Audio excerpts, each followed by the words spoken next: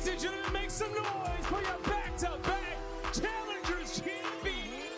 Nobody cut him down. Everybody finds three. Henry, who gets the good timing over by the bar. He's able to find number 3. Oh, good movement from Mamba. Keeps the killing spree alive. Down low. Whoa, whoa, whoa. Lost for a minute, but I'm back. Now I'm at the top, baby, at where I'm at.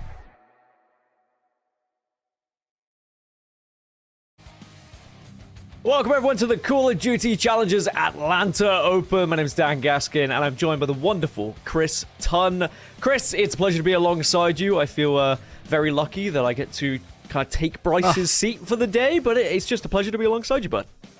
Yeah, no, really excited. We haven't casted in quite some time, but yeah, no, we're looking forward to it. Yeah, it has been a while, but yeah, really looking forward to it. It's going to be a really interesting Open as well. Atlanta is, well, presenting different opportunities for certain teams as far as the Pro-Am goes, and different opportunities for some of these teams and challenges potentially to go on a bit of a run without having to worry about some of the big bads who are in there. But yeah, a lot to talk about, a lot of permutations as we're going to go down the line over the weekend. It's going to be an exciting time. It reminds me of the good old days. Any Open tournament I'm always a massive fan of because, you know, we could find the next big thing or someone who just to make that big moment and have that thing to remember for the rest of their lives, to be honest. I can think back to Opens I played in back in the early 2000s. It feels like a long time ago now. I remember seeing the Challengers pits and all of that, so it's very fun to see it back in action. But we can take a look at the schedule today as well. If you're wondering what we're going to be looking at today, what matches we're going to be watching, we're going to start off with Atrocity versus Outbreak Gaming. And of course, everything will be filled in afterwards. You may notice it is winners round 2 that we're starting with. There are plenty of buys that are happening in an Open, of course, because the size of the bracket. So it means we get to start with 2 teams who have had a buy here in winners round 1 ton. Yeah, it's going to be an interesting start for some of these teams, but I think, you know, day one is always that case of, and again, I don't want to sound harsh, we're kind of weeding some teams out, right? Like, we're going to be going through some of those lower rounds, but we're giving everyone as much coverage as we possibly can. We're going to be getting winners round 1, losers round 1. We're going to get to see absolutely everything, and that is the beauty of covering the Challengers Open. But yeah, today is kind of just seeing who we have left heading into Saturday. We've got bracket resets and everything to worry about as well after the group stages happen. Obviously, with the Pro-Am teams, that's something I am going to leave to the admins, though. I'm not even going to try and permeate how things actually are going to pay out on that side of things. But yeah, we do have a day today that is mostly best of 3s. We're going to be firing through the games. Yeah, to simplify it, we could get teams that are in the Pro-Am back in the Open, and we'll talk more about that if and when it happens. Now, if you are thinking about pro points and how everything happens as well here in the Challengers scene, this is how many of the points you can get through the results. 25,000 for first, and of course that keeps going down all the way down to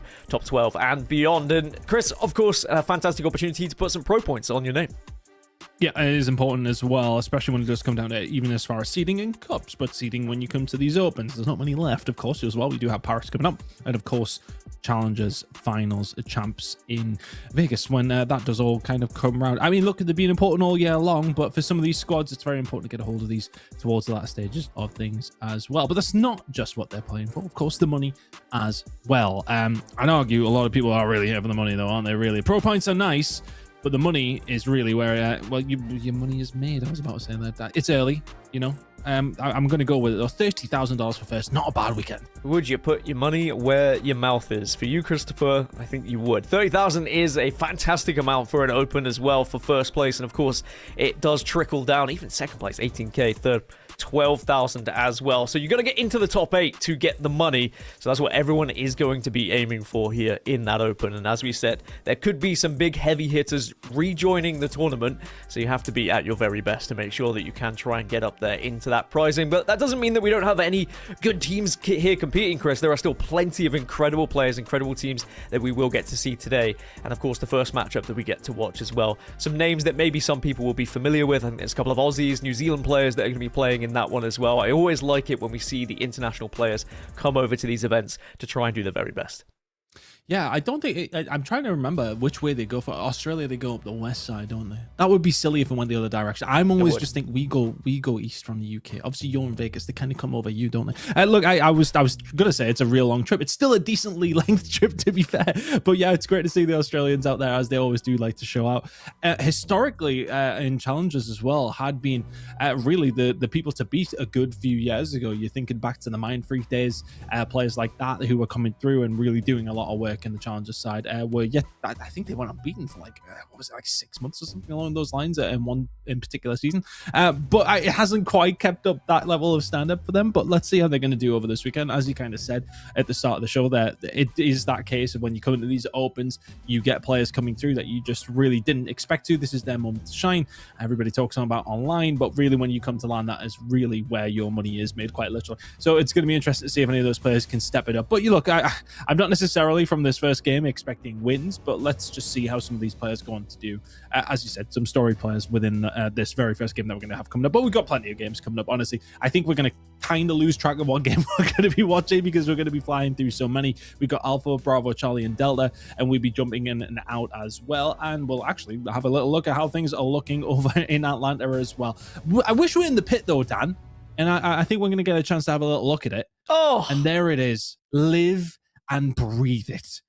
wow. I mean, it takes me back. Whenever we have a pit, it always takes me back to when I was 13 years old and competing in these things as well. And it's just fantastic to see. But a couple of the teams getting ready, of course, for their matches, going to make sure everything's great. And you know what makes me even happier, Chris, is to see everyone being able to play on PC as well. I know with some opens across titles, you get like consoles throughout the open, but then once you get into the pro bracket, you get to play on PC. So it is good to see everyone playing at their very best. That is the Delta pod, but we can now look over towards Charlie as well and just see the teams getting ready over there. Basically, we're going to have coverage, of course, of B, C, and D. So we're going to be able to see all of these different players setting up, Chris. I mean, you also competed back in opens, back in your heyday as well. I'm not the only one who competed in these tournaments. What was your kind of feeling on a Friday when you're setting everything up? Hungover, typically. No, I think my heyday was not quite the heyday that some of these guys have had. Over on Bravo, though, we're keeping an eye on some of the teams from GG Easyland and Swaggy Kittens. So that's one that we are going to be wanting to keep an eye on. Of course, some of the Bush organization getting themselves involved. I think it's going to be interesting to see how they do actually manage to get themselves going here in the tournament. Let's see if the boys can live up to their promise that their major squad has been doing, of course, on the NA side of things. But yeah, no, that's going to be funny to see the Bush organization getting themselves involved. So yeah, we'll be keeping an eye on that one over on Bravo. There's plenty of games to be going through, though, isn't there? Like I said, we're kind of covering through winners round 2, winners round 1. I think what we get up to today is that the very final game is going to be our first best of 5. But as mentioned as well, of course, we have a little bit of a reset. We're going to kind of cover that, I think, tomorrow as far as teams who are coming in and out. Of course, just to remind you guys at home, the squads who don't make it through group play as far as the Challengers teams go are going to be dropping back down into this tournament. But if they make it through the group play, they will not. So, I mean, look, we actually had the conversation. Wouldn't it be funny to bring some of the pro teams down if they don't make it out of groups? I think that's how it should be. Hilarious. I think that, I mean, they might just run through it. That's probably the concern. But if 4 of them were to all drop down, exactly. If we were to just see maybe a chance to go up against the pros, which for me, which is why I love the Pro-Am as well, which is why I love that we get to see our Challengers teams going into that kind of situation and being able to go against the very best. But as you said, they will have the opportunity to drop down if they don't make it. And the reason why Chris is saying we'll wait to talk about it a bit more is because it does change who progresses. There will be some teams hoping that those Challengers teams do progress in that tournament so that they can move through and continue to play in the Open themselves. Speaking of the Open, Chris, I mean, you've been commentating the Elite, of course, throughout the entirety of the 3 seasons that we have had thus far. You were talking about Bush Gaming. Do you think some teams are going to come into this with a little bit of a chip on their shoulder that they didn't make the Pro-Am and they want to prove themselves a little bit more going into the Open here?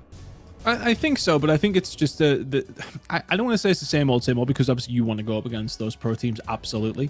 But I think they'll probably be thinking to themselves, okay, well, they're going to be dropping down at some stage. They would think.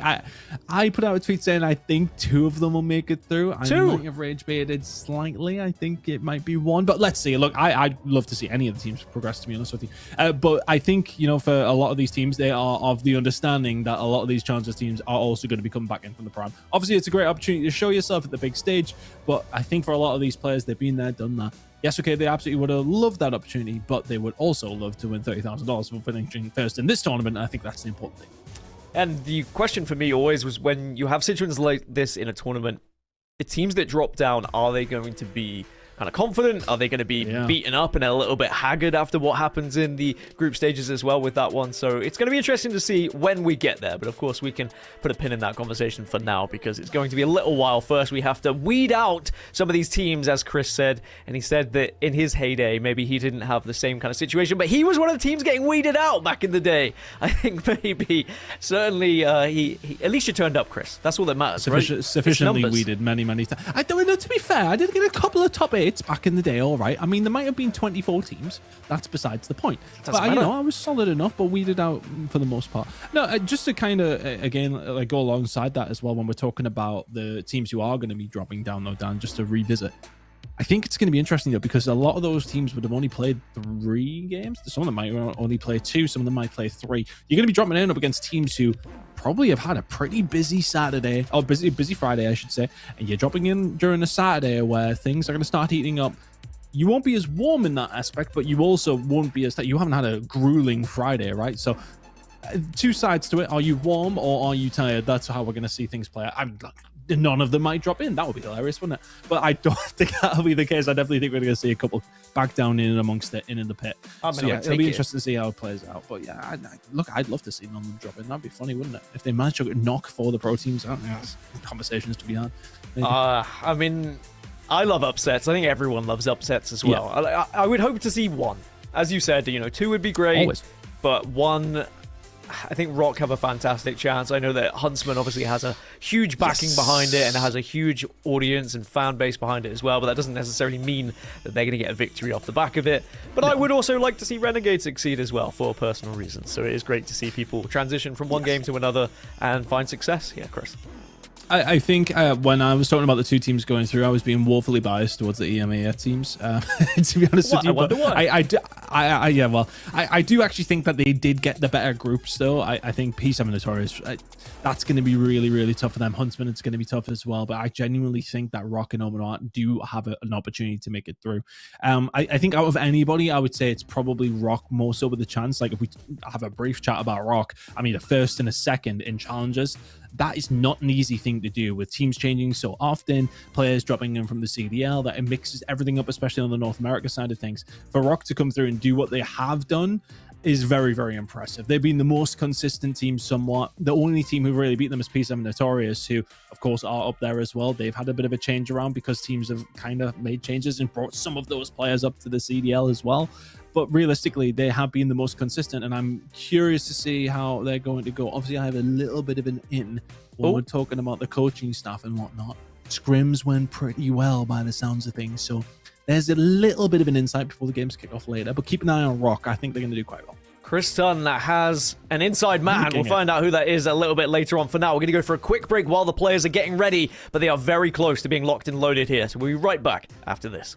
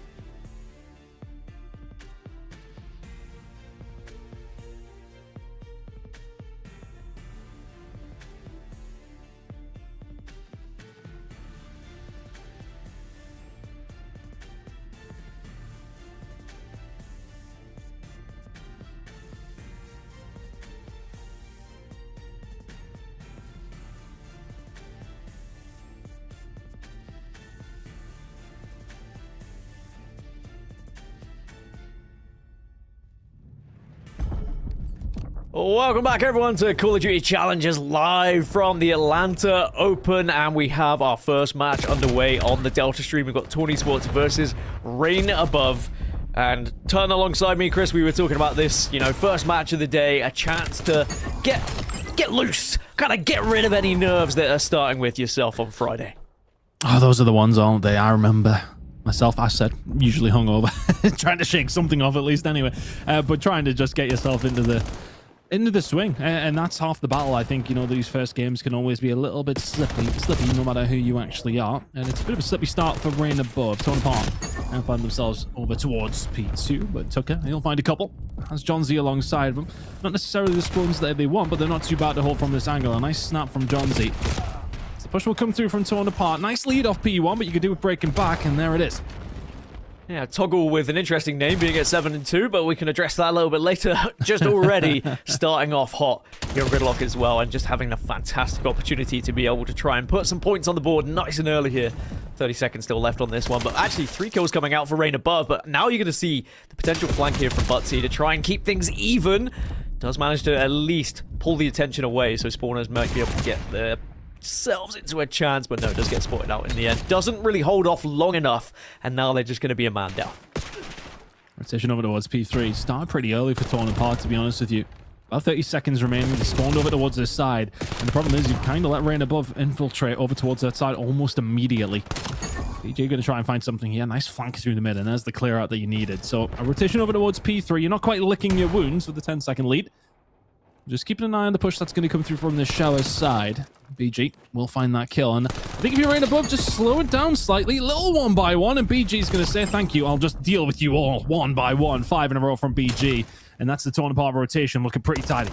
Yeah, very tidy indeed. Rain Above are going to be able to spawn on that eastern side, though, so now might be able to get in nice and quick, but Toggle with the 2K is going to be able to keep things going. John Z responds with 2 of his own, though, and that might just give Rain Above the chance to push in, and they should be able to get the break here, you'd think, unless Butsy goes huge. And Butsy has been going huge, but they did get the break. But the spawners are going to be able to push up. Look at the flank coming out as well from BG, trying to get a chance to maybe pinch from behind here, but it looks like he has been sniffed out. Still manages to get 1, though, so impressive as now everyone starts to already move around for P4 here.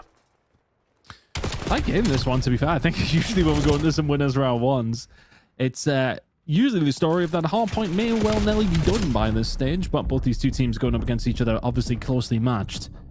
Let's see, find a kill over towards the top side of P4.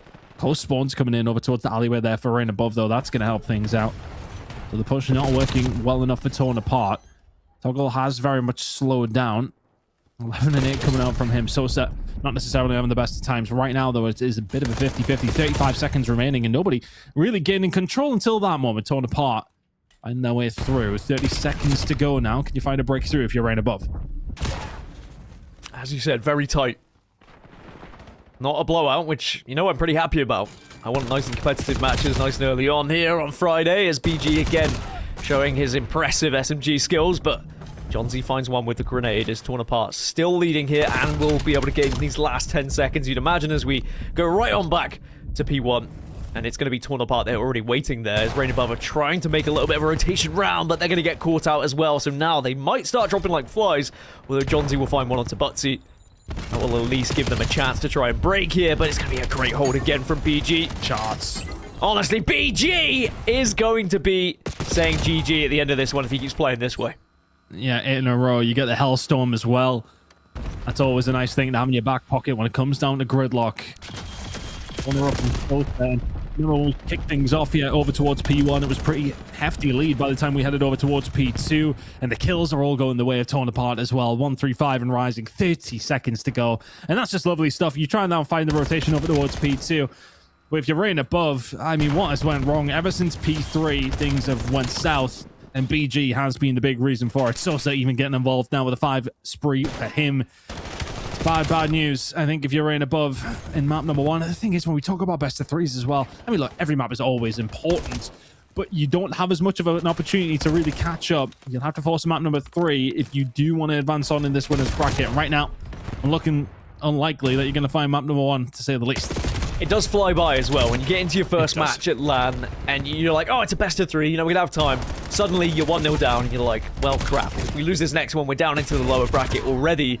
And then your tournament could be over the next match, which is terrifying. You know, you fly all the way out to Atlanta or drive, depending on your preference, and you could just be done like that. So you really have to make these first games count, and Rain Above are trying to put themselves back into this one here at P2, have been able to hold a little bit of time, but Sosa denies, gets 2, but he follows up with 1, and now we are going to see Torn Apart again just finish off this one, potentially before their rotation to the next. But maybe Rain Above can go for one last break. You can see 3 of them are going to send themselves, but they get caught out by BG again. 22-9 for BG at the moment, having a field day here. And John Z not turning around in time. Sosa already set up and getting themselves in a really good position here for this P3. Shanks will find a way through. They do have a pinch, and this is the way to try and break this. Shanks needs to stay alive, wait for the rest of the team to try and find a push through the other way. They're not just going to come through the pillar side. They're going to get a little bit of success. 1v1 on the side. Is it going to come down to it? Sullivan, can he get it done? And maybe a little bit of a snaky slide there, but irrelevant of that, he managed to find the kill. But Torn Apart will find a way back through. BG still holding on to that Hellstorm. I don't think you're going to need it, son. P3 under lock and key pretty much now for Torn Apart. Rain Above try as they might, but they are just sending in players like lemmings at this point. Dropping 1 by 1. And Torn Apart on the field again. It's BG. Gets the 2. And he's looking for more as well. Sullivan does manage to shut him down, so BG not able to continue his streak, but as you said, does have the Hellstorm available and ready if he wants to use it. 26-12. But I don't think they're going to need to use it. It's an emergency situation kind of thing, but at 210 points, they are very close to just closing this one out. They'll give the remainder of this point to Rain Above, I'm sure, as they start to move around now to P4. 100-point lead, though, as we head over towards P4. That is a bit of a stinger. And honestly, after the first, 3 or 4 hills, we were pretty close still, but Torn Apart. I think since the second time around that we went over towards P1, I've just really started to find another gear. Everybody doing what they need to, but BG's the standout, sitting at 28-12. That 8 spree really did light it up, and they can end it here over towards P4. They're 20 seconds away down. Torn Apart looking to get map number 1 underneath their belts. Yeah, Torn Apart, clearly you can see now the better squad. I think that early on maybe there was a little bit of nerves. Rain Above were able to keep them very close indeed, but now Torn Apart starting to show their experience a little bit here as they are 5 points away from winning this one. It's going to be a last-ditch effort to try and save something here, but it's not going to work out. So Torn Apart will take game 1 then, relatively comfortably. I know it was a little bit of a shaky start, but they certainly were able to pick things up as fist bumps all around, as they'll be happy to get that one out of the way. Lovely stuff. That's the kind of start you want as well. I think, you know, you come into a map number 1, little bit of a shaky one. You have to get those guns going, and all of a sudden, if you can find your rhythm, that it really is a bit of a problem for the opposition. But yeah, look at the pit, man. I love to see. There's something about all the lineup, the PCs, not quite being straight that I actually kind of love. I don't know what it is. Everyone moving their monitors slightly differently than the other as well. We used to do the thing where we would push the monitors as close together as possible so we could like screen watch as much as we could as well. That definitely annoyed the admins because they would have to then reposition them after our match is finished. But I used to hate winners bracket round 1. Round 1 was my least favorite match all the time because of nerves. I hated it. I was full of caffeine and adrenaline and I was shaking. But once I got that first game out of the way, boy, that's when I really started to feel it. And you can see, I think it was similar here for Torn Esports. A little bit of nerves to begin with, but once they got going, boy, did they get going. Butsy 26-13, Toggle 22-14, and BG with 30 kills to kick us off. Well, that was the D stream. Of course, we can move over now to the C stream as well and see what's happening over here, Ton. I did hear rumors that we might have had a Clifftown being played here. Oh, did we? Have we actually? So, yeah. My goodness! By the gods! I honestly haven't even seen the full stop. Obviously, we didn't have it at all, to be honest with you. And every single time that seems to come up in my rank games, everybody just votes against it. So here we are then. All right, for Blisk Esports in Division 0, let's see how things are going to go between these two. It's Blisk currently finding themselves in the lead. Shots coming through. We'll just be making sure the observers are not keeping these colors the same because I cannot see them. But irrelevant of that, Blisk Esports in a relatively decent spot. Evoke sitting at 6-20 maybe needs to step things up, but it's a solid lead for Blisk up against Division 0. Chris, don't tell me you're colorblind as well, because I'm slightly colorblind. So if you are as well, we're doomed for the day. I am but a man. I mean, oh, you're just silly. Okay, that's good to know. I may be just silly, yeah. But I mean, yeah. No, you'll really be struggling in that case. Oh, then. yeah. You're okay. I don't know what's happened, Chris. Can you commentate for me? No, it's I'm not actually colorblind, but often my missus does make fun of me that I struggle to see certain colors. So we'll hope that doesn't affect us too much today, as it doesn't affect Blisk Esports in the moment. They're 183 to 122, but we are going to see Division 0 being able to hold this one, and it looks like they might get a good amount of time on it as well, unless Devon can start to pop off. And I think when it does come down to Clifftown, though, to me, as an old school COD fan, it is a bit of a shame that we don't get to see it more often. It has a few just absolute classic, literally like lore moments of Call of Duty Esports happened on it. But irrelevant of that, I think, you know, it is one of those the maps that is very, very rotational dependent. I think a lot of people at home obviously would probably be seeing this for the very first time. You've got to make sure you have these rotations. Gunfights are just so influential. The spawns, you are so far away. And I think that's probably why some of the players didn't necessarily like it too much, but you get punished for every single interaction, which is why I kind of like it, to be honest with you. It's one of those scenarios where these teams may well be coming in a little bit late, but anything. See Division 0 have managed to catch themselves up. You will see some good holds, and you will see some big time being made.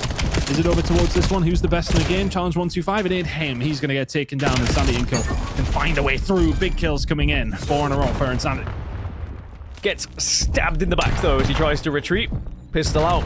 Trying to see if he could maybe get that third, but now we still see a good amount of challenging happening from Division 0, but remember, they were down by like 80 odd points, so that previous P was really beneficial for them to be able to get back into this game, as Blisk Esports looking to try and solidify a little bit more time onto this one. But like you said, it's just the spawns are so far away for some of these guys, so you really have to just full sprint towards zone, and by that point, you might have been spotted out by someone on the flank, but it is absolute warfare at the moment in this one, and Challenge does manage to get one, and that is going to allow them to start putting more time, at least these last 10 seconds, as already Blisk Esports start to move to the next.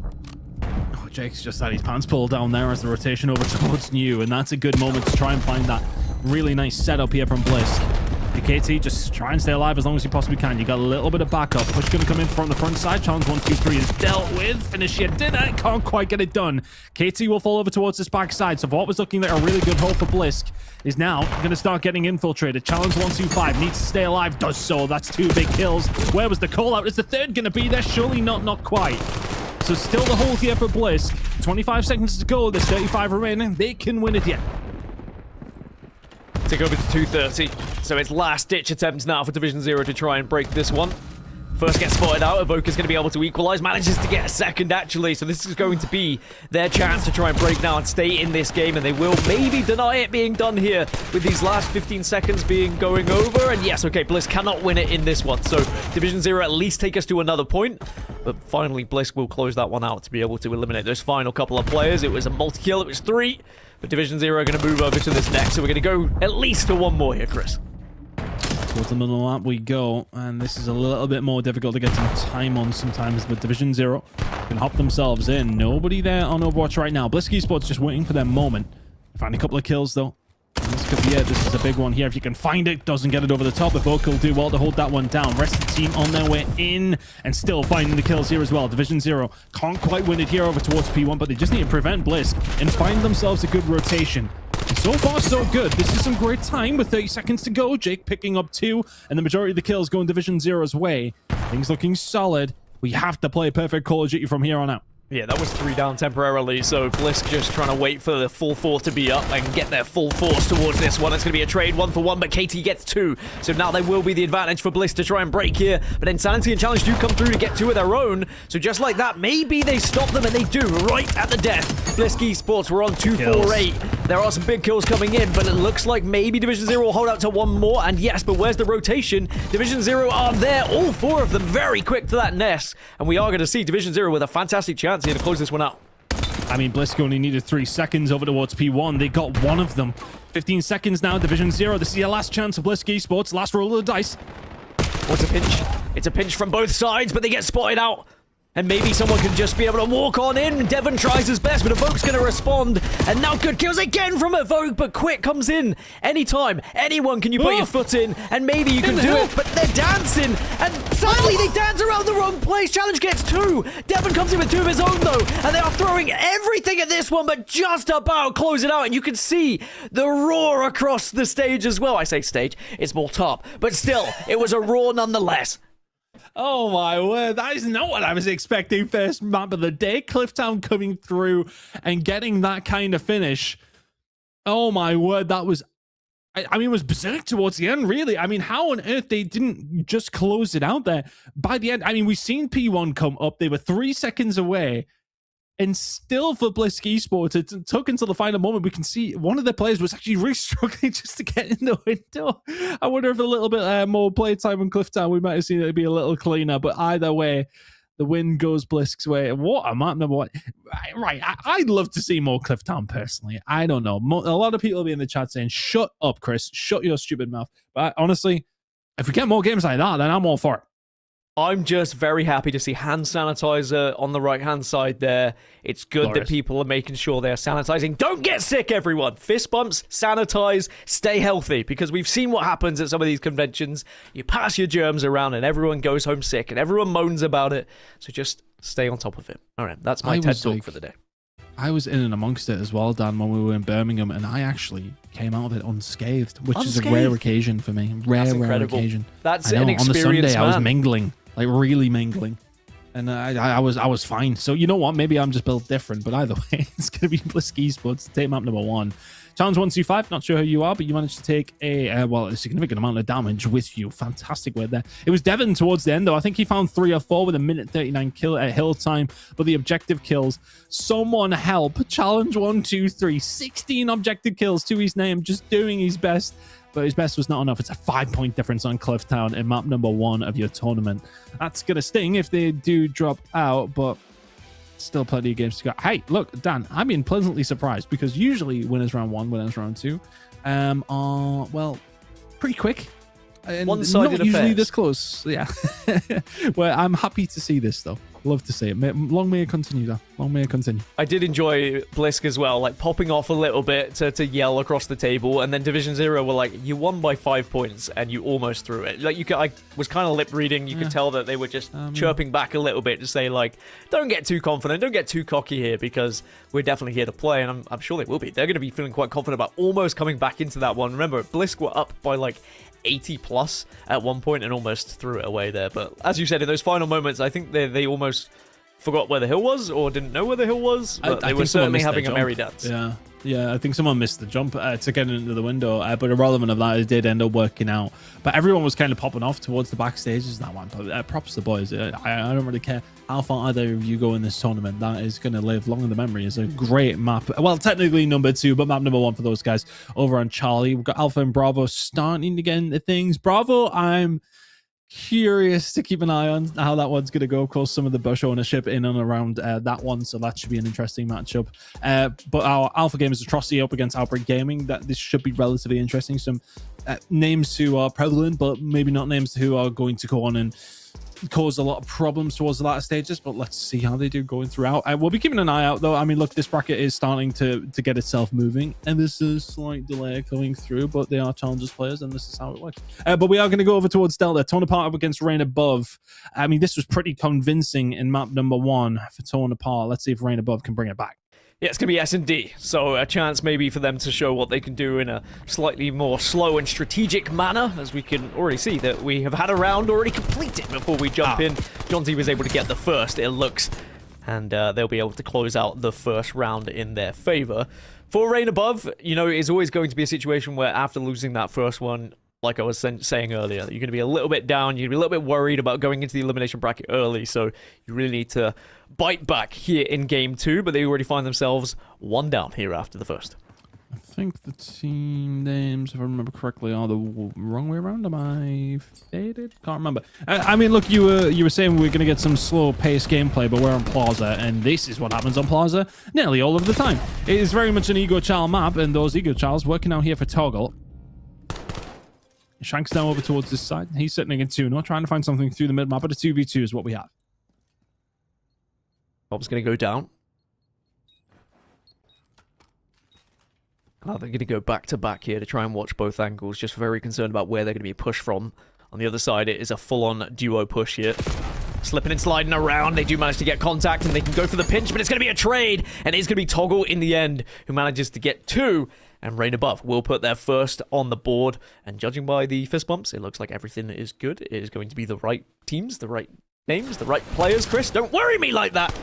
I know, maybe it was wrong. Was it wrong in map number 1? Am I okay? You might just be faded, like you said. I don't know. Who knows at this point? You said on Fridays you're usually hungover. I know you're a big boy now, but things have changed. I mean, to be fair, at the age of 34, half full you can't have, are a real thing. Anymore. A real thing. It's usually a 2-day thing now. It's cursed. Just in bed for hours upon hours. Shouting to the missus, please. Please help. You got a paracetamol. Yeah, that is usually the go-to, in fairness. Shanks, that is something you might need paracetamol for as well.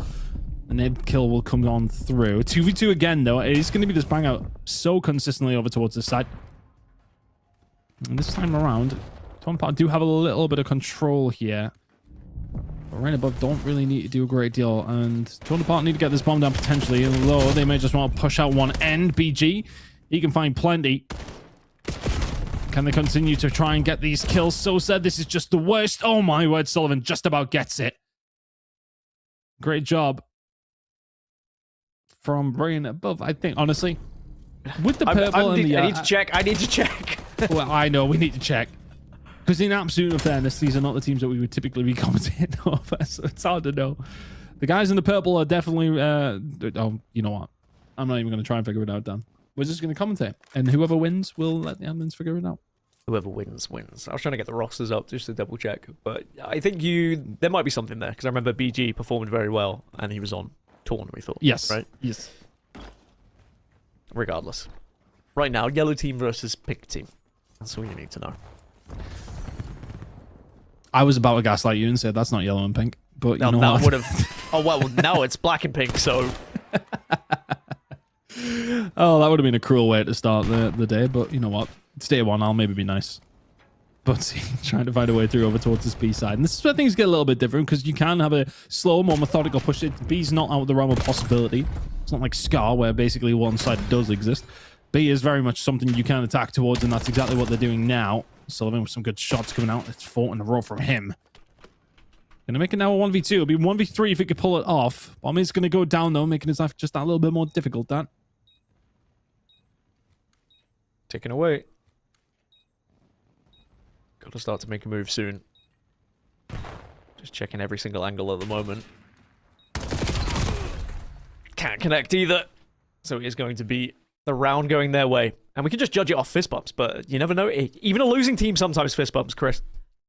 I got you, right. BG is on Torn Rain Apart. Above is Tucker, Sullivan, Shanks, and Johnson. Yes, I just found that. I did have a little search for them beforehand, and I couldn't see them on our document, but we've got it. We got it. I have, honestly, Chris, I have about 8 documents up, all right? There's a lot. There's a lot. And I have 4 monitors, believe it or not. There still doesn't feel like enough. 4? Well, one of them's a mini one. One of them is a mini one. But technically 4. 3 big ones, 1 mini one. So yes, names, wrong way around. But that's okay. All right, we got that. I was going to make jokes about the amount of monitors maybe making up for something as well, but irrelevant to that, it's still early in the day. John C. trying to keep himself alive in and around A. Oh, go ahead. Will get taken down. Yeah, well, you know what? You've already started. I wasn't going to make the joke and half made the joke. Yeah, I know. Toggle. Having to back on down. Tonepart getting plenty of control. Or should I say rise? Honestly, who knows? Anyway, they're going to be forced away, and that will be the round. Another one going Tonepart's way. Really got to make it count here. It's going to be another close one between these two. Remember how the first matchup went? It was very much in favor of Tonepart, but then they kind of allowed, you know, at the early start, Rain were very much in there. So you have to be careful. You don't want to just throw these things away here. 3-2 to kick us off, though. And that's what I want. When I'm watching an S&D, I want it back and forth. I don't want any of these 6-0s that you saw in the end of Elite. Oh, yeah. Actually, I'm still very surprised that happened. But alas. Me and you both. I mean, yeah, that's... I mean, luckily, for Omnia. They'd already made it to the pro. Imagine if they had to win that when they were 3-0 up and got reverse swept. Painful times. Sosa. He'll find a kill there for the side of Rain above, and now all the rest of them are going to fall their way as well. Nicely done. Oh, for torn apart. Again, Torn apart. Torn apart. Yeah, Yep. torn apart. Yep. Yep. Yep. Yep. Whichever team it says it's won has not. You know, Chris, you're meant to be the experienced man here. Come on. Well, You're used to nice this. and bright and early for you. I've had a tumultuous day up until that's actually not true at all.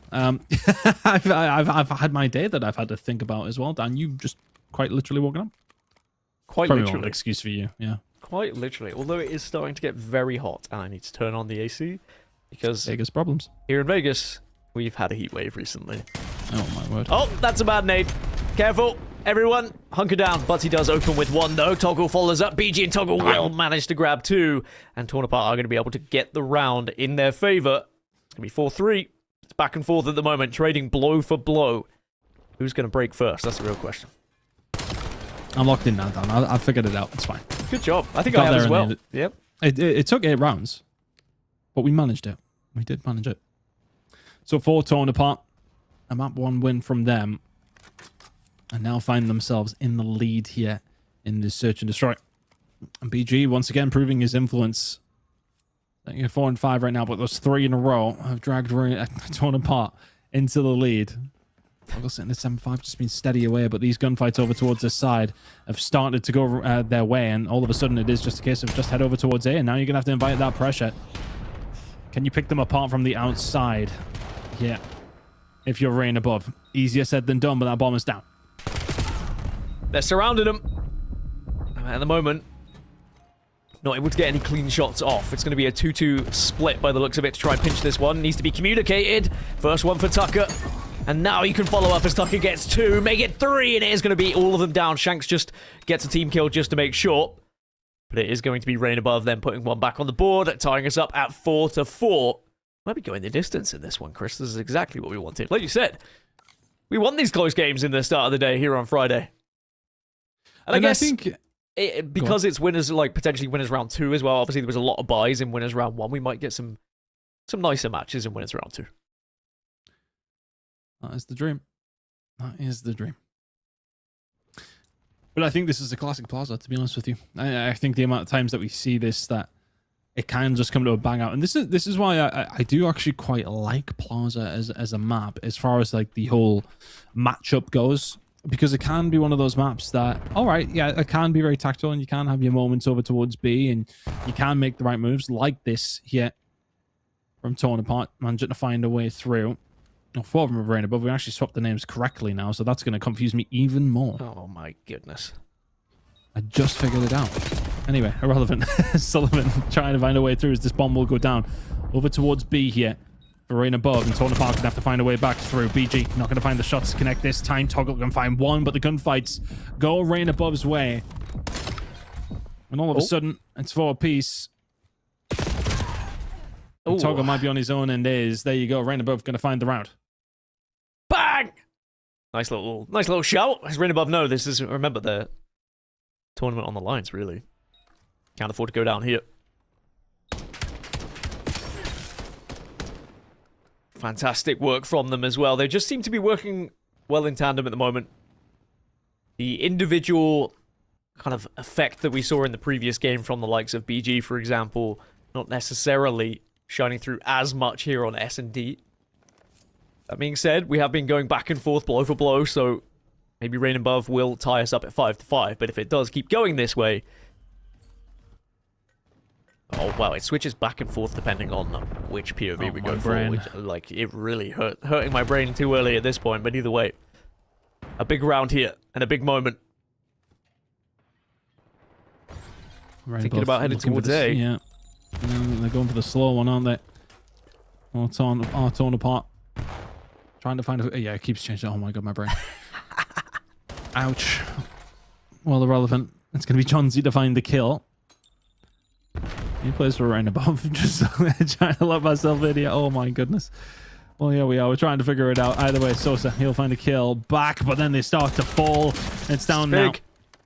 Sosa, can he manage to find something? Makes it a 1v1, but the Child's going to come through from the other side, but the gunfight wasn't great. Sosa may well just Child this with the health that he's got. He turns on him to send us to around 11. Oh my word, you can't let it happen. That was the game. It was right there in their very hands. I thought that was for sure confirmed. I thought that was done, dusted. We moved to map 3. I think they probably did as well, but that was maybe a little bit of nerves coming into the equation, but also just evasive action. Being able to dip, dodge, and dive behind any object that you could find there, but all that matters is we're going into round 11 then. 5-5. Can Rain Above close out and keep it their tournament alive? Or will we see Torn Esports be able to actually get 2 in a row here to try and find themselves 2-0 going through to the next round? So it's not getting much information on 2 in the middle, but that stun's going to land. So that's going to give you a little bit of info. Sullivan over towards his backside, needs to do some work, but BG with the first blood. Sullivan earns that back, can't find the second. BG goes nuclear. And all of a sudden it's 3 versus 2. Sosa with another, and Tucker left on his own in a 1v3. Go on, Tucker. Show us what you're made of. It's going to be very difficult. Tries to just jump on in, and sadly is not going to be enough. And Torn Apart are going to be the ones who celebrate in the end. It certainly wasn't easy. It was a little bit dicey at times. And Rain Above gave it their best effort, but Torn Apart will be able to close out this series. And it means that Rain Above will be dropping down into that lower bracket, sadly already here on Friday. But, you know, not without a fight, Chris. They certainly were able to put rounds on the board here and show what they're made of. And I'm sure they can make a bit of a loser's bracket run here. Yeah, let's see how they're going to go. I mean, there was some close moments here and there, wasn't there? The first rotation on the hard point, pretty close. But, yeah, the Search and Destroy, extremely. Went to a round 11. Sadly, for them, Sosa went crazy over towards the backside of things. That 1v2 with the turn on as well to send it to the round 11. And then you get smoked around 11. It's a painful one to take, no doubt. But there you go. That will, of course, be Torn Esports making their way through. But we have Alpha ready to go. I believe we should be already alive and kicking in this one. Let's see how things are going here between Atrocity and Outbreak. It's just getting itself kicked off. Swag checked and co on the Atrocity roster. See how they're going to do up against Outbreak Gaming. Interested to see, though, if Mish and Co are going to be able to go on a bit of a run here for Atrocity. I'll check what their seed is down, but I don't think it's going to be too low. Let me have a look. 16, so not too bad. Yeah, I was going to say it wasn't too bad. 16 for Atrocity, 40 for Outbreak Gaming. And remember, this is a winner's bracket round 2 matchup, as both of these squads were able to get a bye. But as you mentioned, Mish and Imagine, they have been teammates for a little bit now. Swagjack jumping on with the Aussies. Well, New Zealand and Aussies, should I say.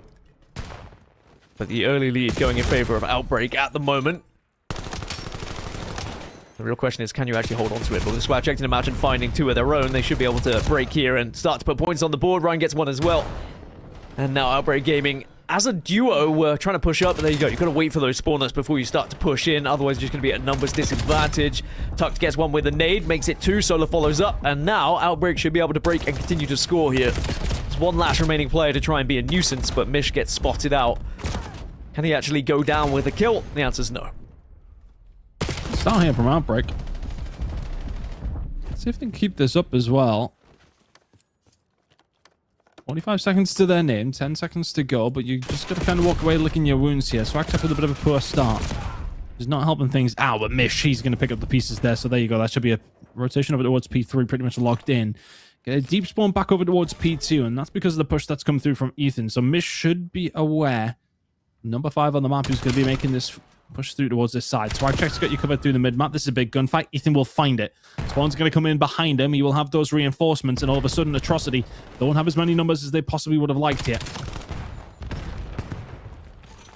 I also love in the open, you just get to see more skins because people will play with... I think we saw one of the Fallout skins that were being played with. Very rarely see that in the big leagues, let me tell you. It's certainly the skin I fear the most. And that cape starts coming towards me, as now you can see points being scored for Atrocity. And actually, it could be a really good chunk of time here as they were able to get 3. Outbreak Gaming spawning quite far away as well. Maybe starting to think about rotating here and just leaving this one as well. No point really trying to rush all your way around, so you have to work together to be able to move into this next. And you can see Atrocity trying to set up players to try and disrupt this rotation, and they have found it as well through Ryan. Gets 2. Solar at least answers back with a grenade, but the fact they were able to get 2 on that rotation just means Atrocity can be a far better position to try and break here. Oh, they've just actually wolfpacked, I should say, over from the top stairs. Ryan with 4 in a row, and they've just forced their way in. Outbreak Gaming, ever since their decent hold over towards P2, have not really had a load to write home about. 5 in a row here from Ryan, looking to try and add to it. He was the one that broke things open. Going to be the one to help hold things down. That nade's going to have to be good, and your teammates are going to have to be there to help you out. Finds another, makes it 6. Would quite like to get a hold of this Hellstorm, and there it is. The shots coming in from Mish, though, will just about steal it. Get yourself inside of the point. So close. 20 seconds remaining here. Over towards P4. We'll have that one. There's the Hellstorm, and that is a big moment. Surely you don't find that. You don't. But Atrocity 1 or 2. And not quite rising right now, but Outbreak Gaming have been blown out of the water these past couple of hills. The butt of the gun, sadly, not quite doing the damage that a knife would. Otherwise, it could have been quite a clip. But as you said, does have the Hellstorm now available if and when they need it. So Outbreak Gaming need to be aware of that. And it's going to be continuous scoring here for Atrocity, though. It's going to be a little bit of a pinch happening, but is Solar actually going to be able to find one? He does, but does get spotted out on the back. But that might just open things up on that western side for people to push through. But Mish might find 2 of his own, and will do, before he gets closed out. And now Outbreak Gaming, they try as they might to break here, and it is going to be contested for quite some time before they eventually start to put time on the board. But off the spawn, Atrocity diving straight back into this one. They get themselves back in, because you built yourself up a nice little lead, but you wouldn't want to let Outbreak just bring that right back.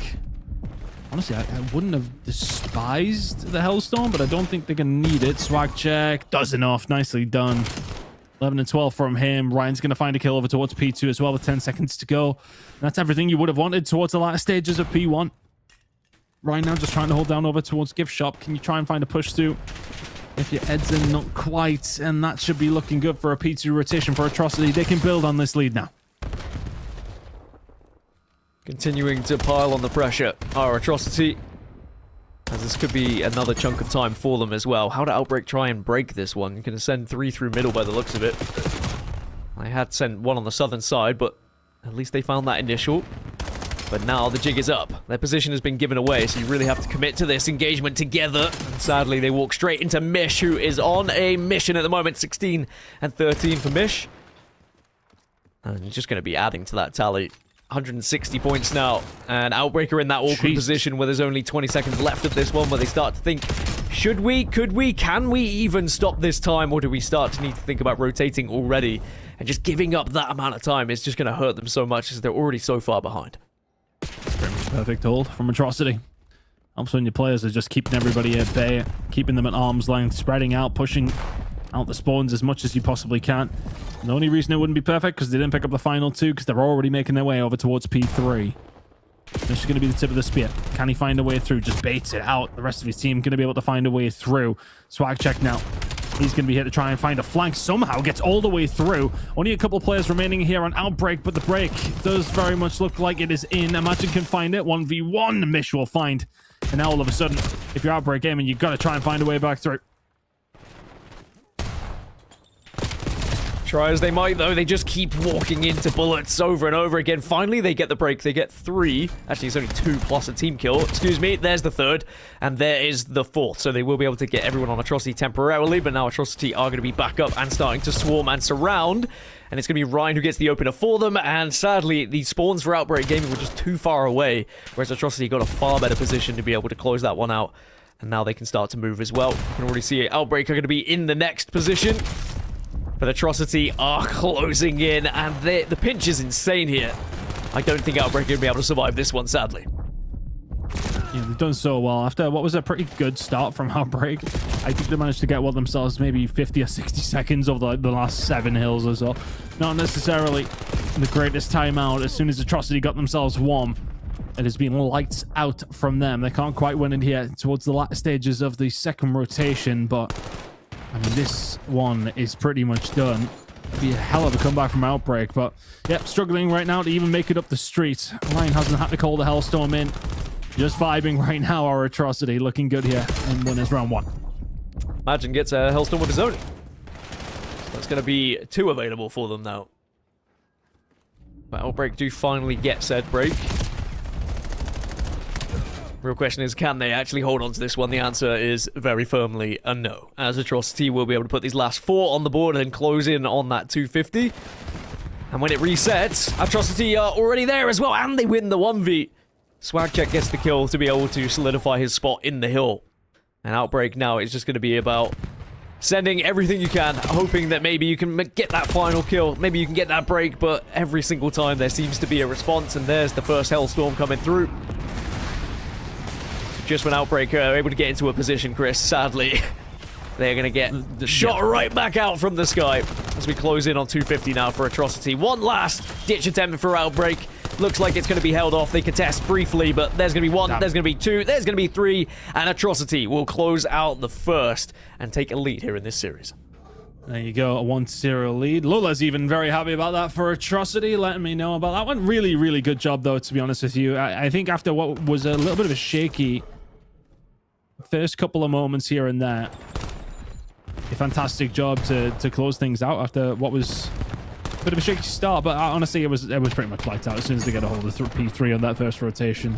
They never looked back, and that was the game. Atrocity kind of doing what we expected to a certain degree. As mentioned, coming into this one of the top 16 seed, they'll be a team looking to, well, try and make it through to that bracket reset when we head into it early Saturday. And, well, yeah, good start for them. 1-0 up in their series.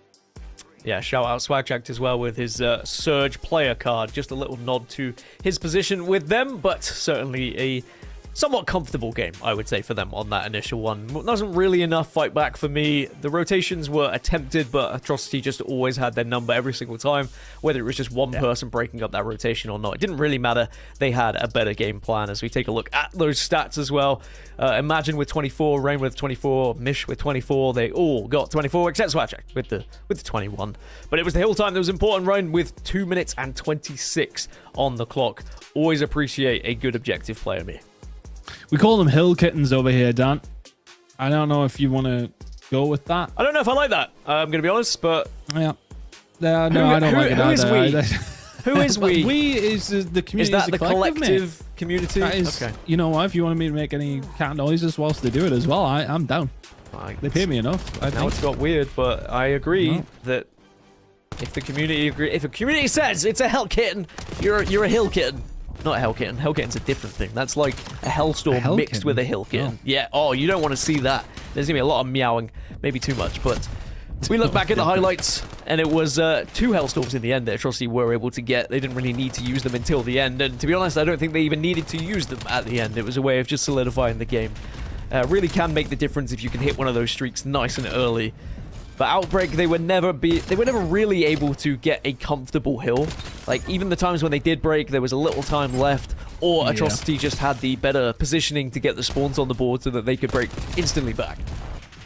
Yeah, it was honestly, like, when we did come into this, I didn't really have too much hope for Outbreak, but at the same time, to see that initial break off where they got themselves over towards P1, decent enough rotation over towards P2, and just never anything materializing from it is a little bit of a disappointment on their end. But they didn't get a 100-point club, so you can take it as you wish, every cloud and all that. But Raid Search and Destroy is going to be coming up next. Den Overload, if we need to see it, I would hazard a guess down that we probably won't. But Raid coming up, that's a classic. Let's see if they've got something up their sleeve. Yeah, Raid S&D will certainly be a fun one. Also surprised we got Gridlock first, twice, as well as Cliffside as well. Just people picking some interesting maps to kick us off with here. The Cliffside definitely caught me off guard. That one definitely did. It definitely was a little different. But, you know, I guess sometimes is the best way to try and surprise people is going for something that is a little bit different. Maybe you've been able to practice putting some extra strats in on scrims. I've just had a genius idea. Oh, okay. Hit me with it. The Pro-Am team should just be picking Clifftown. Maybe they've just in secret been practicing it. And what they do is they go, maybe Omnia go up in their very first game. This will be, by the way, Ethan going over to LAN. His very first LAN game is going to be up against Optic. And what they're going to do, they should pick Clifftown.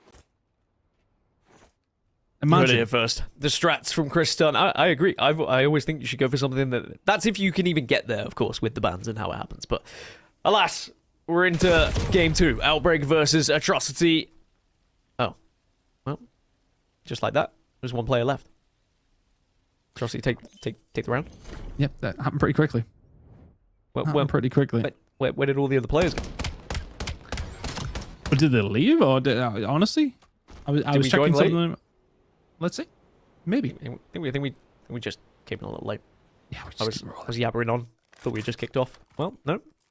That's going to be a very quick one. And Outbreak find themselves down. Need to find a way to respond. They're going to be on the defense now. Atrocity on the chance to try and plant here. Where do they go? What kind of strats have you been working with? What have you been cooking up? Maybe just a full-on bomb down middle at the moment, but maybe a little rotation round towards A. This is a good attempt actually just sussing out where players are going to be, and also sheer aggression coming through, but Solar is able to get the stab onto Swag checked. Bomb is still going to be hovering around A, though. Yeah, smoke causing a lot of problems there for Swag checked. We won't all be in that. Right now on 3 in a row, and, well, trying to make it 4. Not going to have the opportunity with that gunfight. Unfavorable to say the least. Not going to find the snap onto Tucked either. But it is going to give you a little bit of information, and that information is going to, well, turn out to be an A plant. Imagine we'll find one initially, and now all of a sudden a 2v2 on the cards. Outbreak Gaming need to find a way through. Oh my god, it's a huge flank from Mish at the moment, by the way. He's gone all the way around to try and get behind as they're currently hunting down Imagine. But he is going to put himself in a position where he can watch that bomb diffuse from that area. You can see, yeah, he checks it, but he does get spotted out. And now that's going to put a lot of responsibility onto Imagine here as already the diffuse is happening. Are you in a spot? Yes, you can deny initially. And that might just do it as Tuck's going to try and tuck himself away and behind, but is not going to have time. And it was just a desperate attempt to try and get it. Good positioning in the end from Atrocity. It was a long flank around, but it was the perfect execution to be able to deny that diffuse. Yeah, really good positioning. That's all you kind of needed to rely on there if you Imagine. The 1v2 comes and falls his way. Really nice job. Let's see if they can keep this up. This has been very, very convincing so far from Atrocity. Imagine sitting here 3 in a row. That's always going to help.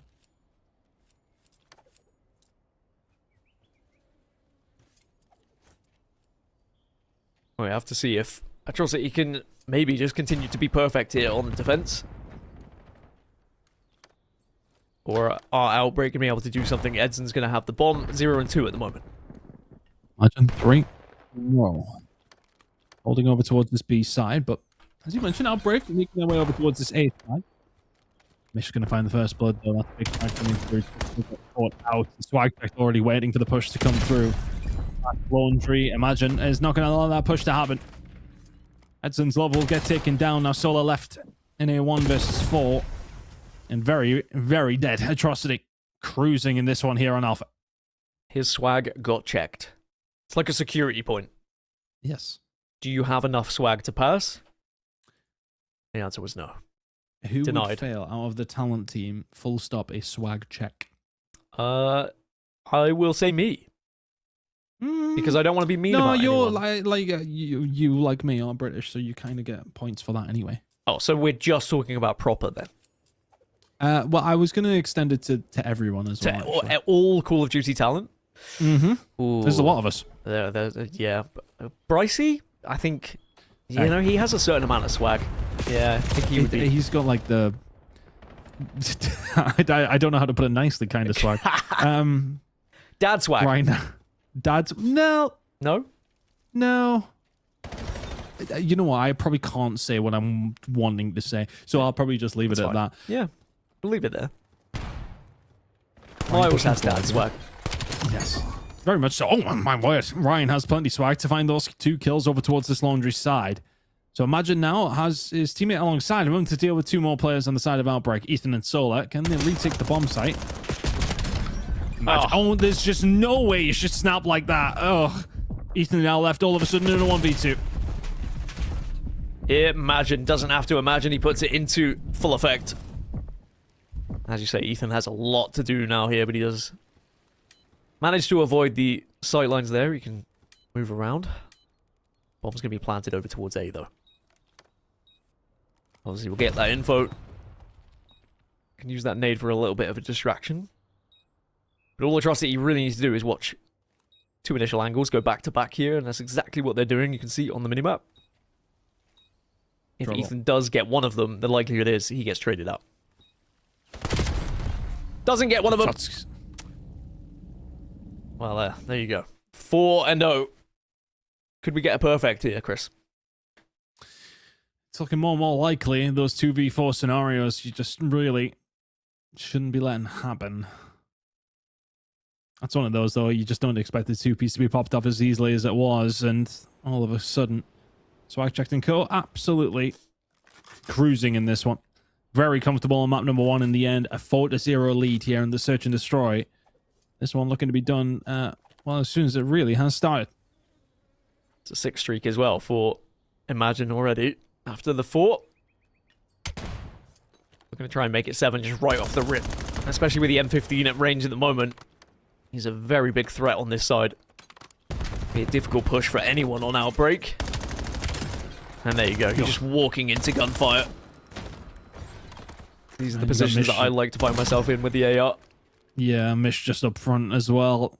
Keeping things nice and close. It's just very, very difficult to really do a great deal. Great shots from Toke, my word. Laser beam across the map. Now left in a 1 versus 2. It becomes doable. Imagine's on 8 in a row, though, so that's never ideal. But you could do with them stopping that streak. And Toke now has the potential to pull off a 1v3.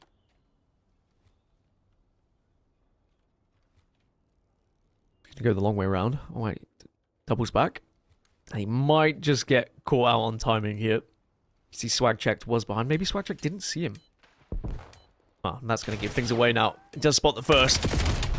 Has to connect with it, but can't. Imagine was able to hold, and it is just Imagine everything right now. He has really been a thorn in the side of them. Whether he's in front of them, behind them, doesn't matter. Imagine just finds a way. The M15 doing the job. He's going to be an integral part of this team, I think, going through the rest of this tournament. Match point, then. And this would be a nice, quick closeout for Atrocity. Kind of what we expected after we saw the first map. But Outbreak will be a little bit disappointed they haven't been able to put at least 1 on the board here. And it's going to be a struggle when there's a Hellstorm in the back pocket of Imagine. And yeah, that's exactly what we're going to get to see. That'll be coming in a second, and that is just going to really lead the way for a push. Bomb carrier actually over towards this B side, so you'd imagine that's where we are going to be going towards with the Hellstorm. Maybe just trying to sound out a couple of players. Going to try and just thread this so it gets anybody over towards the money side. It does not. Opens things up, though, with Ryan finding the kill. The bomb will go down 4v3 in favor of Atrocity. This is the game. Come on, Outbreak. Show us what you're made of. Yes, Ethan. That's how we start things off, but Tuck's gone down. It's going to be a 2 versus 3. That's one versus 3. All right, Edsons. I believe. Keep it alive. All right, I believe too much. It's going to be an Atrocity win. It's going to be a flawless S&D for them, and it is going to be a 2-0 to kick off their day in Winners Round 2. So they will march on to Winners 3 here, Chris. Of course, they had that bye in Winners 1. Both of these teams did. On the other side, for Outbreak, it is going to be a drop down to that lower bracket, but remember, it's going to be slightly further, so they're going to have a little bit of a wait, I would imagine, so they can go and find whatever convention food is available in Atlanta. I'm not sure. That's always one of the fun things. You check to see what the food is available. I remember I've been in Atlanta a couple of times. The food is actually... don't quote me. I enjoyed the food in Atlanta. Yeah. I've had some good meals in Atlanta. Also, fun fact, Chris, the last time we commentated together was in Atlanta. You know what? I actually realized that after the photo. I was showing my Roshan last night, and I was like, oh, look, this is the one me and Dan commentated. Why was that again? I was like, wait a second, it wasn't in Atlanta. So what a nice little coincidence. Well, I mean, we're doing it from home. It is happening in Atlanta, so maybe they just need to bring us back for anything Atlanta orientated. It's funny because I think I said 2020, but I think actually it was like 2018. It's been a... Was it actually? Or 2019. It's been a hot minute. Let's put it that way. But alas, looking at the results, it is a 2-0 victory for Atrocity. They'll be delighted. They'll probably get a little bit of break as well, because remember, there are still Winners Round 1 matches that are happening, which will then go into another Winners Round 2 match, so they will be able to just chill for a little bit while they wait for their Winners 3 matchup, unless 2 teams got buys, but I doubt that is going to happen. Anyway, Chris, we've had some pretty good matches to kick us off here on a Friday. I'm very pleasantly surprised, actually. I was slightly concerned that we might get a lot of one-sided affairs. Obviously, that Atrocity game was closer to the one-sided affair than some of the others, but either way, some good Call of Duty. Yeah, some great Call of Duty to kick things off. That's kind of what you want to see.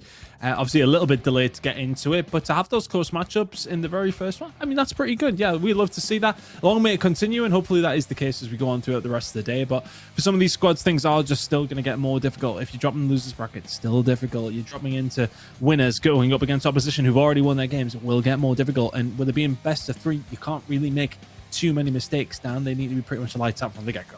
Yeah, haven't seen any kind of teams going toe-to-toe in a third match yet, or third map yet, but we don't know what's happening necessarily on BC and DU. You never know. We might have seen teams having an incredible comeback. For now, it has been 2-0s across the board, and as you say, best of 3s can just be very punishing indeed. If you lose that first one, nerves start to kick in. But as I say that, nerves now should be gone a little bit for those winners teams. You can kind of get away from those early jitters, but then you start to get the late tournament jitters. If you get the further you get in the tournament, you're like, oh wait, is this really happening?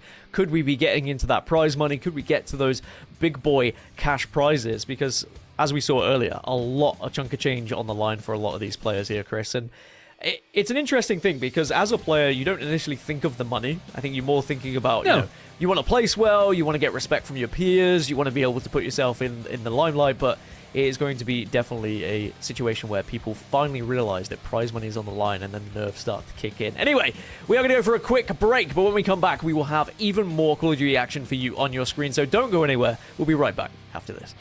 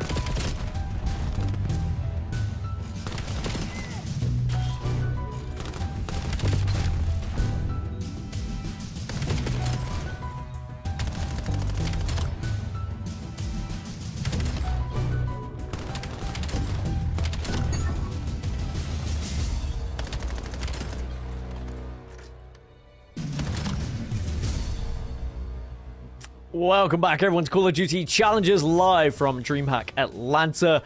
Chris, we've already had some pretty interesting matches to kick us off, but of course things are only going to get better from here onward. I'm hearing we might be able to get a look at Bush Gaming for the first time today, which would be exciting to see them compete. Of course, they just missed out on being in the Pro-Am themselves, so I'm sure they're going to come into this one with a little bit of a chip on their shoulder and want to prove that they are still up there, if not one of the best teams. Maybe they'll have a chance and another stab at competing against those teams that did get to Pro-Am.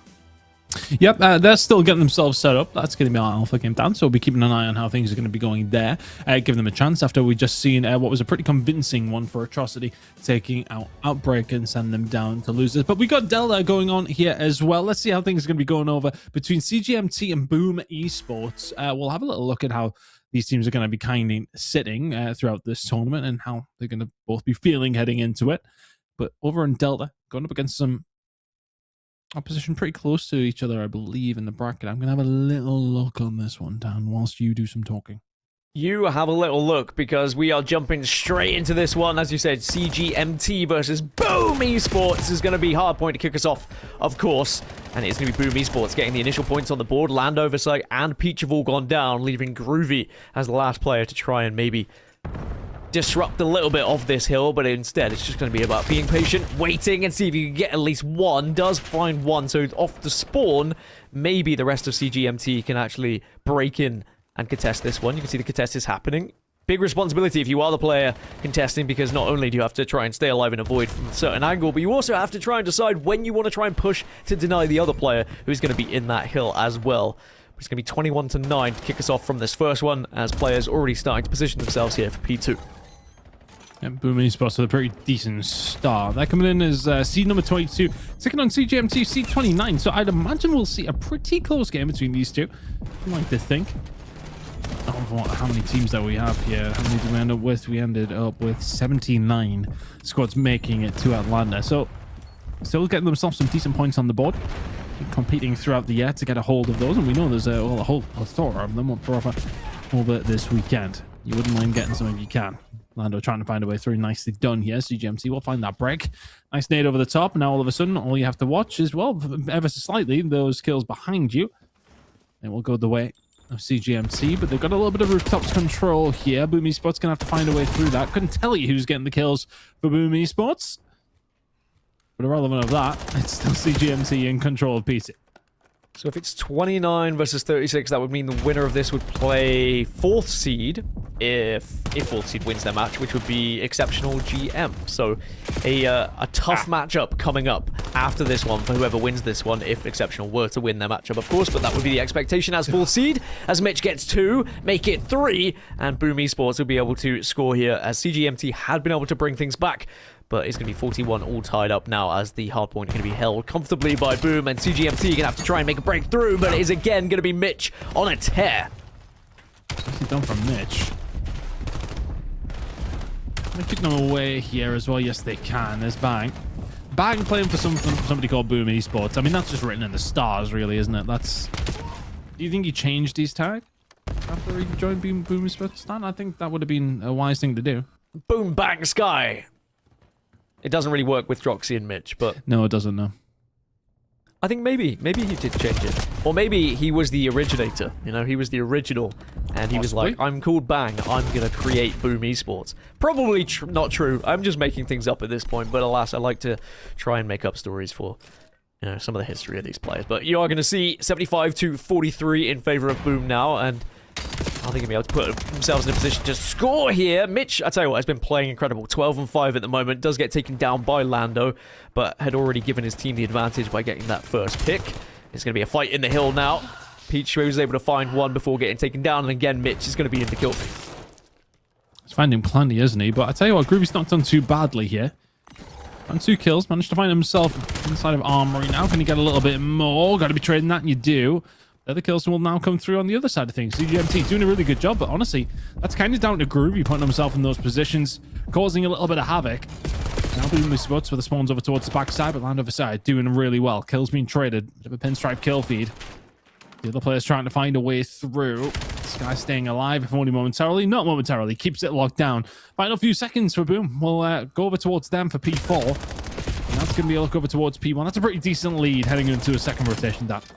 I can't help, but when I read the name Groovy, I think of Austin Powers. It's just... Naturally. I mean, that naturally just comes out, and I'm trying not to dump Austin Powers quotes on everyone, so I will refrain, don't you worry. 108 to 57 now, and it's going to be Boom again holding this P1.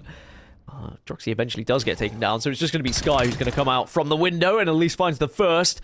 But sadly, I think he's just going to be focused a little bit too much here, so he's going to have to be patient, wait for the rest of the team to start to join.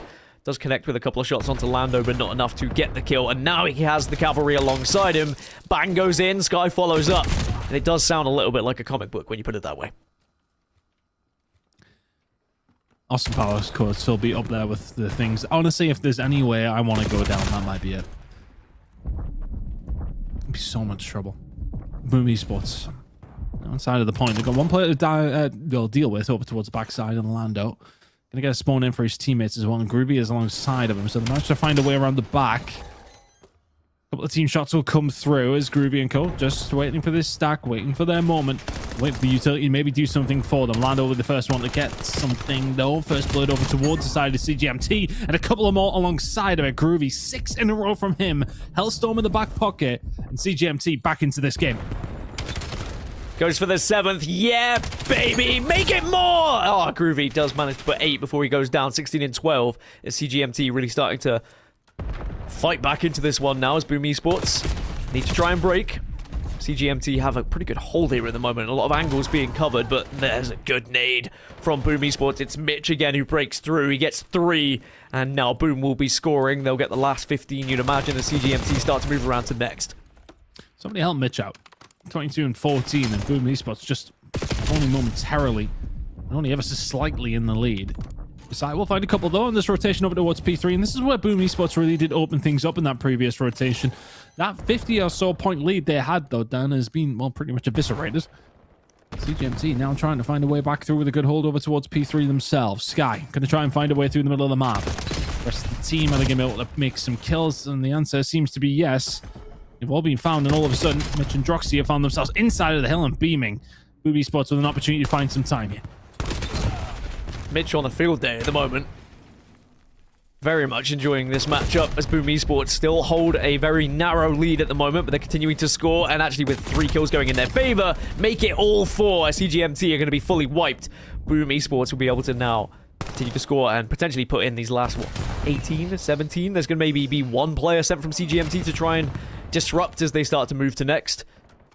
It looks like Boom Esports will happily close out the final, and they're going to start to move their way around as well. So CGMT actually take a final few seconds on the board, which will just put them a little bit closer, but now it is going to be a 38-point gap going into the next. Re-establish somewhat of that lead at least. And with a minute to go here over towards P4, they can make it even worse for CGMT by the time we head over towards P1 again.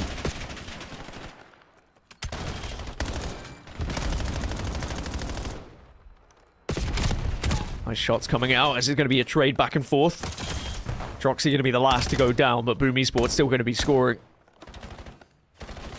Mitch holding the line. Does get closed down and clotheslined off the map by 2 of them. Peach will fall yet again as Bang and Droxy work in tandem. Droxy gets 2. And now Boom will score once more here. And it looks like they are starting to head towards that finish line a little bit. Of course, not over till it's over, but they should get the last remaining points on this board. CGMT, they just need 1 hold here, Chris. They haven't really been able to have that solid hold as Peach will fall. Yeah, it feels like they've kind of been feeding off some scraps for the most part of CGMT, haven't they? They had a couple of occasions where they've been able to find a break, and it just never feels as if they're the first ones there. And when they were over towards P3, they get broke with like 40 seconds remaining. Just a couple of occasions where if you did polish things up, it could be very, very different. Droxy will find a kill over towards the mid, but a nice nade coming in from Lando. He'll get taken down. So now Sky trying to put himself in a position just to cover every single front that he can do through this side. Getting a little bit of help on that gunfight, I'd like to hope. Peach dropped very, very quickly. Got to find a way through for CGMT, but here comes the Hellstorm. That makes things more difficult. Boom Esports, yeah, okay, they're being forced away, but CGMT on the wrong side of the map now. Groovy trying his best at the moment to try and drag CGMT back into this one. Of course, the Hellstorm did help a little bit. Puts them on the advantage in this position, but Boom Esports now already started to move around to next, but Peach actually gets 2. So CGMT might be able to set up a little bit more successfully than they thought they were going to, and Groovy is going to be in prime position to deny as Versailles finds one as well. So this is going to be the best opportunity I think CGMT are going to get back into this matchup now. Boom don't need to rush it, but at the same time, they don't want to allow too much time going in favor of CGMT here. You see Sky trying to make his way round. 22 and 16 at the moment. Does have nades to work with as well. If there's no trophies down, might be able to do some damage, but no, Peach is going to be on the other side finding 2. And CGMT, they're starting to crawl their way back in here. Yeah, and it's a little 1-by-1 from Boom Esports, to be honest with you, and it's making it maybe a little bit more difficult for themselves than they need to, but the kills are going to start coming through once again for CGMT. Groovy sitting at 30 and 19. 20 seconds to go. It's going to be a race over towards P3. Groovy's got the cover throughout the middle of the map here as well. Can't find the gunfight, though. It's a big one to find if you bang.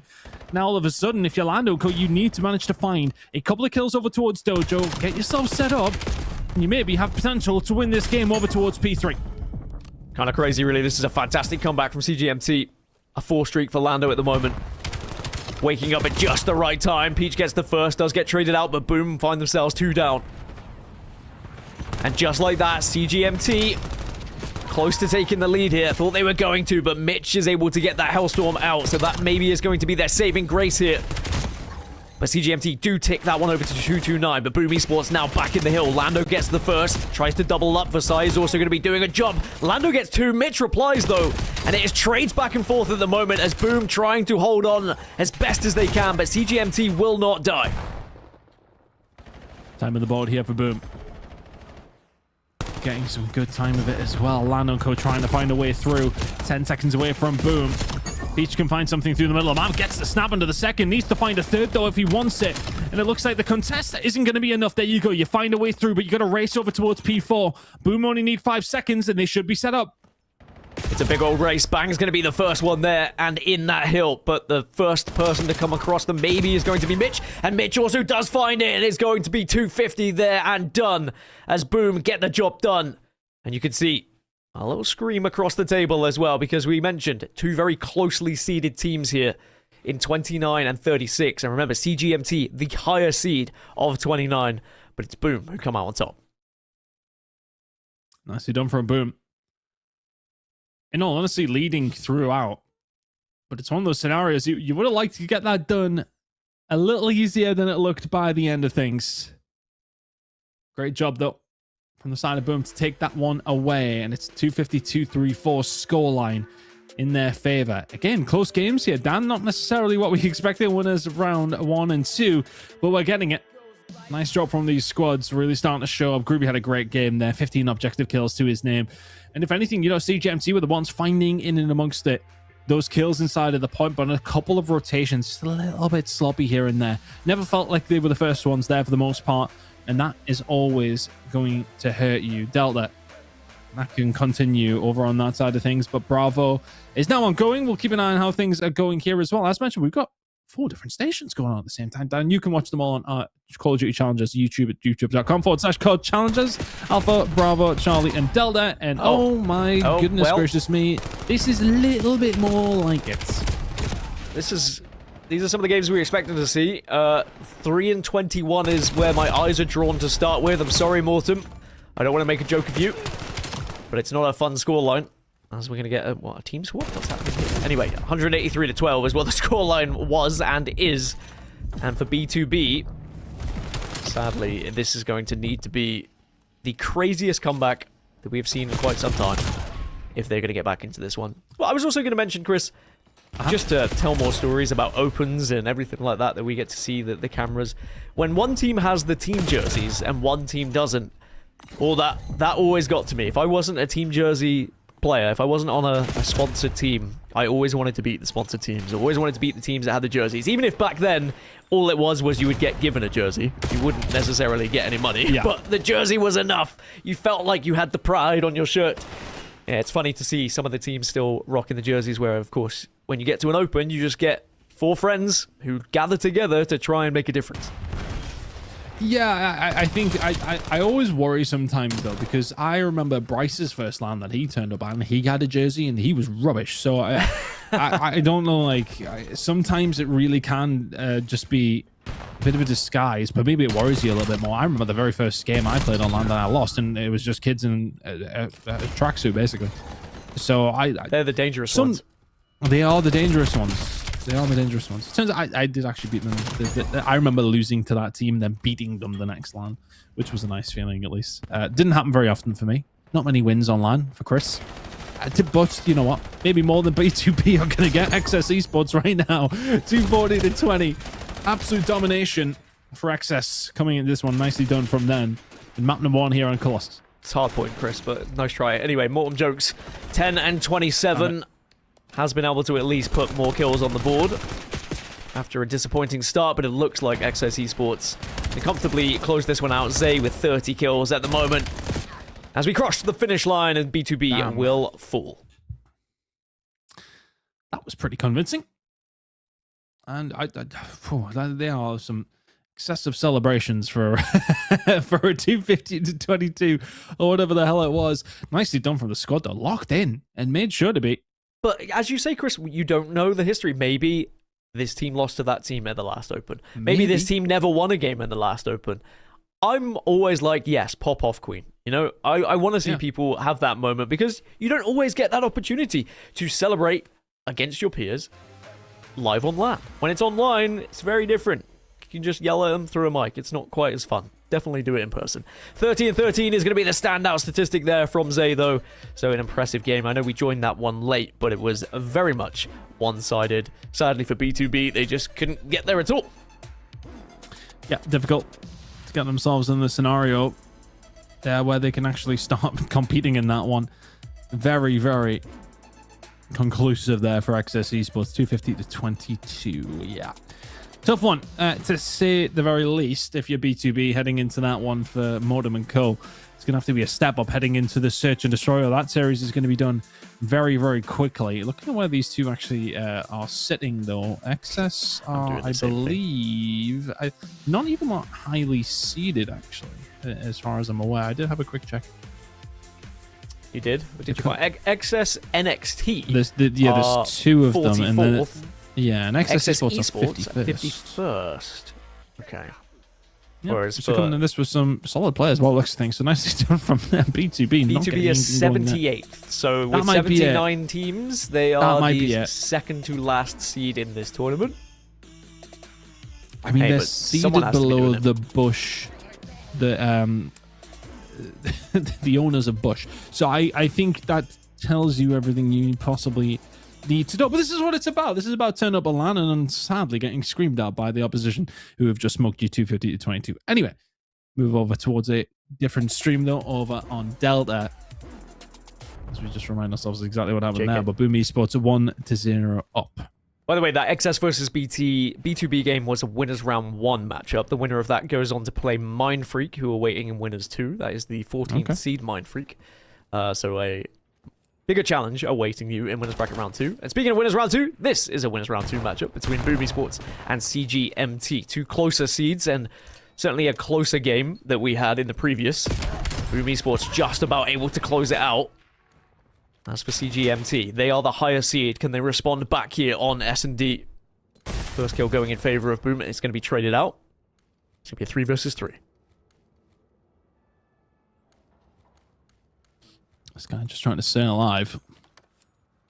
And for Boom Esports, get a hold of the bomb and get the hell out of Dodge. Not liking the idea of that site. Not a lot of time to really transition, though, and they may well have just baited it perfectly. CGMT, are they going to move away from that? Oh, no, you hate to see it happen.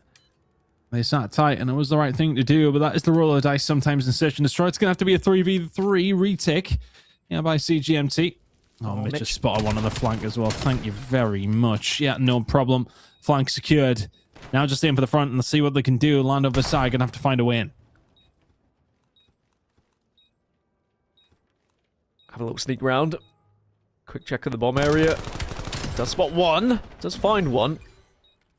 Sadly, you can now be left on your own, and you're going to be going up against a sniper on the other side as well. Hold on. Still doable, though. Oh, misses him. And he's going to be just holding this one. Can you get there in time is the real question. Yes, you can. Okay, well, a fantastic, valiant effort, but not quite going to find yourself there. Doesn't work out in the end. But when you miss that snipe shot, that's one of those moments that makes it just a little bit nervy, but it's 3 kills in the round from Mitch. Nicely done. Kicking off the search and destroy in a strong manner again. See if they can keep it up, though. Mitch sitting at 3-0. I'd love to see the sniper come up. Never mind. Is it going to happen? Let's see it. He switched between all 3 weapons, Dan. Just showing off at that point.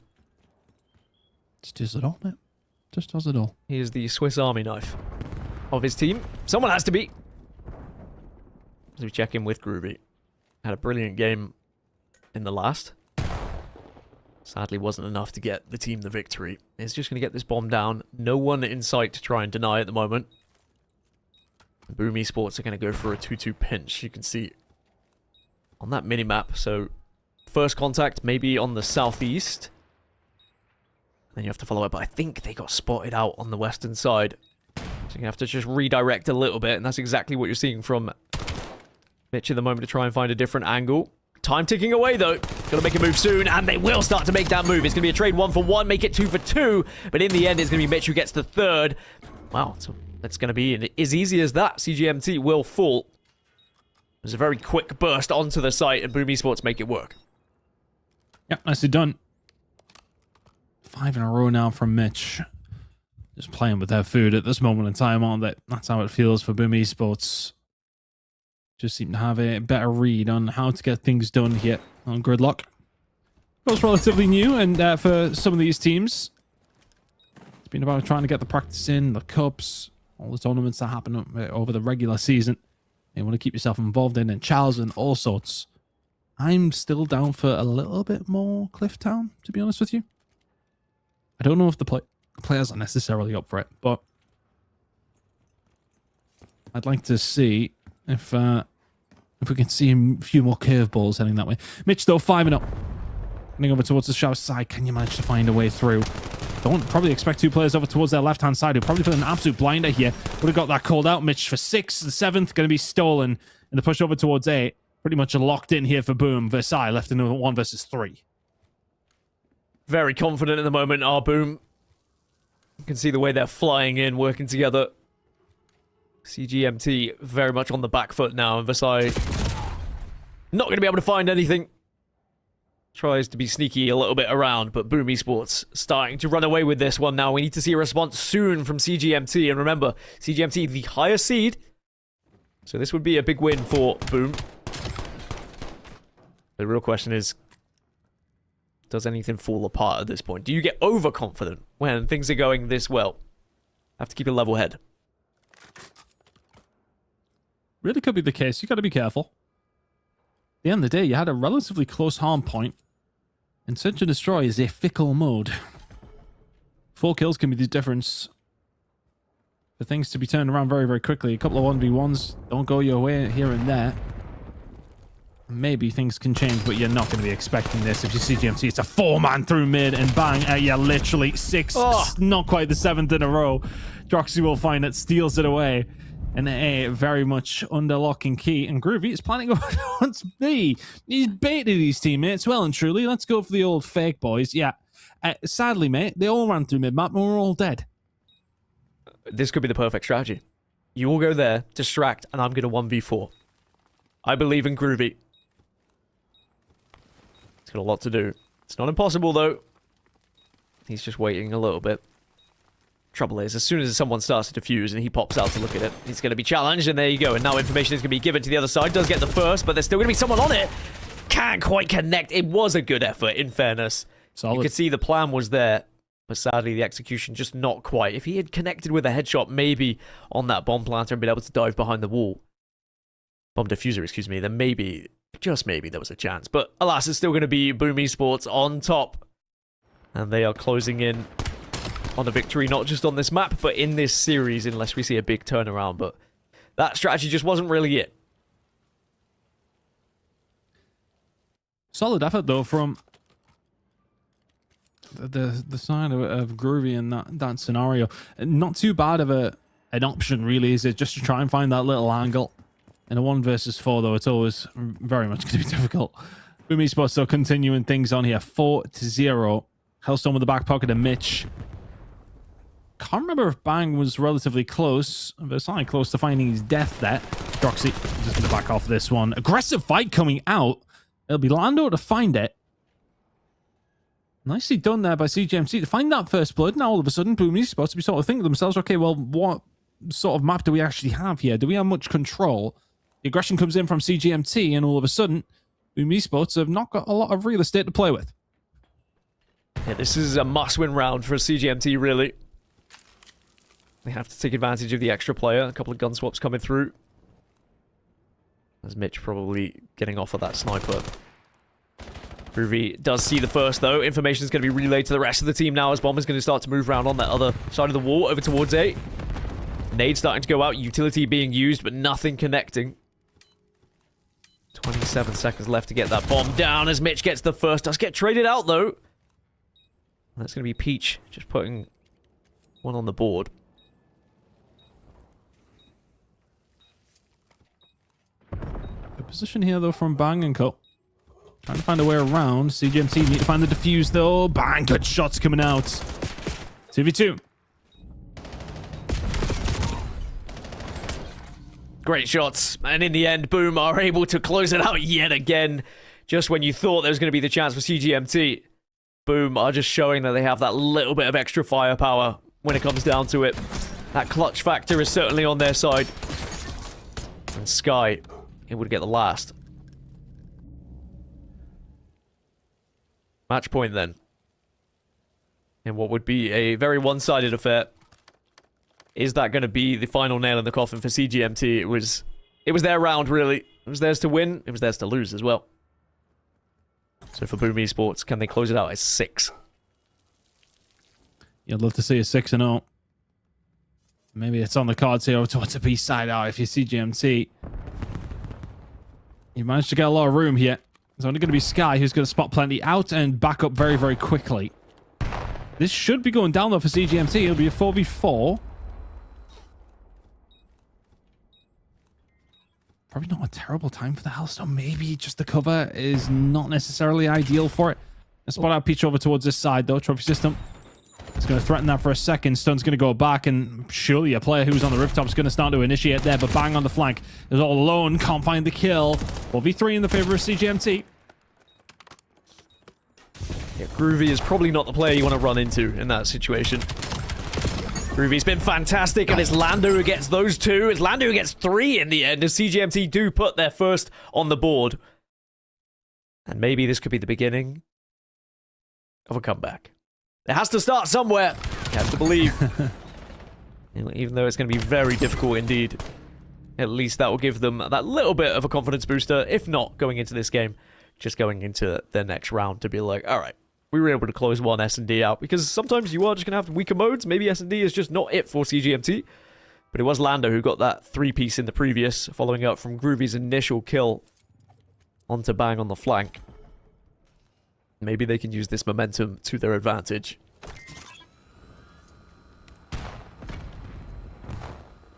See if they can keep this up, though. It'd have to be quite some amount of momentum to get them back in the position to come back in this game. But, hey, the full sale could be on the cards. Oh, dear. Droxy's just holding over towards this side, and there's B just wide open. I mean, Mitch farming here as well. Staying alive as long as you possibly can. There would be no right to win that gunfight, and you don't. Lando will find it back 3 versus 2 in favor of Boom, but they do still need to get this bomb down. I don't hate that from CGMT, even though they are at a number disadvantage. Bomb does go down. So it's going to be Versailles and Peach left. And what's your plan of action here? Do you try and send one round just to get across this gap? And maybe contest with Droxy, who's holding on the back, but Droxy going to reposition. Quite smartly so. As now the push comes through, you can see they're just running away from them. They are just biding their time at the moment. CGMT are on the chase, but they walk straight into Droxy, who was more than happy, more than prepared for it. Versailles does get the first. But it's just going to be too little, too late, as Boom Esports will win this one. They'll win the series, and they let them know about it as well, because remember, they were the lower seed. And a little bit of dejection on the side of CGMT. Should they have done better in their own eyes? Great job, though, from Boom. And they will move forward. Here on Delta, getting that one done very, very quickly. They're very happy with their performance. Solid job from Boom. Let's see how they're going to go as things do start to develop in the bracket. I know you already mentioned it, Dan, but I'm going to have a double check of who they're going to be going up against. Exceptional. Boom Esports. Yeah, they'll be going up against Exceptional, who are up in their game, up against X Element in a 1-0 fashion. And I imagine they should be able to clear that one out pretty quickly. Very, very good start, though, here from the side of Boom. And that's a 2-0 lead and a 2-0 win. And they will advance on through. I'm starting to rattle through some of these games, at least on Bravo, Charlie, and Delta. Hopefully we can get over towards Alpha and get things rolling very, very quickly. That one may well already be on its way. We're dipping and diving across every single game possible. I said we do just try to find us in a few different spaces when we can. We'll be jumping over to as much as you can and covering as much as we can. You can watch every single stream, though. Dedicated coverage on Alpha, Bravo, Charlie, and Delta. If you wish to keep an eye on it. Oh, we are back. Back to B2B versus XS. I thought this one would have been done already. I'm going to be completely honest with you. Must have took a little while to set up. Yeah. But it's 1-1 as we join. And B2B, who got absolutely battered in the previous on Hardpoint. But maybe they are more S&D players, as they will be taken down. So Donkey and Remix, the last two. It'll be a 2 versus 2, bomb in hand. But the players are set up over towards A. Motel is going to be held at the moment. A lot of responsibility with this sniper. He's just trying to stay alive. Modem actually found a kill on the Zay. And all of a sudden, Donkey is left on his own in a 1 versus 2. That is an egregious gunfight, and you're going to actually get away with it as well. Sundown now left in a 1v1. Oh. Donkey's going to go for the challenge. Surely he'll go for the double challenge. Yes, he will. XS Esports finding the round. Or did they? The celebration looked a little bit different. He did. I think. Either way, a fantastic 1v2 in the end. Very impressive.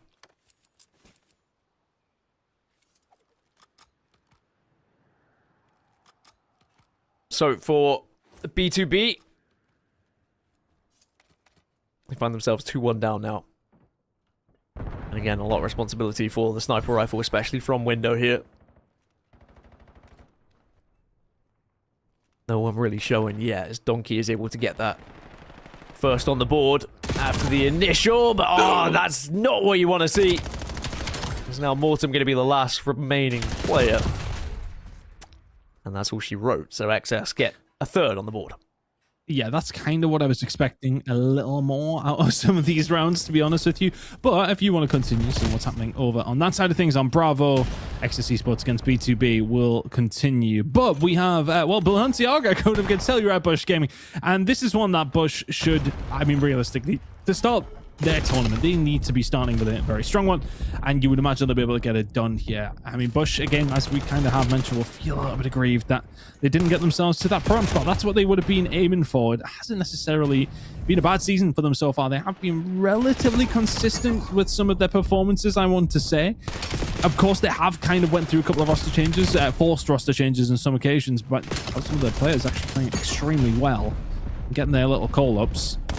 They have now Kami on their roster, and well, yeah, he's had a pretty decent start. 9-2 from Kami. It's 4 in a row from him. Yeah, this is our second seed in the tournament, if you were not aware, in Bush Gaming. And as Chris said, should be a comfortable victory for them, but sometimes it's not always as easy as it is on paper. But certainly the start proving that Bush Gaming seem to be on in the upper hand here, but Balenciaga certainly are finding kills and finding time here to at least keep it close after the initial. But we're going to move to the next now, as Bush Gaming are going to be repositioning themselves. You can already see that Proloot and Caps are going to be there waiting to hold, and they will start scoring again. Abe has been a joy to watch since he joined as well, by the way. Yeah. I think that Abe's been very impressive onto Bush. There was always going to be that question mark of what happens when Abe drops down, goes into challenges, how does he perform, but I think it's been an excellent addition to Bush Gaming. Yeah, it's just a very good roster, to be honest with you. And I think, you know, we're yet to really see it catch fire almost. I mean, what was it? Third, obviously, over in Dallas. I think they would have been a little bit disappointed with that time over in Birmingham to a certain degree. You know, they really got pushed a long way by a couple of organizations, a couple of teams that you would have expected them to maybe just do a little bit better up against. But over in Dallas, I just been trying to actually remind myself on how things did actually go from the top 8. So that would have been a little bit of a disappointment. But as I said, the roster has changed up since then. Solid performances across the NA side of things where, okay, look, they would have, again, expected just a little bit more, but they're starting to get there, and this is a really good opportunity for them over in Atlanta to find themselves potentially a win with all the different permutations that are coming through. But honestly, not a bad start from Balenciaga. I was expecting maybe 50 points across the hard point, never mind actually over the first 3 hills. Yeah, they've done very well, and everyone, everyone really proving their worth on Balenciaga at the moment, winning a lot of 1vs and sometimes 1vx's to really just push Bush Gaming a little bit further. Maybe say, you know, you're going to have to play at your very best. You're not going to be able to just wander through this one. Sometimes when you get these early rounds for teams who are expected to go far, they will kind of chill a little bit. I've seen players play without headphones. I've seen players just have one headphone cup on, for example, maybe listening to some music. But if that were the case for Bush Gaming, which I'm not saying it definitely is, but it's definitely the realization now that they are going to have to lock in a little bit because Balenciaga are here to play, but it's still a significant lead. It's a 70-point lead going into the next hardpoint here for Bush Gaming. So even though Balenciaga were close to begin with, that was a fantastic run of scoring for Bush. Yeah, that's a little bit more like it. Some really good time over towards P4. Can you transition over towards a P1, P2 hold? Abe causing all sorts of problems. Wonderful snap there on the rides as well. As the break over towards P1 will come through. Duncan, I tell you what, again, every single time we see anybody's POV, it's not looking terrible by any stretch of the imagination. 30 seconds to go here over towards P1, and hey, Balenciaga finding the kills. They're enjoying themselves. They are certainly taking it to Bush at the moment. The real question is, can you trim it down a little bit further? Or are Bush going to continue to grow? Because it's just a little bit too much of a lead at the moment for Balenciaga. They've not had that solid hard point to be able to hold this. Nice shots coming out of Cammy. 20 and 13 at the moment. Abe at 20 and 15. They're certainly enjoying themselves as well. That's also another thing. When a team is expected to win, sometimes the players are a little bit off the rails and they will just look to try and make that KD look a little bit better. Cammy finds 2 more. Proloot also follows up. So Balenciaga going to be down, and Telluride Bush Gaming now doubling the score of Balenciaga here. As expected. 40 seconds to go. And I think that's the thing, you know, you want to gas Bush and the teams that are coming up against it, but these are the kind of games as a high-seeded team that you're expected to be able to find rather quite simply. And honestly, I end up always just rooting for the underdog, and Balenciaga not doing too badly, all things considered. Right now, it is, okay, yeah, a 70-point lead from the side of Bush, but they've been broken over towards P2 with around 30 to go. They'll get it back for the final 10-15. Riot's going to try and disrupt as best he can, but it's going to allow Balenciaga to try and find themselves a rotation over towards P3. Maybe some more time underneath their belts here. As mentioned, and honestly, has not been a bad showing against one of the best teams in the game. And that's it. It's going to give them confidence. That's the scary thing for Bush Gaming, is that Balenciaga now will be like, all right, we can kind of go toe-to-toe with them, especially in terms of individual gunfights. They might have the better practice. They might have the better strategy. But, you know, an S&D, who knows? Maybe we can just use that to our advantage and get some of these kills on board. And perhaps we can put a map in our favor. At the moment, though, it looks like Hardpoint is more than likely going to go towards Bush, unless we were to see one incredible hole from Balenciaga, but that's something they haven't really been able to find thus far, as Proloot gets one onto Duncan, and Abe follows up with one of his own. And it is just a little bit of a back and forth at the moment, but all the meanwhile, it's the positions that Bush are putting themselves in, where they are still holding the hill whilst being aggressive onto the spawners of Balenciaga, which means that Balenciaga, sadly, are just constantly finding themselves going down, and down, and down, even deeper underground as Abe gets 2, and now Bush Gaming up to 12 as we move to the next P. It's not the kind of reference I get off Bryce that caught me wildly off guard, Dan. I'm not gonna lie. You're going back that far. Godzilla theme tune as well. A little Jamiroquai? Yeah, man. I mean, oh, you even questioning your own reference there, actually. I noticed that in the Tony voice. I was with it, though. Everybody listening, not a clue. 226. Tetsu riding here. Right, well, you never know. You never know. Rising for Bush Gaming. Kami and Capsule doing the work that they need to through the middle of the map. It's a 15-second difference now away from the win for Bush here in map number 1. For Balenciaga, it was, well, valiant until maybe it wasn't. Tell you what, though, it might continue unless Capsule. He's finding one, but the break will come through. Balenciaga live to fight another day. Nice break. Yeah, they can hold this for now. Deny Bush from winning it on this point. Like we've mentioned, like individually, every time we're on a POV from Balenciaga, they are good. They are solid players. And I think that this might be a little bit of a wake-up call for Bush Gaming that, you know, throughout this tournament, you are going to come up against these teams who are just a bunch of aim stars. Rides now finds 3 more. 26, make another. He's on a 7 streak, his Rides. All right, pause. The comeback. He's on the cards. He's got a Hellstone. Again, it's just all confidence building for Balenciaga. They're not going to be able to win this one, you'd imagine. Tellaride Bush Gaming at 249 and will tick over to 250, and there they go. They find the first map on their board, but what a game that was from Balenciaga.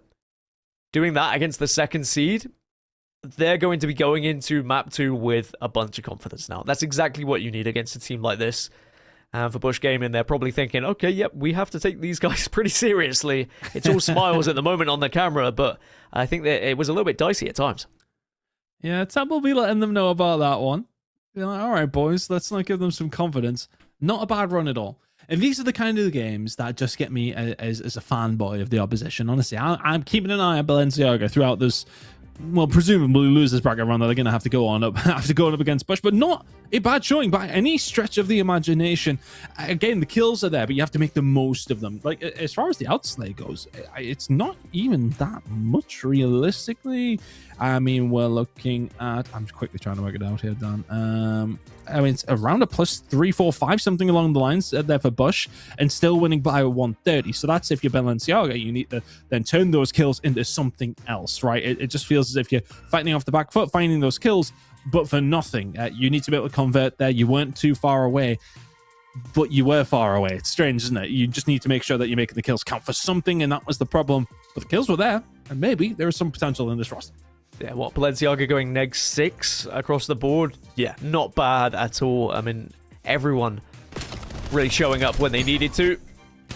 And I do think that is going to give them so much opportunity going into this next now, where they start to believe that they can win these gunfights. Because when you see that matchup, when you open the bracket and you're like, oh, we're playing Bush Gaming, you start to worry that it's going to be a one-sided affair. You're just going to get absolutely blasted. Oh, we're going into the lower bracket. But now, you say, okay, well, they're not unbeatable. They do bleed. We were able to get good kills. Sure, they might have just been a little bit slow out of the blocks, but now maybe that is going to be really the confidence booster we needed to go into the second, and perhaps the S&D is going to be their chance to try and even things up. That being said, we know Bush Gaming can also find a lot of success on S&D as well. When you talk about strategy and you talk about experience, Bush are going to have it in boatloads. But like you said, Balenciaga, now they've made a fan of us already. And I'm interested to see how they not only progress in this game, but also progress in this tournament after this matchup finishes. But it is going to be Den S&D that we move into, so it should be the bread and butter for Bush Gaming. To be honest, they should have this one under wraps. Did you ever have those Balenciaga shoes, Dan, that everybody else had? I didn't. I just don't. checking in. I've never really been that materialistic. Oh. I've never really cared about brands too much. Fair. You know what? I'm not a fan of them either. I was just double checking, to be honest with you. Either way, Bush will find map number 1. I couldn't see you in a pair of triple S's, actually. I think... No, I just couldn't see it. And honestly, it's probably for the best. Den Search and Destroy is going to be coming up in map number 2. If we need to see it, hey, I'd love to. Den Overload will be map number 3. But Bush with a nice start to their tournament. Got into this one just a little bit late. We're getting formulated on this one. Charlie... Why have I done that order? Bravo, Charlie, and Delta are getting themselves sorted up for the next round. That's going to be coming up, honestly. Charlie, Delta, and Bravo. Just confusing me and everybody else. But Alpha, We're still getting this one closed out, but then Search and Destroy coming up should be loading in pretty imminently, yeah. And yeah, this is kind of where I would expect Bush to start stretch again, but 250 to 121 is a comfortable scoreline to say the least. I'm expecting it to be a little bit more dominant on Den Search and Destroy. You'd think so. I mean, Bush Gaming will be hoping so because, I mean, for all I say about momentum, confidence, yada, yada, yada, on the other side for Bush Gaming, they will be expecting a comfortable win here to move forward. Whilst I don't think Balenciaga disrupting them would hurt Bush Gaming's chances too much, player mentality is certainly a big thing in these tournaments, and they are long days as well. So you just want to be able to be at your very best, at your tip-top. Otherwise, you might find yourself just lacking a little bit in your following matchups. But Bush Gaming, you know, I'm excited to see what happens and how far they can get in this tournament, because we've mentioned it a few times. There is the possibility of the 4 amateur teams that are in the Pro-Am dropping down into this tournament when the reseed happens, and then we might see rematches from the Americas Pro League, etc. So I'm definitely excited to see what Bush Gaming can do as they move forward. Yeah, I think, you know, for them, it is a case of just trying to step things up with the changes that have come through. Things haven't worked out too well for them online. I was saying they were consistent before, and it's actually just completely wrong. But you would expect them still, with that seed that they have, to be able to perform online. Look at the experience, the players that they've got on this roster. LAN should be where they are thriving. So let's see how they're going to go. Heading into the Search and Destroy. And Bush need to find something here just to get this one over the line nice and comfortably. Just don't want one to be close to you. You don't want to have to go through that stress early on. Yeah, an early round here would be big for Balenciaga, and they do find the first pick as well. No, they don't. Excuse me. Abe gets the first pick. Colors were wrong for a second, but Bush Gaming going to have the advantage then, and bomb has gone down. Will be a response, though, on the other side, so Capsule and Prolate have fallen. And just like that, Balenciaga will have an opportunity, and actually it's just going to be Abe on his own. No. Although, give him a chance, but not going to get it done. So Balenciaga will be able to take the first round here then. And the thing is that Abe actually does the right thing to be patient with it, but just unfortunately for him, the bomb diffuser so quickly off that moment, and Abe will be wondering how he maybe didn't do a little bit better in that scenario, to be honest with you. 1-0 down. But it was a situation in that 1v3 where he could have pulled that off. He could have made that a 1v1 in the blink of an eye. Whether or not he comes off the other side of it is another thing, but either way, Abe not able to get it done, and that will be Balenciaga when they are round in their favor. A little bit of eye rubbing happening on the side of Bush Gaming. Maybe some sleepy boys. Time to wake up, though. You're 1-0 down. Lock in. You don't want to allow Balenciaga to go multiple rounds up here and start to gain even more confidence as Rides and Duncan will find 2. There's going to be a trade on either side, so Balenciaga have the advantage again here, Chris. All right, then. All right. Ride's going to just try and survive here. Plenty of good shots coming in from the side of Abe. A little bit of trouble if you Rides. And yeah, that challenge the Kami is going to be taken all day long. But a 2v2, the bombs went down. Backing it up for the flank. You knew there was one over towards that side. They'll have a read on where Abe was when he was over towards Broken. That's exactly why Duncan's backed this up. But Maki is about to see 2 of them, and he needs a hand pretty quickly. Gets the nade out initially, though. Can you connect with a stun? Abe gets the first. Maki does reply, but Kami is there. Easy as you like. And that is the kind of teamwork you'd expect from Bush. As you said, when you see those initial 2, you need support instantly, but it was the aggression out of Bush Gaming. More than happy to be able to push that first player. Especially when they saw the stun come out as well. They were kind of feeling like he was on his back foot. So we're going to be tied up 1-1. I think you have to be careful of your Bush, because Balenciaga are finding plenty, to be honest with you. Has to come down to a 1v1, not to go 2-0 down. So a step up very much needed. And also, if you think back to that trade as well that happened before, like the 1v1 that was challenged when they were 3-2 up, if Balenciaga had maybe backed off, not taken that one, there's definitely warning signs here for Bush. Got to be careful. Don't want to make anything a little bit more difficult than it needs to be. Caps up. Quick scope not going to work out. To be fair, it does feel as if the playing style that they're going with. The feet are potentially up a little bit. Bomb carrier has to jump off. Shots coming through the middle of the map from Duncan. All of a sudden, it's still a 2v2, but that bomb can't go down, so Bush might have another look at this, or do they just get aggressive on the Yasha? They know the sniper is there. Yeah, he's stunned up, and you best believe they're challenging it. Dead to rights. Good shots coming in. Nice play from Bush. They very much just utilize their numbers, isolate as quickly as they can, and now Duncan has a 1v2. There's the first. Oh, he's so close, but still has a chance. Oh, and he gets aggressive. There was a chance maybe at the quickscope that happened on the other side, but in the end, it doesn't matter. Certainly an interesting one. Bush Gaming just... I like the aggression from Bush Gaming as a duo, again, when they got that initial stun. They're just two players who know when to push in. I think for me, though, when you see that 1v2 come through and, like, Capsule is just there with the sniper out still in that situation, has there not been an opportunity to pick something up? I'm not too sure, but either way, I have to be careful not just to be a bit complacent here. It's feeling like they have been. And that's always one of those situations where things like this could potentially happen. You're still finding yourself down the search and destroy. Ride's getting aggressive. Prolute gunned.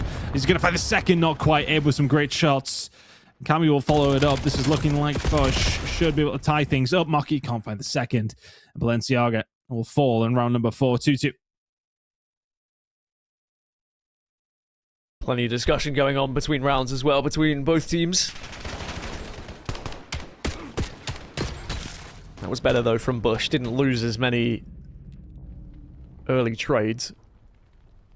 Maybe they need to expect a little bit of aggression from Balenciaga, who just seemed to be fearless at the moment, running at Bush.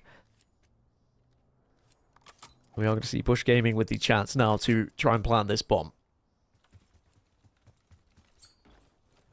Look at the amount of nades that come through. Everyone trying to find something. Any connections? The answer's no. And Abe is going to just take middle here while Prolute starts to move the bomb over towards B. There's going to be a potential flank happening on the side, and it actually will connect with one as Rides gets one as well. And just like that, Bush Gaming down to just one. Abe on his own. Capsule not having a great time with a sniper rifle. Not finding a great deal there, apart from the back of his teammate's head.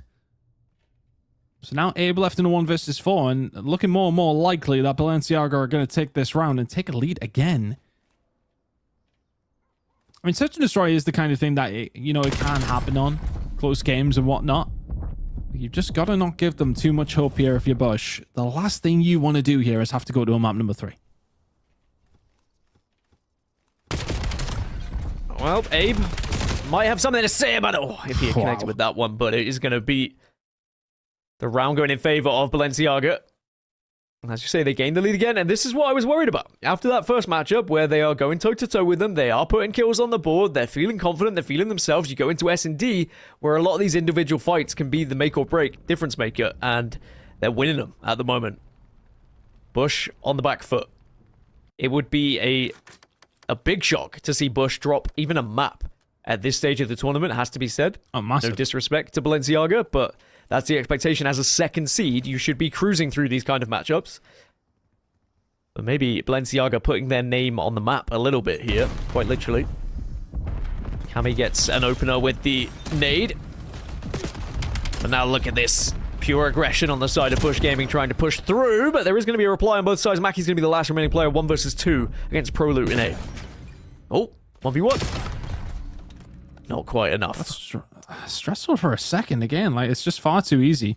Fist bumps all around for Balenciaga, but I mean, it's seed 63 here. If you're Bush, you need to be able to deal with this one. Hello. I mean, they kind of seem to be laughing between each other, at least anyway. I don't think they seem a little too worried. It is very much their first game, and they'll be getting into their stride, so to speak. But yeah, Balenciaga just proving that they're not one that you can turn your noses at. Yeah, I think it's very easy for us to read more into it and be like, oh, well, they should be absolutely steamrolling this one, but Bush Gaming will know better than anyone else how comfortable they feel right now.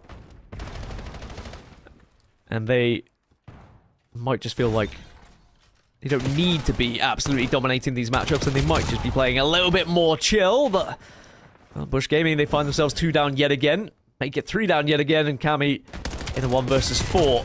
which is not going to go your way. So Balenciaga on top once more. Bush Gaming, are they going to let one slip through their fingers here? And this is just one of those scenarios, though, as you said, like, it would be a massive shock if they were to go on to even lose a map in this series. Honestly, it'd be a massive shock if this even has to go around 11. Bush needs to be doing a lot more than what we're seeing so far. 4-3, Balenciaga. I mean, Abe's really trying, sitting 10 kills. Everybody else nowhere near him. 9 combined throughout the rest of the Bush Gaming squad. You see, significantly more than we have done. B-Hit going to be coming in here for Balenciaga. Ride's pushing forward. He's been impressive. Can he find an opening blood? Big gunfight coming in up against Abe. He's been a problem, and Cammy will be there for the follow-up. Dunker's traded out, though, but Capsule, Cammy working well. This should be Bush leveling things up. And is. Nicely done. Balenciaga fell that time around.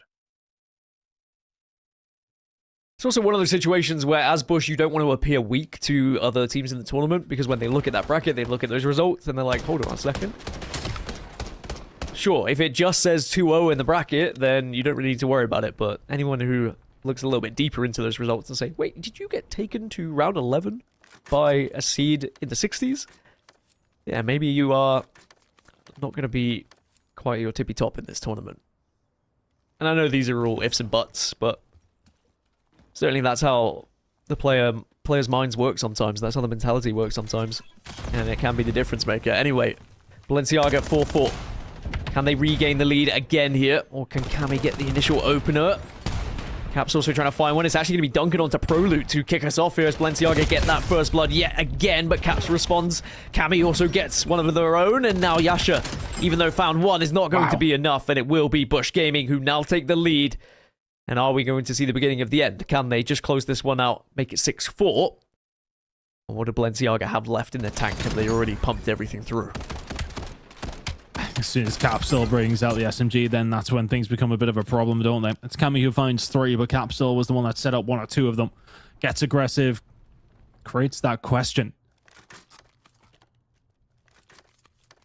And then all of a sudden, a really good job from Cammy to pick up the pieces. 5 in a row from him. Bush now 1 round away here, Dan. Not far away at all. Well, Abe is at 10-7, and we're on his POV to kick us off here in the 10th round.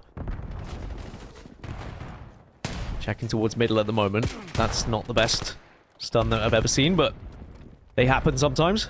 Just comes off the corner, comes off a little ridge. No opener at the moment.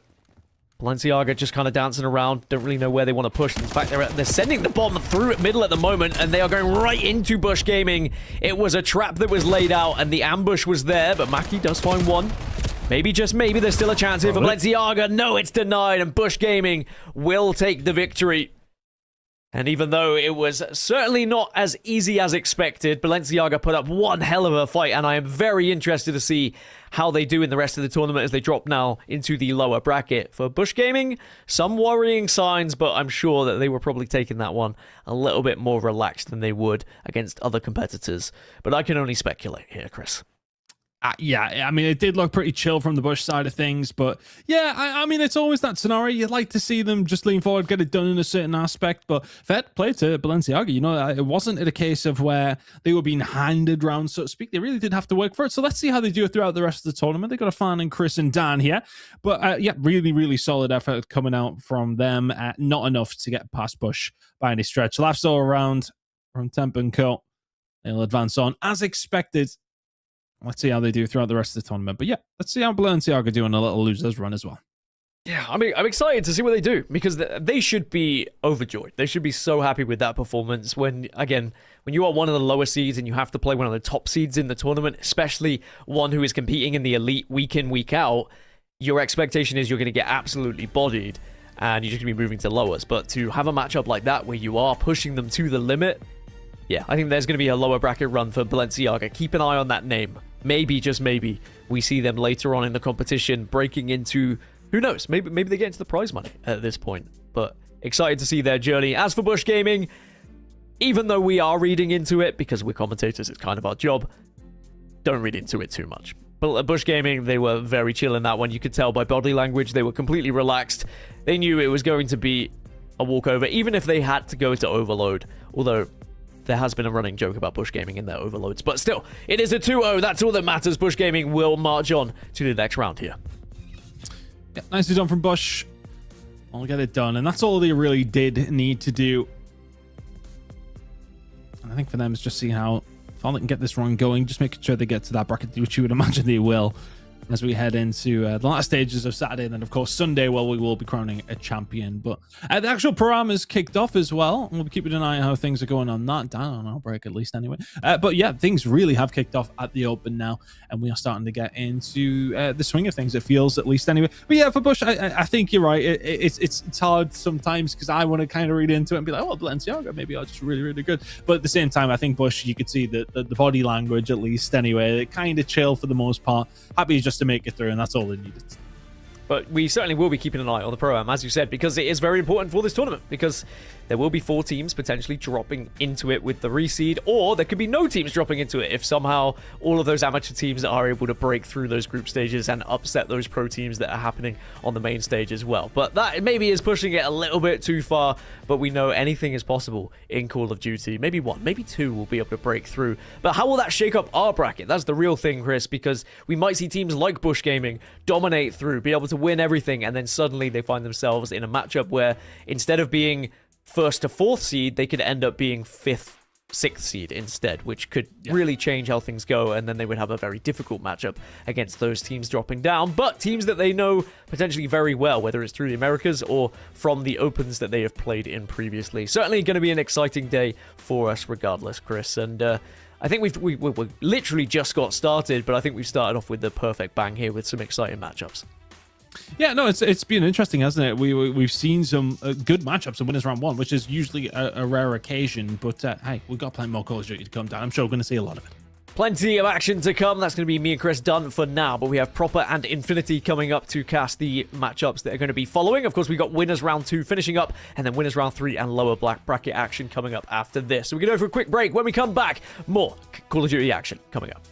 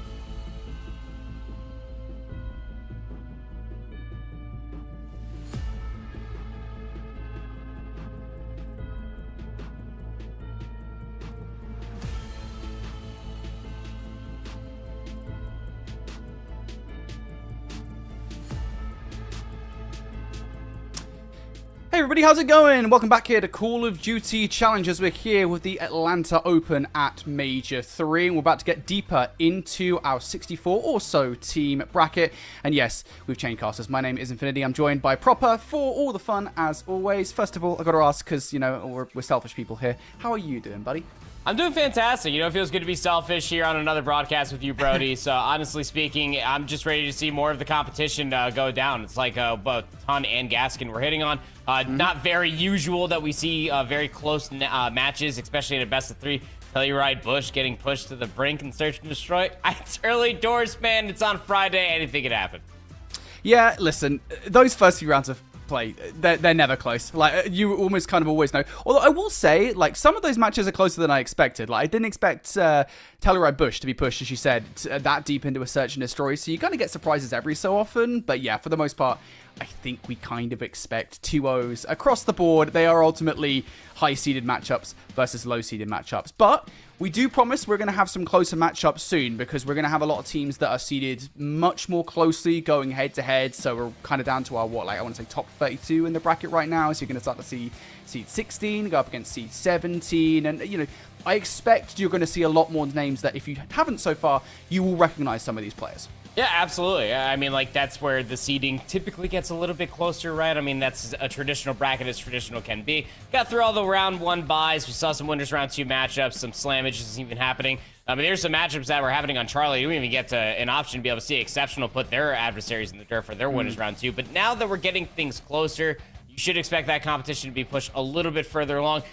Important reminder, of course, these will continue to be best of 3s all the way into, winners round 4 or something like that. So, like, we're going to be going through very, very quickly. And as the matches become ever so more competitively, you know that map 1 is ever so more important. You don't want to be on your back foot going into a search and destroy, especially a team that has a potential just to gun you where you previously just spawned. Yeah, absolutely. I mean, as you said, I mean, there's kind of less room for error in these best of 3 matches, right? Especially here in the pit, you can make mistakes really easily, and you don't want to go 1-0 down in a best of 3 because it's significantly more impactful going down in a map number 1 in a best of 5, right? So it's really important that you do kick off these best of 3s really importantly. So just, I guess, keep things going, right? If you're going into these best of 3s and you're losing map number 1, that is not ideal whatsoever. What is nice though, Proper, is we actually get to look at the pit. You know, that's something that's always fun with these Challengers Opens. Obviously, you and I have spent much time in various pits over the years, and it's always just fun to see the passion, even kind of in the early stages of the tournament. We saw it a couple of times already today. There's always a lot of chirping going on, right? We're seeing teams with like low seeds going up against high seeds. It don't matter what seed you are. There's always a lot of chirping in the pit. Yeah, dude, we had the Clifftown map 1, and like there was like some team that I think it was like Blisk Esports that just like he's about to like blast off like Team Rocket back in the day. Hey, watch out for that camera, guys. What are we sitting doing? there getting all excited about how we have cameras to be looking at every single one of the matchups. Here is our Charlie matchup, which should be EWG versus Team Cabase. I think I'm saying that right. I'm probably butchering it, but a lot of interesting players just on that one. D-Lo, very historic player. Logan Prod, Reaper. Some household names that have been running through the pit continuously. And then our Delta matchup, I'm pretty sure just ended their map 1, is FaZe Falcons versus Iron 6 Esports. So it's got a lot of Saudi American representation as far as their bracket is concerned. Just kicking things off as ever so we expect through the early stages of this open bracket. All right, well, we've got some games coming for you guys here in just a moment.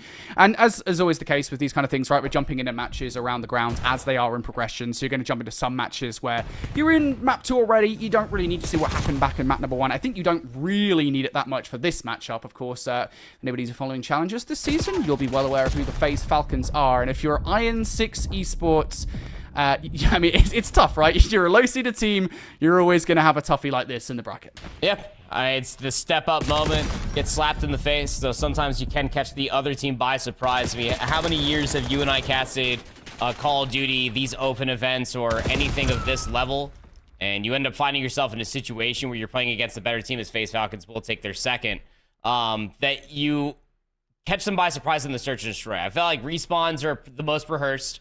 You end up scrimming those on a daily basis as some of these top challengers teams, the top pro teams as well. Search and destroy comes as like one of those play as you do, or when you get home from work as like a team that doesn't play the game as like on a semi-professional level, like our FaZe Falcons here.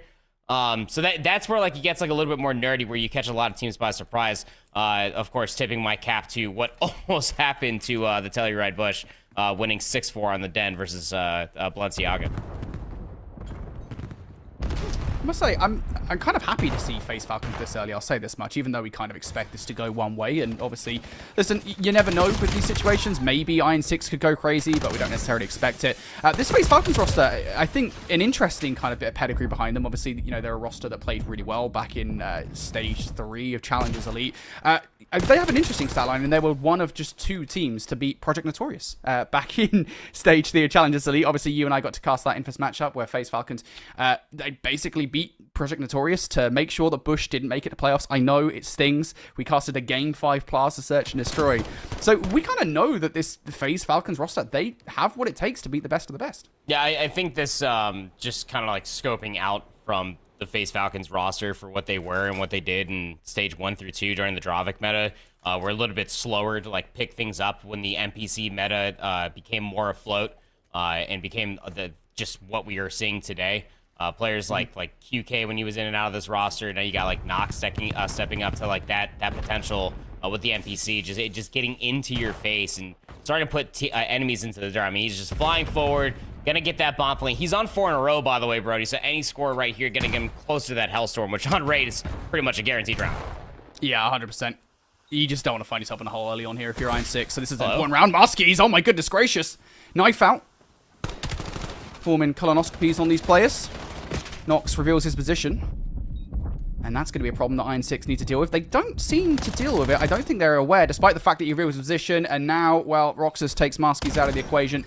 Allows Nox to pick up that kill against Celian.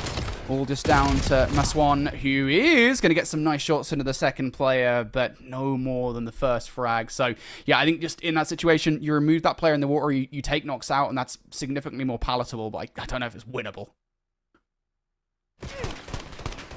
Yeah, the ever so long scales of being winnable versus these guys that, I mean, from their facilities, I've seen the ping that they're able to play on. Probably doesn't feel all too different. They shoot straight, just with some of the best. Playing in that same facility, of course, as the Falcons themselves. You can only imagine some of the in-houses that could happen there too. Playing against some of the best in the world there. 6-0 start for Nox. Comes another offensive attempt for Iron 6, and it's just a full rush over towards Ring. Player by the white car finally gets traded, so even numbers here. Still trying to vie for numbers as they're trying to push into laundry, but I mean, the FaZe Falcons, they love themselves a good Iron, Brody, and they just get numbers so quickly. I suppose the one advantage to this, I guess, whether the FaZe Falcons are going to be playing a very gung-ho game here, is that you can kind of separate out these last few players. Like, look at the way that Roxas and Aluka are playing right now. The issue with that is if you don't get some snappy shots in on towards those players, like you're not going to win the round, right? They're going to offer you up on a plate, but if you can't snatch it, you're not going to be able to win the round ultimately, and that's kind of what happens there. And maybe that's the way in, if you're a team like Iron 6 here. Like, obviously, as commentators, we always want to be like, okay, what's the way in for a team that you are literally going up in a David versus Goliath situation against one of the best that you literally could play in this entire bracket? Like, how do you approach that? And I think it's very easy to say, you don't, like, you know, there's very little way in towards this series, and I think that's true to a large margin, but at the same time, you always kind of have to offer up some kind of way, and I think that may be the kind of the path to at least resistance here for Iron 6 is, look, let's just try and play ridiculous strategies. We know that FaZe Falcons are going to be aggressive, so let's play around that, and they don't seem to have read it that well in this round. Iron 6 have lost a lot of space. Celian, would have been nice if he could have got some shaky shots there, and just none of them connect whatsoever. You'll take a 1-for-1 though. It makes things a little bit easier, but again, you don't have control over the site and it gets worse. Lucas got the read on the second player too. Top open stairs. Maswan's last player might start at least being flanked, but I mean, Lucas doing the right thing. He's just going to be playing top bed. It is played for him. Maswan's going to get that information. Wins the 1 versus Aluka, but would be an impressive turnaround to deal with a player that was next up in Tiki, but FaZe Falcons way, baby. Start together, fly together. 3-man, just bait, switch, and switch again over to basketball court. Just trust that Aluka with the M15 in his hand is just going to be watching the flank. Wins the necessary one, plays the post-plant situation, and then it ends in another bait and switch. This is what we kind of coined them for. going through stage 3. Like their teamwork just was progressively getting a lot better. Just a lot of like that macro play has been getting them so far in previous seasons. 5-0 now.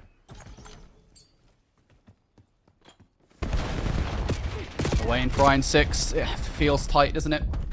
Salient trying to survive around the tree. Down to 17 HP goes. Maskey's maybe way in towards kitchen. Would be nice if you could... just too much. Doesn't get a good enough look at King of Bodhi there. And they're not giving him anything either. Haluka loses a little bit of AA due to the Maswan trying to make advantage of that. He is staying in the Hornet's Nest for very long here. Almost transitions into a second gunfight. Drills, escapes, brings us down to a 1 versus 2. But you know what the issue is here. We can see that bomb down on the minimap. Yep. Pancaked right down. Drill's trying to swing for information. I think the Straddle is actually just covering that. Sees Nox. He's got a sniper rifle. Gets damage. It's info. Expecting for the next challenge. Only had the pistol. Didn't have the gun ready and up for it. So it's a 6-0 here. 250-50-ish, I think, on the Colossus hard point. And face Falcons. Wouldn't you know it? 7th seed. And beat the brakes off the 56. Or 58. Sorry, excuse me. I, for one, am shocked. I cannot believe that has happened. I feel like I've been bamboozled. I was promised a 9-6 victory by the COD gods, and we were denied. But, I mean, look, it's one of those situations where, again, you don't have to stress this. You are literally going up against one challenges. Like, what at that point, if you can, try and take a round, I think you'd be happy. Obviously, we don't know what the hard point was like between these two teams, but I think just being competitive, obviously, I know a 6-0 is not competitive by any stretch of the imagination. But I think if you're a roster in the situation, obviously you've got the lower bracket, so you still have your tournament lives alive. You just kind of have to laugh it off, right? At the end of the day, what does it matter? You just lost teams in the game. Oh, damn well. Taking a look at other teams around the grounds, though, looking across this, I mean, looking at these teams here, obviously you want to see who actually it is, because I recognize the faces. Oh, this is an interesting one. This is incredible for us, because obviously you and I have casted Air Force tournaments before, right? So we both recognize Hale and Cabasay as players the Air Force tournament, and they are really damn good. So actually, I think for this I do have recognizable names. I think for Dua particularly, he's a player that, has gotten a lot of love this season, has maybe faded off a little bit, but people looking toward the next big thing in chat. I think this is the team say that could absolutely knock the ZWG. Yeah, I mean, Prod's been like a top 32 Reaper for a long time. Just pun intended for his teammate Reaper, who's also just been grinding away Challengers Cups, S&D wagers, just a part of that group. So yeah, you're right, Cabasay. I mean, playing along with Hale, two names that you, me, Colin, Andrew, all of us, just collectively, we've seen these guys game, man, and we've even recent tournaments have even talked to them through interviews, how excited a lot of them are just to be able to represent their gunny, their skill, because these guys game, and that's clearly coming across here as far as this map 1 is concerned. 50-point lead, nice retrain there from Saint Foley, gonna be able to get himself combined with Hale up to a 5 spree. They are just commanding this rotation. It's a good setup. Great map for Team Cabasay so far. 60 points or so to the good. EWC though, EWG, excuse me. The numbers, the colors, excuse me, are flipped, by the way, folks. So, just if you're wondering, Team Cabasay are not orange; they are actually white. Irrespective of that, though, it is going to be EWG in control of the rotation here for the moment. Dua and Reaper will combine for a couple of kills, and that should be a back 20 that goes their way. I think Team Cabasay here is kind of brace for that hit around the back line. Notorious able to take down one, and yeah, it's just basically setting up as solid as a wall as you possibly can to prevent the rotation. However, a couple of these players in rotation are now going to go down. Back spawns are no longer guaranteed because Team Cabasay are going to shout for it. Dua throws a stun at the wrong time, but Dilo is good for the double, and that is about as quick of a break for those rotations as you could possibly get. That is unfortunate if you're EWG. Yep, very. At least you were able to diminish the lead. WG though, still fighting towards the back, just trying to stay alive. Was Dilo playing for his life, but nobody anchoring to the back spawns, means that Hayes spawns in, gets his teammates to bump forward, NPC go burn. It's just going to be able to get themselves just about another 15-20 seconds here as far as this P4 is concerned. They know that all of the enemy team BWG just have to flood through the front. Just one more player to flank through the side. It is Reaper, but the moment you spawn back up, you pick that up, you get Reaper in for some damage. He can't even challenge. It's a great transitional of events from Team Cabasay. Now Team Cabal in control. Would be nice if they could get this back into so obviously that 60-second advantage that they garnered off the back of that reputation. Team Cabal going to keep that for the moment here. Now looking to try and break through. Notorious on the turns, almost gets to number 6. Thankfully, he is good for the handoff though. And now Team Cabal in a great opportunity here. They flip the map out. They've got those all-important P2 spawns. EWG, well, they know it. They're going to be fighting now for that P1 control. Oh, absolutely. And he's just going to continuously throw numbers out. I mean, that's been this map so far. Just who's been able to allocate and throw more numbers into a specific location better than the enemy team. Been able to see at least the setup over by P3 from Team Cabal. There hasn't really been much macro outside of that. It's just spawn, get into position to play for the trades. It's a Colossus bang out. Duo's playing for at least a statue. Good reposition to at least give his teammates some time to pinch back from the blue side. So fighting for the closer part of the victory is Team Cabal. You can see where they're positioned on the mini-map again in the white arrows. They already have the sponsors towards the back, but no one's watching the flank. Duo's already through. Cabal has read it, but Duo, as you said, has just flipped the net a little bit. Find the first kill. How much more can Duo do? Big double now, and that should be the spawns flipped, especially as Reaper and Prod have soaked up the rest of the kills around the front of the hard point here. Huge opportunity. Now for EWG. They've broken through. Now you're just going to try and reinforce the front line. That's exactly what Prod is trying to do. Hale with the immediate trade now through. Team Cabal now starting to poke holes in the defense here. Hale, oh my goodness gracious. The headshot multiplier gets him a freebie. And now it is Team Cabal through. One more player to potentially do something about it is Duo, who will only find one. And this should be the end now as EWG have to fight to get back in. Yeah, 20 seconds left. Still ample time to close it out, but the contest will at least extend it towards another hard point, but they're flooding from the front. Can they find the necessary trades just to flip them out from spawns? They do. So EWG, they are spotting in towards the back. Now they have to focus towards the front. Again, we got to rotate over towards new. EWG, though, giving themselves a fighting chance. They are fighting with fury, just crossing the map, keeping any red dot they see on their mini-map Brody trapped, but Notorious inside of the mid-cut finds an answering 3, and that might just put the game out of reach. Yeah, especially with that flanking play coming through. Actually, hold on. One player now left inside. Notorious can only actually find one. So, EWG here, holding on here for the moment. And I like this play from Reaper. Big play on the flank, though. Cabal going to take D-Lo down, and now that's going to reactivate the pincer movement. The response from EWG is to get themselves in towards tunnel. Survival mode goes all right. Notorious for the double, and that should be all she wrote. One last play from D-Lo. It's not going to happen. Team Cabal, how about that for a positive surprise here? They are going to take EWG down in this Colossus hardpoint. And we're seeing familiar faces, names all across these opening handful of rounds. This is probably the biggest surprise out of everything. And it's just, it's a different level of just absolute velocity being shown at the end. We miss it, but like, I mean, even Cabal was like standing up and said, sorry, getting a little chirpy. I mean, those guys get real as far as like the AFG tournaments are concerned. We knew how much they wanted this, Brody. You can see them representing their respective jerseys as well. So it's nice to be able to see the grind come through, especially against some notable names here on EWG. Yeah. 40 and 24 out of Notorious. That last triple that he was able to find put the game just a little bit further out of reach. Just playing his life like a true rat there inside those tunnels. But Hale going 33 and 29 on the opposite side. A combined 60 kills between Duo and Reaper was not enough. But the one that stands out more than anything is that damage number out of Saintfully. 4,700 damage. Golly!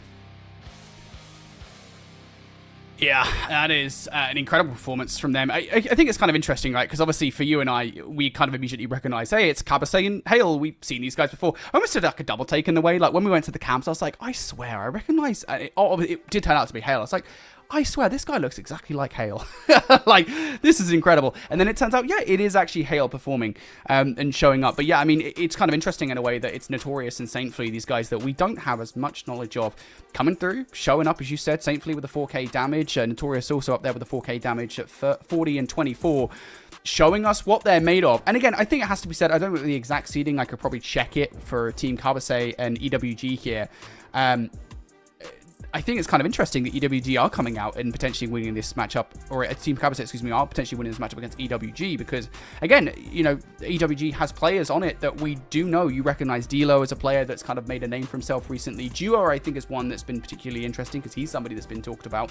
I think I would consider this as one of those kind of challengers upsets where, you know, Team Cabal are coming in here and saying, hey, we are not to be messed with. We can definitely take down some of the big dogs. Yeah, I mean, big dogs is a little bit of a stretch, but I mean, like they're at least able to get medium-sized past dogs. What I'm gonna call like the enemy team is like what I've kind of coined them like for a real long time, and for like a lot of teams that fall into this category, like they're top 24, top 32 Reapers, right? Like just a select full of teams that in their respective region would cheer for North America. They never broke past like top 24, maybe a top 16 here and there. Maybe a handful of those players for EWG. I know that D'Lo had like his major stint back in like BO4, MW19. But it's all going to be very, very interesting to see how it pans out because they are putting them to the absolute test. And no quarter given, we are right into the raid search and destroy, or it's a 2v2. Team Cabal on the defense. So worth saying, by the way, guys, this is winners round 2. This is a kind of a brutal round regardless of what happens because the winner of this one more likely than not is going to face Family Ties, which is Darkside, Phantom, Symbols, and Detain. So it's not, it's kind of like, you know, you do something right, you've done all your chores, and your mum gives you a meatloaf for, for a whole meatloaf for doing chores? Wait, sign me up.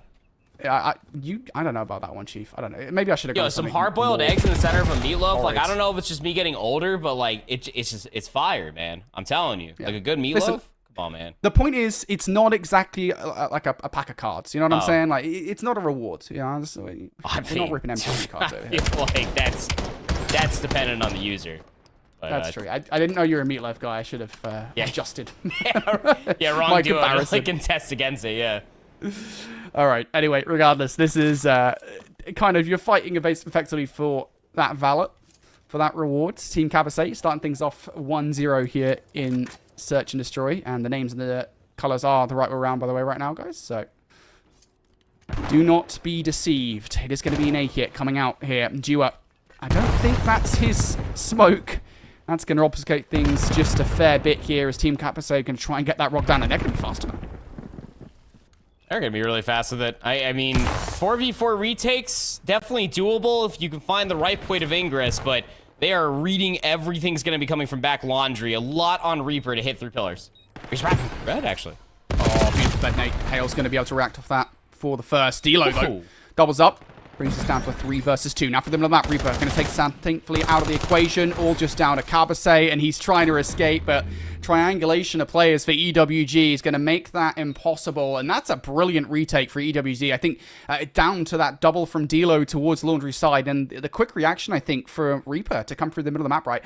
I think that's maybe one of the differences between some of the better teams in the competition and the worst teams, I want to say, right? I don't know if that's the right word, but you know what I'm getting at, right? Where it's just like, I think quick reactivity can sometimes be the bane of their lives if you don't have that.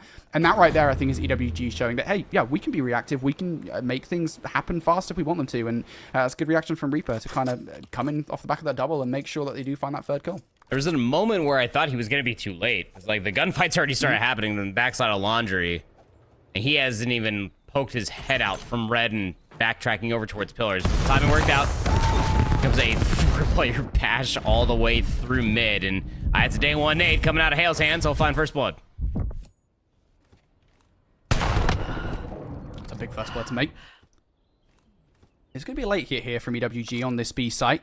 Got to be careful because Saintfully is making an equally late flank through. It is worth saying they are watching it. You can see D'Lo keeping his eagle eyes on that direction, and this might be a double fake. That glass smash should have been heard. Maybe not in the land setting, though. Sometimes there's a lot going on in the pit, and you might not. It doesn't matter too much, though, because Saintfully has no idea that this cross has happened backwards. So literally no information here whatsoever, and now Saintfully, doesn't get a freebie, has to work for it, but ends up getting the players lined up. Third one, potentially for free. Saintfully goes to the pistol. I'm not sure if he got that kill or the flanking player did. Either way, Saintfully paramount in that round.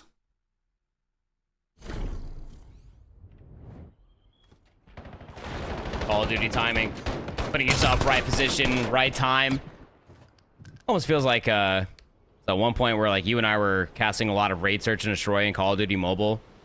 Like the most time that I've had spent in the map mode combination since like Cold War. Yep. And in 5v5, I mean, like, always having a player back garage, it's, like, always super expecting. It makes me, like, super nervy whenever I'm playing, like, rank play. I always, like, check back garage. That play scares the piss out of me, especially when you know your AR is back there. Thankfully, though, able to find that 2-piece, like you're saying, very influential. Like, keeping this momentum on a freight train. Smoke is already out, trying to get this quick plant. Oh, beautiful nade from Cabal. How about that for a money shot in money window? Hail through the smoke. Oh my goodness gracious, gets the headshot with the NPC. Now he just needs to play his life. Have to rely on Notorious to keep an eye out for D'Lo. Actually, Notorious is a bit of a janky fight here. Fortunately, the cover is beautiful from all of these guys. And it leaves Reaper left stranded. How about that for some team play? Granted, there's some banger shots coming out with the nade and the shot through the smoke from Hale, but still, that is just beautiful team play. Some serious comms coming out from the opposite side for EWG. Just like, guys, we got to be ready for these challenges to come through. It's just super rehearsed. It almost feels like these guys like sat there and like just talked about all the different strategies well before. Like they're just playing at a different macro level compared to the opposite side of their table at this current moment in time. It's like they're playing chess where EWG are just playing checkers. Just nades coming through, good trophy systems to keep themselves defended. EWG are rocked, so much so that they forgot the bomb off spawn. So this hit is going to be delayed. Cabal is playing inside of Tiki, gets info onto 2. D'Lo's going to find that first blood, though. It's a really good reaction out of Team Cabal as they're working to flip the map.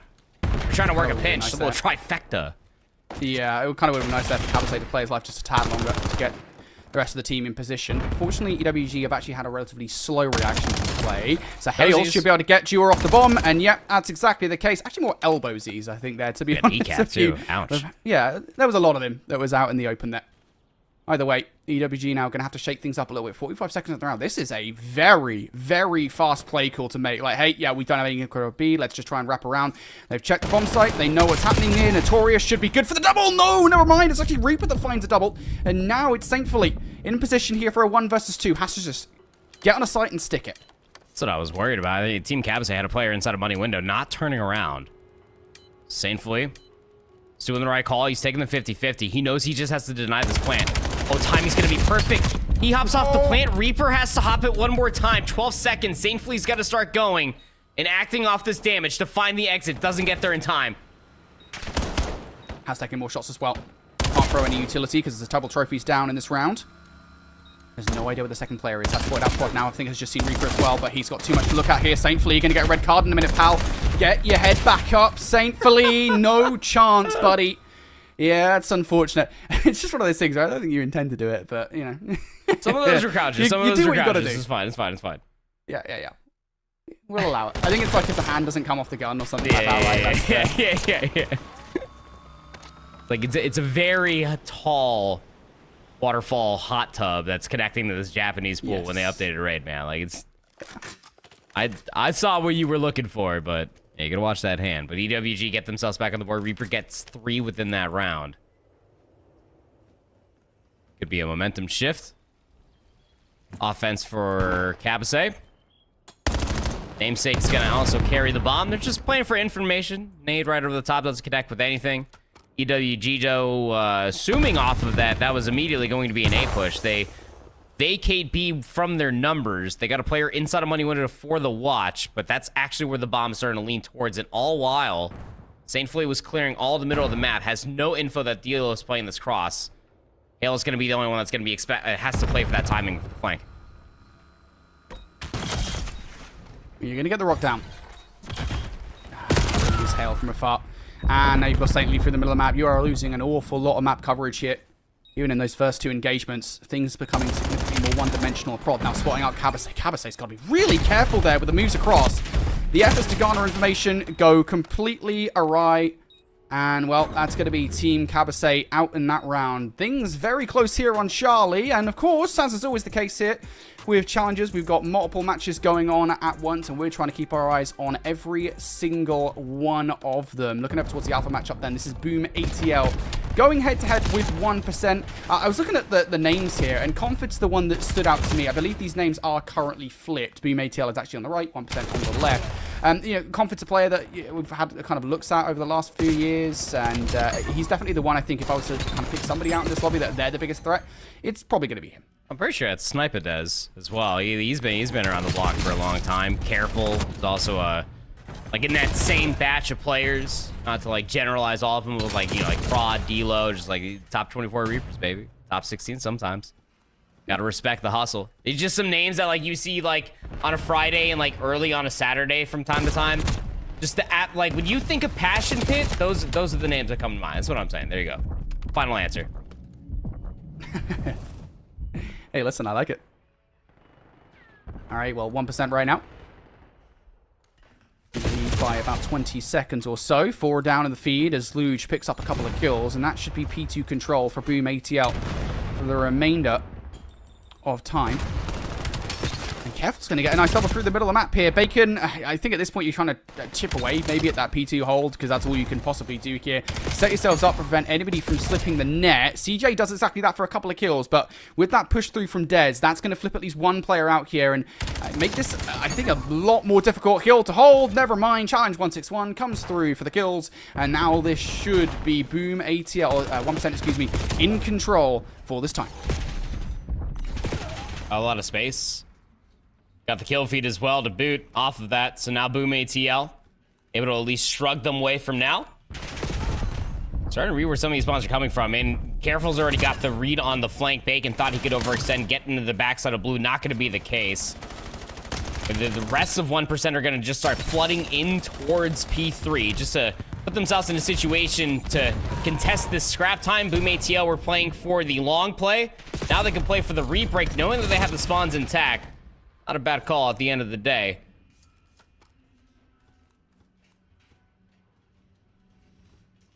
This is an incredibly close game between these two teams at the moment. It's going to be Boom ATL in control for the moment. Keep an eye on player number 8. That's Careful, Hugh.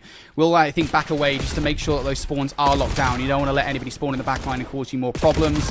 And he also provides a nice backstop when Luge finds a couple and ends up going down. So really good team play. That's the problem, though. When you don't have anybody in the back, those spawns can get a little bit janky. The spawn out has come through now for a couple of players. It's been red. Challenge 161 is going to find the gunfight off the back of it. And yeah, I mean, you're trading things out here, but you got to make sure you got somebody locked into that back spawn, because if not, they will fall away from you. Got 2 players playing for it as well. Both 161 and Bacon. And it's a good read just to know that Boom ATL will be overextending for those spawns and towards the back. You're right, Brody. It's like a double-edged sword just to try to break P4, same as P2. Colossus is harmonious in that regard. You do have to play for those spawns while also relying on the 2v2 from the front. So the competitiveness here, as far as 1% versus Boom ATL is concerned, will not yield, as we were just about dead even going in towards the second game. Actually, I think we might be just dead. Oh, no, they hop off the scrap time, but that would have been impressive to be able to see 89 to 89 perfectly going into P1 again.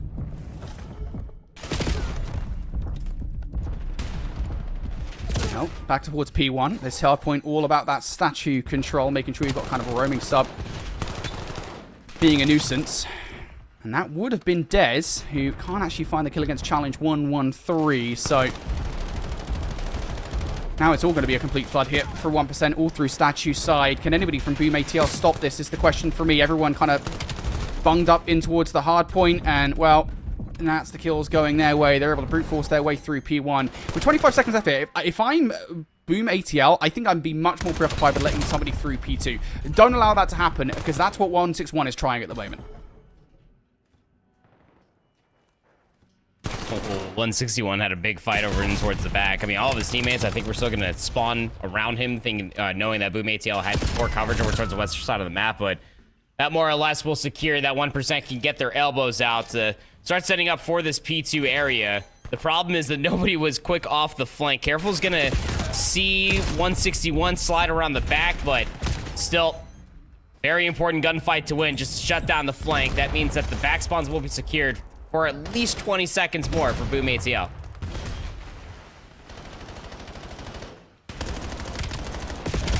.35 on the clock.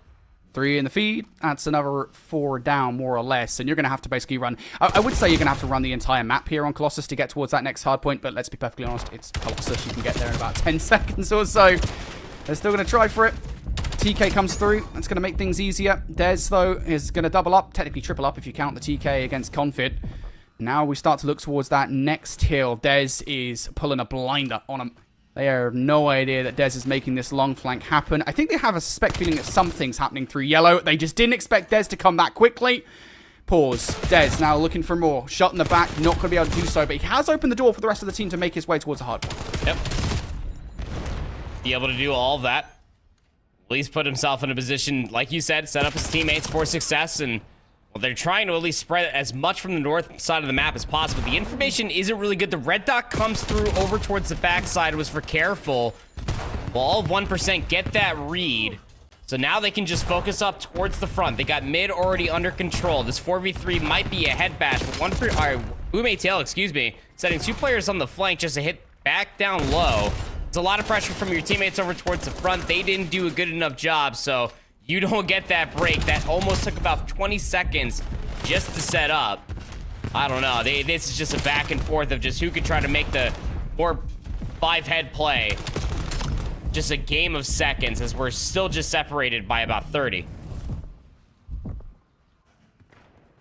Yeah, this is an interesting approach towards P4 as well, right? Again, listen, the one thing I want to see is I need to see somebody in the back. I need to see somebody in the back consistently because those spawns can flip out. They are volatile as hell. Yeah, just literally, look, think about this like it's Black Ops 2, okay? I know that we don't like Clifftown as a map. Obviously, it brings back Black Ops 2 memories. We're not playing Clifftown, though. We're here on Colossus. Just think about Colossus, anchor those spawns. Yeah, imagine. We've already had one Clifftown today. I don't think we're going to get another one. Either way, just have somebody in that back line. There won't be any wayward spawns, and we don't have to be concerned because when a scoreline is this close, you want to try and get the fundamentals as good as possible. And that seems to be the play right now. 25 seconds on the clock here for Boom ATL as they are just keeping their gunnies up around the front of the hill. It's the only really viable path in towards the hard point here for 1%. They're finally going to send one player in towards P1. Careful's read it, but doesn't actually win that fight. But again, I think just even the resistance is going to force that player back because if he gets into another fight that week, there's no winning it. And that means the remainder of the time does go Boom ATL's way. So a slight advantage right now for Boom ATL, but it is shaky. Big double over the top side of statue coming out from Luge. That means that Careful can just hop immediately back up. Luge can now watch the flank. Very tight corner. Yeah, just going to be playing off the cheeky angle off his teammates. Point of Ingress, and he's going to be able to walk away with now a 5 spree, shooting more players in towards the back. Give him that 6. Has the read for the 7th, but not enough HP to be able to convert that. Still, damage is done. Boom ATL, they gripped the steering wheel of this car of a map number 1 just a few moments ago. They are not letting up. Yeah, this is a total change of pace here, isn't it? Boom ATL have taken full control. They are the ones in the driver's seat now, and they are driving this car at 200 miles per hour, 1%.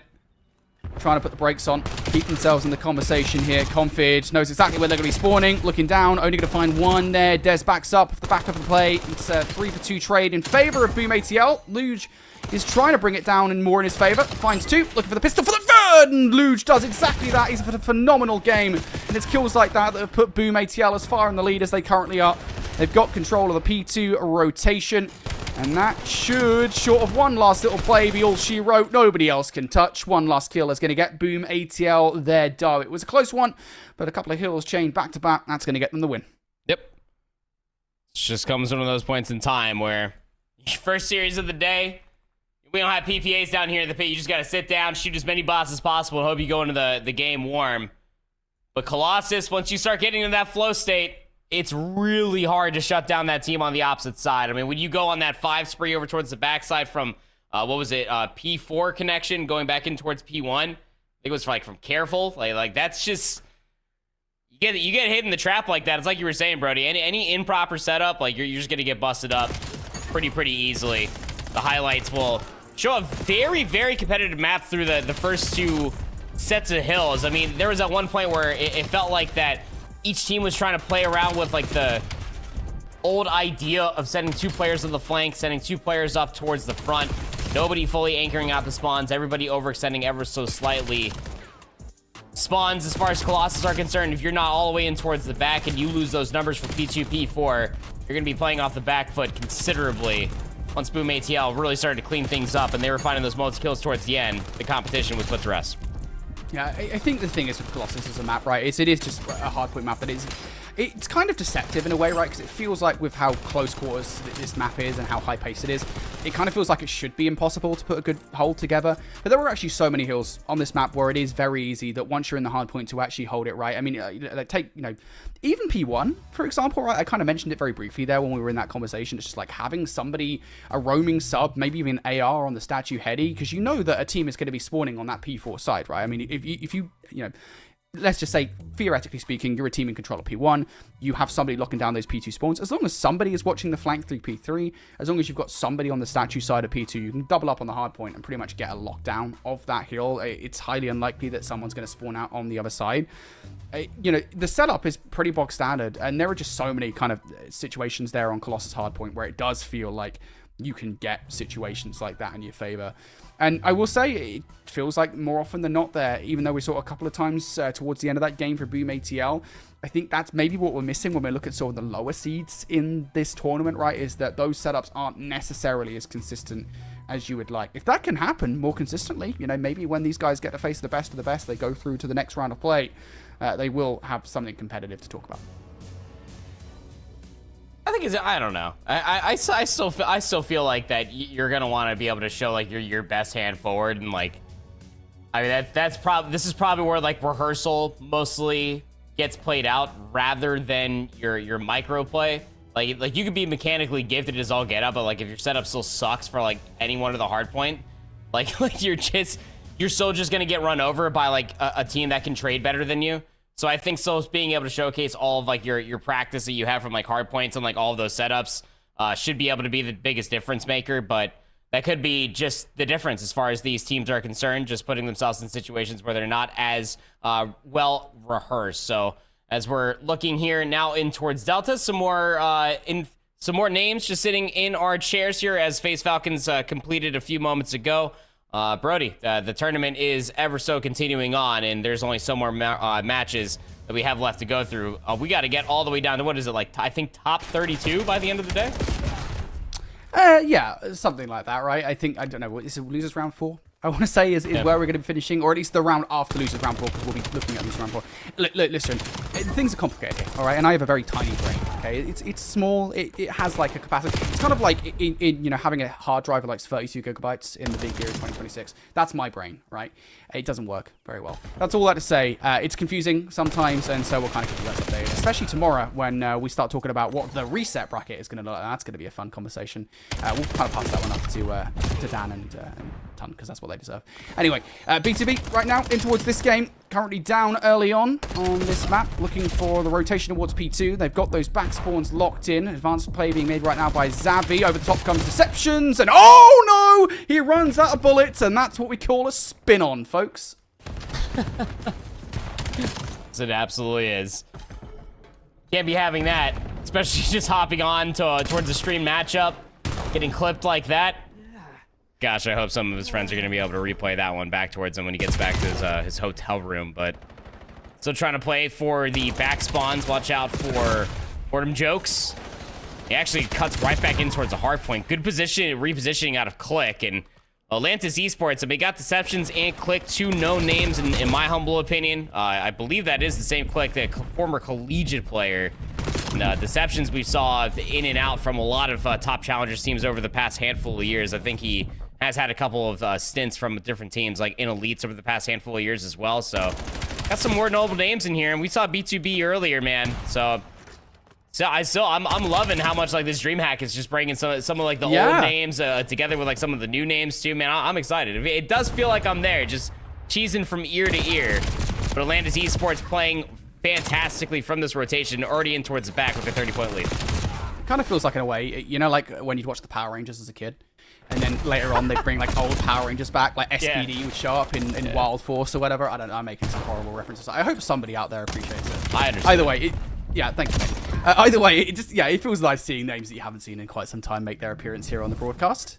Atlas Esports have some names among them, and right now they are just about in the lead here in this game. Sevi trying to make his way through towards this time. This hill is infamously difficult to break. You've got to get somebody towards the back line. They have dealt with a player that was towards those back stairs, so Xavi going to have to plug that hole. It's not going to happen, so back 15 should go Atlantis' way.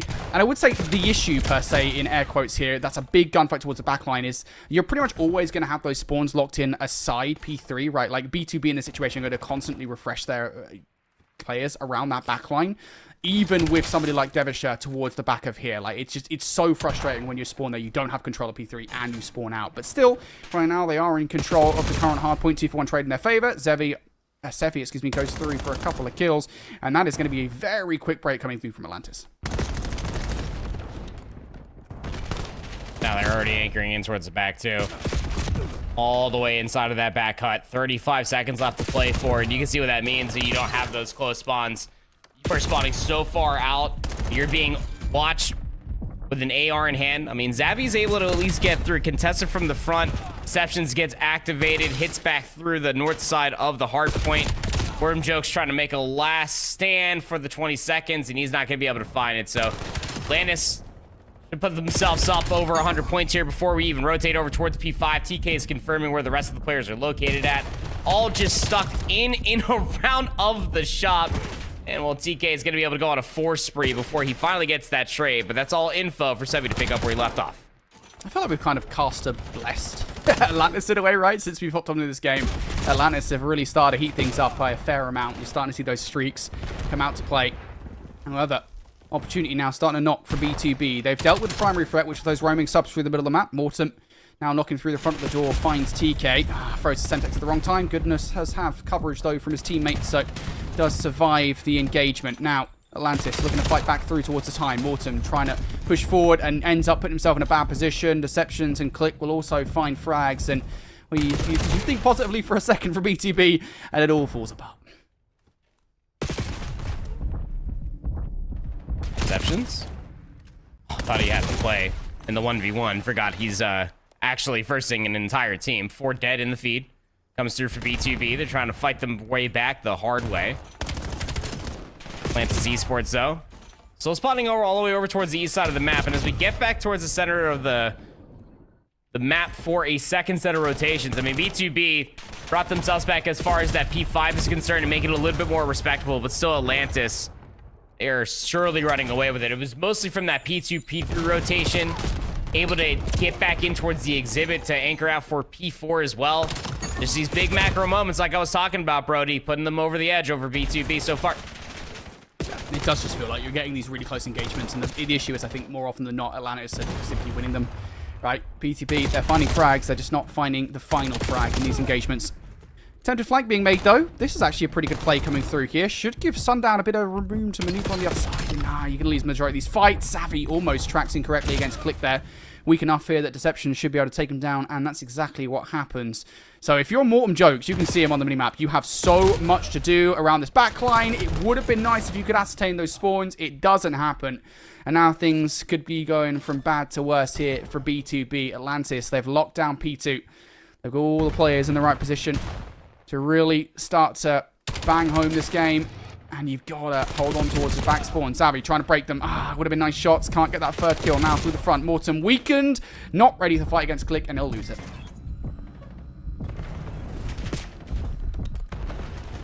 Now you got to somehow hit this flank. Hoping for a timing was Sundown, and I just sets up TK for these multi-kills. Almost got himself a, will look like a near shot punch, but Mortem Jokes will dunk right on his jaw. Just a bright moment coming through from an absolute disciplined P2 yet again. The P3 rotation is threatened once more. I mean, Deception's just hopping in and out from this bridge. Confirms for his teammates off of their death that, yeah, B2B are... It's very difficult to break. They've got a couple of kills actually towards the hard point now.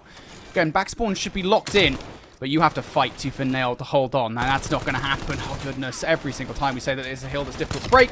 BTB proving us wrong. Xavi and Mortem combined for 3, and that's a very fast break here for what should be a hill that's easy to hold. Now the setup is in B2B's favor. Get your irons up, folks. Atlantis are going to be coming in your direction. TK, flanking play. Tap it up from behind. Not ready for the fight. It's just so unfortunate. Deceptions can maybe do something, but can only find one. Yeah, what a break from BTB, and what a point in the game to do it as well. You are in the hole, so breaking on that hard point, that is a crucial moment that will keep it in the conversation. Yeah, a massive moment out of the Defesia? I don't know. Devisha? Devisha. Sounds sassy. Forspree, though, I mean, from that break, puts himself in a position to start clawing against this lead that Atlantis has. You go over towards what is another iron grip on a known hardpoint in this map 1 for Atlantis thus far in B2B. They shoot a dud as far as the opening break attempt is concerned. Deception's playing lurk roll all the way from the center of the map. Now he'll set up for a pinch before he even gets there, Brody. His teammates have killed everybody else. So B2B gonna spawn in towards the back. This one is all but dusted for sure. That's a lower round 2 matchup, so you definitely want to keep as many tabs open as home if you're at home.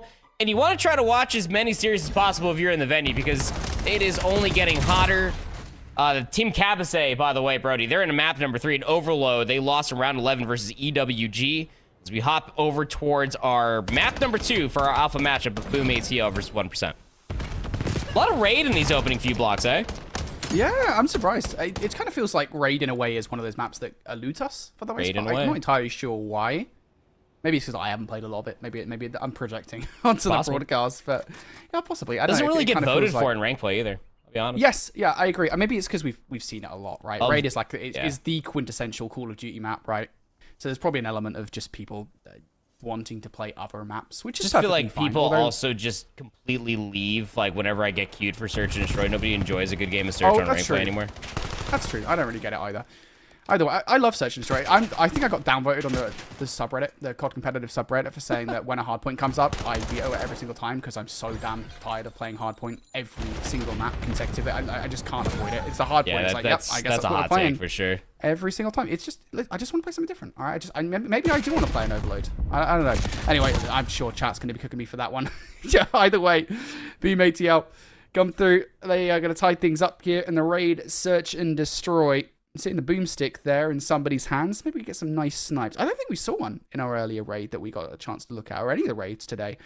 So it would be nice to see some sniping action. Nox showed one in the raid Search and Destroy, the 6-0 versus Iron 6. So take that with a grain of salt. It was like a 2v1. He slid out from like a kitchen to watch the rocks. Mm-hmm. Yeah, he had a glint. I saw it. I seen it. All right. I believe you. Thanks, I man. don't think you'd ever lie to me. Well, never say never. Alrighty, well listen, we'll see if that sniper has any effect in this game. Obviously we know that one was out, and I got a feeling it's probably either Confid that has it out, given his stagnant position on the map, or perhaps even Careful. Yep, it's the latter, it's Careful. He's got a bit of a weird position to do so inside Tiki, because if you get an up-close gunfight, you got to make sure that you do get it done, and has to get the pistol out in towards the open. Not going to win a fight thereon. So Confid, now a player that was separated out from the play. Could get some good timing on this bomb plant. Doesn't stop it going down. Will get the post plant killed, though. Immediate trade child coming through, and you're not going to get the gunfight off the back of it. That's a quick reaction coming through from 1%.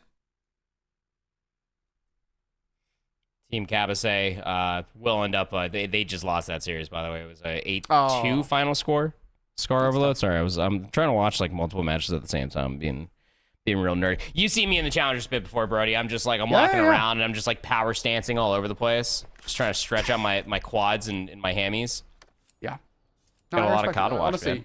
Now listen, honestly, sometimes I'm just having a conversation with you in person, and I just turn around and you're gone. I'm sorry, Yeah. you just walking away, like power walking, like Yeah, those people that walk through like Central Park or whatever. Yeah, like I'm like the bat. I'm just the Batman in the challenger spit. Just like just having a conversation. It's just like you just turn around, and just disappeared. Yep, absolutely true. Alright. BMAT out.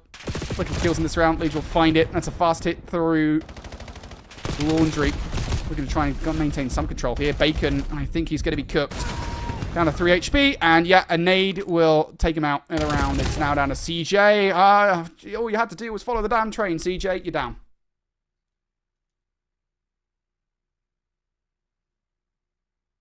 So, we continue to go back and forth here as far as this raid is concerned. Boom ATL seemingly slowing up the pace that we got towards the tail end of their Colossus hardpoint. But not a lot of utility usage to really speak about. I mean, comparatively to What did we end up having in the previous block? I mean, like, I know I'm comparing apples to oranges, but I mean, EWG versus Team Cabase, also like in those early rounds, like, here's a good one out of Careful. Should land, just I think comes up just a little bit too short, but either way, doesn't really tag anybody as Luge is able to find that first blood. Numbers here for the offensive team, trying to put them, or I'm sorry, for the defensive team as it was, but Uh-oh. there's that sniper again coming through, Brody. Process of elimination, last player top ring. It's just a nasty little trap. Give up all the position over by ring. Don't get any information through mid. Hardly anything over by pool was anything to scoff at. And then you just completely collapse once you have those numbers over towards A. So fast. It's just nice to see Sniper again. It's just nice to see. Would you believe there was a point in the season where snipers weren't going to be in the game? I still love, like, the conversation, like, it's just a weird one to think about how there was a time where we actually didn't have snipers in competitive COD because, like, what are we doing? we just couldn't. Yep. Figured it out, though. We're there, and we got Careful on a 5-3 with the sniper rifle. Whips on the first blood. Sees the second player through. I think there's an element of Bacon also spotting out Careful here. So the reaction's been pretty quick. Careful is trying to play the pusher forward here. The first man on the entry, and he's doing a pretty good job of it. Luge through the middle of the map. Maybe that's going to give an opportunity here for Careful to react. And nope, never mind. Those kills are going Confid's way, but it doesn't matter. Careful has kept his spree intact. Now just down to Bacon here for the 1v3. Gonna have to read this first corner. Doesn't fully check it. Red dot comes out from Dez, and even though he had the information disadvantage, still would expect him to get traded, but wins the gunfight regardless. So it's 2 rounds coming back and forth here, so putting themselves up by 2 now. Slowly starting to figure things out. They're just completely bulldozed over by numbers. Get that pool side confirmed. I mean, Raid Search and Destroy historically has always been a battle for mid. You can get a player on a lurk, you get numbers advantage, and that player still lurking through mid. Even if they go 1 for 1, it's just a nasty spot. You got to read 100% of the time. Careful now up to 5.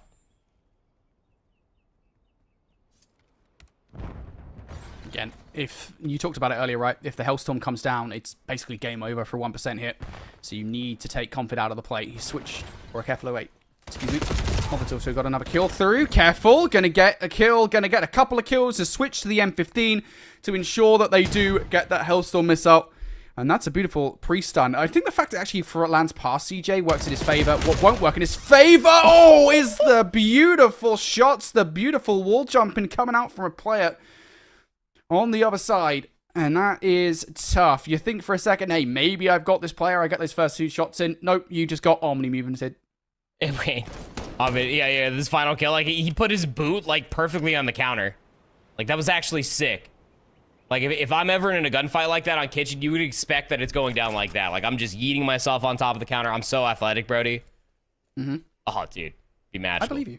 Thanks, man. Careful, smiley face now off to 7. He's got that Hellstorm missile. Massive round bounce coming through from Boom ATL. And you would like to imagine Careful's going to put himself in a position to get some information, probably call this in. Might not even need it to be fair, and this A side is all but giving up. Yeah, I think just the way that 1% are playing right now, they are being so careful. Yeah, there's a couple of kills for Luge and Confid.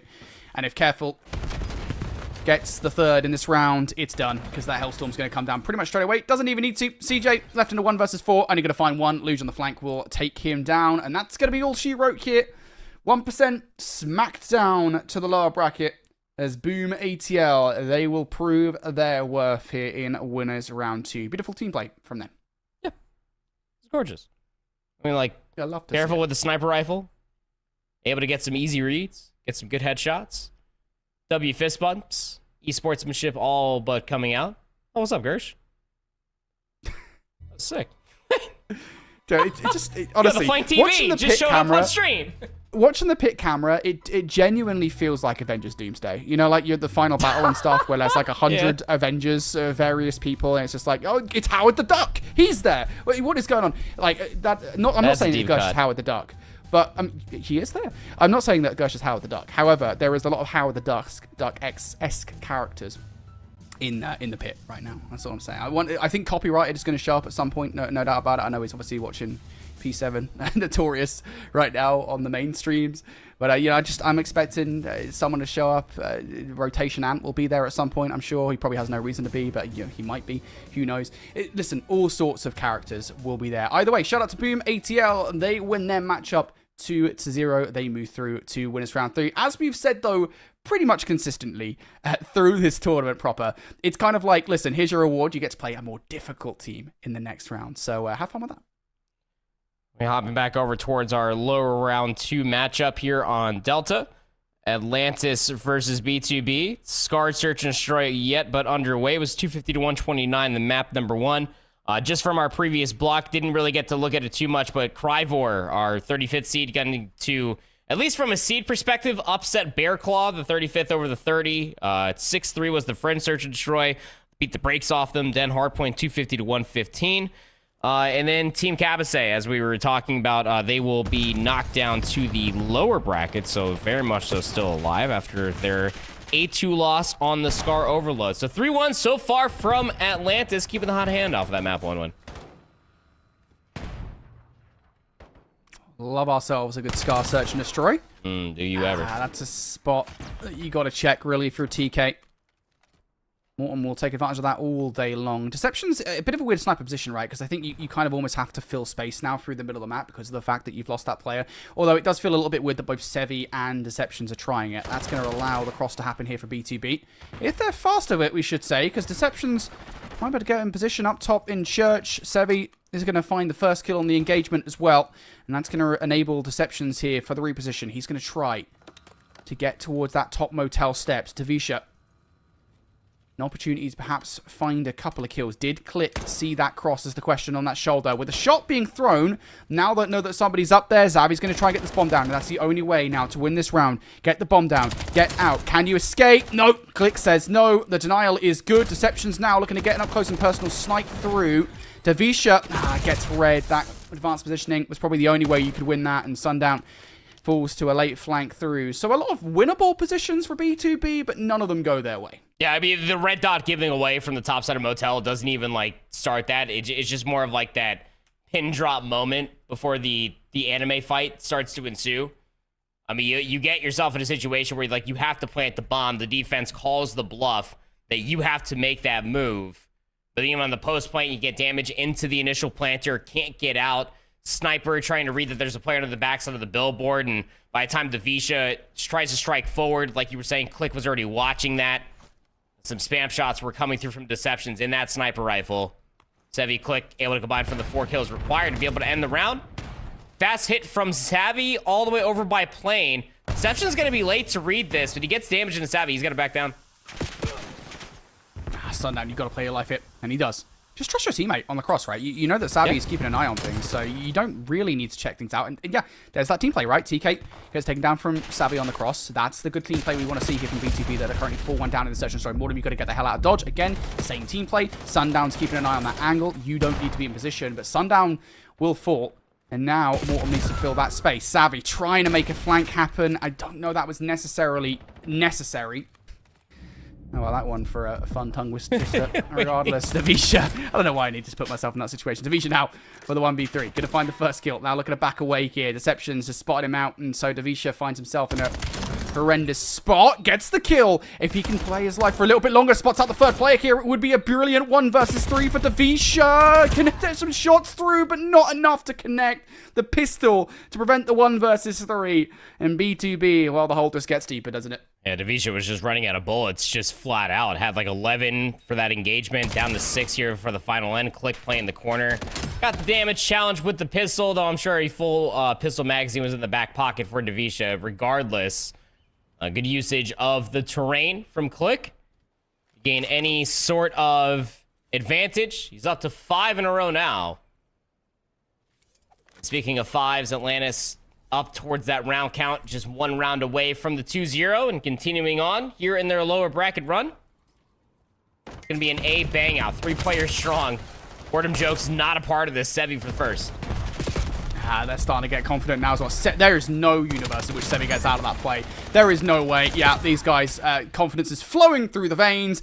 You're even flying at players and taking them down through the smallest of angles. As Atlantis Esports, they will walk away with the victory there. BTB, I think for them, you know, again, there's kind of moments where they put themselves in really good positions, and I think they kind of take themselves out of them on a multitude of occasions. If they can fix those issues, the losers bracket, well, it might be theirs.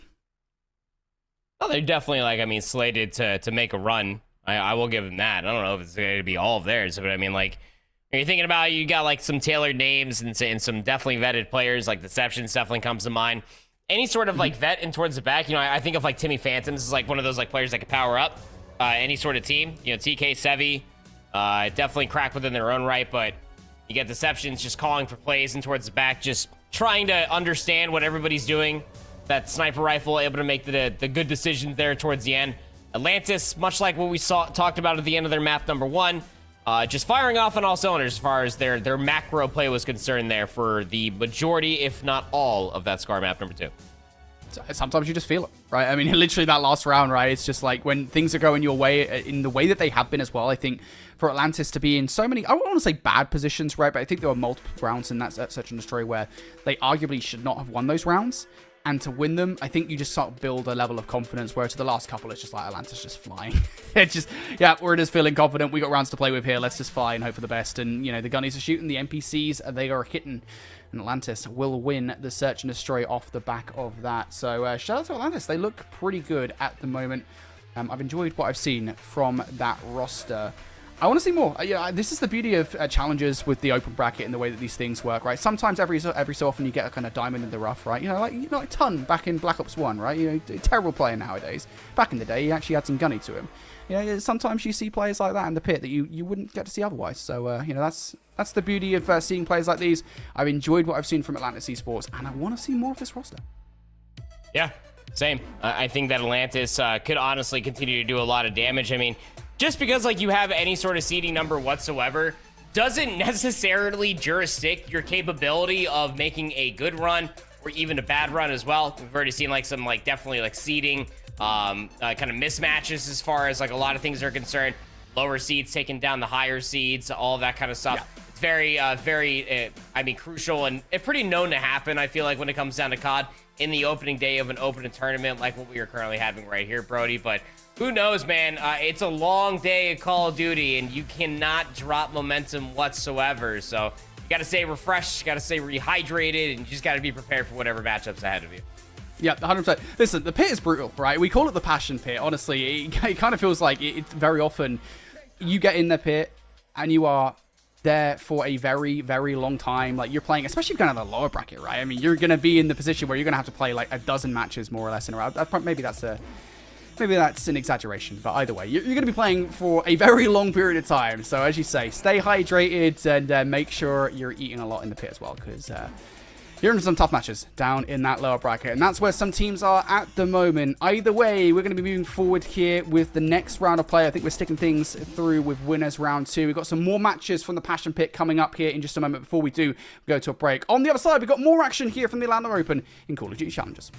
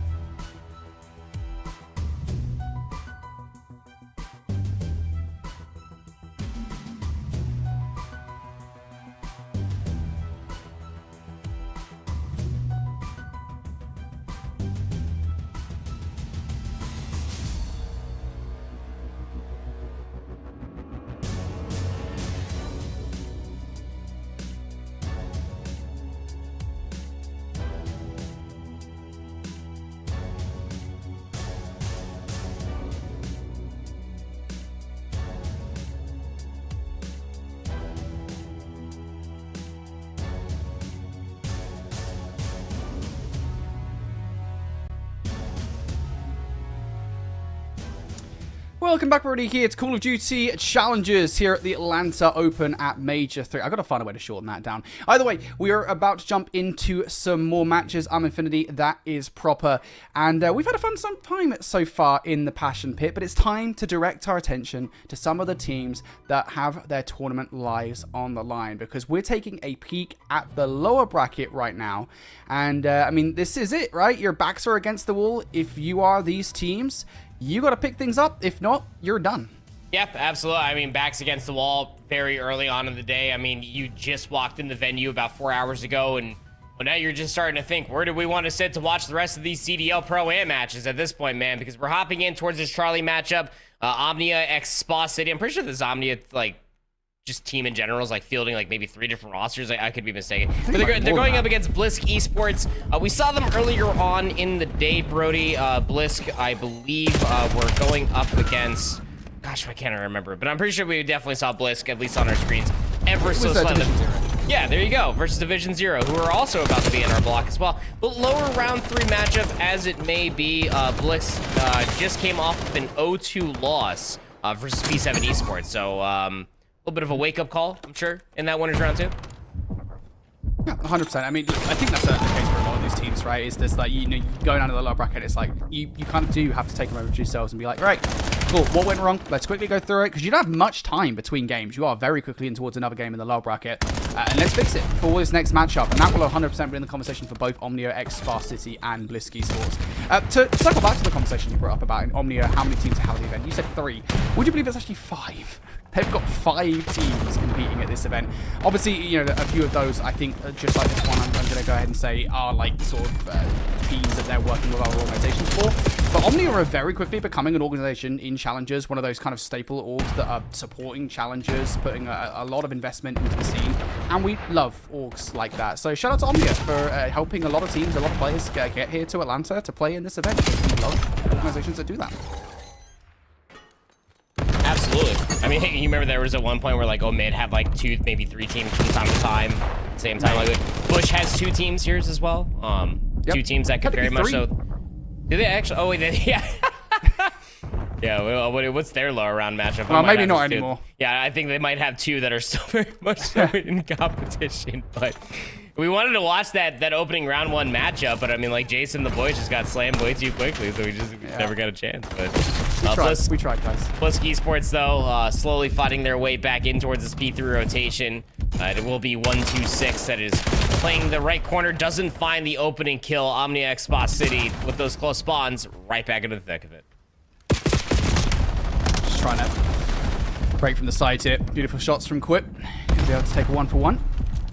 Challenge gets naded out here. So now I'm just going to have to play a little bit of an L trigger, and it works pretty much perfectly. Gets the kill at the same time as Devon is Frosty, makes his way on the flanking play, and that could be the back 25 here. Late attempt from Buddha to find his way through. Nothing peaceful about this play. And there's nothing peaceful about that wall jump, because that didn't work out. The second, however, might be able to catch Challenge 1-2-6, excuse me, off guard, and you get that final kill through. The issue is, of course, you don't have the spawns for a new, right? So you're going to have to run a marathon across the map to get towards that next hard point. Yes, you will. Yes, you will indeed. Where Quit just spawned in, essentially where you want to be anchoring. He's going to start conceding that space, just trying to give himself a little bit more time for 1-2-6 just to cut back through the center of the map. But there just comes some of those anchoring the spawns. Quit able to at least get his teammate to spawn in. Now his teammate's trying to pinch from the front. He's being met by Rizzy, and I don't even know how to pronounce that. I assume JFR GVN stands for something. I don't know what it is. Someone will have to tell me. Javin. Javin. All right, cool. I don't know, mate. It does sounds like I'm not speaking properly. Either way, they are currently on a combined 5 streak. Rizzy makes it 6, goes out into the open, and will get slammed down. That was enough time for challenge 1-2-6 to bring the Hellstorm missile down, take the players out of the hard point, but it is only for a brief moment. And you don't get any respite off the back of it either. So really not the best investment of the Hellstorm missile, especially as you don't find it with it. Lead now grown to about 2 times X of it, where it is now 106 to 58. Blisk Esports very much so in control of this hill. You got 126 playing a lurk roll through the center of the map. All of this is coming from the front, though. Omnia just trying to play for the trades, and just one double kill away from maybe trying to contest it, but before you thought about it, Swan, Rizzy, they're able to get all the way past the 50-yard line. Now Swan trying to find out where these next spawners are located at. Has a good timing. Shotguns quit right up top. Had a really good chance there to take down 126 on the other side of it, but a good break attempt coming out from Omnia Spa City, just trying to keep it scrappy. Blisk Esports, though, break back in. This is big time for Blisk. Keep this game competitive. You're seeing Omnia at least invest a little bit more into try and get this scrap time. They want to keep their advantage. They're going to send a couple of players, and Devon should be overwhelmed. That is correct. So Omnia Spa City maintain their 50 to 60 point advantage going into the second set here. Gunfight's now starting to go down for P1 control. And this is NPC City over here in the middle of Sake. Just get yourself in position to be as much of a nuisance as possible. That's what Swan's trying to do. However, he doesn't really have the supporting cast to make this one work.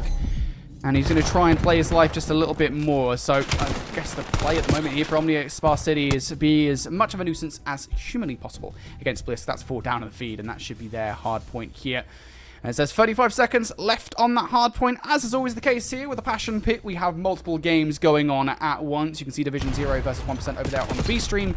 We're not going there. We've got Demon Gaming against Omnia Ouroboros over here on a Colossus hardpoint NPC Central, and Omnia Ouroboros. They're going to start things looking for that P1 control. All right, so I mean, we're getting 2/5 of the way through the Omnia teams. Got to keep cycling them out, I suppose, at this point, but trying to write. These are actually a gaggle of players that I do not recognize a single name in. And I want to say that's like the first time that that's happened in quite a long time, but it's lower round matchups for you. Colossus hardpoint, though. No excuses here, boys. Got to keep the gunny hot. Tournament lives are on the line. Colossus is always a mixy one, so expecting mixy gameplay. That's exactly what we're getting the feed. A complete pinstripe kill feed there. Back spawn still maintained here for Omnia Ouroboros.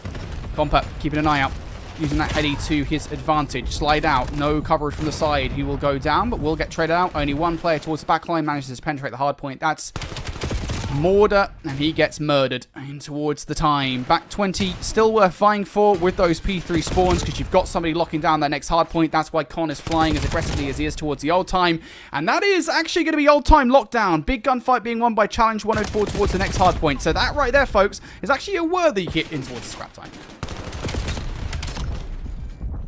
I can just try to play his life. Mortar actually does a great job being able to find that third kill. Play for that regen, pick up where his teammate just died at, and still finding kills. Chip's head rolling across over towards the yellow side of the map. And that buys enough time for Khan to come back through. Elijah gonna give up his back red dot area over towards Boat. Khan's gonna sniff him out. But the break comes right back through the front. Still a lot of time to fight over as far as this P3 is concerned, Brody. Nobody really has an ample amount of control. Yeah, that actually is a pretty good play from Elijah, right? I mean, he only gets like 1 kill, I think, in that ensemble, but actually draws enough attention away that Chip can get in towards the hard point simultaneously. That's going to allow Demon Gaming in towards this time. Omnia Ouroboros now. Looking for a way back through from disadvantageous spawns. Con. Beautiful headshot multiplier with a kill for the M15. Down to 50 HP. Not fully enough stocked up for the gunfight that he will find next. Isa looking for something, or Lazar, excuse me. I don't know why I thought I was like Lazar looking for something towards that rotation, and the trades are just not in your favor. So this feels like a pivotal moment here on Colossus hardpoint. You can't really afford to be in this position. You're already down by 30, and this is one of those hardpoints that you can lock down. Yes, it absolutely is. Chip gonna have to win this one. Oh, I saw the read on the nameplate, just holding down the trigger. Mortar's gonna be able to get the better of him. Compa now to stamp up to find that trade. He does. That means that spawns will remain intact, but now from that early damage, you're going to be in a constant state of flux of trying to cycle players around the back. Look what it does. North-south spawns over towards the P2 side of the map, Brody. Kampa's going to be back behind everything else. Before he knows it, all of his teammates are dead, and Ouroboros have flipped the spawns. And we required something from Omnia Ouroboros to do something, and that's exactly what we got. They break in for the back 20 seconds. Elijah, we're going to put on some pressure here. Okay, some space for the middle of the map. God will look in some godly shots. Only for a couple of kills. There isn't actually much of an attempt here for the scrap time. I think Demon Gaming or Omnia Ouroboros, excuse me, trying to reach in towards P1, prevent what would have been an otherwise stalwart setup for Demon Gaming. And at the very least is the effort. You'll take a 2-for-1 though. That's going to run settled Compa towards the time. Couple of different directions you've got to look here. Go for the first. Switches attention towards the second. Head on a swivel right now for Compa, but he should be softened up enough. That should be an easy frag for Challenge 104. But I like the setup here from Demon Gaming. You're starting to get players this forward and you're keeping those spawns locked in, but you do lose kills towards time. Yeah, you sure do. God trying to play here by the statue.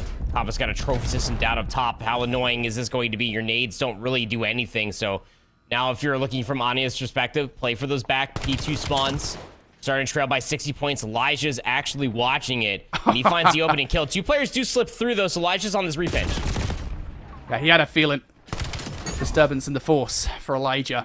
Good follow-up for Compa. It's a good effort there from Omnia Ouroboros for a second, right? I mean, you kind of recognize that you're not getting through P1. There's a deep push in towards P4 that's altered your spawns ever so slightly as Compa goes on a 5-killing spree. It's just the fact that, you know, Omnia Ouroboros, they didn't manage to get through Demon. They were wise to it.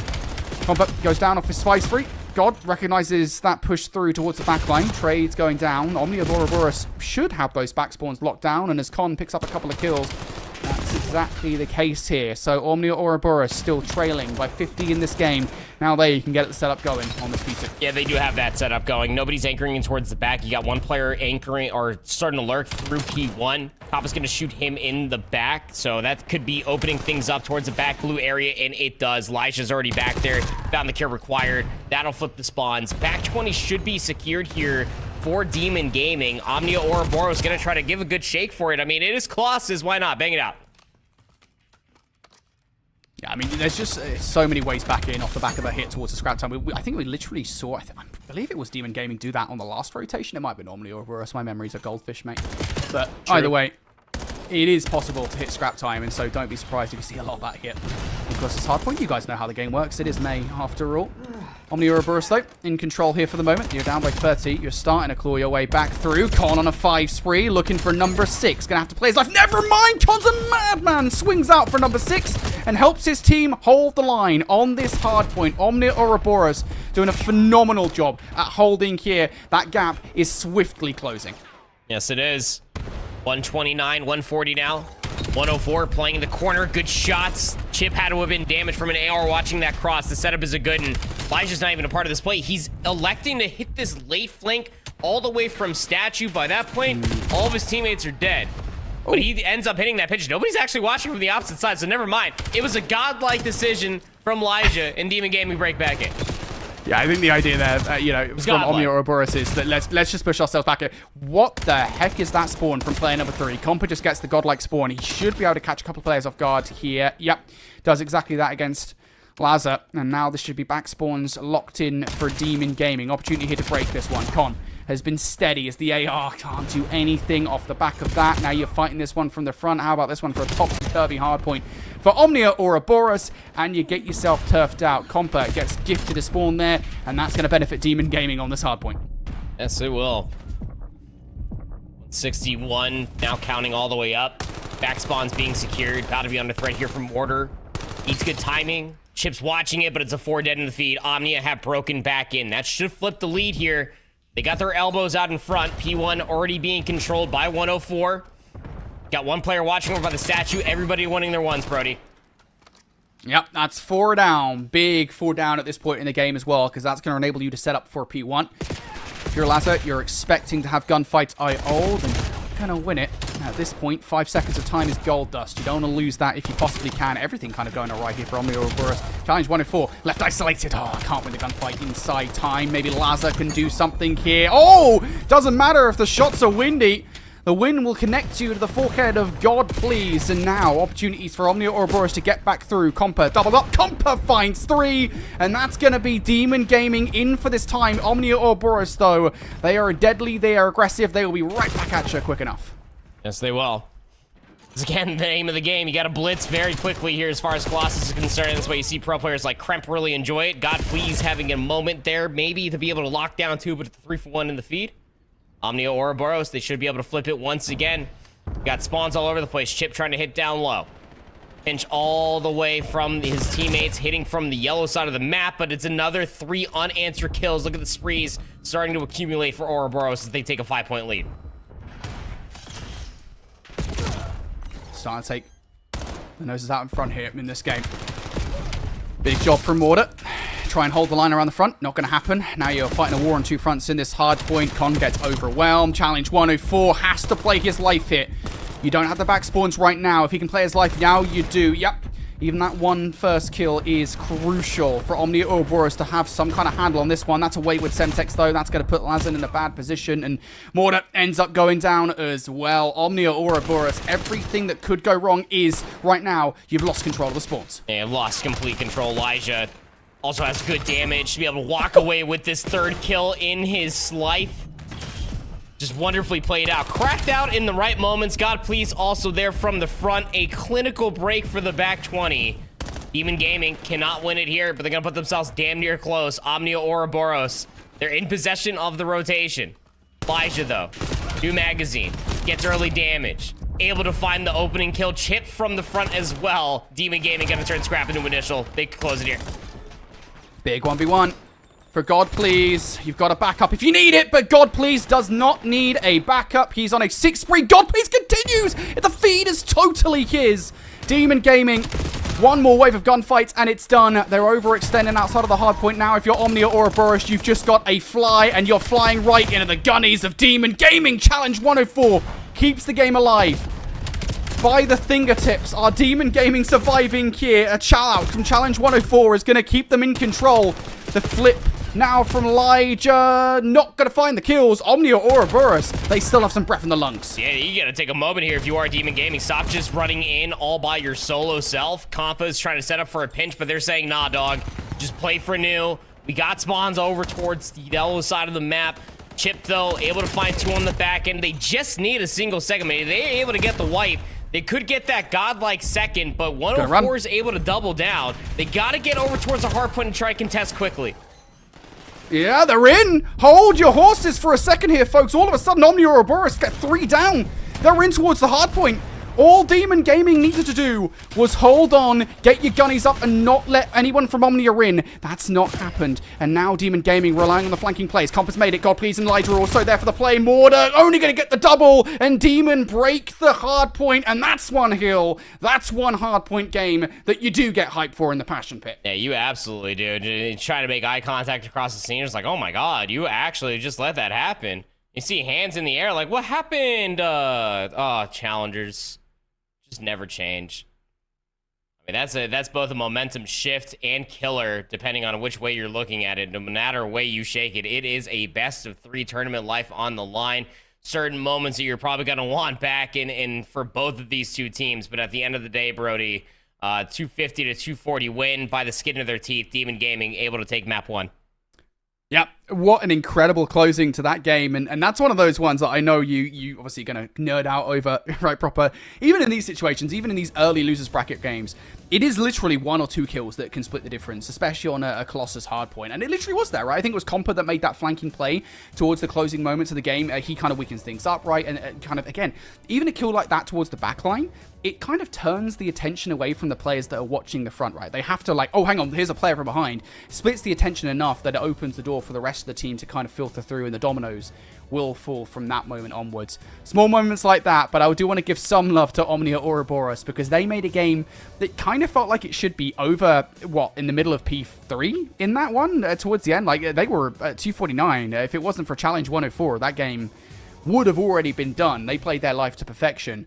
I got to give them some love because they extended that one for much longer than they should have done. Oh, absolutely. I mean, when you're down by like 50-something odd points and Demon were able to shriek 2 to 3, 3 to 4, playing for spawns continuously and vigorously at that, you never think you're coming back from a 60-point deficit on Colossus hardpoint, but making it competitive. We'll continue on with said competitiveness as we hop over to TAC Esports versus Boog. This is a lower round 3 matchup, so again, everything feeling going forward until we tell you otherwise is tournament life on the line. This is the 27th seed TAC Esports going up against the 56 of Boog. Yeah, and this is not going well for a Boog, is it, at the moment? TAC Esports get 4 down in a pivotal position. You've got control of plane for P3.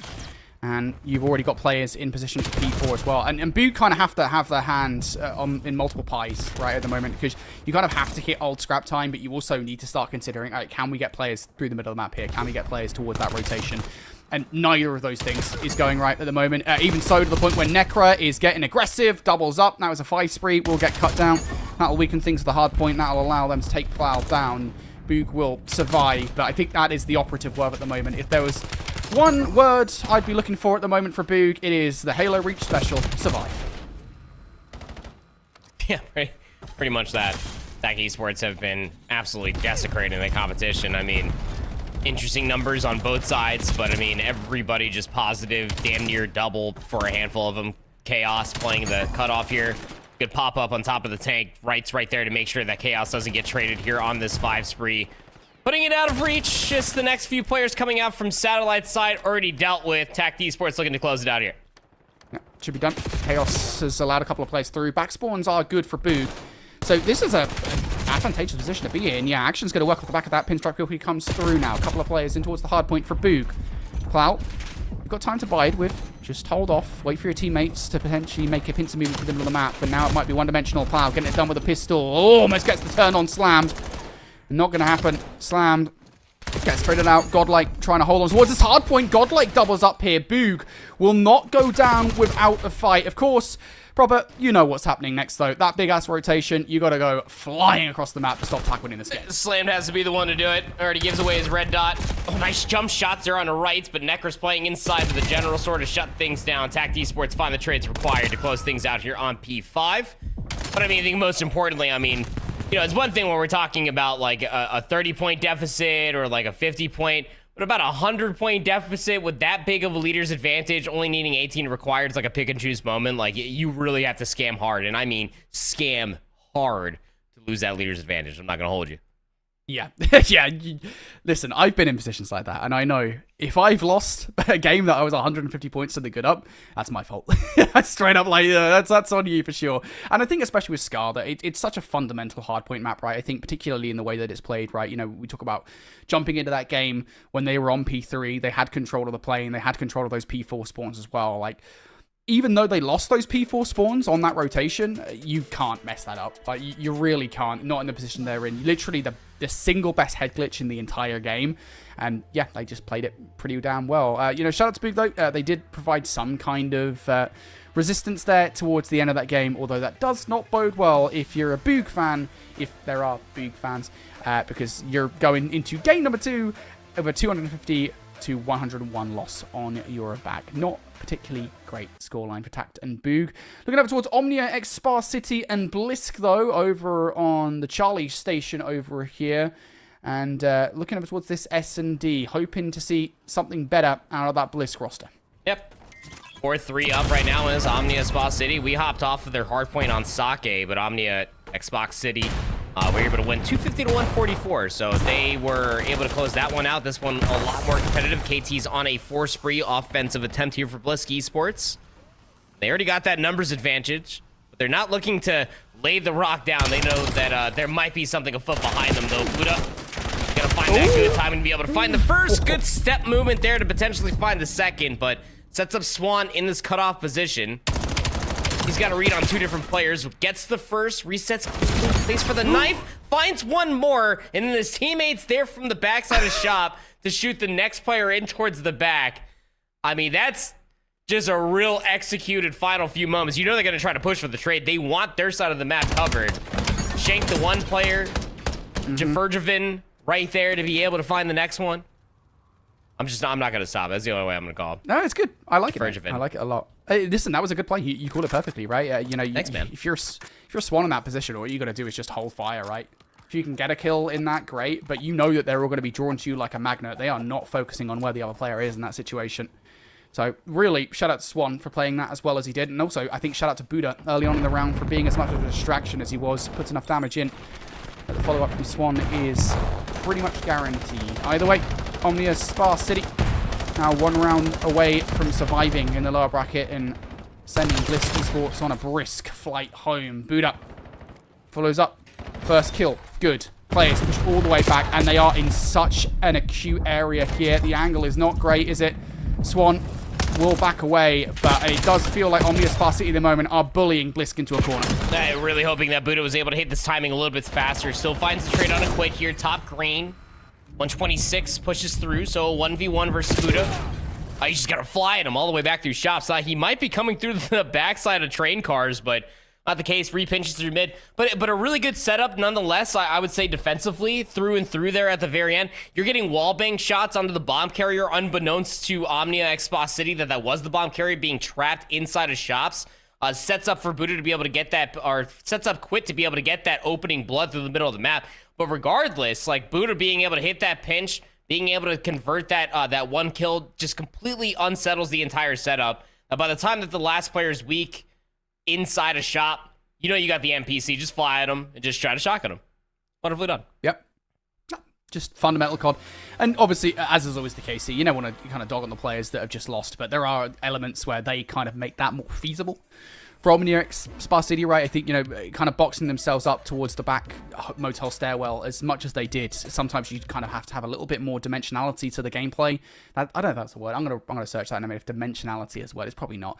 A little bit more to the gameplay is the point, right? And I think that just sometimes it's just not possible ultimately. So unfortunate there for Blisk. Their tournament run will be over in, I believe it's losers round 3 is the bracket round that we are at right now. Let's take a look at 1% and Division 0. These teams are both teams I think that we've kind of had a lot of looks at today, and both of them have kind of found themselves in kind of awkward positions where they are now in the lower bracket. Even more awkward, of course, for 1% because they are 1-0 down as we get into this Den S&D. Yeah, you're right. That is really unfortunate. Oh god, that's awkward. That's an awkward nade. That's even more unfortunate. Saw 1% earlier, lose to Boom ATL. They lost to Scar Hardpoint 250 to 167 here versus Division 0, who we also saw earlier today.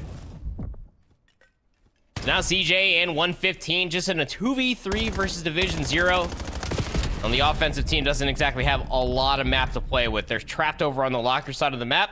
Might have to think about a replay over towards A, but it is then search and destroy. That is not an easy maneuver. Well, you can feasibly do it if you deep rotate here, right? It's just do not cross path, with challenge 117. That's the big thing for me. It's actually going to be a double back here. And as far as the double blind is concerned, I mean, you've done what you needed to do, right? You split the forces. So you're effectively in a 2v1 against Jake here for the moment. The issue with this play, if there is one, is that as soon as Jake sees this, he should make the comm, and 117 and Evoke should hop on it. But I don't think Jake's seen it. Oh, and he looks away at the wrong time. At the same time, I don't think he's been spotted here and is able to pounce. Jake, oh, the double as well.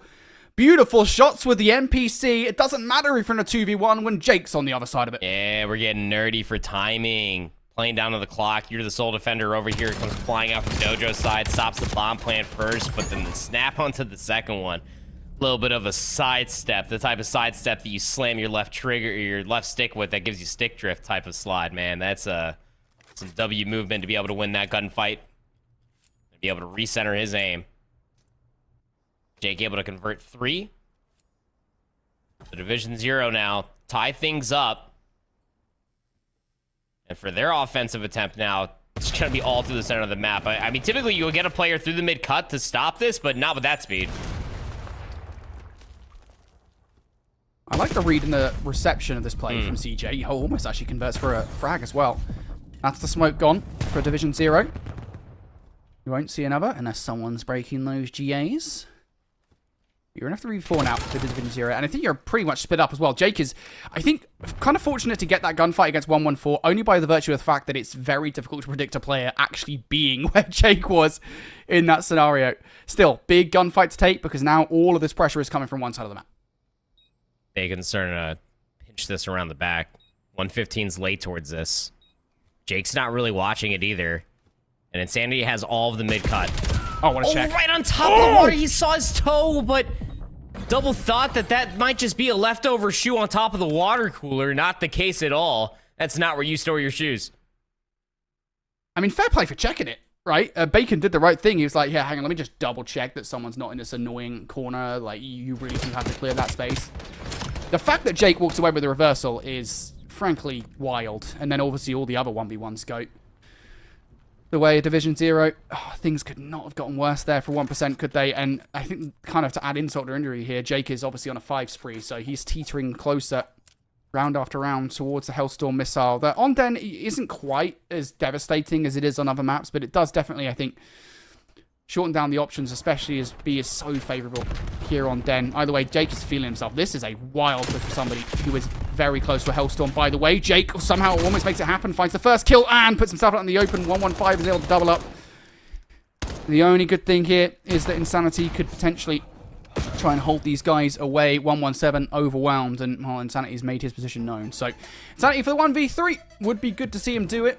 Jake will no longer get a Hellstorm missile. Division 0 and 1% will catch up with them later on, or at least give you guys the update as to how that search and destroy does conclude. For the moment, let's take a look back towards our alpha matchup here with Omnia Ouroboros versus Demon Gaming. Listen, mate, if that Colossus hardpoint was anything to go by, I'm expecting a banger here in S&D. Yeah, absolutely. And you can have multiple tabs open. We do have 4 streams going on simultaneously. Attack Esports in their map 2 right now versus Boog as well. It's also on a Den Search and Destroy. A lot of Den being played. Nice nade out from Khan. Finds 3. The read on towards the next. He looked pretty good for it, but won't be able to find it. He just throw his head back there, just thinking, man, I was that moment away from being able to walk away with. I think that was like the intended evase, but regardless, throughout this series so far, very close if you're just now joining us. It was a 10-point affair, but it was about a 60-point deficit that Omnia Ouroboros almost clawed their way back from, so certainly fighting as far as the series is concerned. But still a best of 3.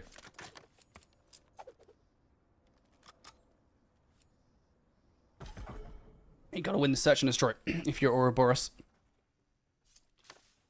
It's not easy, especially as you start to find yourself in a bad position as you begin it.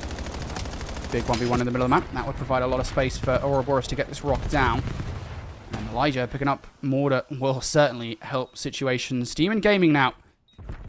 All flooding through one area of the map here. This is going to be very difficult to retake of all the headies that Ouroboros have. If you can take down Elijah, that would be pretty good. Early stun check.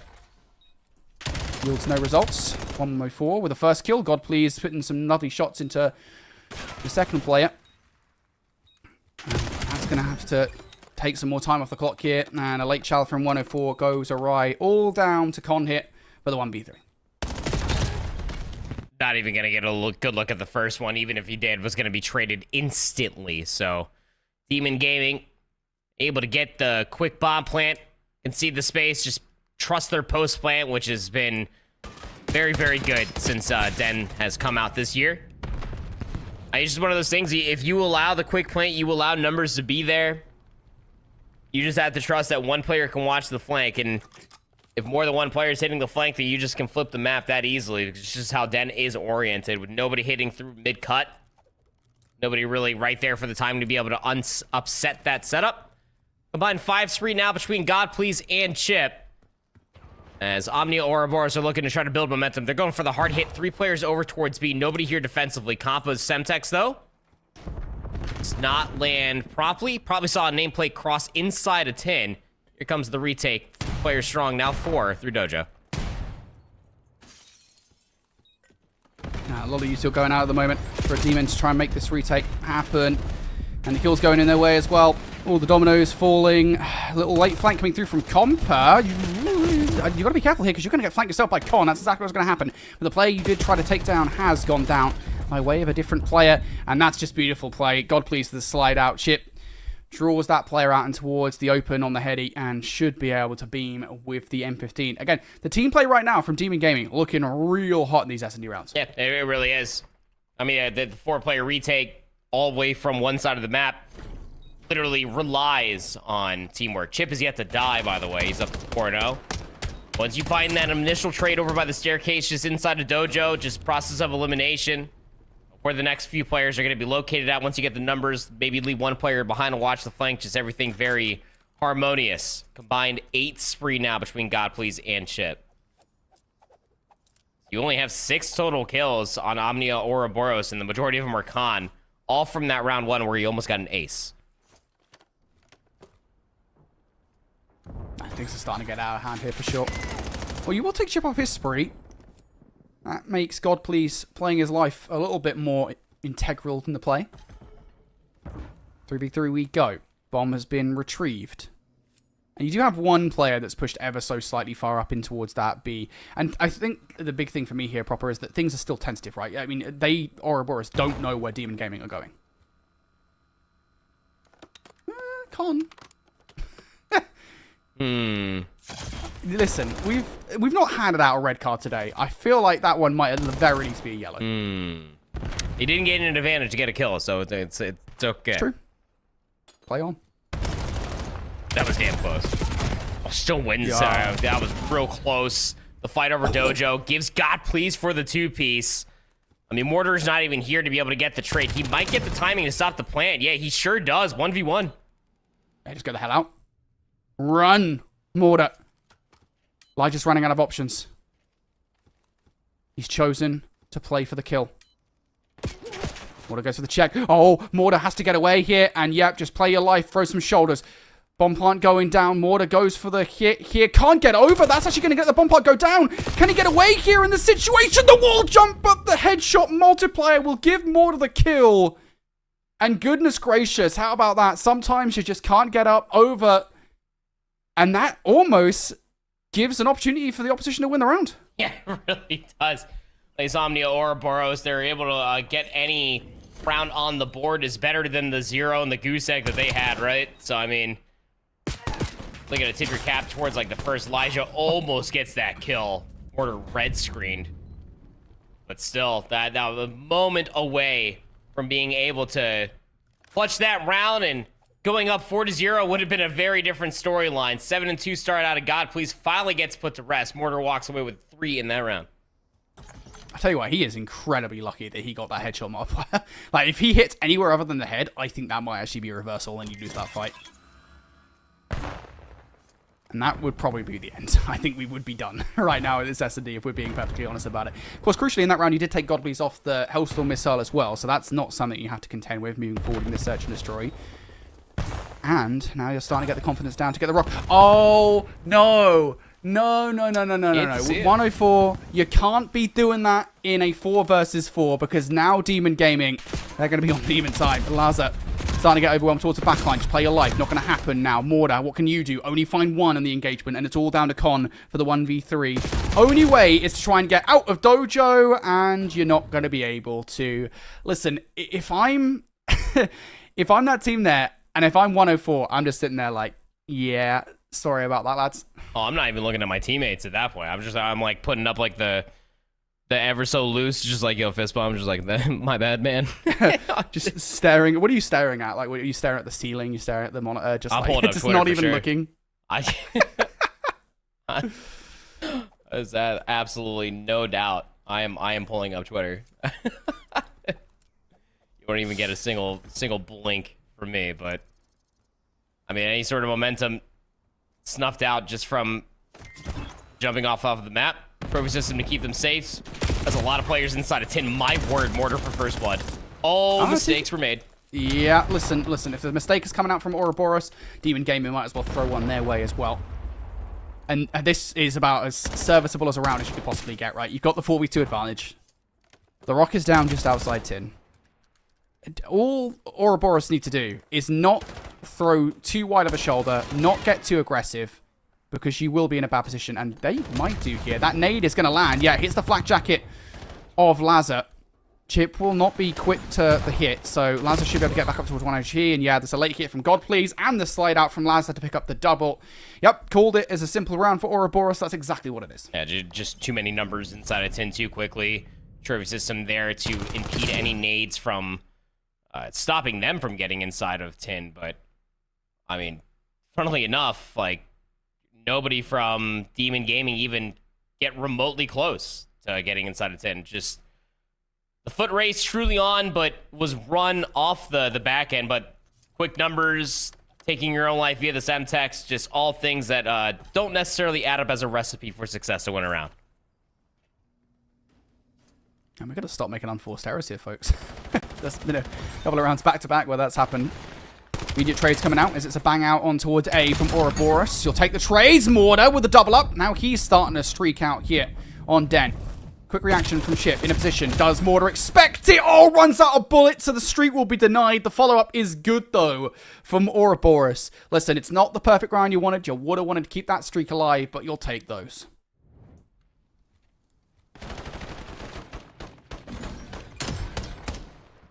It's just, I'm pretty sure that's actually our first rooftop hit throughout all these rounds being played as well. which I mean does kind of feel the benefit for the team that's keeping the hot hand. It is a very momentous bomb site to try to hit, just because again you're kind of relying on the island play to be able to maintain numbers before somebody can either try to get a pinch on either side. So not a bad call out from Omnia or Ouroboros. Demon though trying to keep up the ante. 4-player rush over towards B. Yeah, listen, if A doesn't work out in your favor, you might as well just switch over towards B. Feels like the play call. Chip. First blood. Trading 2-for-1 in their favor now. Lazar trying to do something. Gets overwhelmed by Comper. And now it's down to 104 for the 1v3. Did not actually get affected in that first gunfight. So actually should be good here for the second. And will be. Brings this down to a 1 versus 1. And he's just going to take some time. You have a little bit here. But really not that much. He's anticipating a fast hit from God Please, and you don't really have the time to make that kind of play, because now you've only got 20 on the clock and you have to fly. God Please knows it, has the heady to work with here. Has to be fast. Maybe some timing. God Please trying to get away. All he's got to do is burn time off the clock, because 104 has to chase for the kill and the defuse, and he might not even get the former. God Please. Omni movement. Have at that, buddy.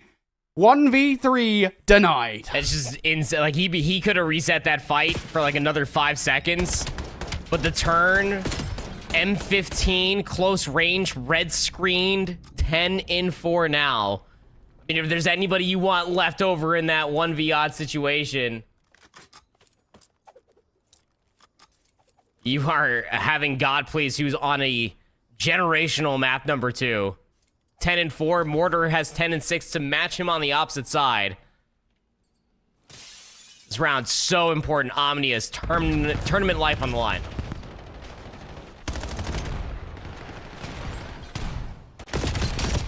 Well, how's that going to go down? Properly straight it up. Trying to hold on to the dojo here. Demon Gaming, and the holding plan is working out here. Con for the 1v3 to salvage your tournament lives here in the lower bracket. Ouroboros could be dead in the water. And Con knows it. You can see how tentatively he is playing this one. He knows anything going awry, and it's all over. And now it is. Ouroboros done. Tournament lives are over. You lose 2-0. Yep. 10 points away from potentially a conversation of a map number 3 overload. Not really sure what it would have been, but regardless, couldn't keep any sort of semblance of lead or be able to come out of the gates swinging in that map number 1. Little delayed start as far as this map number 2 is concerned from Omnia Ouroboros. They go down 3-0. They're able to at least strike back with 1 round, make it 3-1. But man, still at the end of the day, 6-3 the final scoreboard. Just too far gone in the lead. And when God Please is putting up numbers like 10 and 5, finding 1,300 damage. I mean, his average damage 145, 110 average for compa per round. I mean, if you can consistently find damage like that every single round, like that's just going to be setting your team up for success. You can see where the legwork was put in throughout both of these two teams, but I think the biggest hat probably goes off to 647 damage, 4 assists. So, like, Elijah may not be walking away with those first bloods, but you best believe he's going to be walking away with all the damage to set up his teammates for the trade. Yeah, and who cares at the end of the day, right? I mean, as long as you get it done, it doesn't really matter that much. I think especially in these sort of rounds, having a brilliant performance, it's not like you need to do that, right? It's not like you're walking away from this match and going, oh, damn, I really wish I would have got more kills than that one. Like, who cares? You won the game, and as long as you're putting in the damage, you're helping out your teams. And as long as that assist column is high as well, you're doing something for your team, right? And I think that is the difference. Again, we're going to keep on coming back to it. That is the difference at this stage of the competition between the best and the rest, right? We're not talking about the highest seeded teams in the competition, your FC Stallions, your Telluride Bush. We're not talking about those guys.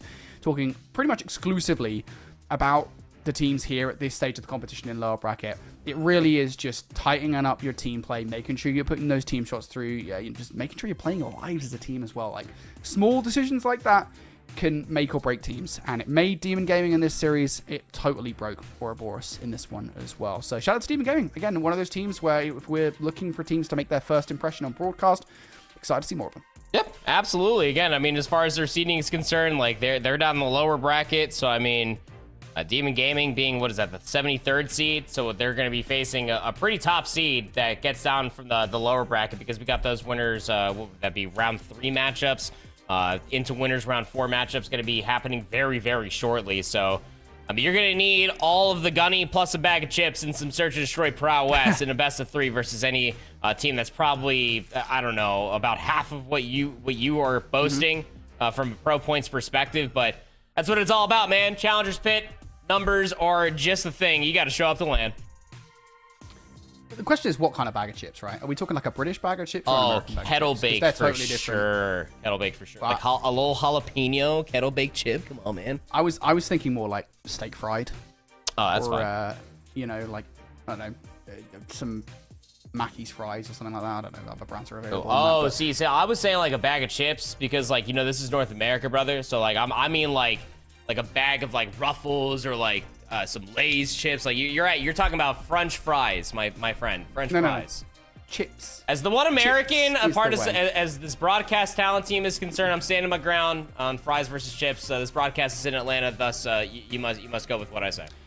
I'm just saying, you know, listen, you're outnumbered here, and It's fine. I know that Ton and Dan would also say chips. Actually, I don't know if Dan would. Dan's been in America long enough that he might not say chips anymore. I'm gonna question him on this in the break here in just a moment. Speaking of, yeah, we are going to break. We got more Call of Duty Challenge for you live from the Atlanta Open, so don't go far. Get yourself a cup of tea or whatever the American equivalent of a cup of tea is. It might still be a cup of tea. Anyway, we'll see you for more Call of Duty Challenges after this break.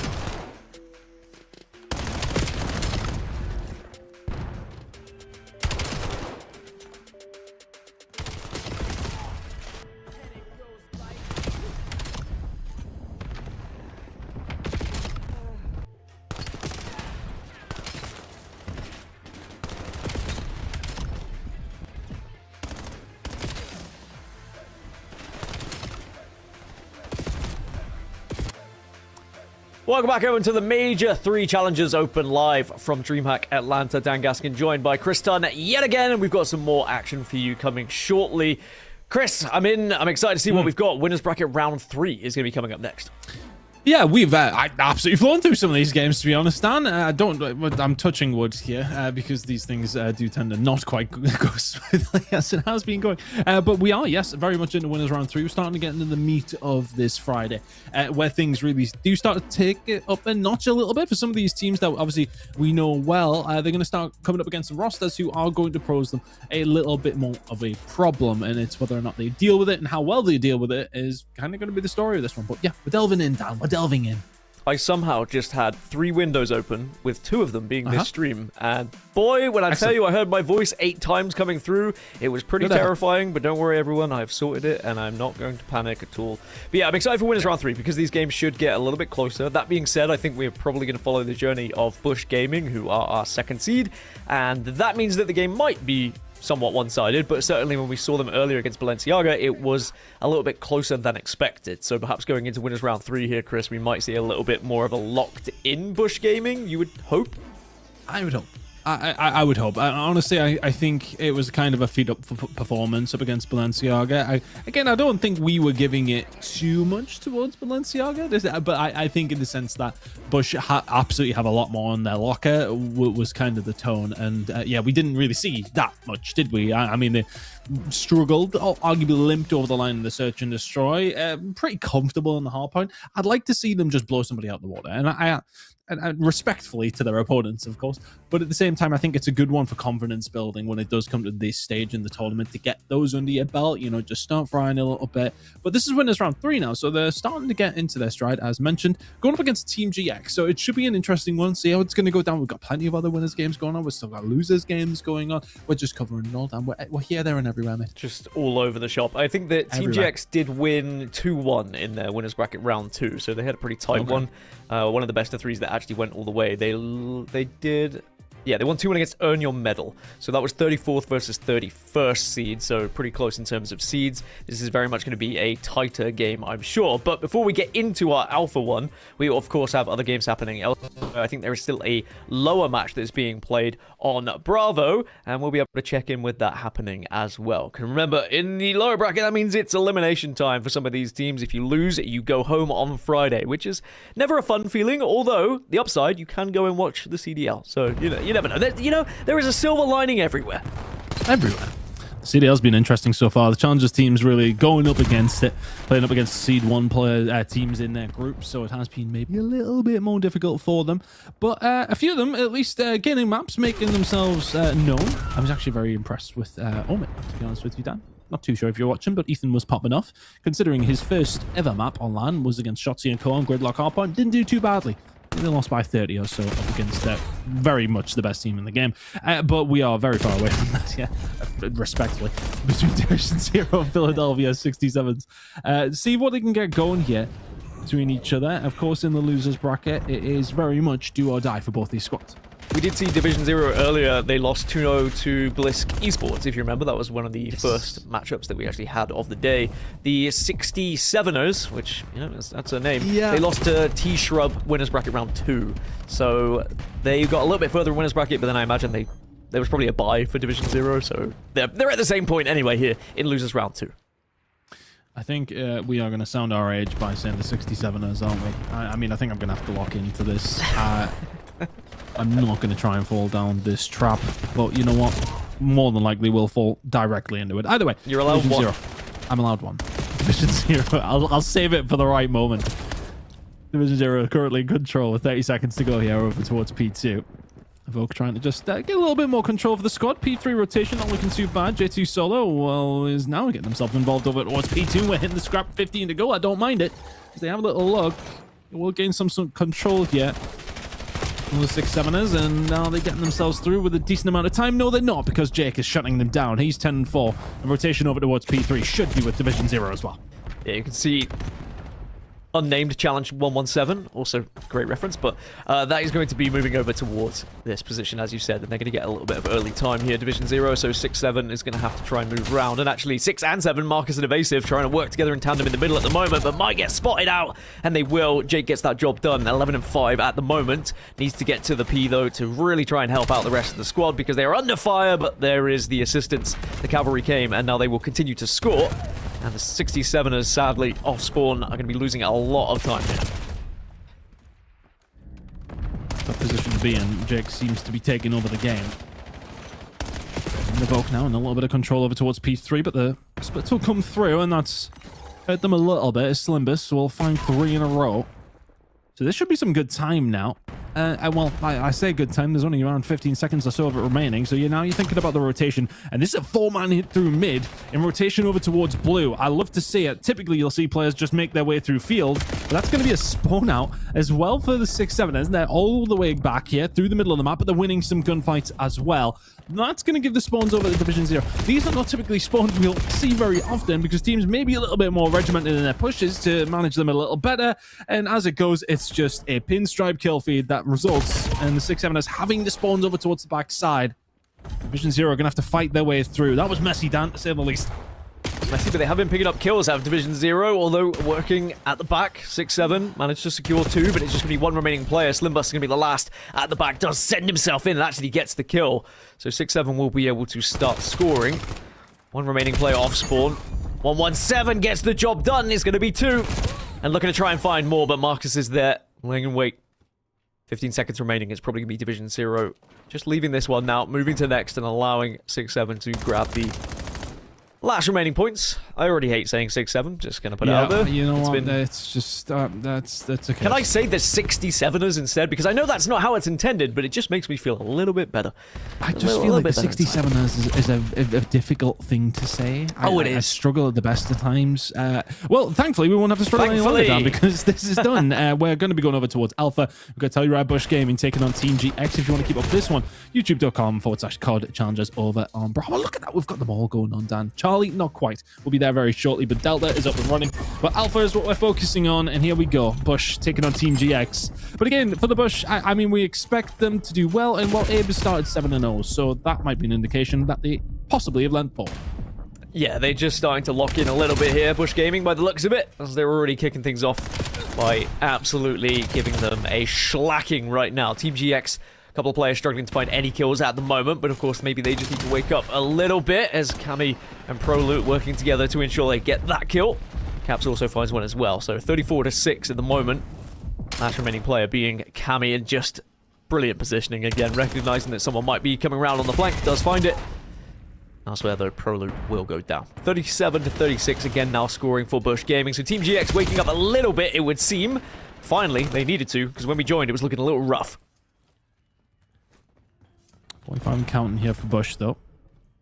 Abe has slowed down away from 7-0 to 8-3, but those P2 spawns still very much in the favor of Bush. And they were limited to maybe not quite as much as they would have liked. Capsule trying to change that now by the rotation over towards P3, looking a little healthier, probably. Getting the bait here from Capsule, and there's the break. Yeah, they've just swept through the middle of the map, and Team GX have been dealt with very, very quickly. See if they can find anything on the way back in, though. But right now, Capsule 4 in a row. Abe sitting at 10-4. ProLoot on 4 in a row as well. This is one that has the writing on the wall at the moment, Dan. Let's see if Team GX can scrub it off. Another killing spree for ProLoot this time. It does get taken down. Chris, I have a very important question for you. Oh. Are you an SMG man or an AR man? Well, so back in my day, I was an SMG man. Yeah, well, not quite. We're the same age, so let's not dig. Don't tell them that! I was an SMG man. I was the objective player, but these days I'm more of a stiff AR guy just because the thumbs don't move quite as quick as they used to.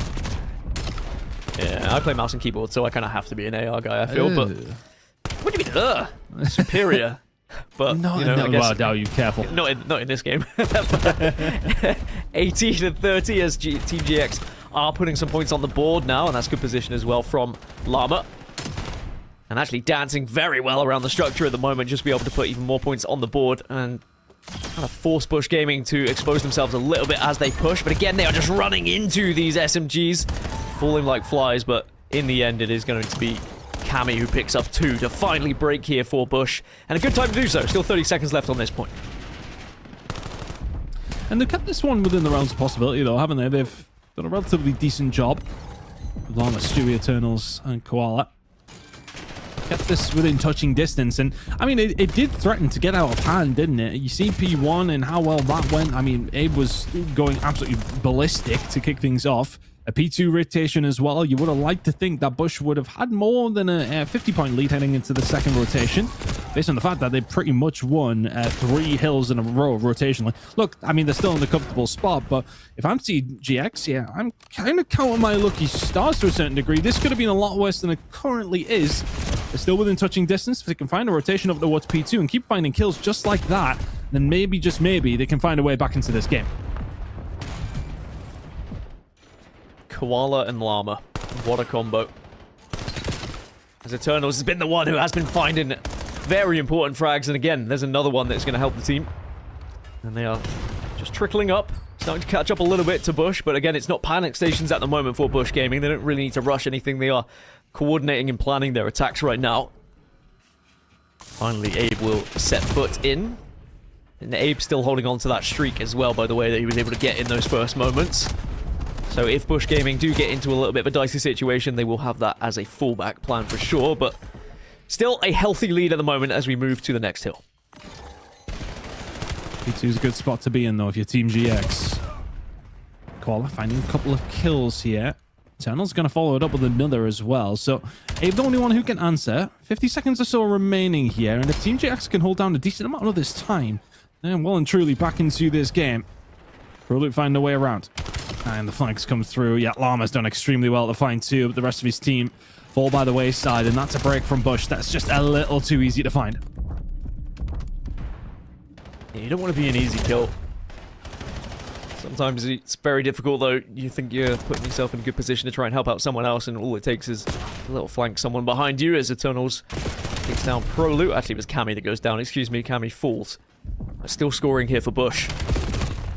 And it's now getting to crunch time, really, for GX, where they really have to find one of these hills and actually make it count. P2 maybe didn't go their way, but perhaps P3 is going to be a little bit more of a solid hold. They are already going to be there. Stewie just holding down bottom middle. And you will have Eternals, who's going to be sitting on that hill and be that last point of contact if they need it. But sadly, with Abe finding that one, oh, it's not going to go well here. Bush Gaming have already found the opening they needed for the break. Wow. And as easy as that, they get the break and they get control. Yeah, just far too easy to find that, right? I mean, it's just like they swarm as soon as they have the numbers. Bush doing what they need to do. Sometimes it is just raw horsepower that gets you over the line, and moments just like that can extend what was a 50-point lead to now 80 plus and rising. Cammy on a force break, starting to find a little bit more success. And look at this flag coming through. Capsule 1, 2, 3. Oh. Thank you very much. Sayonara. That's 3 in a row from Capsule. We're heading over towards P4 in 15 seconds, and that's as clean as a whistle. Yeah, that's the kind of flank that you pray for. Just 3 easy kills, no one even looking at you, not even a chance to look at you, really. 2 kills do go in favor of Team GX here, though. There's always that what if with GX, it seems, at the moment. They find a couple of kills, they do get a little bit of time, but we just know how good Bush are at breaking at the moment. And as I say that, they don't even need to break this one. They're going to have this one held right from the get-go. And then look at this from Abe as well. Just great positioning around Statue to make sure that he can delete anyone who tries to cross to go towards that position. And sadly for GX, their number will be up because all that information was gathered by Abe as well. 202 to 95. The writing's on the wall here. 30 seconds to go. P4, and it is looking more and more likely that Bush are not necessarily going to weather the storm. It was merely a drizzle. Team GX did threaten to, well, make us have a bit of a good time here on Colossus, but as it goes, Bush now running away with it. Abe finding consistent kills across the board. Capsules 31 and 20. This one is nearly done. 10 seconds remaining here over towards P4. GX, you're only route back into it. Brilliant hold of P1. If you can get a hold of it towards P2, you're maybe back into the game, but that's a lot of ifs, buts, and maybes, especially when Bush are involved. It's going to be difficult to hold on. They only need 20 here in this third rotation. GX just being outgunned, really. I mean, Capsule doing a lot of it, 32 and 22, but everyone on the side of Bush Gaming positive. And on the side of GX, everyone negative. Usually that game is only going to go one of two ways. And now GX, unless they play some of the most incredible Call of Duty you've ever seen, we're looking like it's going to be a Bush Gaming victory here in this first one. They've got hold of the hard point as well. And it's going to be one last-ditch attempt from GX to try and break. They do get a couple of kills going their way, but it's the hold again from Capsidor. Oh, it almost makes it 3, but there is going to be the follow-up. And there is going to be 249 into 250, and Bush Gaming will win map 1 here in a very comfortable fashion.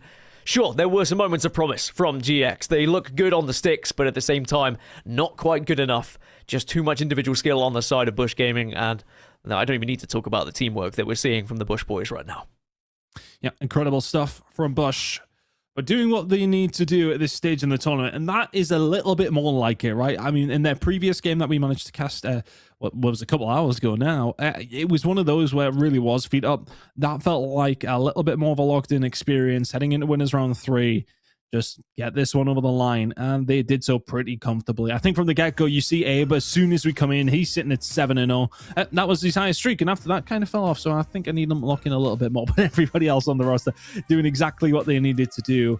And I think this is the kind of difference. So Team GX are clearly putting themselves in the position to score some points. They're getting their setups, but look at the objective kills difference. I mean, that is a pretty substantial overall collection there from the side of Bush to manage to get that many, to manage to get that contest that'll come through and find those kills on top of it. And every single time they seem to need to find a break, they did. But now moving over, and we're going to head back onto Delta, I believe. It's Able. BTD up against Torn Esports. Yeah, this Able roster are one who have been kicking around in Europe for a decent amount of time, obviously. Things have kind of changed around on a couple of occasions for them, but going up against Torn Esports, this is not going to be an easy one by any stretch of the imagination, especially when TK has got 40 kills and they're still 10 behind. Yeah, this is winners bracket round 3 as well, I believe.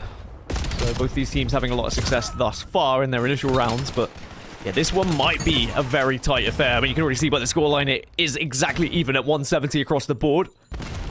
Dak at the moment on a 4 streak.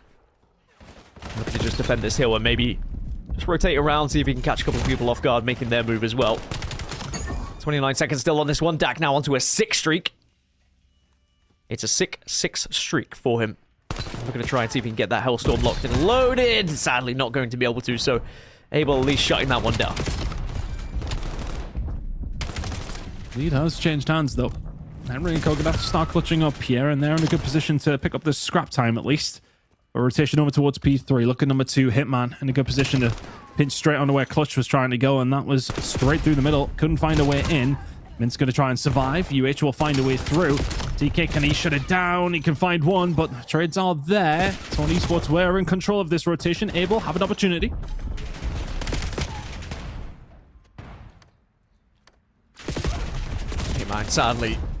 Oh, I thought he was going to get taken out from behind. Somehow, some way escapes that one, and now he's going to be in a very important position to try and shut down these players, but just sadly lets his teammates die as Clutch picks up another 2, and Able will gain control, and we are going to be very similarly at 190 apiece again. Clutch on a 3 streak. Can TK do anything? It's Dak again in the kill feed with 3, and it just seems to be a trade-off at the moment. Is it Dak? Is it Clutch? One of them seems to be popping off. Rush also has 34 kills right now. TK at 45. I mean, there's a lot of kills on both sides. It has been an absolute warfare matchup between these two, just trading blow for blow. No team really been able to gather a lot of control by the looks of it. The fact that the TK is sitting on 46 with 210 points for Torn Esports. What has been going on in this game? Apart from kills across the board. Able now in rotation. We've got Henry kind of coming through the middle of the map as well, and if he can find a couple of bits of timing, all of a sudden, he's going to be in a good position. Gets terrible timing, to be honest with you, and TK working on a 50 bomb. No doubt he's going to hit it. Not going to hit it quite now, though. Clutch, he'll find 2 off the top rope there as well. That's a lot of control over now towards P4. 30 seconds remaining on this hill. Able can just about get it done, but they'll need to be perfect. Tack need to find a way through.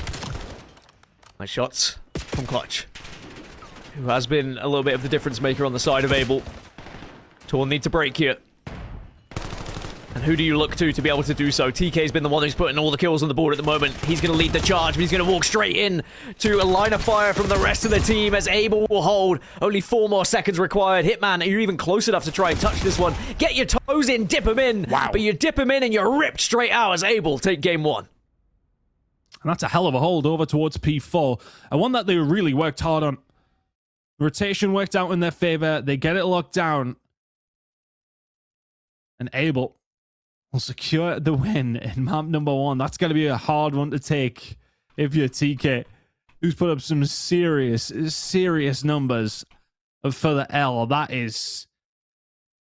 I mean, you've got to be converting some of these moments. Like, these kills are coming through like that.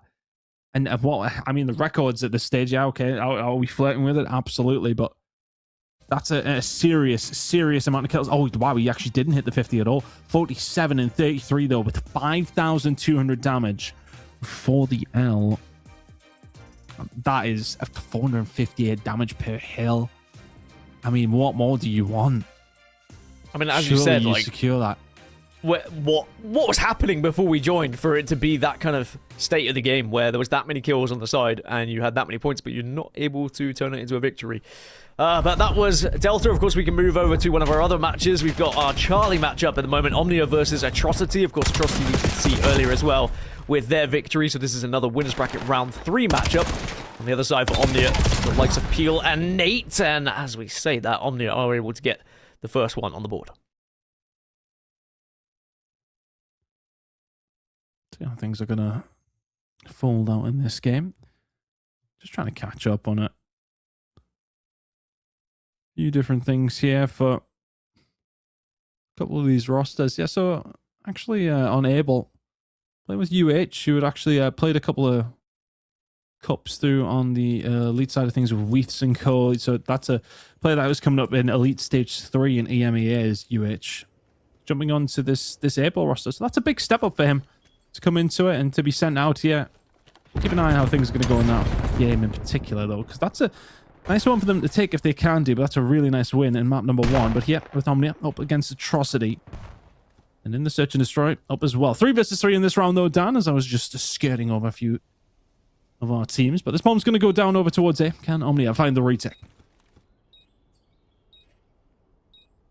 So many Omnia rosters in this open bracket as well. I think there's 4 different Omnia rosters, but this is Omnia. No follow-up of Omnia. They are the leading charging team, it would seem. As you can see, 3 players already eliminated from Atrocity. Maybe a last-ditch attempt from Ryan, though. No, will be followed up. Nate gets the conversion, and the defuse will be there. So it was a good attempt from Atrocity, but sadly just weren't necessarily positioned as well as they would have liked to have been in the post-plant. And so Omnia will take a 2-0 lead there, then. And whether they can carry this one through to really just try and shut down the momentum of Atrocity, well, remain to be seen. Looking solid so far here on the side of Omnia. For Atrocity, that's not where you want to be crashing out, and you're in danger of doing so right now. Lose the hard point, 2-0 down the Search and Destroy. Things start to get sketchy pretty quickly. Especially here on Raid. Momentum can just halt you, especially in these pushes over towards A. You've got to still be confident. Omnia not going to have that problem there, 2-0 up, but Ryan is going to shut that down. That's a big kill for him to find, so plenty of presence now on the side of Atrocity over towards this A side. Omnia still here in numbers as well, but keep an eye on the flank. That's going to be the difference maker, but they can't stay alive long enough for them to get involved, and Peel is left in the 1v4. Still doable. Not doable. A couple of the boys from down under. Make sure they rise to the surface. And remember, if you want to continue watching that matchup, all of it is available at youtube.com/COD Challenges. But our A stream matchup is back underway between Bush Gaming and GX. Looks like Bush Gaming now 2-0 up on S&D whilst we were away as well here, Ton. Looking like their comfortable victory from the first map seems to be carrying over here into S&D as we can take a final look at that one. There's a sniper managing to get it from Caps. And I tell you what, I've been very impressed from Capstone all Elite season long, and of course, just from what we've seen from him today. Yeah, he's been impressive, and it's going to be... For me, Bush's tournament kind of starts tomorrow for me. You know, they've kind of got to go through the gauntlet here. I think you've just got to try and make it as easy as possible on yourself. And I think, you know, one thing we always do talk about when it does come down to these opens. Nice shots coming through from Eternals. It is actually just having the ability to save your energy. And that's what they're going to be able to do today. You know, if we are going to give them some rubbish about trying to, you know, get these games done. They're just trying to do it in the least mentally tasking way, aren't they? Just get themselves over the line, get through what can be, as said, a gauntlet. Right now, though, not able to get it done in that round in particular, but still looking solid in this series. Still trying to put a show on for us. Wall bouncing off, quick scopes, trying to do what you can. Sadly, didn't convert any of them, but you know, all you need to do is hit one, and then there's your clip for the day. But could we see a little bit of a comeback from GX? Remember, we did see Bush Gaming struggle a little bit in their first matchup, but as we are alluding to, nothing to be too concerned with for Bush Gaming. Fantastic squad who we expect to go the distance here in this tournament, if not even with the possibility of making grand finals with their performances in previous elites and opens as well. They definitely have the possibility to do so. As Bush Gaming now going to try and deny this plant from GX, but GX going to be making the counter rotate, moving it back towards B. Probably gets spotted out though. Koala is able to win that one, and now that's bomb should go down. Capsidor is going to try and follow up, but couldn't really squeeze his way down the stairs to find the quick trade. Cammy will do it for him. And there's the round. GX are able to put another one on the board. It's going to be 2-2. That's a little bit more like it. So making Bush have to think about this. Abe looks bewildered. Curious on how this is actually happening. I don't think Prolude's going to help you out either. Stewie, finding a couple there. Putting Team GX back in the limelight here, and with the potential to maybe get something over the line in this search and destroy. I think, you know, one thing that we do talk about a lot, though, is the fact that Overload, it does feel as if it's that mode that the skill gap is the highest in. You know, the good teams are pretty good at it. But, you know, as you mentioned, Bush is sometimes being a little bit funny. So it's not a map they'll necessarily want to go to. They'll want to close out the search and destroy as quickly as they can. Llama smoked down, now in a lot of trouble, but he's got a little bit of backup from Koala. Stewie, they're going to get caught with the pants down in the middle of the map. Capsule, he'll find one. Will eventually get traded. Will bomb down over towards A. And Bush looking to defend it with Cammy's AR. Things should be pretty simple as Abe will find another Koala dead to rights. Nice round from Bush. Yeah, just to go back to that with Overload, I mean, Elite 1 and 2 when I was, I joined you for Elite 2, was it? Or was it Elite 1? Either way, I was a part of one of them. And Bush Gaming hadn't won any of the Overloads. Like, their record was insanely bad, but of course team has had changes. There's been a few personnel changes that come and gone. This season, Elite 3, they were 1 and 4 in their Overload game, so still haven't really found their footing with the mode. I would love to tell you why. I watched so much of their VODs to try and assess what was going wrong. There was a few starting strategies that were a little bit iffy to me, but everything else looked good. Their core gameplay was great. They're incredible players, but just somehow, some way, they kept losing it on Overload. So they really don't want to go to Overload here, especially against a team like GX who would, off the back of a win, I'm sure be fully pumped up, thinking they've got a real chance to take down one of the biggest teams in the tournament. So you have to really get it done here in S&D for me, so that you don't just have that worrying Game 3. Oh, very static play from Stewie is going to get caught out by the flank. Kind of watching over towards that mid side, and well, his teammates have actually got some good positioning over though towards the laundry. Now they just need to be able to survive it though.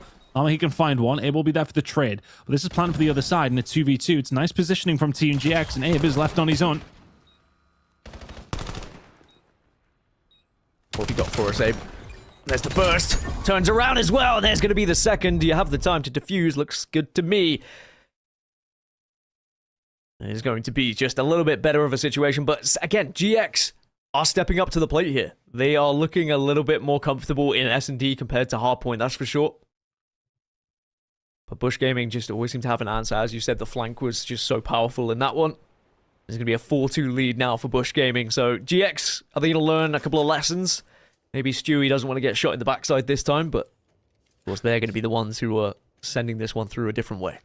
Yeah, it's a strange one for me though. They planned it for the laundry side, and then they actually had one player, this Team GX, re-flank through mid and check the bomb almost immediately. They did have a read. Oh, you would have thought they had a read on Abe. Either way, bit of a misplay there from Team GX in a moment that was really one that had a lot of potential. Capsidon now looking to try and find a pick. It was Eternals with the first blood. That's a couple he's found. with the scope. Careful. Going for those. A bit egregious from Capsule, and the rest of your team are going to be dealt with. Team GX with a round. Team GX could genuinely have the lead in the search and destroy.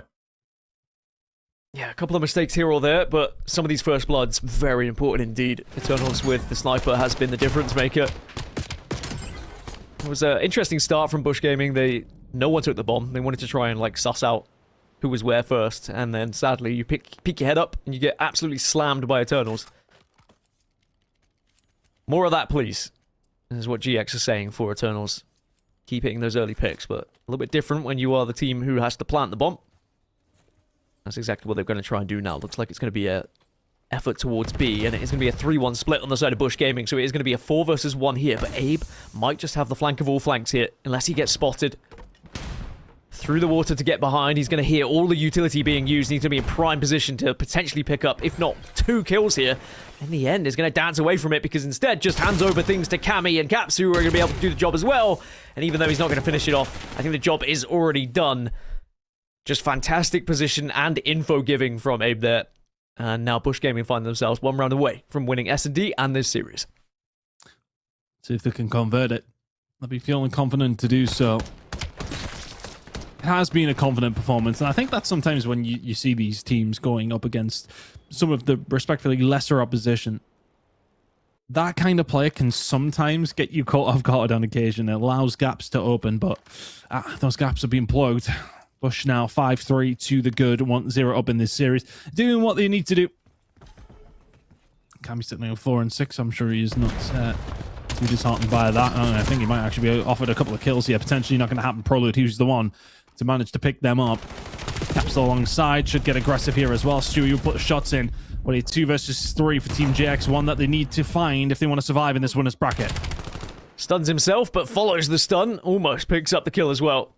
GX do or die moment, and sadly it is die for them, as GX will be dropping down into that lower bracket. Bush Gaming march on to winner's bracket round 4, as they continue to try and look to qualify for that bracket reset, as it were, when those potential Pro-Am teams drop down into the bracket and we get the reseed and we get a brand new double elimination, essentially. For Team GX, they're going to have to fight their way through lower. But I'd say a pretty good showing. You know, again, like similarly to what we saw earlier from Balenciaga, there is always going to be that possibility of an upset with just some great individual skill being shown. But I think when it comes down to the nitty-gritty, some of the bigger picture stuff, some of the macro stuff, that's where some of these slightly fresher-faced teams struggle a little bit. But they can still walk away with their heads held high after a somewhat good performance here against a Bush Gaming team that are definitely having their eyes set on the bigger prize here, as there is confirmation. A 2-0 victory. Colossus Hardpoint was comfortable. Raid Search and Destroy had its worrying moments, but in the end, they were able to convert it here, Chris. Yep, nicely done from Bush. Business as usual. That, again, you know, I don't harp on about it too much, but it does have to be that way for some of these top teams. You've got to make your way through the same as everybody else has to. And these days just have to be managed in the best way possible. Keep yourself hydrated. Some good healthy food. Nice. That's not going to happen. But, you know, you keep yourself moving. And just keep that on a low energy front if you possibly can. And that did seem to be the case. But let's have a look at what's going over on Delta. This is definitely one of our matchups that we're looking over towards in winners round 3 that could potentially go the distance. We've seen map number 1. I was able to just about close that one out. And now into the search and destroy, Tone Esports are up 4-2. Able in a position to maybe bring this one back with a push over towards Able. Look at this flank coming through. Mince on 5 in a row. Thank you very much. Rush, we'll see you in the next round. Make a mincemeat of them. 10-3. A 5 streak for Mince at the moment. And Torn have the player advantage now, and Dak just couldn't really tell where he was getting shot from. Good positioning from UH. Evens the numbers up. Still time to think about where they want to go with this bomb, though, Able. At the moment, they're hovering around A, and if they had the info that all the players on Torn were at B, I'm sure they'd plant it. And maybe now with a couple of scouting maneuvers here, they will finally put this bomb down, but Torn Esports already making that rotation around behind them. But be careful here, need to be setting up quickly. Yeah, they were just over towards the side, though, so they probably won't be expecting too much over towards the back. Push through pillars is going to be the one for Torn. That initial kill is going to be massive. Got the information now, though. The utility finding its way through that nade. It's going to cause a lot of problems. TK and Co should be very, very weak, but Abel stepping back, waiting for the pressure to come through. Mince on 5 in a row is going to have to find 6 or 7 if he wants to get something going. Henry doing well, as does UH. Nice trades coming through, and Abel find themselves another round. It was that nade that just completely killed it off for them. Sends it toward the back, and it had to have hit at least 2. Just put yourself in that position. Those gunfights become significantly easier. They get that one over the line. And Abel managed to put themselves just 1 round away now, Dan. Utility, very important. If you can use it in that way, even just for information gathered, as you say, or sometimes just delaying a team, especially when you've already got bombed down. So, yeah, very well played by Abel. Despite the fact that Torn were able to get first blood, Mince was able to put that on the board, but not good enough. Abel were able to position themselves that they could get that trade off and then plant. TK, 0-5 at the moment after the insane amount of kills that he was able to get in the first game. Momentum has not carried over into S&D for him, but he will get the second bomb plant, so at least that statistic's going to look a little bit better. Yeah, I don't think he's had a kill since P3 on Colossus, mate. So he's on 47 in the space of about 6 to 7 minutes. He might find something here, though. He's going to front. Gun, to be honest with you. UH does well. Henry finds another. Now all of a sudden TK definitely needs to find some kills. He's left on his own. He's played the time so well, and he was holding, he was waiting. Rush finds him in the corner and able to tie things up for a piece. I mean, this is what we wanted. We wanted it to be tied up. We wanted to have a very closely contested S&D here. But that's worrying signs for Torn. Of course, already have their backs against the wall after losing that hard point initially. We've not got to see an overload yet today, have we, you and I? It's been 2 hours across the board. In absolute fairness, it's a rare occasion early on a Friday that we do get to see them. But see plenty of them tomorrow, though, Dan. Don't worry. Yeah, obviously, there's only... I'm like scouting through the bracket at the moment. I think there's only been 1, 2-1. Genuinely? 2. No, there's got 2 2-1s. Who'd lose this bracket as well? Oh, Who's sorry, just winners looking at bracket. I'm looking through. Okay. I'm looking through winners. No, losers maybe. I don't know. Either way, there hasn't been many, as you said, and yeah, we'll get a little bit more as we go on. You know me, I like a little bit of overload as well. Inject it into my big veins. fan. I'm a big Big fan. fan. You know what Yeah, is I think actually really annoying though is that usually when I cast for Bryce, I make a lot of football references. Get it? Well, that's what I'm here for. I'll get Yeah. them. The audience You will might not get like them. them, but don't worry, I'll get them. You know what? We're just here for our own entertainment. That's exactly what we're paid for. Wait, are you getting paid? Who knows? Anyway, Who Torn knows? Esports. Can they bounce back from 2 rounds on the bounce going in favor of Abel? They are slowly creeping up our Abel, just trying to strategically maneuver their way into B at the moment. There is 1 player on Torn hovering around A, otherwise all 3 of them are there and waiting. And that information might have just been gathered. Do you try and reposition here if you're able? Time's certainly not on your side. 30 seconds at the moment. And they are going to try and go Big through win. the heavens, and that is a huge first blood. And then they should be able to get this bomb down. Flank's pretty much covered as well. Bomb's going to go down. Henry will find that flank player. And have we just cursed Torn Esports? They were 4-2 up. They're about to be 5-4 down, and they've lost every round we've seen.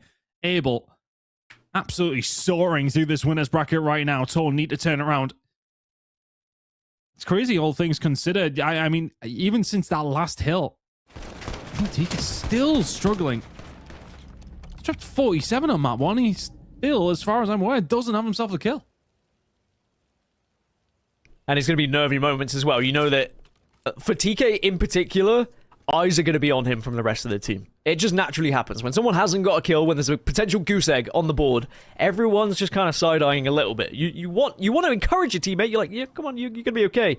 But it's also a worrying moment for sure. TK also does have bomb, and they are heading towards A. It's do or die for Torn Esports. Well, I guess it's not die. They will drop down to the elimination bracket, but still not going to be where they want to be, as TK can't quite connect with those initial bullets. First blood is going to go in favor of Mince, though, so maybe there is still an opportunity here for Torn. We've been here before. When Mince was able to get that first blood, we saw the response from Abel. And look at them moving together at the moment. UH working with Rush, but Clutch goes down, and this is far better from Torn. Give TK a kill. I would honestly, if I was one of these players, I would say, TK, go look for it. Go hunt for it. Just make sure your confidence is back up. Just going to be offered a bit of an opportunity here, though. TK's going to go for it, and I think he does get the kill. Nicely done. They're going to force this now. to around 11. And I think it's just that first blood that they're able to find. It feels like the first one in quite some time. They get the first blood, they force the round 11, and have an opportunity to force this series to extend. And I really believe TK just getting that kill is very important for this team, because he no longer has to think about the 0. It's a complete mindset flip for a player. You've been there. I've been there. Like, we know what it's like. So now you can focus on the task at hand, and that is winning this match. Getting into the 3rd. And maybe TK can be the one who makes the difference now with a little bit of confidence after that. Getting off the goose egg. Bomb's going to head over towards B at the moment. Abel just hovering on both bomb sites, and actually Henry might be in a position to really surprise them. Doesn't obviously hear anything at the moment, but once that bomb plant's done, does he pop out? Yes, he does! And it's going to be Rush who actually connects with it in the end. Bomb's gone down. Yeah, that's massive though. Going to be about the flank here. Tony Esports need to be on a swivel. Love that smoke coming out from Abel. They're going to try and squeeze here, but they're getting squeezed. Those flank players need to start moving very, very quickly. TK finds another. UH is there to even the odds. And now they need to start moving together. Have they caught them off guard? UH with a shot, and this one's very weak. And this one's done. UH and Henry clutch it up. It's 12-8 from him. And Abel would advance on to win us round 4. A frustrating one, I'm sure, for Torn. They had it there. They were able to get those openers. It was a 2 versus 2, but they tried to reposition and just got caught out on that skirt across behind the van. But you have to give credit where it's due for Abel. A very well-played S&D there, especially as we joined them when they were down by 2. They converted 6-5 in the end. So they'll move on to winners bracket round 4 and get themselves a 1 step closer to top 16, of course, which is where everyone is trying to hunt for at the moment. Top 12, of course, is the preferred route, because then you are guaranteed to be in the bracket reset. But top 16 still gives you a chance, depending on what happens in that Pro-Am. But as for their opposition, sadly for Torn, it is going to be a lower bracket run they're going to have to hit. I know we harped on it a little bit, probably too much for TK's liking if he watches this one back, but he was able to get a 2nd on the board in the end. But a very different showing from his first matchup. But on the positive side, on the other side, UH with 12-8. Was great to see him really step up for the rest of the squad. I mean, I suppose if you TK, you can see you got 49 kills over 2 maps. Right? Sounds better. No one can question that. No, sounds a lot better.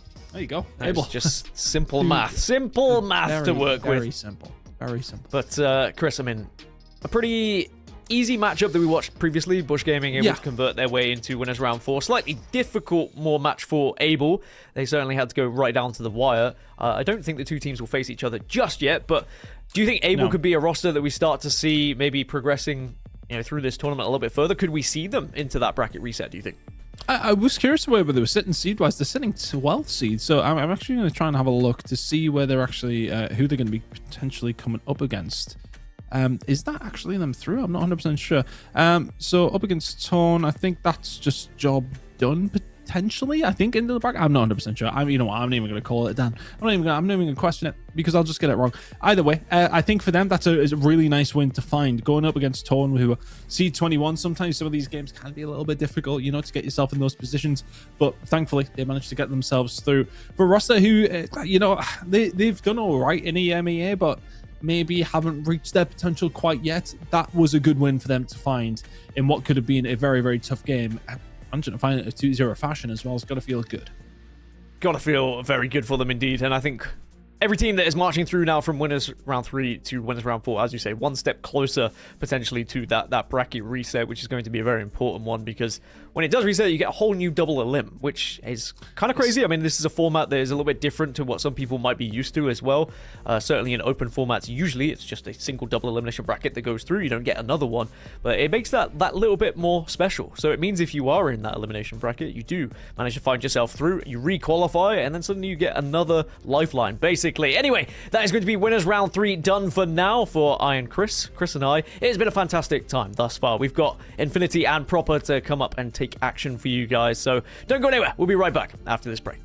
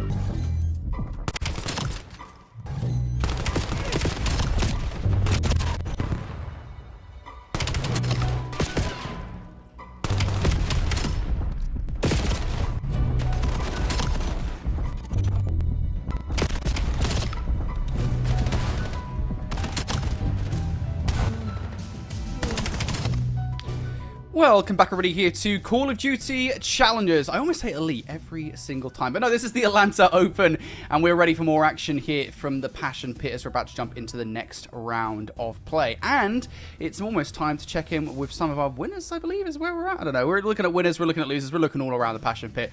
Either way, it's been extremely fun to see a ton of new names in the conversation. It's also been fun to check in with some of the names that people are big fans of, including a team that we're looking at here in just a moment. I think we're taking a look at the Shrub jerseys. Those jerseys are elite. I watched the unbox video when Bush were like opening them up, and I just saw all the leaves across. So I was like, this is the type of culture I can really get behind. Skill Wevy coming in towards this. If you're unfamiliar, for the Telluride Shrub is of course the if it wasn't obvious enough, the little sister team, if you will, of the Telluride Bush. But the cool part just about this team in general, for the Shrub, they are coached by world champion Priesthood. We'll go ahead and throw that out for one. For this right now, before we get the seeding restructure, they are the 11 seed. Skill in Wevy are 18. Wevy didn't even play Cup 11 because he wasn't 18 yet. Like, this is his first event as a full board Challengers player. This is electric. Yeah, and I think the crazy thing is that top 6, right, that they got in the last cup. The fact that they got top 6 in the last cup with Coach Priesta. Yeah, exactly right. And look, come on, man. Priesta's no slouch. Let's be honest. Priesta's still pretty damn good at it. Like, if I was in a 1v1 against Priesta, first to 30 kills, I'm fairly certain it'll be a 30-0 scoreline. But Priesta is still good at the game. It still is wild that they got top 6 without Wevy. So I think, it just speaks volumes about how good these players are on the roster, that they could manage to kind of get away with that, probably on short notice as well. I doubt that they got many scrims in with that foursome. So yeah, this Telluride Shrub roster, I mean, it's been really interesting to see them kind of come together. I think for Asim and RCs in particular, I think it was an important ship to jump considering where they were at previously. Obviously, if you guys weren't keeping up with things over in North America for Stage 3, these guys were on Bittersweet, and I don't think it was a roster that was ever going to particularly work out for them. This is, I think, a changing of, I guess, the role for them, right? Because we always talk about them as players that I think would want to lead the conversation more often than not, and in that team, I think there was very little chance of them necessarily doing that. Or at the very least, I think there were a lot of loud voices in the kitchen, a lot of cooks in the kitchen. For this team, it is very much that kind of quintessential. You have two players that are well-known and have years of experience under their belt, leading to young, fresh blood, incredibly talented players. I think them being able to drive the conversation in this team really does make a difference. I mean, we would need a podcast for me to break down what that Bittersweet roster was. Like truly. No, it would take me like a solid 2 minutes to give you like my philosophy of like how that team came to be. But like the way that this team came to be makes so much more sense. I mean, like, it's like the Mercules effect out in Challengers, right? Like you pick up like the new fresh 18-year-olds that were winning a lot of under 18 Call of Duty events, online, LAN, whatever it may be. Like, Skill's 13-4 right now, and that's not like subjective to like what the score actually is, but pretty much like you get some anchor veteran voices, Asim, Arcity's world champion in his own right, to command, like, for these kids to learn. They're already crack shooters. They just got to learn the more like fundamental level. But Boom ATL keeping this pretty close until the tail end of P3. P4 rotation being held so far by the Shrub. Wevy's anchoring things all the way around the back. You got space inside of desk, but yeah, I'm just excited to be able to see what the Shrub turns out to be, specifically Wevy and Skill's career, because it's literally just starting right in front of our eyes. And I would say as well, there's kind of an added element of pressure on Wevy and Skill here, right? Because this is literally their LAN debut. And it's very, I think it was Josh over at CDC Intel, or maybe it was Ben, I don't know. There was a tweet somewhere that was basically like, Wevy is like in a very exclusive club of players or something to that effect that made their basically debut on LAN. Like, Wevy hasn't played. He literally didn't play in the last cup. So there is a monumental amount of pressure on Wevy and of course Skill as well. Yeah, I mean, it's honestly wild, right? The pro points conversation is they don't have anything whatsoever, which is why Shrub have such a low seed. But still, it is a monumental amount of pressure, and I think so far at the very least, Skill is living up to it because he's on a 6 spree. Hellstorm missile has already been accrued, and he will get shut down. And we've been kind of yammering on here for about a solid 5 minutes. We have effectively been podcasting proper. And Telluride Shrub have full got control of the game. They are up by about 100 right now.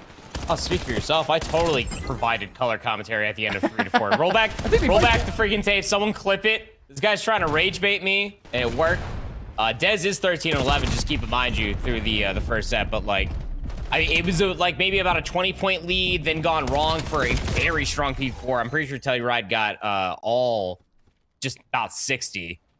Hey, Alex on a generational tear right now, 14-9. He's gonna get scattered out, playing the close corner ahead of this P2 rotation. Boom ATL do have that at least so far. Luge is not anchoring the spawns, but he is playing for the fight. Now he's anchoring the spawns. All right. Yeah, that's what you want to see. This makes it the big one. This is one towards the backline for Webby to try and take. He's going to get a little bit of help coming through from Dez. That is an important gunfight to win after all. You kind of mentioned the fact that you want to lock down those spawns. So that's the idea for Boom ATL. A path potentially back in towards this game, but you can't really afford to lose all the fights, and that's just what's going to happen. Our season Webby combined for 4 and done and dusted. An immediate breakthrough for the back 35 seconds, and now Boom ATL effectively kind of have to take the long route through. Like, they can only go through couches. They'll remove the first player, but the trades are just phenomenal right now. Webby able to double up very easily. Just keep an eye on that doorway, and it should be good. That's exactly going to be the case. This is pretty much perfect from Telluride Shub. They broke that kill exactly the way you would want to. Yep, and now they're starting to really flood through all the way to the back. Skill knows that he has this this nameplate over here to try to chase out. He's going to kill Confid on this 5 spree. Hellstorm earned. You have that piece of utility to maybe swing things if this doesn't go your way, but a well-cooked nade right into the lap of Luge. Via Webby, that's the opening coming through. Confid, those spawns in the back. Nobody was expecting this, so he finds 3 for free. Arsenes was in the tablet playing Fruit Ninja, takes down Careful on the opposite side, but good bunch of trades comes through, but Boom ATL realistically gained no space off of that. Yeah, it's not particularly great, is it? And I think that's the thing with Boom ATL is anything. We've watched them a couple of times today. Earlier on, obviously, they were successful, and I think the vast majority of that was down to the likes of Confid and Careful doing well. Dez as well, I think, was in that conversation, did very well. But I think for them, it's just a case of really converting the kills that they do get into real hardpoint time, and I don't think that's really happened to any effective degree, even in their earlier matchups. Sometimes there were slip-ups, and those slip-ups are going to be accentuated against Telluride Shrub, who on a roster that are really bringing the pain, especially with skill on the roster at 28-8. And we're going to keep on circling back to his KD because he is consistently on a tear. And now looking to get control of the next hard point. Confid was the only player near that rotation. He gets swiftly dealt with. I mean, this is so over. Right? Just like it's the slaying power that is just coming through. Like, and until you can match that for Boom ATL, or at least stop it, this is effectively this best of 3. This is gonna be like skill, just like living up to his name. Quite the nice name if you think about it. I mean, like, a lot of pressure that you have to live up to absolutely slam kids, but like, he's doing it. 30-9. Webby's in towards the back, wins the 1v1 versus Careful. That's probably the game-winning play. Yep. One more wave of gunfights. This one's done. You can see that double setup inside red. Players extending out of the hard point as well. So even if you lose the numbers, you've got players off the back of the spawn ready to deal with the next wave of gunfights. This one is over. Telluride Shrub doing what we expect the Shrub to do, and that's Russell up against their opposition. Beautifully done. And as far as a debut on broadcast is concerned for the likes of Skill and Webby, that is about as good as you could possibly ask for. I think especially for the former of those 2 players. Skill just had a map of Call of Duty. Yeah, it sure did. He's just so unfazed, just so locked in. I think that's what's terrifying. Is like this is also like it's not his first like LAN. He's definitely played like in person before at like locals and stuff like that. But like for his first major event, if this is like the pace and precedent that like he's willing to set, I mean, I know like the matchup is what it is at the end of the day. It's the 11th versus the 22nd. You got Shrub going up against like players like Careful, Confid, Sniper Dez, and Luge, who I'm still learning the 4th of those mentioned. But I mean, he literally just put him in the dirt. Like, and like that's the type of level right there that is going to get you noticed very, very quickly. That if he's able to do about 65-70% of that going forward in the winner's bracket or whatever his tournament develops to be, put his name towards the front of the row. Yep, I agree. 3KD It's not easy to do whatsoever. Still, good impression to kick things off between the Shrub and Boom ATL. We'll check back in with those here very shortly. Let's look at another matchup that's going on at the moment. Looking over towards Atrocity and Decimate Gaming Red. This is a big matchup here, of course. Still, I believe, in the upper bracket, I think, if my memory serves me. No, this is lower round 3. This is lower round 3. Okay, I thought I was being tricked for a second. That's why I was double thinking it. This Atrocity roster, again, I mean, I don't think they've singularly got APAC on their back. Obviously, Mindfreak are also in the bracket. Not entirely sure where they are at right now, but still, it does feel like, I think, the fact that APAC's kind of in the hole that it's in, generally speaking, at the moment. Obviously, like, we've seen kind of results getting worse over the course of the last couple of years on the international stage. I think we've had, like, back-to-back, maybe in back-to-back years where APAC and LATAM have effectively, like, solidified the bottom 16 of the last few Challengers finals. I think it's important for them to show up to this land and have some good results. To answer your question, Mindfreak is in the winner's round 3 matchup. Hey, currently. there we go. Yeah. Love to see it. So we'll be able to give you that update later on. They're going up against CRGX Outbreak. So anybody unaware, for Mindfreak, just became a Call of Duty fan out there. Really enjoying Challengers. You got to remember APAC. There are a lot of players that came in and out for the pro scene, CWL days, and even Fred, what he's doing right now, that have been able to shake things up. But even going off of that, very good conversation, because I mean, like, Rain, Imagine, you guys have been doing it for a real long time. So have Nish. Swag Check, he got his own gas earlier, thanks to Dan and Chris. But, like, I don't know, you and I for sure have seen, like, Rain and Imagine's career kind of, like, develop over in the APAC lands. There was times where, like, they were competing pretty well and competitively against just against, like, Fight It and Pred and, like, in the Cold War days. So super excited to see them and their land representation. Decimate Gaming Red, though, giving them a real hard shake for it. Atrocity set up early here on the P3. Decimate looking to make the break happen through mid, it almost looks like. Yeah, I'm curious to see what the setup looks like for Atrocity, because they didn't look that bad earlier today, but that was much earlier in the bracket. So, hardpoint setup, not particularly great right now. Mish will find the double, match to solidify things. Unfortunately for them, there will be a player coming from behind, and that will weaken things ever so slightly. Big double, though, for a swag check, and that will keep Atrocity in the conversation there against Decimate Gaming Red. We'll keep an eye on the APAC boys as they fight for survival in the lower bracket and give you guys updates as we move through losers round 3. For the moment, let's return to winners round 4 with the Shrub against Boom ATL. And it's down a skill in a 1 versus 3. Listen, you've had a 30 bomb in the last game. Why not give us a 1 versus 3? Yeah, it's important to know this is our only winners bracket match that we do have in this block right now. Skill 1v3 on the cards. It's the nade. It lands right on the rooftop of Tiki. He's got info on 2 different players now. He's got enough bullets in the magazine for a 1v1. He's looking to take it inside a kitchen.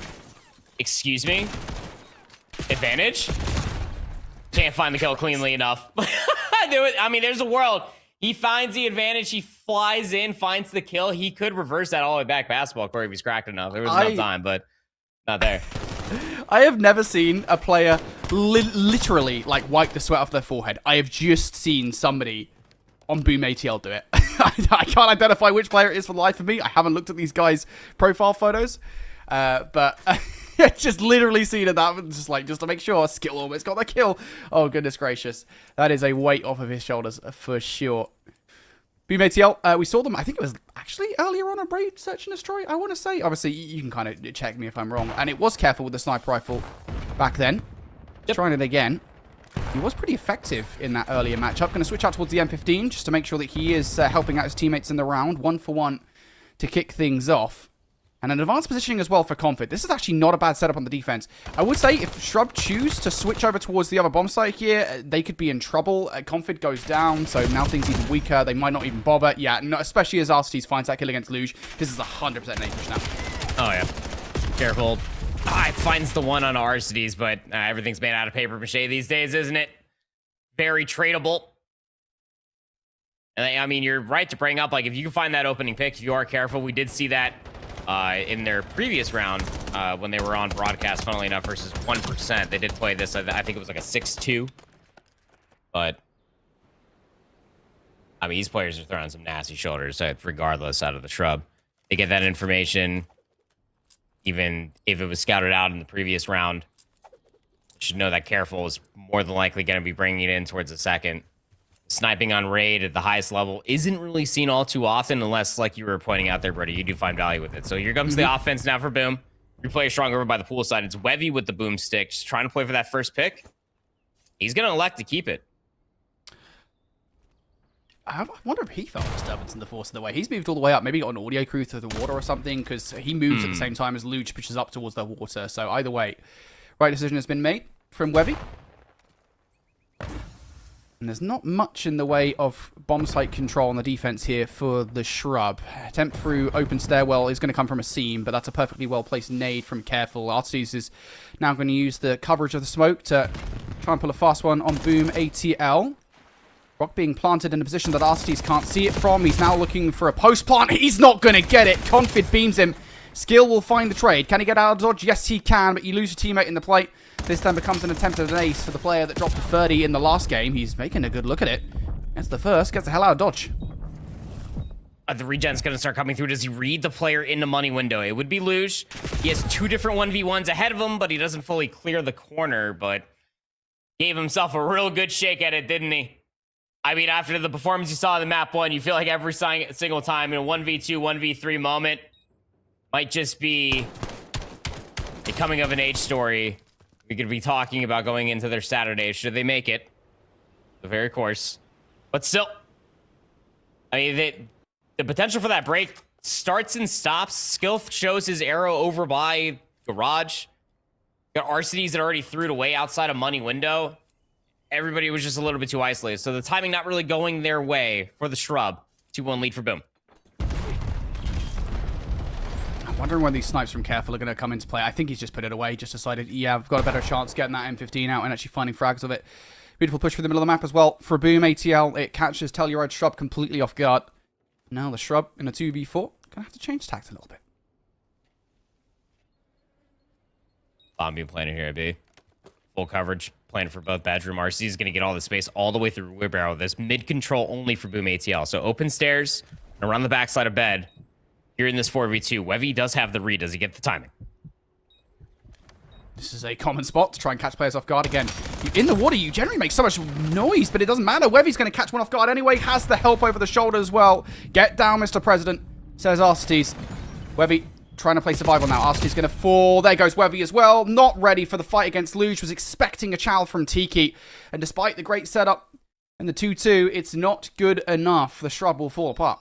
Yeah, I'll tell you what, though. He gave himself a real look. 2v4, didn't him? What was that? Arcities and Wevy? Wevy gets the bomb plane. He gets himself inside the water.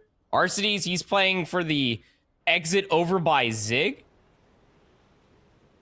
And everybody's coming to the backside of bedroom, right? So, I mean, Arcities gets the time for the first player trying to jump inside the water. They know that everybody's going to be on the backside of bed. Arcities doesn't hear a lick come through Zig.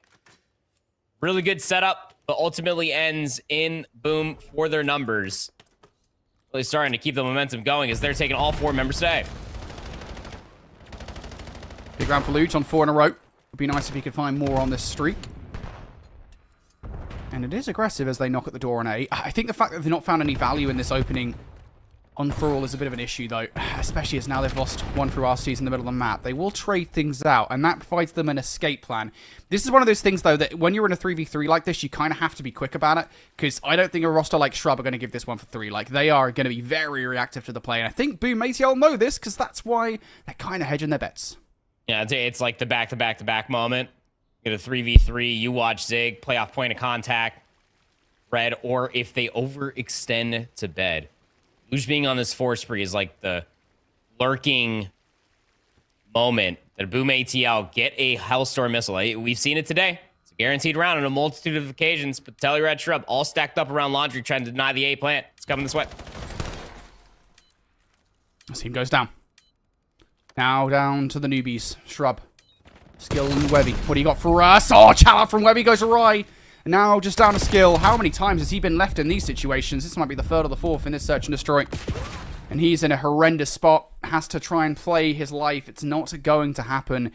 And it does feel like maybe there's a bit of tentativeness from the Shrub right now. You know, the search and destroy, they're not playing as quickly together as you might expect. Certainly not, I think, when compared to that hard point. So they can maybe be a little bit more reactive, pick things up. They'll be right back in this. Yeah, agreed. Just a lot of, like, overextension moments coming through on 2 different retakes now.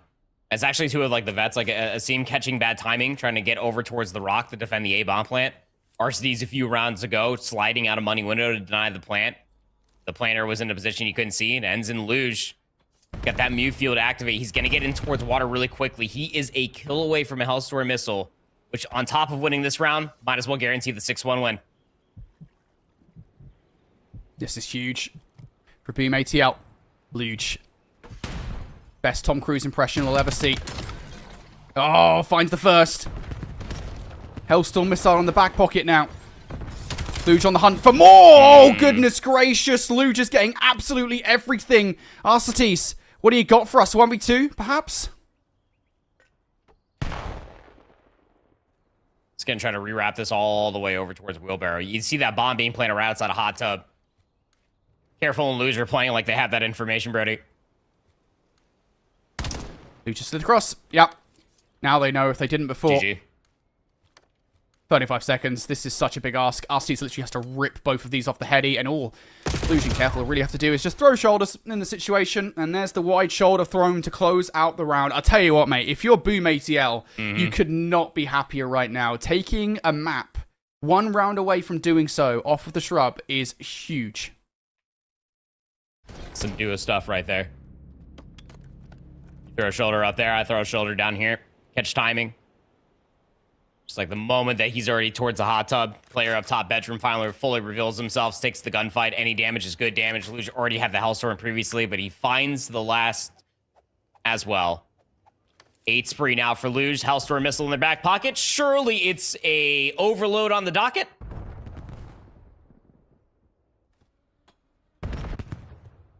Yeah, Here Luge he is just gonna wait. Yeah, I was gonna say he's just gonna wait. I was wondering. I was like, yeah, he's probably gonna pull the Hellstorm missile now in this round. And I wonder what this is for, right? Information will be gathered. How many kills can you get from this? But also, I think just buy time for this bomb to go down. Yeah, I don't know if you get anything. Yeah, I was going to say, I mean, the smart thing for them players would just be to sit inside, and that's the play call. So now you're reacting off that. You know where the pressure is going to be coming from. Good read from Dez, and he leaves it. He lets a scene pass to make them think that that play is going to happen, but now you need to win that 1 versus 1, and you do. A seam down for the count. Now all down to the pressure from the front. Alstes is well out of this play, and yet Dez reads it like a book. Kill on the other side from Skill. Brings us down to a 2 versus 2. Whether the snipe will bring it down as well, but there's the final couple of kills. Boom ATL coming out and shocking the shrub here in Search and Destroy. Get that Hellstorm missile, Brody. Even if you don't get a kill, all that positioning, the advantages that you gain in that moment, way too high. I mean, you can curve that and you can get inside a laundry, but denying it and at least going for you can't exit through money window, keeping that player trapped inside a Tiki especially, so huge. Absolutely massive. Give the 1v1 to Dez, even at range. Arcity's not expecting him to be laying down low on the pool steps. 20-5 between Luge and Careful. 2,200 damage between the two of them. They're averaging a kill and a half per round, even with the damage. 6 first bloods, only lost a single one. Every single aspect of this, if you remove the numbers and you're just looking at the names, you're like, yeah, should be an easy win for the shrub. But a 6-1 win for Luge, Careful, Confident, and Dez, just the absolute masterclass on display. Yeah, well, shout out to Boom ATL. How about that one? One of the big shockers of the day as Telluride Shrub will lose a Search and Destroy. Speaking of Search and Destroy, let's go check in with Team GX and Omnia X Spa City. This is a lower round 3 matchup, a battle for survival, and Omnia X Spa City did take the hard point away. So Team GX want to tie things up here. And it's a good start for Eternals, 3-0. He's looking for the ace. He will not find it. Team GX, though, they will find the start of this S&D. And if you missed it on the Bravo stream, this one ended. Team GX were up pretty big in the Colossus map, number 1. Omnia X Spa City, they claw their way back, and they win 250 to 247. It was like a 20-point game, and then about a 40-point swing. Pretty insane things. Me personally, because I was watching it off a very tiny box, I'm going to watch it on a giant box, aka my TV, after this this day is completed, because just from that small display, it was absolutely lit.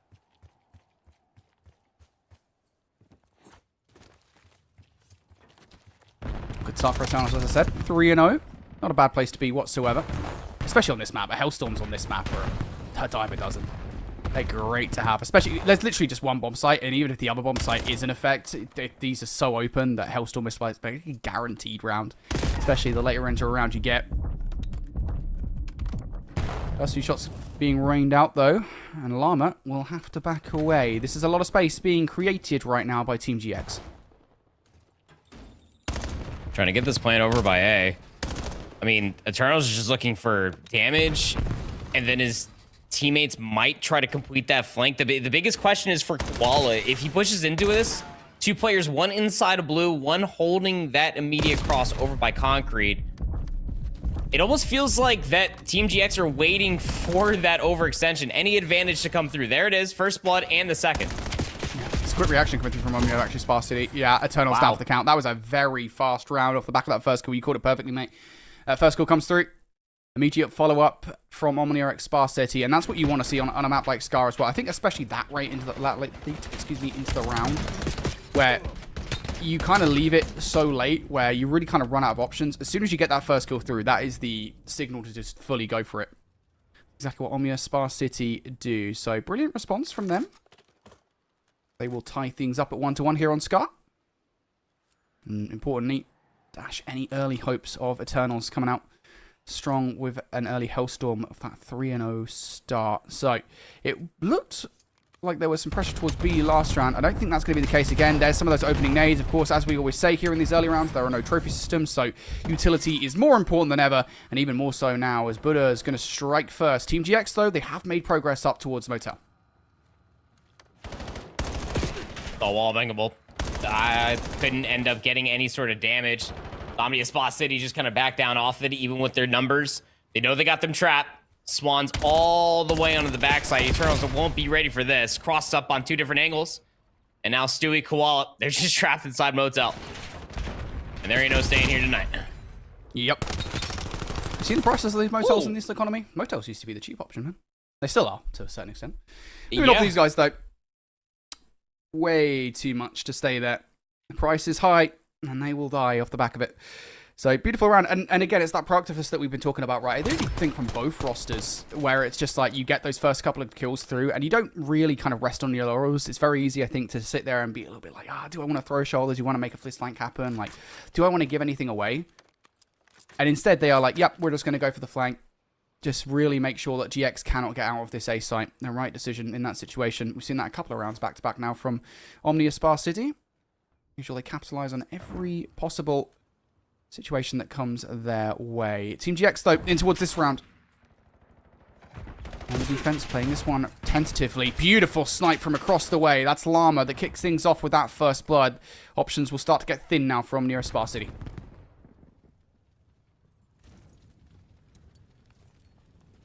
Both crosses and overextensions being watched. Bomb not going to be playing it quite yet. Swan's going to be watching that very deep angle as Llama's just playing up top. Got 4 streams happening at the same time. Of course, you should open up all the tabs.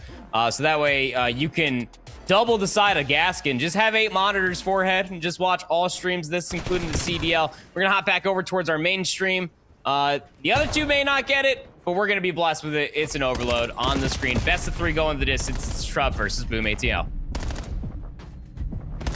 A huge map 3. Boom ATL looking to pull off the first big upset of the Atlanta Open. It's not looking good so far.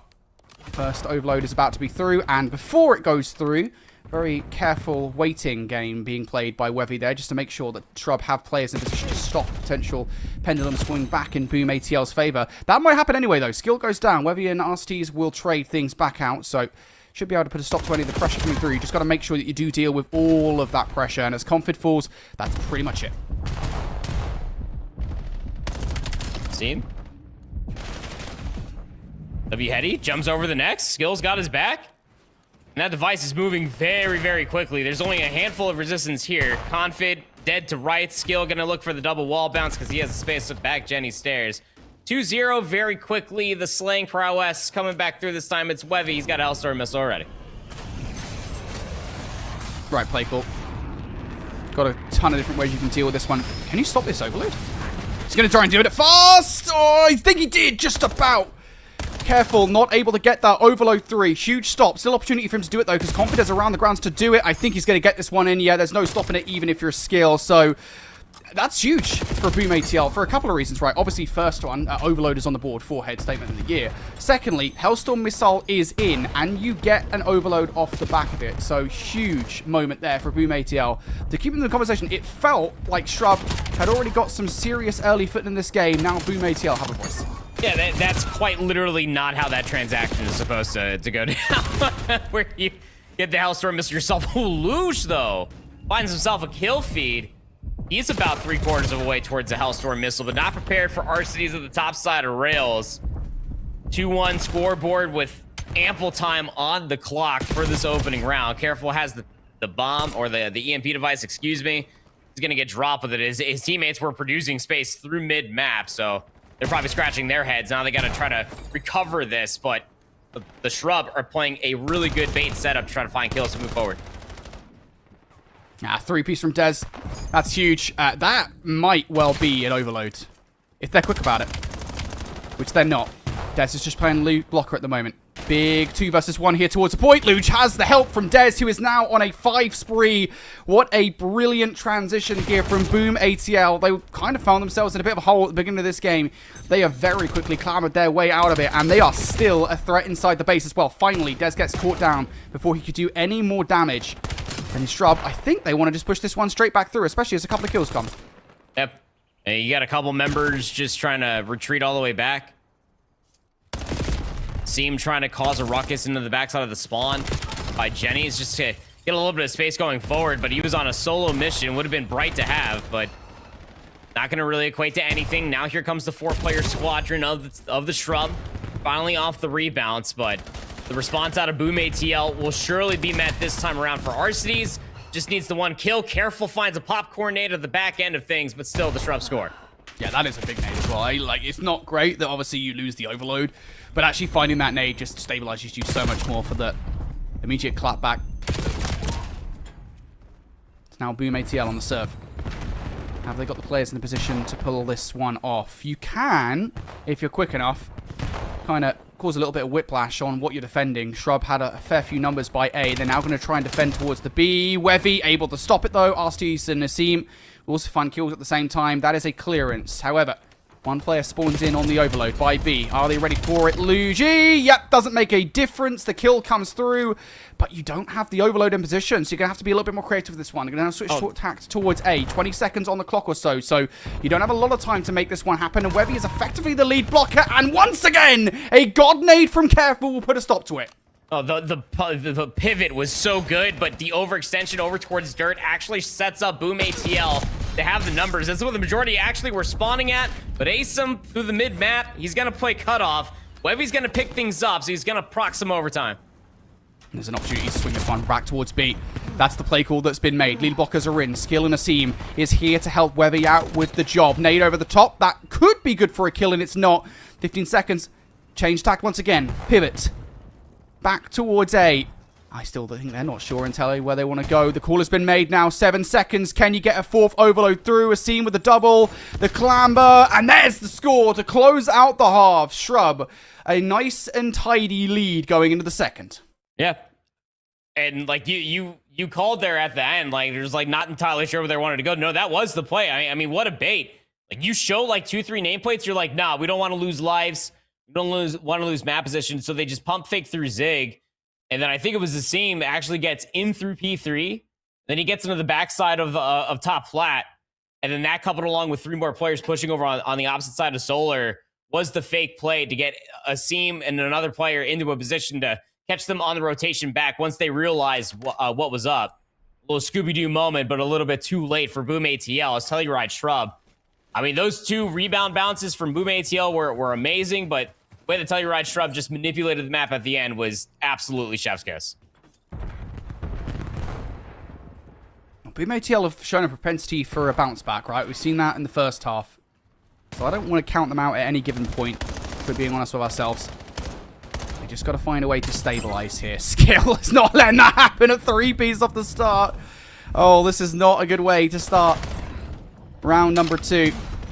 Skill in the scene now clearing even more space. Careful, isolated towards the back line. It's all on Careful. He will double up. Not over yet. And there we go. That's going to be the overload through. It felt like an inevitability.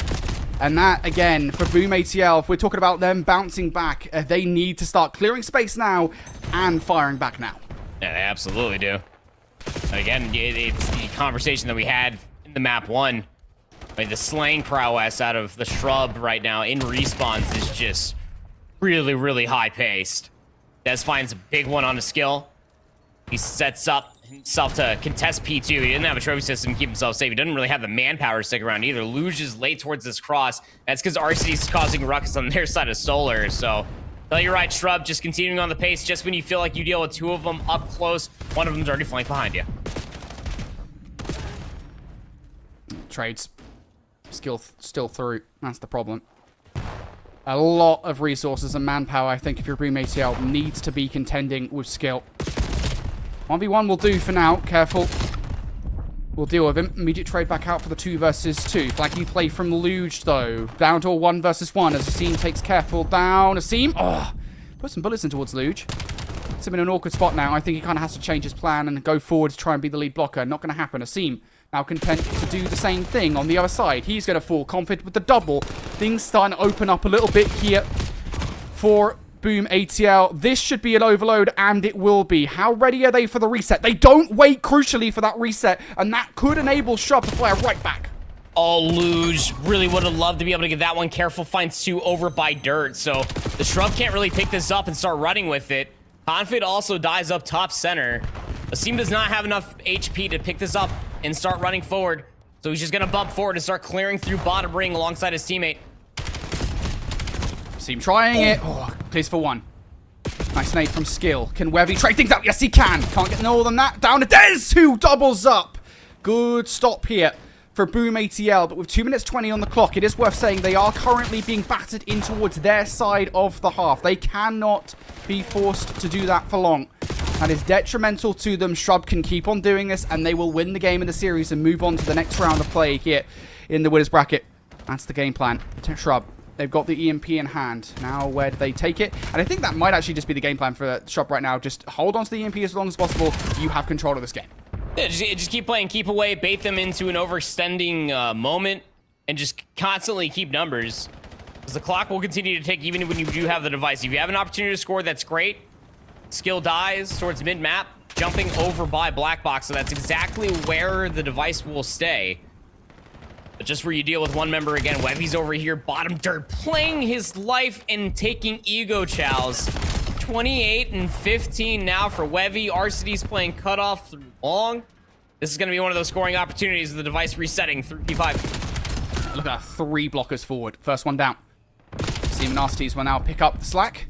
Good for Asim for the first. Asim, good for the double. Arstes goes down, but Asim, again, is just being a nuisance, just grinding time off the clock, especially with that EMP sat down by Dirt side. Asim continues to burn through the opposition.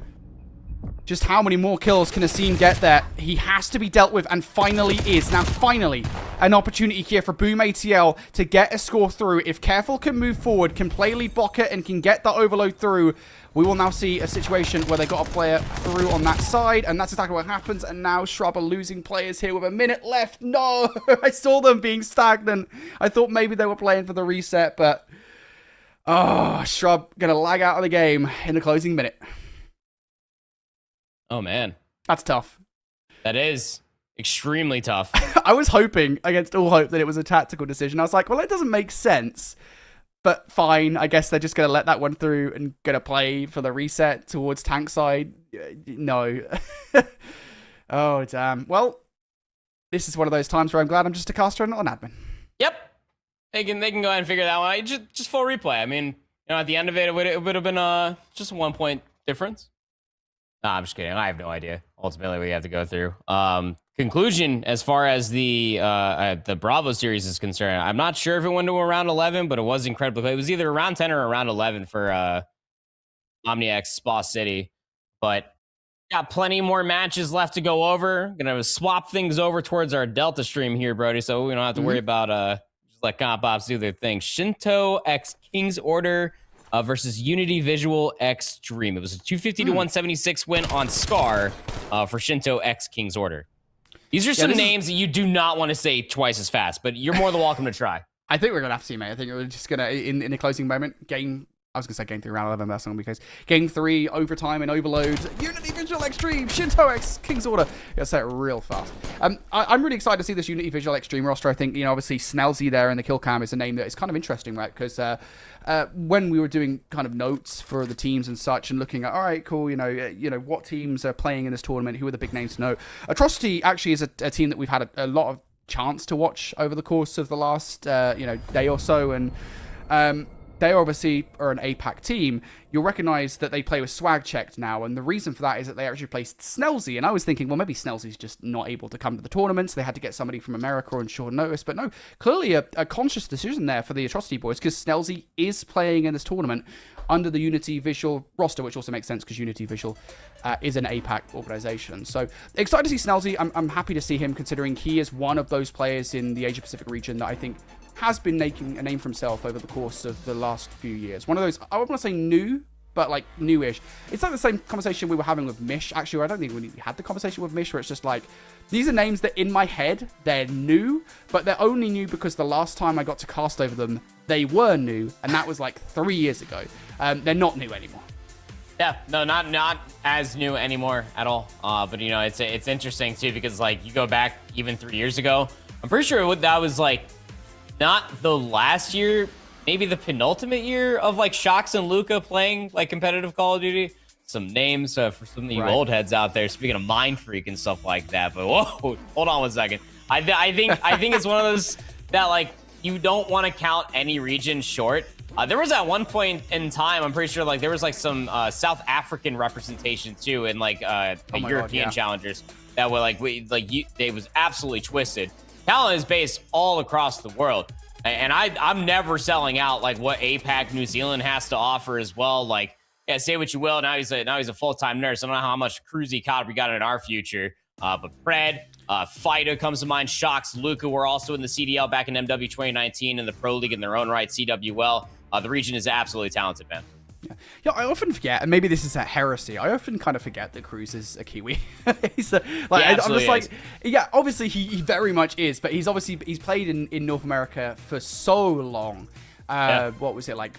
Maybe Vanguards? I'm pretty sure it was either Vanguard, but I remember that first time that like he made into a Challengers Elite. He was on like it was UYU, and he was playing with Sam Welly. That's another name that I miss seeing in the pit sometimes. Sam, I hope you're doing great. He's probably still as handsome as ever. That's just two names that you're just probably not going to be seeing all too often anymore.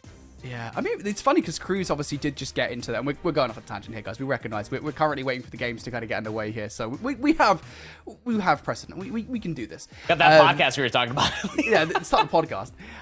Yeah, Cruz is an interesting one, right? Because obviously Cruz is, like many people, he's kind of like I want to say like the Denzer of North America, albeit like a little less successful considering Denzer is literally the position he's in right now.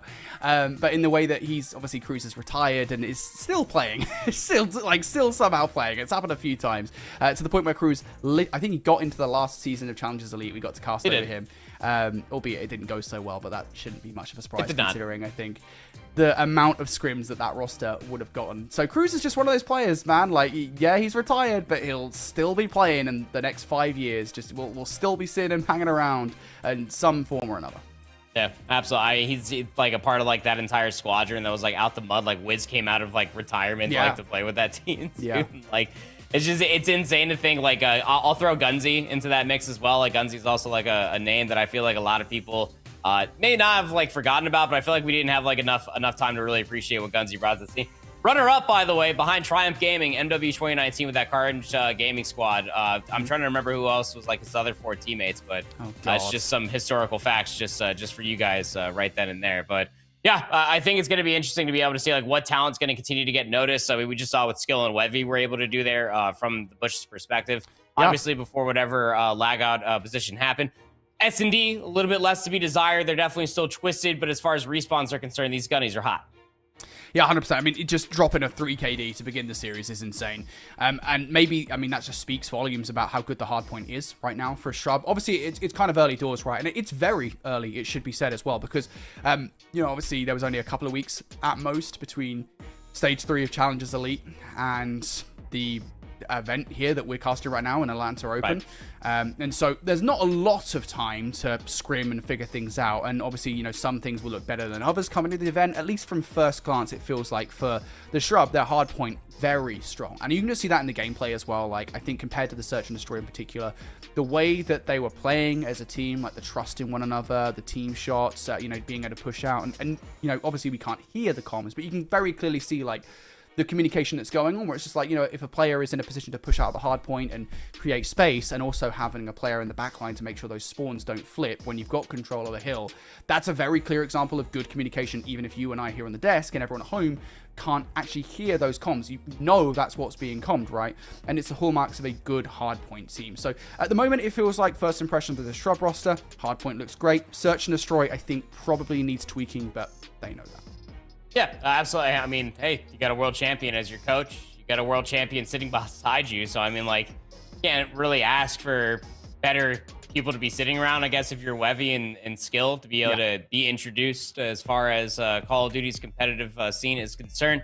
Now that you're freshly 18 and getting in towards challengers, of course, meaning that age restriction means that probably going to be seeing quite a bit of them making some roster moves. So the question still beckons, given the fact that they have 0 pro points. Well, I guess you do have like ever so slight from skill wherever they placed back in Cup 11. But regardless of that, like that's what's going to be the biggest change for a lot of people, is that like your seeding is inherently going to get jacked up for making these types of moves happen. So very interested to be able to see what ends up happening for the boys there for the Shrub, or realistically any of these new names that we're getting in towards the mix this year for challengers. Mm-hmm. Yeah, they're really excited to see more of the Shrub moving forward. Honestly, this is one of those times where I'm a biased caster, and I hope they place well here at the LAN, just because I want to see more of them, right? I don't want to see these guys crash out in, like, top 32 or something and just split up, because I think there's so much potential behind this roster. I want to see a lot more of the Shrub. With that said, guys, you might recognize here that we're back in towards the Overload, and this is a full restart between the Shrub and Boom ATL. So I think for Boom ATL, I gotta say, this is a blessing and a half, right? Because you were down by 2. You might have been able to equalize that by 1. You don't really know, considering where Shrub spawned, the fact they were, you know, stable for a really long period of time. Still, though, you got to be very grateful you get another shot like this. Yep, absolutely. You get the rerun back. Anything that you had just thought about, you can actually implement into a full-on round now for Boom ATL. And I mean, just the immediate difference, like, you're no longer down 0-2 to try to make the clawback happen at what was a 4-2 half earlier. You're up 1-0 so far with already 2 minutes and 30 seconds off the board. So Shrub trying to respond back. Wevy getting space up. Top Solar, he's going to get stunned up. Had a really good snap there on the luge, but still takes him down. But it was ultimately a pretty good pivot coming through for the Shrub. They got a lot of space over by Rails. Arcitys needed to find a second, but luge playing the cutoff is going to stop that in its tracks. Yeah, sometimes it feels like, hey, that's definitely an overload, and then all of a sudden your players come off the spawn, and it's absolutely not. It's a huge stop there at the goal line for a Boom ATL. Opportunity now to fire back. And it is effectively a 3 versus 1 here. The coverage is being made through the middle of the map. That actually choice to go through the middle of the map might hurt them in the end, especially as now that long flank from Asim can come into effect. That's exactly what happens. Asim will double up, and yeah, I think just thought a little bit too much about it there, did Boom ATL. Asim, a problem that needs to be dealt with. They don't know about it. He gets tagged up, going to get taken down, and this is a full 4-man defense of the B zone. The Shrub have recognized it. They've changed strategy here. Arcitys now looking to be the lead blocker. How much damage can he do towards the back spawn? It's a couple of kills. That should surely be the overload, and we go even here on this map. Yep. Big pivots again being exemplified here by the Shrub. Talked about that 4-player pressure over on the top side. Back it down, move it towards the dirt side. And now you got a nasty little spawn trap happening. Good consecutive shots coming through from Wevy. Will take down Careful at slight range. Skill.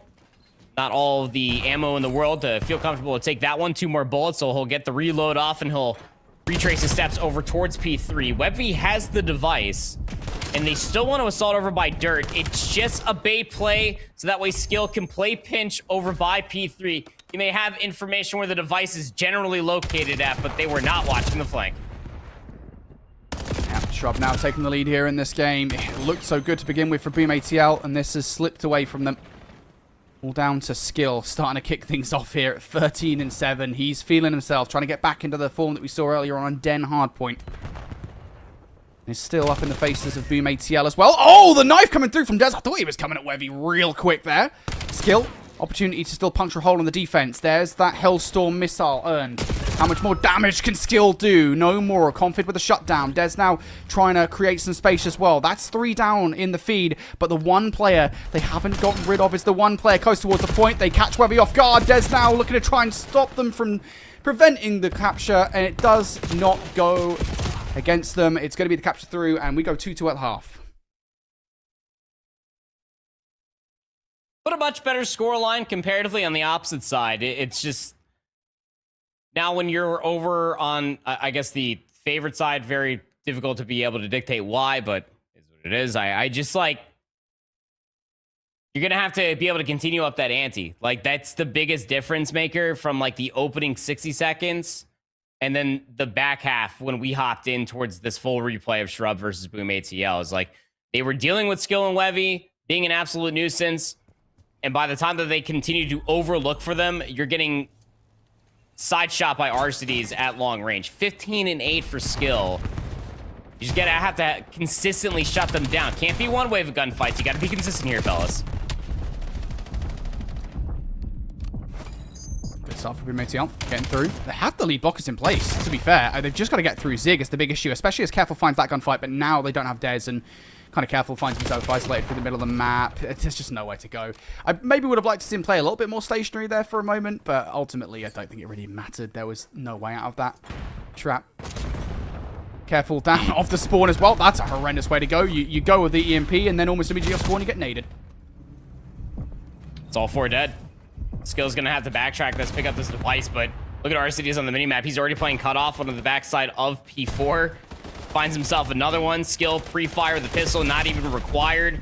He might die at the end. Actually, never mind. Arcities is overlooking him, so Alec goes huge into the backside. Skill's gonna pull in the Hellstorm missile all the way to the backside of the map, because why not? Confid's gonna kill him for free. Actually, doesn't even elect to go and take him down fully. Just trying to gun up, look forward. Everybody is just getting dropped. But all the positional advantage sets up Arcities again to find yet another 2, can only find 1. The device stuck over by mid-cut.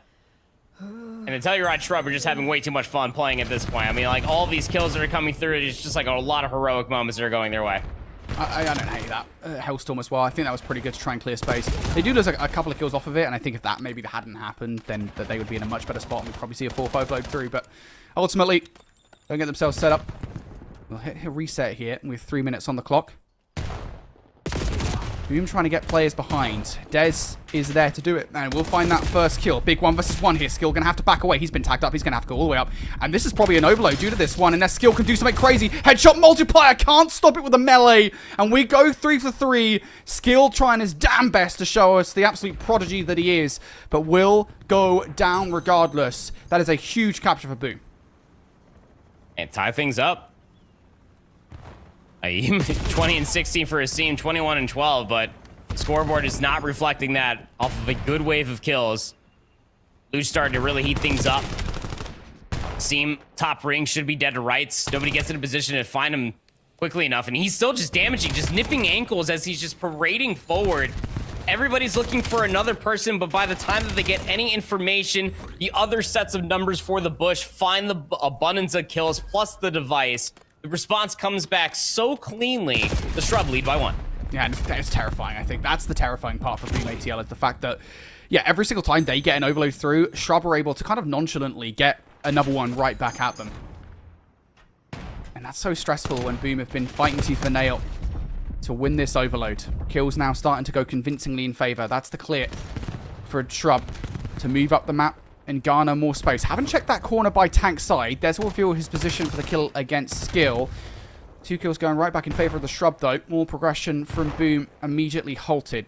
An opportunity here as the players spawn dirt side to get another one through. This might be the dagger with 90 seconds on the clock. Of course, it's never guaranteed to be, but the kills coming through like this, they're going to be set up at the back of the detonation as well to get even more. Boom have been boxed in towards the back.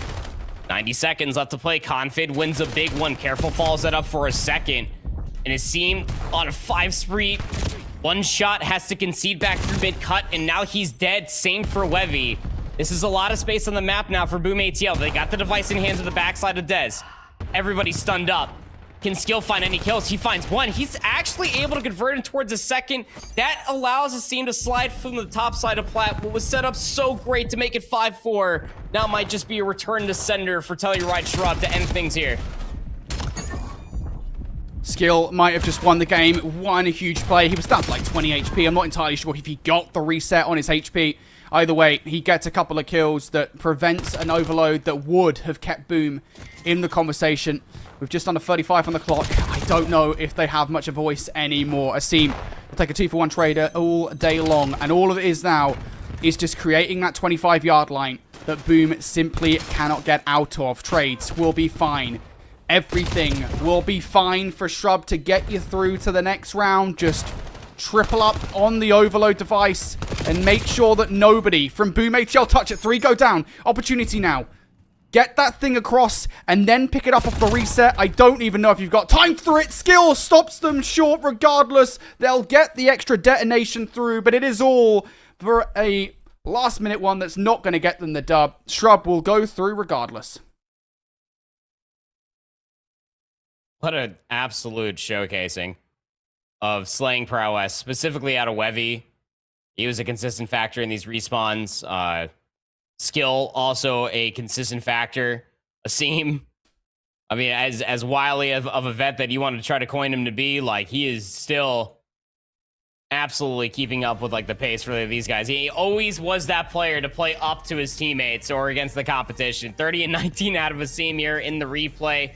31 and 7, 28 and 19 out of Skill, with 3,100 damage as well. Even with the device in hand, found 4 eliminations. Luge on the opposite side, putting up some pretty good numbers outside of the KD ratio, but it just was not enough there at the end. A 1-score lead, but I mean, if they can convert like this slaying prowess, Brody, into map control, it almost feels like at this stage they would be undeniable. Still plenty more COD left. I'm pretty sure they still have one more series left to be played on the entire night. Not sure who that's going to be up against, but regardless of that, you really got to tip your... Oh, it's up against Omnia Brooklyn. Yeah, so have fun with that one. You're going to need all of that, plus a little bit of more macro off the back end of all those eliminations if you're going to have any hopes for that one. But what I saw out early from Skill and Wevy, my first time looking at these guys play the game, absolute gutties, man. They're cracked.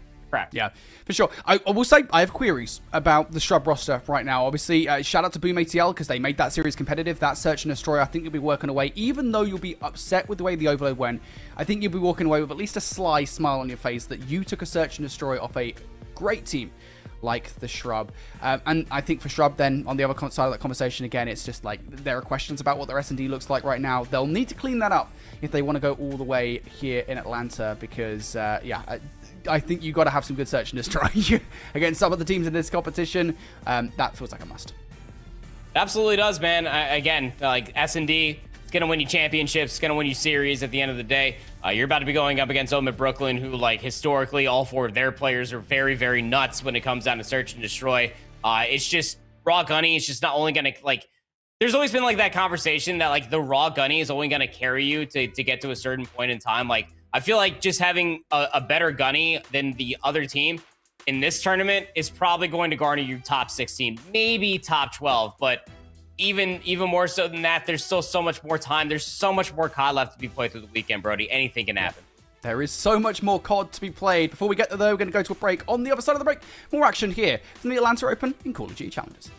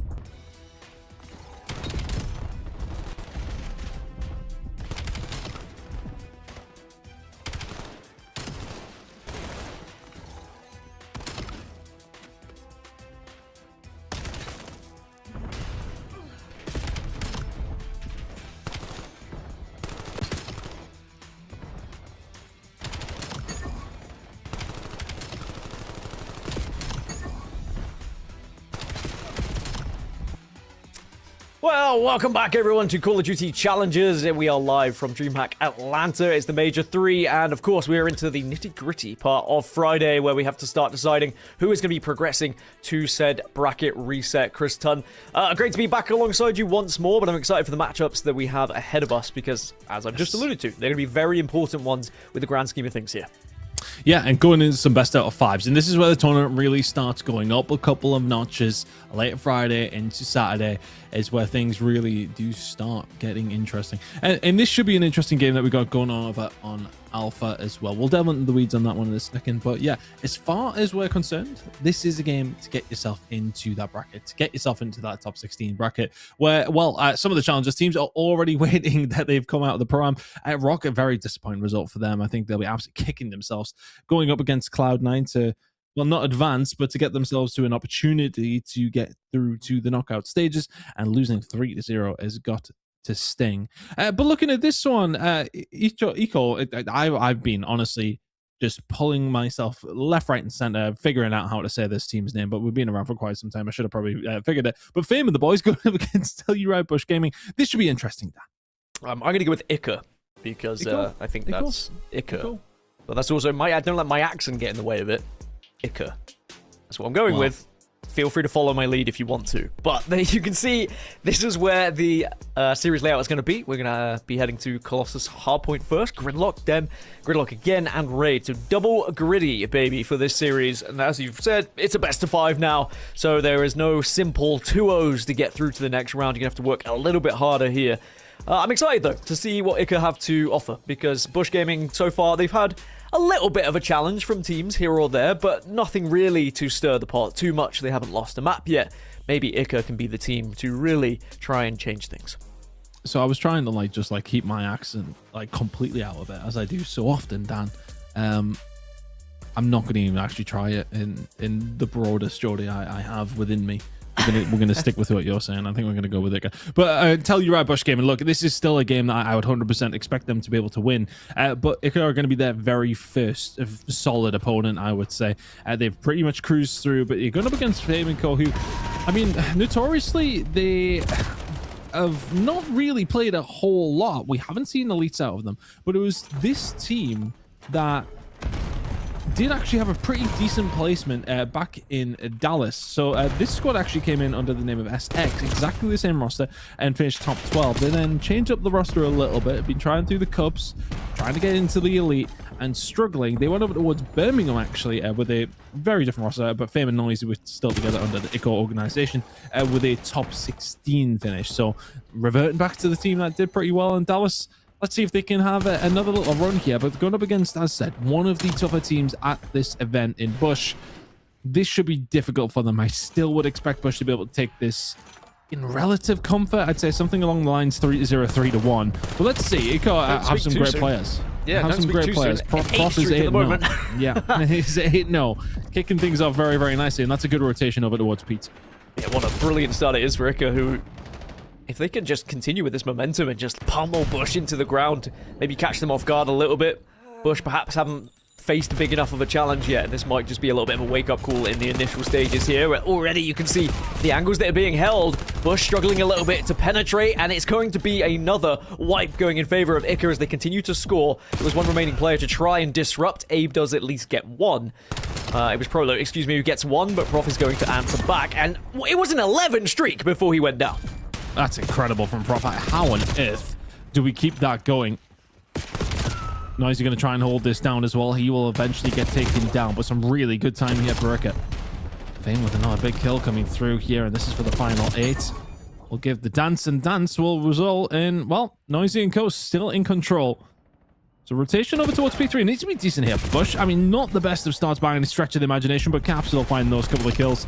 Should just about solidify a little bit of control. It was actually Cammy to hold down the outside. Fine coming through the middle of the map as well. Abe and Co just getting this one under lock and key as quickly as they can and getting the first 15 seconds pretty much uncontested.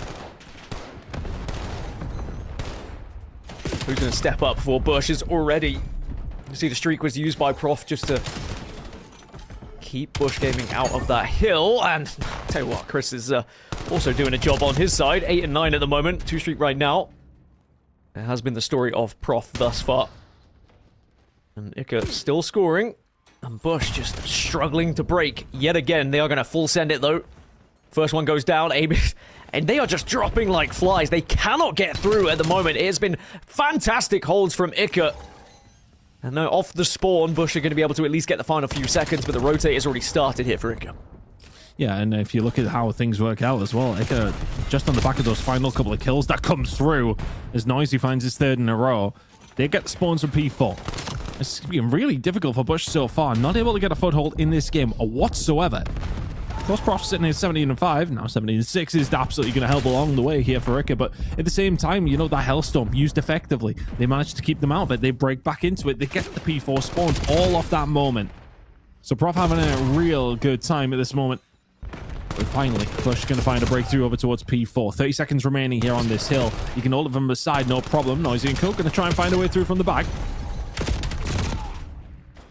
Prolu doing very well to try and keep Bush Gaming's hopes alive here in this one and continues to go through. It's a 4 streak for Prolu at the moment. And they will start to score here, but Abe's going to get caught out. Caps goes down. And Ica trying to penetrate, and they have actually done so. It's only going to be the final few seconds, but it is just eating away at Bush Gaming's chances of getting back in. To move back up to that top hill. Bush are going to be the first ones there. But from what we've seen so far from Ica, they have not struggled at all to break. No. You can already see that they are just so confident in the way they're moving around the map at the moment. Confusing one here. How on earth have they not turned around and dealt with Noisy? How on earth was he still going, and how on earth was there not more kills? That's going to work out nicely for Bush, though. Sadly for them, they're a little bit too far over towards the P4 side of the map, but it's going to introduce a couple of split spawns coming out. Noisy, that's a huge gunfight win. Keeps himself alive. Pinch now develops. Works out for Ico in the end. And they can have this rotation over towards P2 when we go there in 20 seconds. But yeah, for Bush, I think that's one of those situations. You get a little bit unfortunate with the spawns after finding 4 dead. You get nothing from it. Nothing at all. As Ned has said, but still only a 28-point difference. It's not exactly a huge lead for Ica at the moment, so Bush can certainly be comfortable in that fact that they can get back into this game. As we move to the next hill, and it is going to be Bush there first to set up. What does Ica have to offer in terms of a break? They're going to be sending it. It's a 3-1 split. It's going to be a trade on the other side. So that means it's going to be a 3-man push around the back here. They're able to get one. Can't quite follow up. They do find a second, but there was also a trade out on the other side. And it is a fantastic hold there from Prolu, who again is on a 6th streak. It has been Prolu who has really kept Bush Gaming in this one. Yeah, there's a really good time to do it, and that might have been it. Cammy now going to try and find a way through. They have faltered just a little, though, with the spawns over towards this backside, but a couple of kills going to come from the front. It's Prolu to pick up the pieces, and that's the spawn out. 25 seconds remaining, and Bush, just like that, back into this game.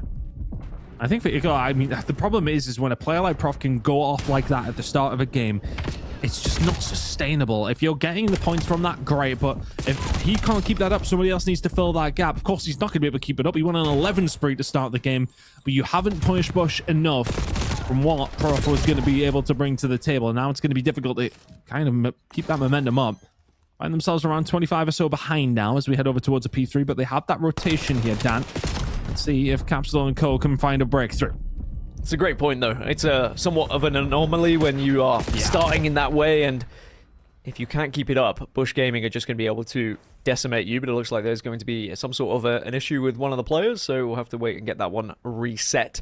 But certainly the score on the board, 134 to 123, where we see it. We'll have to work out what was wrong, when was wrong, and what the admin's ruling is here, Chris. But certainly an entertaining first game between these two teams. An explosive start from Ica, maybe an unexpected one from our part. But I was almost expecting someone to take it to Bush after the games that they have kind of been very close in so far today. Now, let's go look at Bravo and see how the game's going down over there. We've got another matchup. It's Bittersweet versus Cabal. Another pretty good matchup. We, of course, have seen a lot of Cabal throughout these seasons, the Elite seasons as well. And it's going to be a 5 streak when we did join in, but eventually gets taken down. Yeah, no, this should be an interesting one, as we were kind of talking about it throughout. Two teams who kind of met in the middle of the bracket. Cabal and Bittersweet, 8th and 9th seed, going up against each other. I mean, look, we've seen plenty of a lot of these players in and around Elites, in and around Opens. What they're going to be able to do at this event, I'm curious, of course. I mean, look, there has to be objective number 1, get through that top 16 bracket. And that has got to be, well, the goal after this game for both these two squads. Only now in control over towards this P3 side. Then we'll find a way through. Dimensions and Co are going to try and find a break, but Protocol in a pretty decent spot here. That's a nice hold, and you've got the rotation over towards P4. A couple of kills in around Dojo would be nice as well. They're going to find the rotation, though, if you're Bittersweet. Rispy with 2, though. That's going to shut that down, and that's a big moment for Cabal. That could be some good time on the board now. Rispy gets another, and we'll be able to hold the hill now to follow. Looks like it's going to be a push through the middle on the other side for Cabal. Actually, they're going to walk into Flames, who's able to find one, and that just stops them. It just delays them that little bit extra time. And we'll just continue to score a bit more for Bittersweet. And now finally they're going to be able to step up and surround this hill. Going to go on the roof edges to begin with, but you get caught out, and it is going to be easy as that. 1-2, I was going to say 3, but Rispy actually gets taken down by his teammate. There's a lot of team kills that still happen, even at the highest level of Call of Duty. Sometimes it's just unavoidable. But the important thing is Bittersweet continuing to score here. 15 seconds left, and it looks like they might gain the lead on this one. Yep, some crucial time. And now making the move just to try and get a bit of control over towards the back. Mentions a kill. Having a look over towards the middle of the map. Oh, incredible shots. He's doing great there for Cabal to, well, keep a little bit of mid-map control. He's now trying to get himself in a spot to try and shut this down as quickly as he can. Trying to get Alpha back up and running as well. Be jumping over towards that when we do get ourselves in a good spot. 40 seconds to go here over towards P1. Spawns are still there for Cabal. Over towards P2, where they're in third. It's a fantastic lead now for Bittersweet, but it's really, can they hold on to it? This initial P1 is a little bit of a bloodbath when it does get going, but be 3 players actually at the moment trying to hold it down, with 1 supporting from P2. Dimension's just gonna have to back away from that one because they don't really fancy taking this fight, so it is gonna be a little bit of time going in favor of Cabal for now, as everyone else moves on round to set up for next. And I'll tell you what, Flames has done well to catch some kills from unexpected areas, I would say. He's done well. Very tight game between these two, though. And this is where it gets to it, right? I mean, you get into winners round 4. This is where the top teams start to meet up against each other. Top 12 seeds starting to dance, and on the dance inside of P2, just about going to go Cabal's way. 40 seconds remaining here, spawning over towards the backside as well. Everybody in from the rooftops, and the reinforcements are going to be there nice and quickly, quicker than the players who are coming off the respawn over towards this backside are going to be able to get themselves into the hill.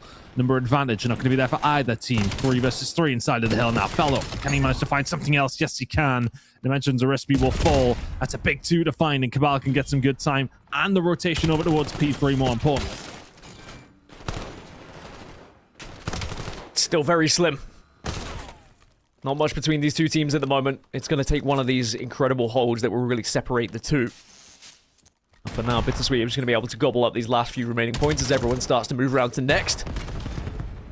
And this is going to be a big fight to try and win. Manny just trying to scout, see if he can catch anything at the moment. Does get to tag a few bullets on the first, but can't actually convert, and it's just going to be a spray down through the wall. And in the end, Manny will fall. Needs Cabal. Might not be able to score here. Instead, Bittersweet will take initial control, and Cabal off spawn. They're going to have to try and deny a little bit, see if they can get someone in to contest. Just such a close game again, though. Nobody able to really grab it by the horns, are they? And that always makes for a grandstand finish. Mirage still has a hold of that Hellstorm, though, so that's going to be important. We're going to be heading over towards P4 in a second. Could be the time, might not be. That final 20 is going to go over towards Bittersweet, though. Cabal just positioning themselves outside and need to maybe think about making a move over towards P4 a little bit sooner rather than later. They're going to find a couple of kills on the respawn, though, and all of a sudden, that scrap time is going to go over towards them. Flame's going to have to find a great deal over towards this backside, surviving as long as he can. He'll get taken down. Scrap time goes Cabal's way. And now all of a sudden, we're rotating over towards New. And it's a bit of a 50-50, if only momentarily. Bittersweet starting to get a little bit more control. Everybody else pushing from rooftops here, Dan. Standing on the rooftops, and everyone's going to scream their hearts out in a second if they manage to push through and get it. 7-second lead, make it 8, as now Bittersweet will be holding. Cabal, got to be careful about where you try and push for. They're actually waiting for the 4th player to spawn up before they try and make their move. And here is going to be the attempt at a break. Need to time this correctly, but it's going to be the spot from Rispy. And he actually re-challenges. It is going to be the trade-off. There was 2 players waiting in the end, as Bittersweet are able to convert 3 of them. Cabal will have to back off and maybe give this one up. unfortunately, we've lost somebody.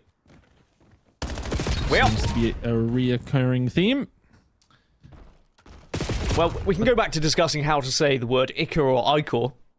I kind of like Iker. I feel as if it rolls off the tongue a little easier. You know, I'd rather be wrong and it roll off the tongue well. You know, it's one of those. But let's go back to Alpha because we're restarting that hardpoint game that was happening earlier. So whether you call them Iker or Iker, it doesn't matter. They're going to be back on our screens. Remember, you can watch all of these matchups, youtube.com/COD challenges. But now, Telluride Bush Gaming versus Iker, doesn't matter. I'm just going to call them Iker. But 10-0 to start off, and we'll have to get a ruling here. But I assume, Chris, it is just a straight-off restart. Yeah, it seems that way. I think typically when it's that close, it's just easier just to go for the restart. And unfortunately, that will be the case in the other game as well. Both these two map number ones, unfortunately, suffering from some issues, but I mean, why wouldn't they be late in the day? It's usually early, Dan, typically, is when we get these, but irrelevant of that, here we are. Telluride Bush Gaming be looking for a better start than what they had previously, though, and already is looking significantly cleaner, to say the least. Abe sitting at 4-2 now, rest of his team dealing with everybody on the statue side, picking up some P1 time in that P2 rotation, clean as a whistle. Probably now a 6 to kick things off, and he's got a little bit of backup to try and keep them at bay here. Some more good shots coming through, but that's, what, 15, 20 seconds uncontested from Bush. Sorry, I was just laughing because our producer was making fun of how we say aluminium. Not believing that the pronunciation of Iker was correct. Anyway, 47 to 10. Bush Gaming look far better off the rip than they did in the previous start. We're not seeing the same kind of start from Prof that we had in the game before. And actually, before the disconnect, we were talking about how it's not really sustainable to play at that caliber of a level and how difficult it is to keep up with it once you do start that way. And Bush Gaming just having a little bit more consistency about their approach to this one, as Proloot is able to work alongside his teammates to get that one. But it is a 50-point lead now, and Bush Gaming look so much more comfortable here. Yeah, this is a little bit more like what... I mean, not what I thought we'd see, but a lot more comfortability from Telluride Bush Gaming at this stage, right? Abe's going to, unfortunately for him, get absolutely spun on. Proloot is there to pick up the pieces. A little bit of a mixy one here over towards P3, though, as it so often can be. Capsule now on a 5 spree. Would like to keep that one going, and can. Hellstorm in the back pocket now as Capsule just kills everything that falls in his way, teammates included. Rotation round of P4 going to be coming in 35, but if you... so you could do with finding a way through. I mean, everybody. Team kills across the board here for Bush, but ultimately, they're still in control. He said, Caps, you like that streak? Bang! No, thank you! At least he did get the Hellstorm before he went down, so that can certainly help out later. But they might not even need it at this rate. This is looking like a far more one-sided affair. As Abe tries to press in, we'll get taken down, though. But they are continuing to score.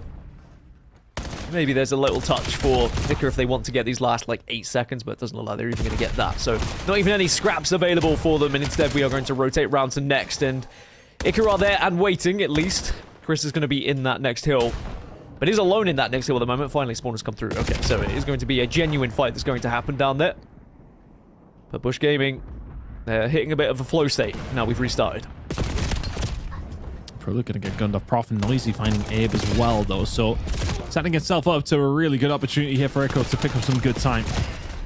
Capsule going to get taken down as well. Radio coming out, and Chris finds 4. All of a sudden, 30 seconds to play for. Looking a lot easier now. Stretches it out, no problem. A little bit of a two-directional pinch here coming in, though, from Bush. You got Cammy on the outside, everybody else towards the front, towards Statue, trying to just pick their way through, and they just about have done. Proloot inside momentarily, but Chris going absolutely ballistic to find some good time for Ico. Some great time, to be honest. That P4 can be like that if you can get it under lock and key, and they certainly did. I was going to say Chris is going to have a lot to do on his own in the hill, and then, by God, he did it. So, it does now bring them back into the game a little bit. Still a long way off, but it is a good start. It's a good baseline for them. But now, top middle hill is going to be difficult to contest, and actually, Bush Gaming happy to jump out of it to try and get a couple of frags their way, but in the end, is actually Iker coming out on top. So they will score, and they just have to be careful of some of those nades. Maybe they can get a trophy down. It's going to be another 5 streak now for Chris, who seems to have really woken up for Iker and might just be the difference maker at getting them back into this game. Caps and Proloot will find one of their own each, though. That jump up is such a difficult fight to try and take, but it was a very brave one. Just didn't really work out. Yeah, Finds 2, though, just trying to get a little bit of control, and this is much better from Echo. 7 spree still for Chris, who's been on this for, well, quite some time now. Trying to stay alive, eventually will get shut down. And Fame over towards New as well. We're heading there in 5 seconds. Prof, he's here to back it up. Fame finds 2, though. Prof can find 1 just to slow things down, and Cammy should be in trouble. Look at the spawns coming in over towards the backside. There's a bit of a spawn out there for the side of Ika, and that is going to affect them again. I would like to think not. We'll hold on to that, but a momentary scare is now going to allow a little bit of room to be made here from Bush. Can they find a way through? Fame for another 2. Fame for 3. It's 6 in a row from Fame. Ridiculous plays coming through. Ico might not have been there through the first 3 hills. They've certainly managed to turn up the dial the past couple here. Incredible work from Fame and Co. They're well back into this game. Remember in the previous when you were saying someone has to pick up the slack when Prof falls off a little bit after his incredible start? Well, they have been passing it around now. Chris had his moment. Fame had his moment as well. And they are sharing the load between them, making sure that everyone can actually step up and bring them back into this game. They are still 40 points off, though. So even with all the hard work, with the incredible streaks that we've seen so far, it is not enough to gain the lead. So Bush Gaming still holding strong as we move over to next with only 5 seconds left in the previous as the trades are coming through. Prolute and Cammy, the last 2 remaining on Bush as they start to move their way towards the hill. But it is going to be Ika who will hold for now. Still a 50-point game for Bush. That's a nice rotation to find as well. Spawns over towards P4 side are going to be there for the side of Bush though, and well, here comes the artillery. Capsule. Nades will come through. Prof, brilliant shots. Just trying to hold it down. Nobody over towards Secret though. Abe with 2. And now all of a sudden that should be the break coming through here for Bush, and it is. 30 seconds remaining here over towards P3. If they can get this time, they're within touching distance by the time they get over towards P4. Baker looking for the break. And they get it. Certainly holding strong. And Bush, as they push in 1 by 1, dropping. Ika seem to have the answer. 15 seconds left in this one, and if they can get all 15, they are going to be within touching distance of Bush here. It's a little bit of scrappy time, and in the end, Bush will pick up the rest of said scrap. Oh, but the rotation round, it was an attempt at holding. Fame was hoping he was going to catch the rotators. Sadly, not able to do so, and now left in the zone in the middle is going to be Chris. And off spawn, they are getting caught out here at Ika, so there is going to be a good amount of time available for Bush Gaming, especially with players just waiting to ambush. And sadly for Ika, they have not been able to get off this spawn trap. Finally, they find an opener, which they needed, otherwise they were just going to be dropping 1 by 1. They finally get 3 in a row. But Cammy and Caps working together, and there's going to be off spawn, a chance for Caps to do more. And honestly, Noisy got some terrible timing. It almost felt like he had the flank player coming off the respawn directly behind him. Manages to cut him down. It might not have resulted in a great deal, but it would have helped a potential break come through. 20 seconds to go here. Bush in a commanding spot. But they've been here before. As have Ika. They've been in this position. They need to find a good break somewhere along the lines. A good rotation, a good hold at P1, and then a good rotation over towards P2 would see them well and truly back into this game. But that would be easier said than done. Abe is being up here and causing all sorts of problems. He's the only one who can find a kill, though. And the setup will be there over towards P1. He can't have a chance here still. Abe could have potentially had 2 or 3 there. But the timing just wasn't quite there for him. Ika are going to start to score. Prof is going to be in the hill.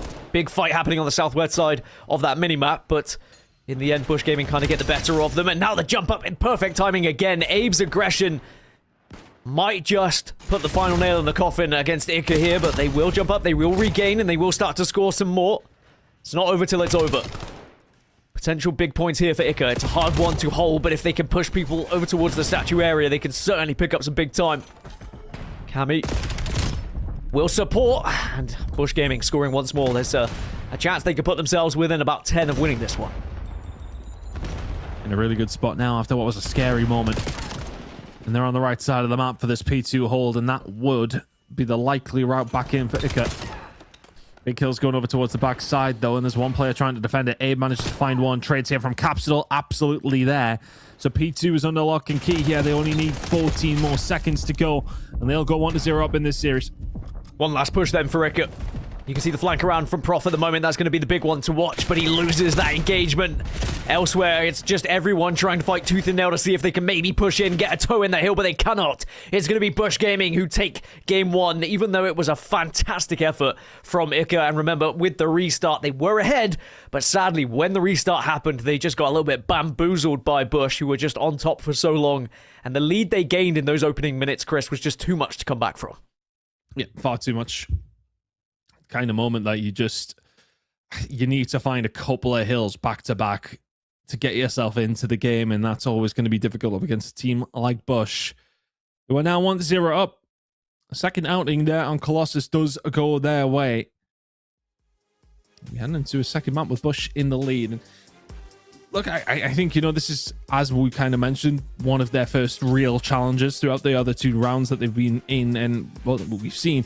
It's been pretty one-sided for them, but this is where things start to heat up, and Gridlock Search and Destroy is where things will continue to heat up. Then Overload will be coming up as map number 3. If you need to see, it'll be Gridlock and ready to close things out. But we're going to go over towards Charlie. There's plenty of other games ongoing here, Dan. And I mean, look, I tell you one, we haven't seen many of the EMEA teams, to be honest with you. Hopefully we'll get a little look at P7 and Co. when we do get that opportunity. We're obviously going to get a look at Rock when they drop in tomorrow after what was a disappointing showing at the Pro-Am. One of the EU teams we've been talking about, though, is Able. Stallions up against them here, 1-0 in the series, but 1-1 in the Search and Destroy. UH goes down, Rush follows. And it's going to be the advantage for Stallions then. Oh, can't quite catch Icons, and the re-challenge is crazy, but it doesn't work out. Does open up things for the 1v1, though. And Clutch, will he be by name and by nature? Where do you go with this one? B is currently where he's hovering. Does he spot Geo? Oh, he does. Have to try and get away, but oh, fantastic chase there. Surprised by the reach out, but he was probably a little bit worried if he slides out of that doorway, he may have just been picked off, and in the end he was anyway. But certainly some back and forth in that round, and it's going to be an interesting S&D just by looking at that one. Very aggressive over towards the roadside of the map, but sometimes the rounds you can get, both teams gambling on it. The gamble paying off. The side of Stallions. See what KB can get going here. Currently setting 0 and 3. Just inspecting through the little map. Getting a little bit of information. Big setup over towards A, though, here for the side of Able. Stallions might be about to run into the trap. Yeah, just the one player over towards B. It's going to be Rush, who will, I'm sure, be rushing his way over towards A if they get an inkling, but at the moment, they might have been debated a little bit here. Everyone moved away from A, perhaps just distracted a little bit by some utility that was tossed over towards the B side. It may have to be a retake. Once they've scouted all these corners here, they will realize no one is going to be home. There's going to be a bomb plant. And sooner or later, Able are going to realize, yep, it's going to be retake central. So how do you play this one? You've got one player, Geo, on the kind of flank watch. Everyone else waiting on that site. And it's going to be a 4-man stack from Able pushing in. Icons gets taken down from the opener. So that's going to be the fantastic chance to just barrel your way in now as a squad. And just use those numbers to your advantage. Make sure you trade out. But as I say that, it's now 2 versus 2. Make it more. Oh, it's a 1 versus 1 because he's got one of his own teammates. But he does make up for it. Doesn't matter in the end. And Stallions will still close it out. 3-1 to the good. Better from Stallions.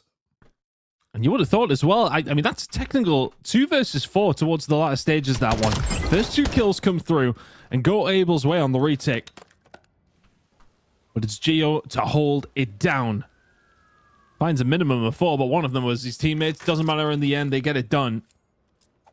Stallions 3-1 up and 1-0 up in that series as well. That's got to be feeling good. You're going up against Able. To be fair, this is a game I would expect Stallions to win. Another game I expect a certain opposition to win is Bush up against Iker. And right now, they are winning, and we are over into the Search and Destroy. But every other game that you could possibly want to watch is over on youtube.com/COD Challenges. Alpha, Bravo, Charlie, and Delta all up and running.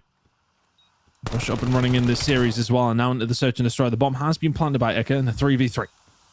Through the smoke, could you catch one? Noisy just about escapes and evades, but will eventually be taken down by Capsule. Now it's a 2 versus 1. So Prof, last one remaining.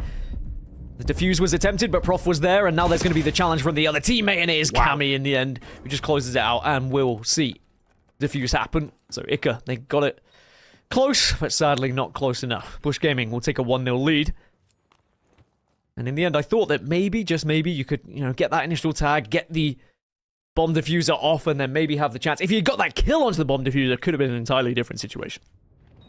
And I think, to be honest with you, we see Capsule with the 3 kills, but the one with the nade is absolutely huge. Got 2 players over towards that backside. You plant on the truck bomb site. You think to yourself, yeah, we got this, no problem whatsoever. The nade over the top from Capsule says absolutely not. 3-0 for him already within a round, and get the big stick out. It hasn't necessarily proved to be too successful from what we've seen so far. But Cap trying to get something going here in round number 2 with the big stick. Second attempt. Prof's going to be the first target. I think he did catch a shoulder there, so I think he does know. He'll be able to communicate that to the team. He almost just ripped through Cammy. You got to be careful, but Cammy follows up onto Prof. So thank goodness that bullet didn't go his way. It'll be a 4 versus 3 now in favor of Bush Gaming. And all the meanwhile, do you plant this bomb? But Noisy does take down Proloot. And Capsule's gone down as well, so this is going to be a fantastic move and flank. 2 versus 2. Cammy and Abe working together. Chris and Noisy on the other side, and they will do the job. So Ica will be able to win this one. They get the defuse. And Bush Gaming, despite getting that opener, just can't convert.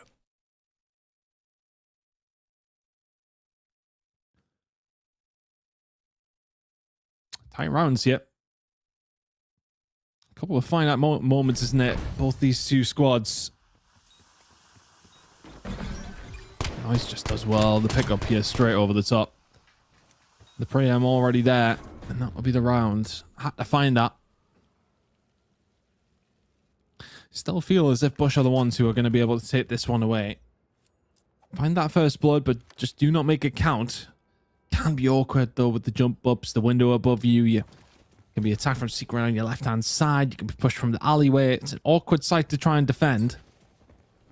Seems as if though the side of Ica are going to head their way there as well. Stand up through the middle of the map, so a little bit of information for Bush from somewhere. Smoke's going to go down. That might cause a little bit of confusion, but B is wide open, and Nico will walk through that door, no problem.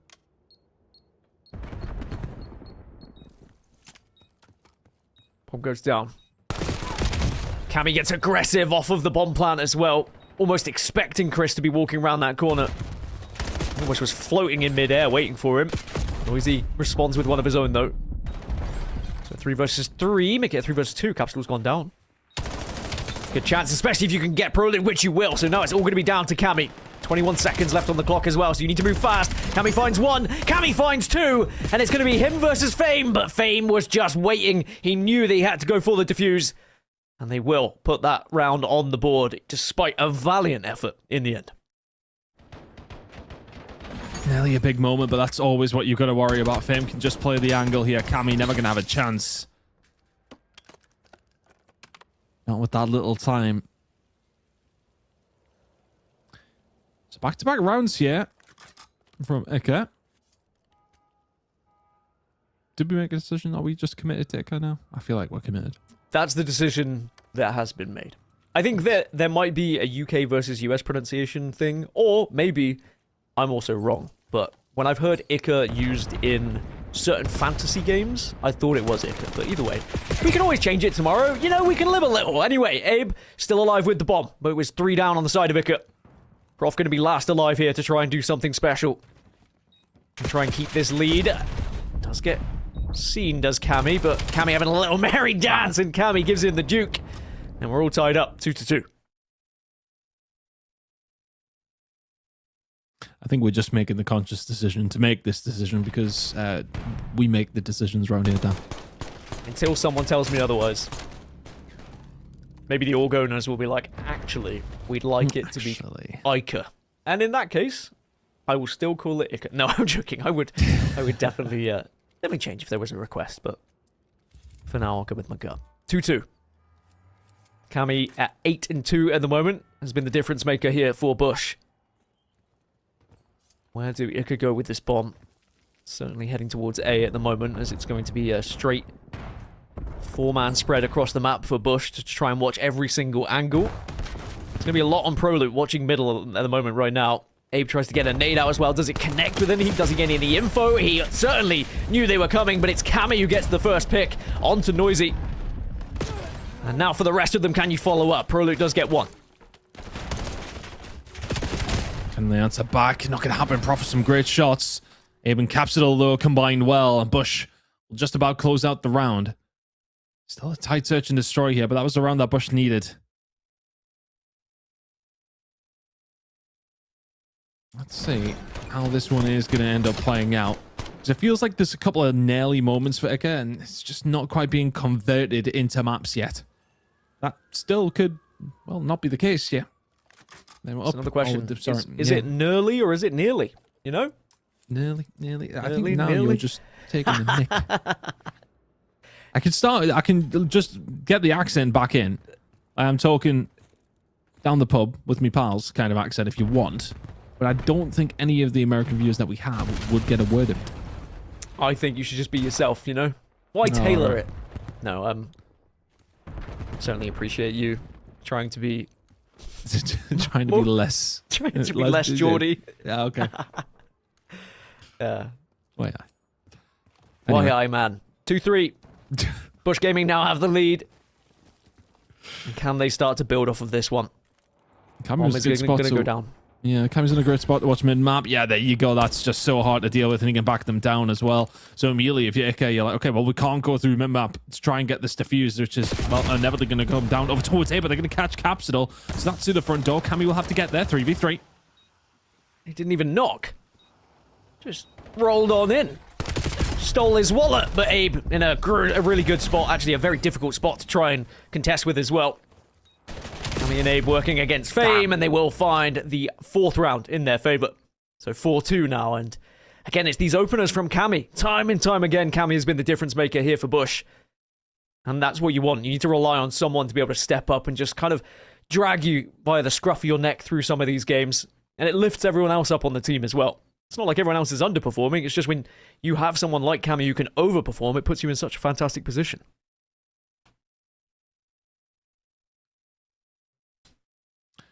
And after what was a relatively scary start to the search and destroy, Bush are starting to spread their wings. This is looking a lot better now.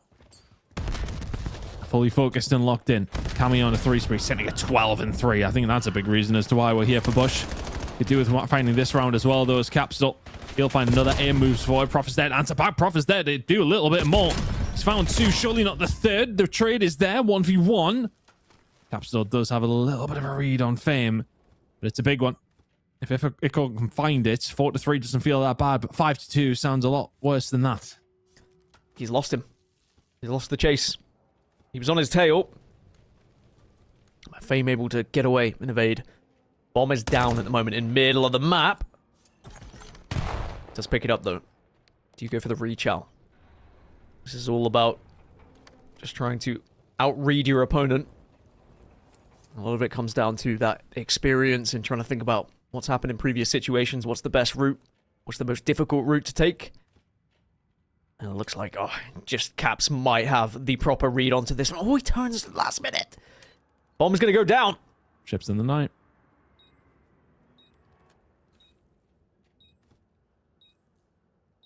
Fame just going to watch the back for now. It's a good angle to be taking.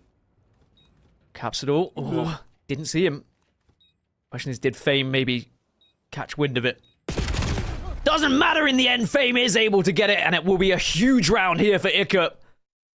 They needed that so desperately, otherwise this one might have just slipped through their fingers. A very well played round by Fame. A just being able to evade Caps, who did have him initially, was on his tail, had his position. But Fame was able to give him a little bit of a dipsy doodle, get that bomb, get it down.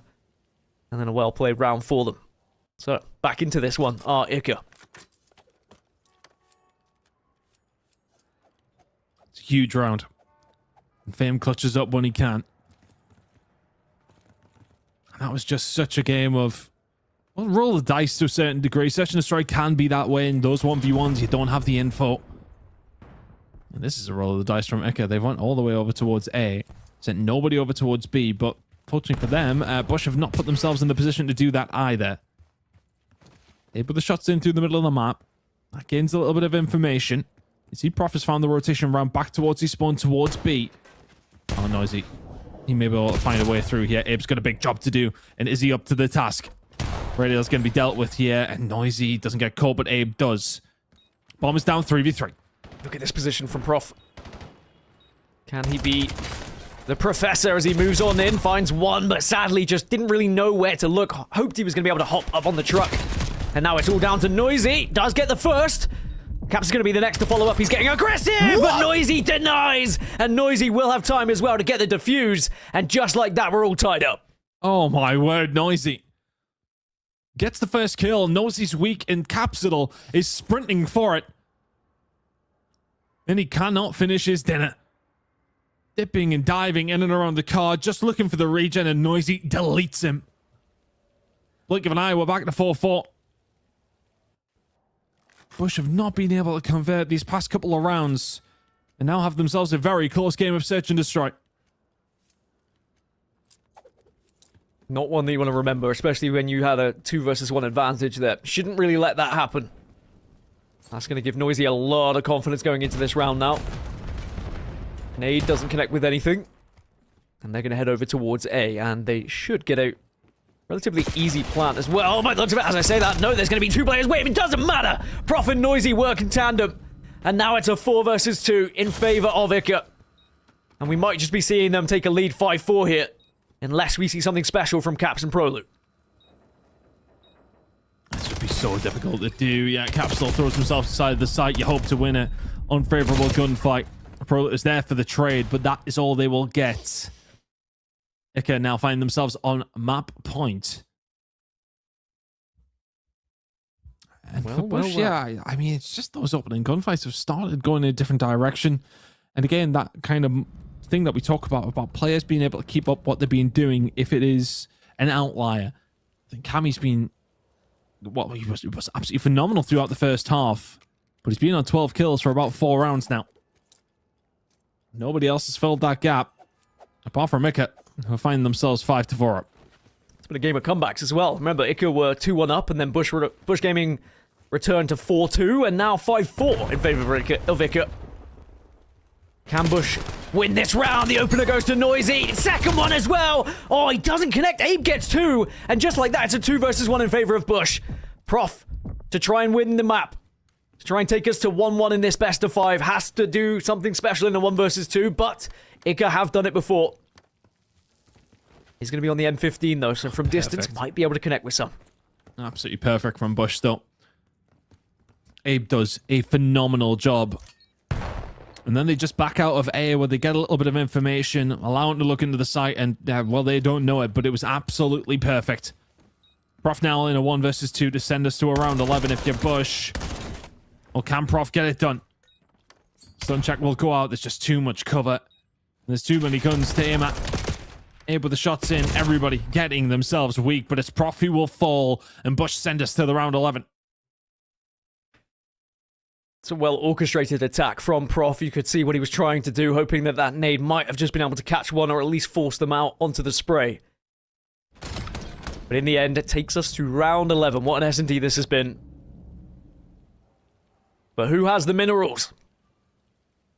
This one means far more, you feel, to Ica to have the chance of getting back into this series. But the expectation for Bush would be to go 2-0 up. Could it just ruin their momentum a little bit? Maybe plant that seed of doubt in their head if they do lose this one. It is going to be Ica with the bomb. Oh, big stun. Big nade from Noisy as well to take down Abe, who was the difference maker in the previous round. And now they have that extra player. They want to slow this down a little bit, but Capsule says no slowing down for you. Fame gets deleted. Oh, that's such a heads-up play from Capsule as well to get aggressive. Wants to even the odds as quickly as possible. And does so, but Noisy has been so good for so many first bloods here. Gets himself another. Fame is the one to fall. Oh, Capsule has to be careful, just running around the site. There's somebody else coming through the minimap. The trade is going to be there, but it's going to be traded back. And all of a sudden, Cammy's left in a 1v2. Did spot Chris, though. And actually, he's on the retreat at the moment. They're both hunting him down, but he will find a couple of bullets. But now you're going to see the aggression coming through, and Ica will take it. They take S&D. And they'll take us to a 1-1 scoreline. And maybe we get the first real upset of a map on our cards from today. The writing's been on the wall a little bit for Bush. They've certainly been a little bit shaky here or there against some oppositions, but I thought maybe after they got to 5-5, they were going to be able to close this out, and again, it would just be another map that didn't really matter that they struggled at times. But I think Ica are here to play, and Bush Gaming certainly going to be a wake-up call for them. I think for Bush, though, you look at the statistics. Noisy found a couple of first bloods towards the latter stages, but you can't get 8 first bloods and lose 6-5. That's got to be a sting. A stinger. Honestly, you think of so many occasions they put themselves in that spot, but in those last couple of rounds, they lose those first bloods, which makes it even more difficult. Den Overload incoming. We'll see Gridlock Hard Point as well. We may well see the Red Search and Destroy that the way this one's been going. Bush and Ica 1 apiece now. Let's have a little look on how things are going over on one of our other streams. Let's have a little look between Cabal and Bittersweet. It's just 3-2. It's obviously not. that bad. Doesn't look like. I don't think this was a best of 7, but I would assume. The new rule. I assume not. They just decided, you know what? Screw it. Let's play a best of 7, guys. We got time. We don't have time. Stop lying to yourselves. Cabal 3-1 up in this S&D. That is correct. First blood to Rispy. But the trades come through on the other side. So Rispy goes down. It's going to be a 3 versus 1 in favor of Cabal. Last remaining player, Mirage. I was going to say Manny, but no, it's wrong. Mirage in a 1 versus 2. Still winnable here. Could have said 6-3 as well. Oh, good shots, but yeah, has to back away. It's always frustrating. You think you've got them in your sightlines, you think you've got the chance to get the kill, and then he's just able to kind of get around that corner. It just allows the other player to push up. It's just so difficult to win those moments inside of the Unsen, though. That's anybody here with an NPC is going to be there to trade it. You have to pull off a monumental play to be able to find that if you're Bittersweet. But Cabal absolutely cruising here in the Search and Destroy. I'd love to know who on map number 1. We were in a pretty close spot when we left it, weren't we? It looks like it might have been adjusted now. Bittersweet. There we go. 1-0 up in the best of 5. Not best of 7, guys. And there hasn't been 4 matches played. So Cabal, though, with a quite significant lead in this S&D. Looking to try and tie us up. And again, it's a first blood. Oh, nice follow-up, though. Oh, my goodness gracious. Oh, I tell you what, if he had hit that, I might have lost my mind and maybe my pants. But now we are going to see last remaining player going to be Mirage in a 1 versus 2. Can't do anything with it. Cabal go 5-1 up. Absolutely ridiculous from Felony. How on earth? I mean, the first one was nasty. The second one was disgusting. And the third that nearly landed would have been the best snipe clip of the year, bar none. It doesn't quite land, but it does get you the round either way. Like I said, American audience. When I say my pants might have come off, very different for an English audience.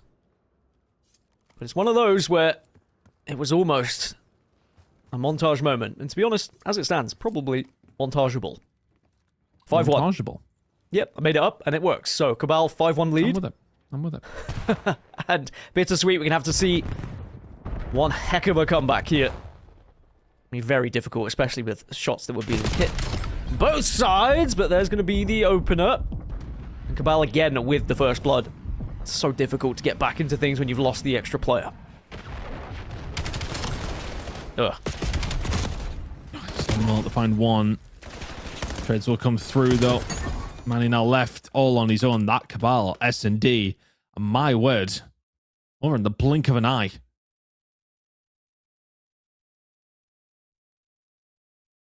Blink and you'll miss it. Similar to the snipe shot that we saw in the previous. What a perfect response that is for Cabal after losing the initial against Bittersweet.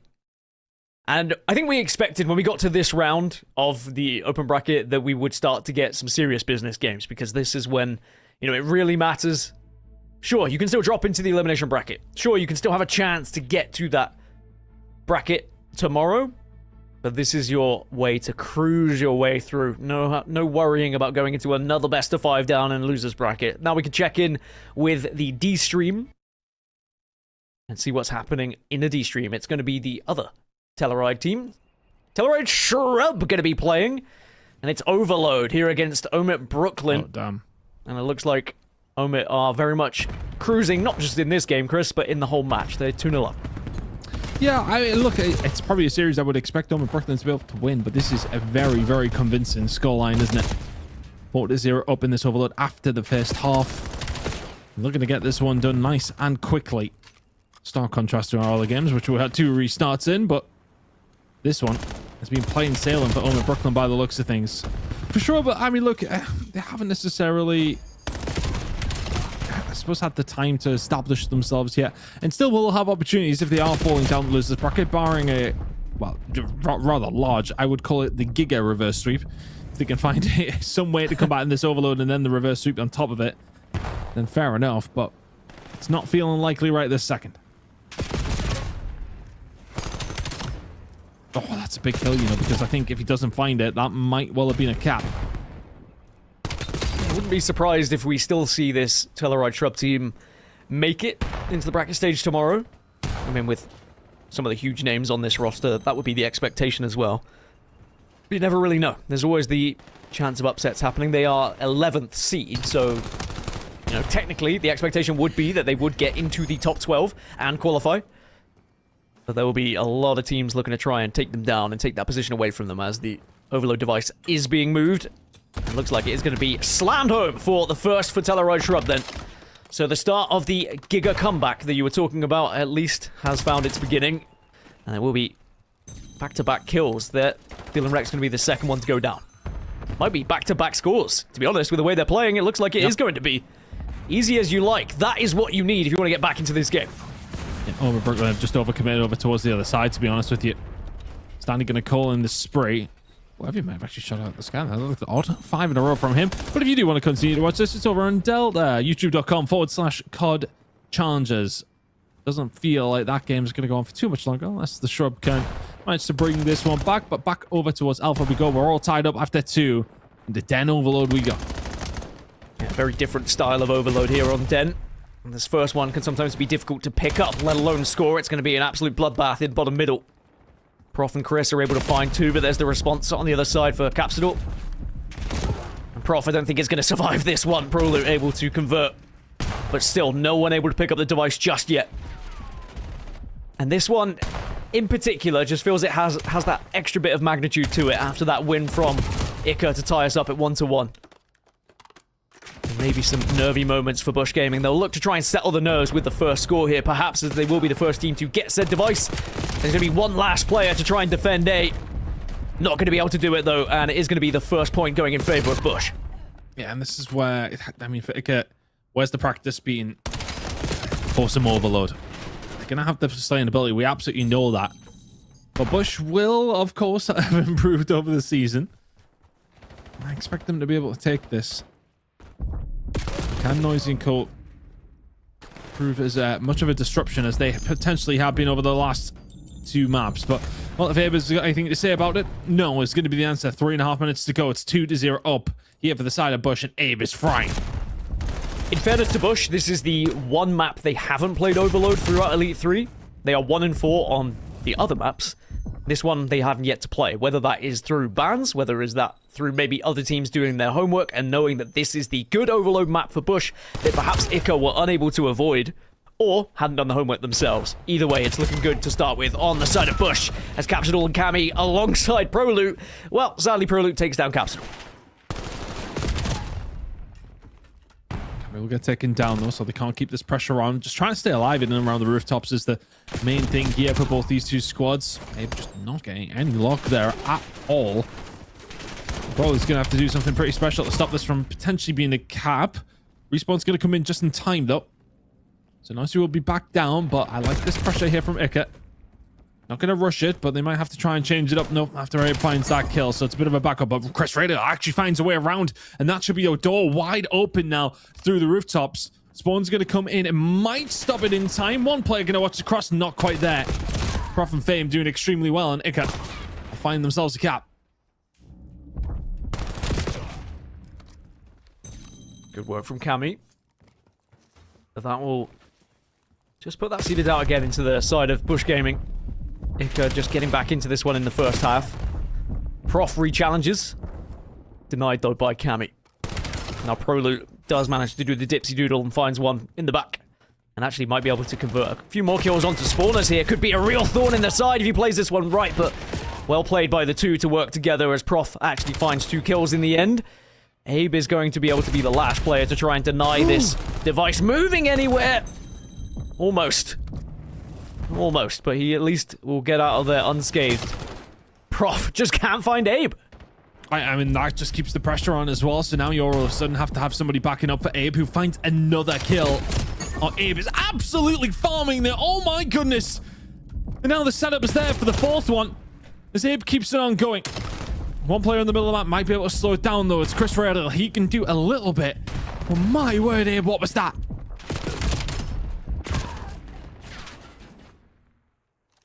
Bush Gaming just been a little bit patient about this one. They didn't just want to throw it at Iker and potentially get counter-capped, essentially. They are just going to sit on this device, wait until they have an advantage before they start to move it, but they are losing players. Fame on a killing spree.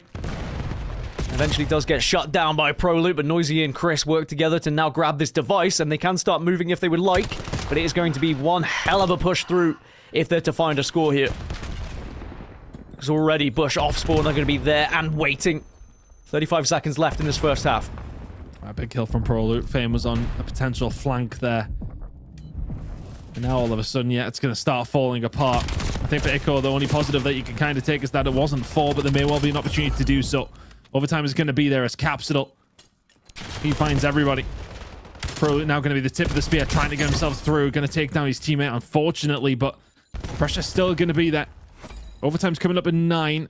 And it seems as if it's going to be Ico who are going to have that last roll of the dice. 5 seconds to go.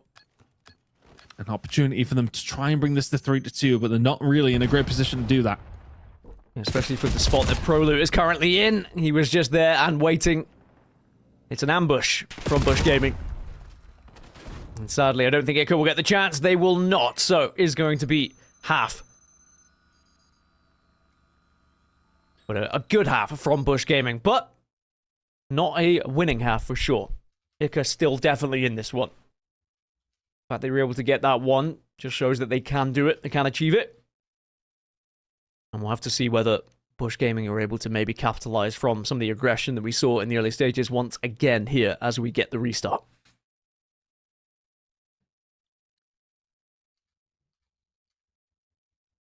It's not necessarily a long road back here for Ica, but it doesn't feel as if... It just felt as if it was kind of being ran by Bush the majority of the way through. 3-1 is a scoreline you can come back from, though. Capsule throughout the middle of the map. Trying to get a little bit of control here for the squad. Some good shots coming out from Abe, who has been really impressive. Every single time we've been involved with Bush, Abe is causing a ridiculous amount of problems. Cammy's going to be back down here through the middle of the map, though, so Ica maybe can get something going here straight off the rip. Look at the positioning here from Chris Radial in a really good spot to cause all sorts of problems. This should be a cap coming in for Ica. Unless the players can come in after respawn, not quite. 3-2. And it's changed around. Ica now in a really good spot to maybe bring this one back. That was the start they needed. And as you mentioned, the pinch was just perfect for them. Even though Bush Gaming probably thought they were set up nicely to try and defend that one. But now, Bush are going to try and overextend a little bit. Send Cammy through initially to be the first point of contact. You might just be able to dump this one in, and you will. 4-2. Cammy doing very well, just a body block. And allow that score and the detonate to happen. So, despite Ica's best efforts, Bush Gaming answer back instantly. And they're going to try and do more of the same here. Especially if you can get the kill, but you can't. Chris actually gets 2. And now, this might be an easy and comfortable score. I don't see anyone really stopping this one. It's a long route round from Chris. Actually, maybe taking too long, but it might not matter in the end. No, it won't. So it will be 4-3. Chris just being a little bit more cautious than perhaps he needed to. But this one is back and forth at the moment, Hitson. Yeah, they found the kills as well here. So they got this mid-map control. Honestly, Cammy kind of has to go big here. Finds one. The players on the other side of things going to be able to do anything. They should have double right back, and now Noisy's dealt with them, and all of a sudden it's a tie game. I mean, they overextended to try and get aggressive, but nobody won their gunfights. And now they can set themselves up over towards the dojo's side, but Proloot's all on his own. And Bush have well, kind of fumbled this one. Are the woes of Overload going to move in from Elite into the open here for Bush Gaming? It's becoming a little bit of a meme at this point for them, and they won't want that to continue to be the narrative, I'm sure. But it looks like they should be able to get this one, as you said, and they will. Okay, so they take the lead. 2 minutes and 35 left on the clock. So still got plenty of time for Ica to get back. Especially with some of the kills they have been able to find, but it's still Abe, Abe, Abe. It's always Abe. It's a 4-streak for him. And that's going to allow so much control of this map now for Bush, who also are able to grab that device and start to move it towards A, and there is no one there to stop it. It's 6-4. Bush Gaming want to put this Overload game to bed. Just a brilliant counterplay, to be honest with you. They have to go through the spawn of Ica to actually get to the point where they can defend through the rooftop. Spawn comes in over towards rooftop side, and honestly, I think if I'm Ica, my eyes absolutely light up. But they just can't win the gunfights. Bush do phenomenally once again off the back of Abe, as you say, 26 and 17, just forced to Noisy. But the setup was there for Bush, and they countered with it extremely well. Fantastic work, though, from the side of Bush. They've re-established that lead with 1:40 to go. Ico still have a chance here. Bush trying to keep the pressure on. Uh-oh. Yeah, real chance. Should be able to slam this home, and will. 7-4 now, and just one away from winning. And even if they don't need the 8th, they might just do it through time here. You could park the bus if you would like to. Set up shop. And say to Ica, what do you have in the tank? And at the moment, it looks like Ica may have just run out of gas a little bit. Prices are high at the moment. And you are just going to be able to surely have a chance to slam this one home. Goes for the dive, but it won't matter because the follow-up is there. It's an alley-oop in the end, 8-4. And it is going to be such an impressive game on the side of Bush. That's the Overload we've been waiting to see from them. So despite a rough record throughout Elite 3 on the side of Bush, here at the Open, they're looking a lot better. Nicely done. And just the raw horsepower of Abe on so many occasions makes the difference. And honestly, it was not a bad showing from Ico by any stretch of the imagination, but it just felt as if that moment where Bush was able to get one back, put themselves in the lead, and then when they rotated back through over towards the rooftop side, Ico just aren't able to deal with so many players coming from that direction. I just don't think they accepted that there would be 3 players pushing through the lobby side. Can't deal with it. Don't deal with it. Falls apart from there. We head to a gridlock hard point, where we're either going to be deciding if we're going to map number 5 or if Ico are going to be dropping into the losers bracket. Well, gridlock was good for them in map number 2. Can it be good for them in map number 4? But before we get there, let's check in with the B stream over at Bravo. And they're underway at the moment. They're into Overload. It's the second half, and it's a 3-2 lead to Bittersweet at the moment. Remember, they are tied up 1-1 in the series as well. So quite a similar situation that we find ourselves in this series that we did the previous.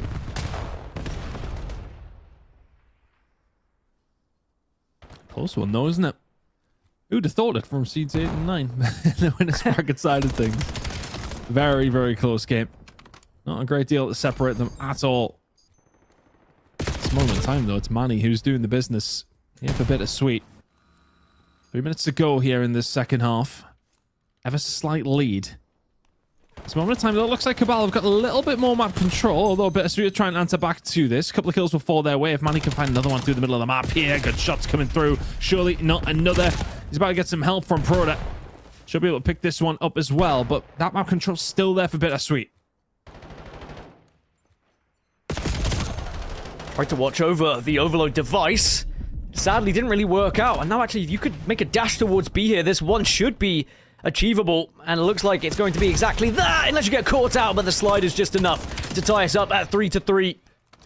I tell you what, ever since the addition of Overload to Call of Duty, I've loved it, because it does add a different dynamic. It's a very different playstyle you have to go for. You have to be very brave at times with that objective, and just seeing the creative ways where people try and get that device to detonate, it's been a pleasure to see the evolution of the game, for sure. That's going to be 2 kills going in favor of Cabal here. Put themselves in a spot, though, haven't they? A little bit more map control. It's just neither team really giving much over. lane side of things may ever so slightly be over in Bittersweet's favor, but they haven't been able to make the most. And now it's about trying to take a risky move with a minute and a half to go. And that risky move may well be Cabal's to maybe give away. You can keep watching this one if Manny's going to keep popping off 3 pieces like that, though. Bittersweet may well have the opportunity to get this one done and take a lead in the series after 3. We're going back to Alpha, but you can keep up with this action over at youtube.com/COD Challengers. All the streams still ongoing, but here we go. It's map number 4 between Iker and Bush. Can Bush close this one out? It was a really good performance at map number 1 in the hard point. Be looking to get it done here on Gridlock. And off the rip, Bush Gaming also taking the advantage. 3 players from Iker yet to find a kill. They just got taken out at the start, but Prof does take down Capsidor. Fame and Chris get their own as well. So actually a real opportunity at break, but Cammy denies. Eventually gets shut down, but Cammy, again, just being a thorn in the side of Iker at the moment. And it was just a little bit too late, maybe, to try and put points on the board here, and there was the contest straight away. Abe was straight into that hill.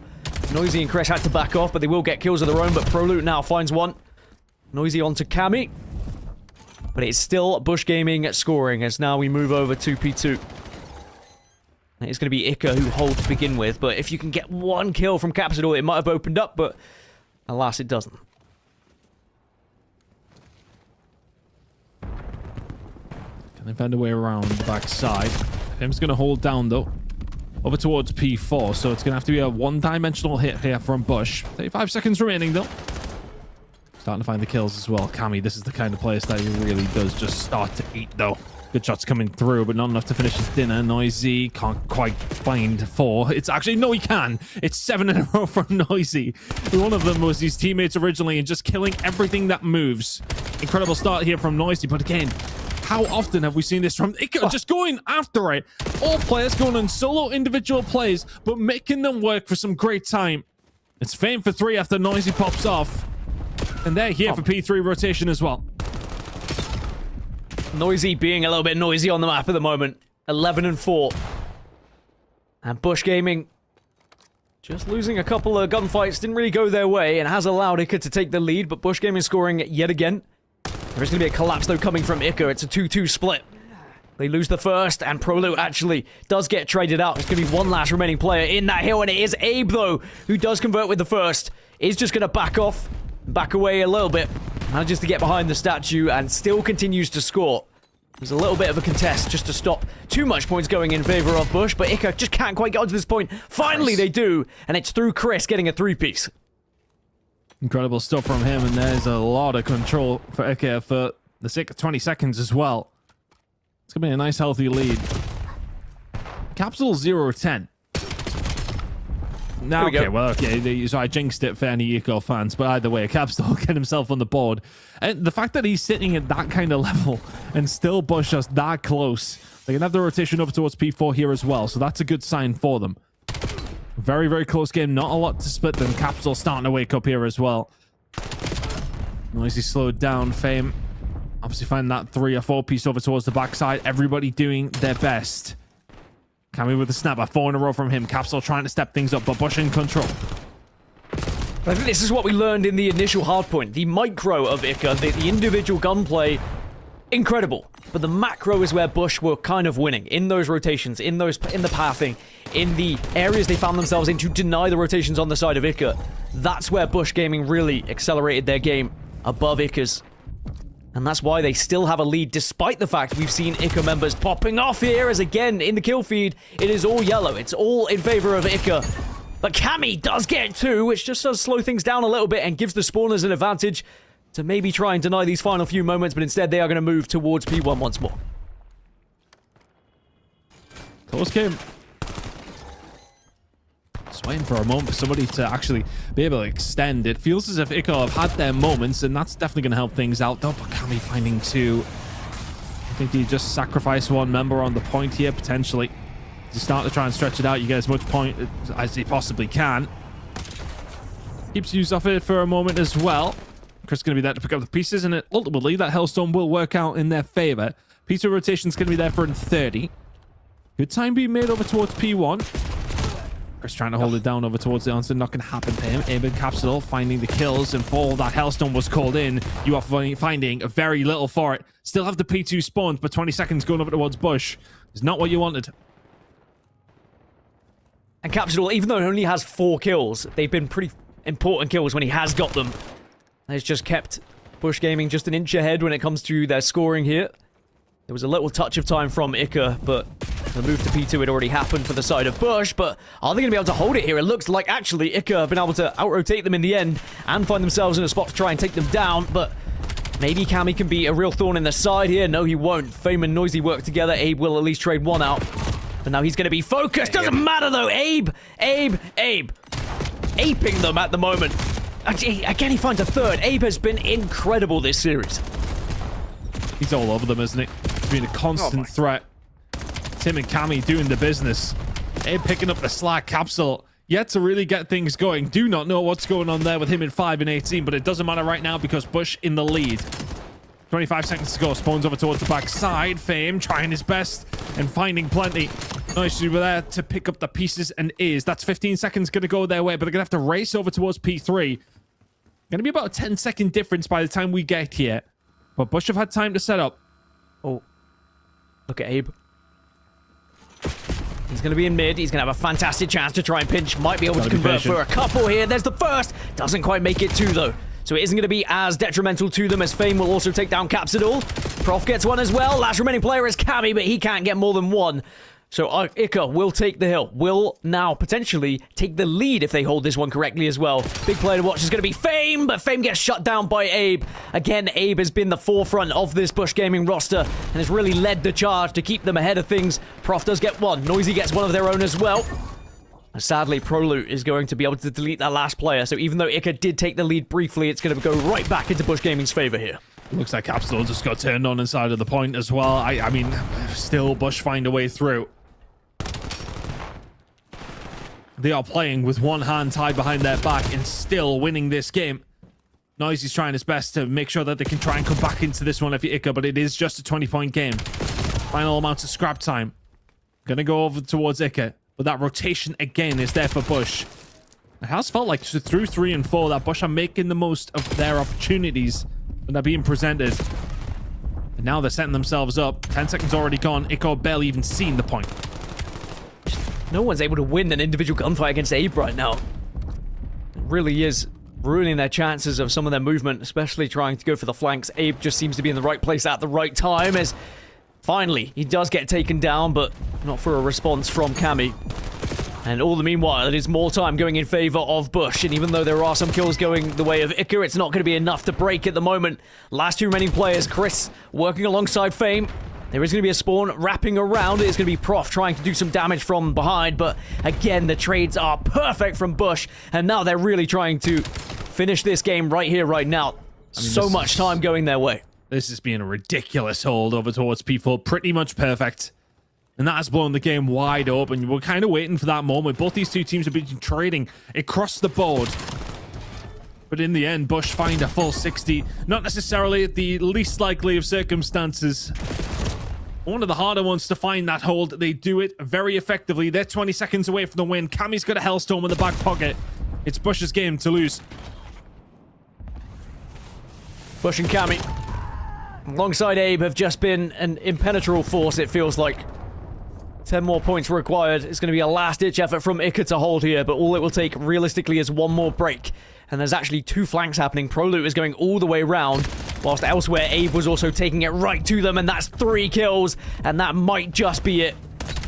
Maybe one last roll of the die, but I don't think it's going to happen. Bush Gaming, they've definitely had some worrying moments, but when they get going, boy, do they look impressive, as Bush Gaming will advance to the next stage here. In what was a very dominant last few hills for sure. Gotta give credit where it's due though. Ica, boy did they make a series of it here, Chris, and I'm excited to see what they can do in that lower bracket. Yeah, I expect them to be able to go on a bit of a run, to be honest with you. That was an impressive performance. But I think it just in certain moments when you needed that star power to take over, it wasn't quite there as much as what Bush have in the locker. Cammy, phenomenal throughout that one. Abe, just ever present with the SMG. Wonderful, wonderful job. A little bit of chat between them. I think it looks amicable, to say the least. But yeah, look what friendly. a game out of Cammy there. 36 and 19, 24 non-traded. Capital, I'm scratching my head, honestly, but I don't think you'll care one little bit. Got in the hill, got the hill time. That's all you could ask, as the win will be secured from Bush. Nicely done. 3-1 victory. Again, really good effort from Ica. I think they're going to be a really strong team in that lower bracket. I wouldn't be surprised if we see them tomorrow with how they've been playing. I think they are going to have to win one more matchup in that lower bracket to try and get to tomorrow. But we didn't see Raid, Search and Destroy. Could that have been the answer for Ica if they had just been able to squeeze out one of the other matchups? Because S&D looked a little bit better for them. But one thing for Bush, they won the Overload, which I think is going to be very important for their chances in this tournament moving forward, just to gain a little bit of confidence on that mode in particular, Chris, because as I've alluded to, has been a little bit rough around the edges throughout Elite, and I think that's important to gain that confidence. Yeah, and I think for them, they're heading into that series, it would have been thought that, okay, we should be winning this one. In the end, it is a relatively comfortable victory. Look, that Search and Destroy went down to around 11. Other than that, Overload and the hard points, you win the by 100 and you win the Overload by a couple. That's one of those series you look back on and sort of say, okay, we did our jobs. But for Rico, I think, we kind of did just mention it there. We are expecting a little bit of a losers bracket run for them, but there was definitely opportunities up against Bush that they just sadly did not take. Well, there's still going to be more action coming your way, but for now, we're going to go for a break. That's going to be Chris and I done for the day, so we'll see you tomorrow. But of course, that means you've got Infinity and Proper coming to take you through all of the action. So don't go anywhere. We'll be right back after this.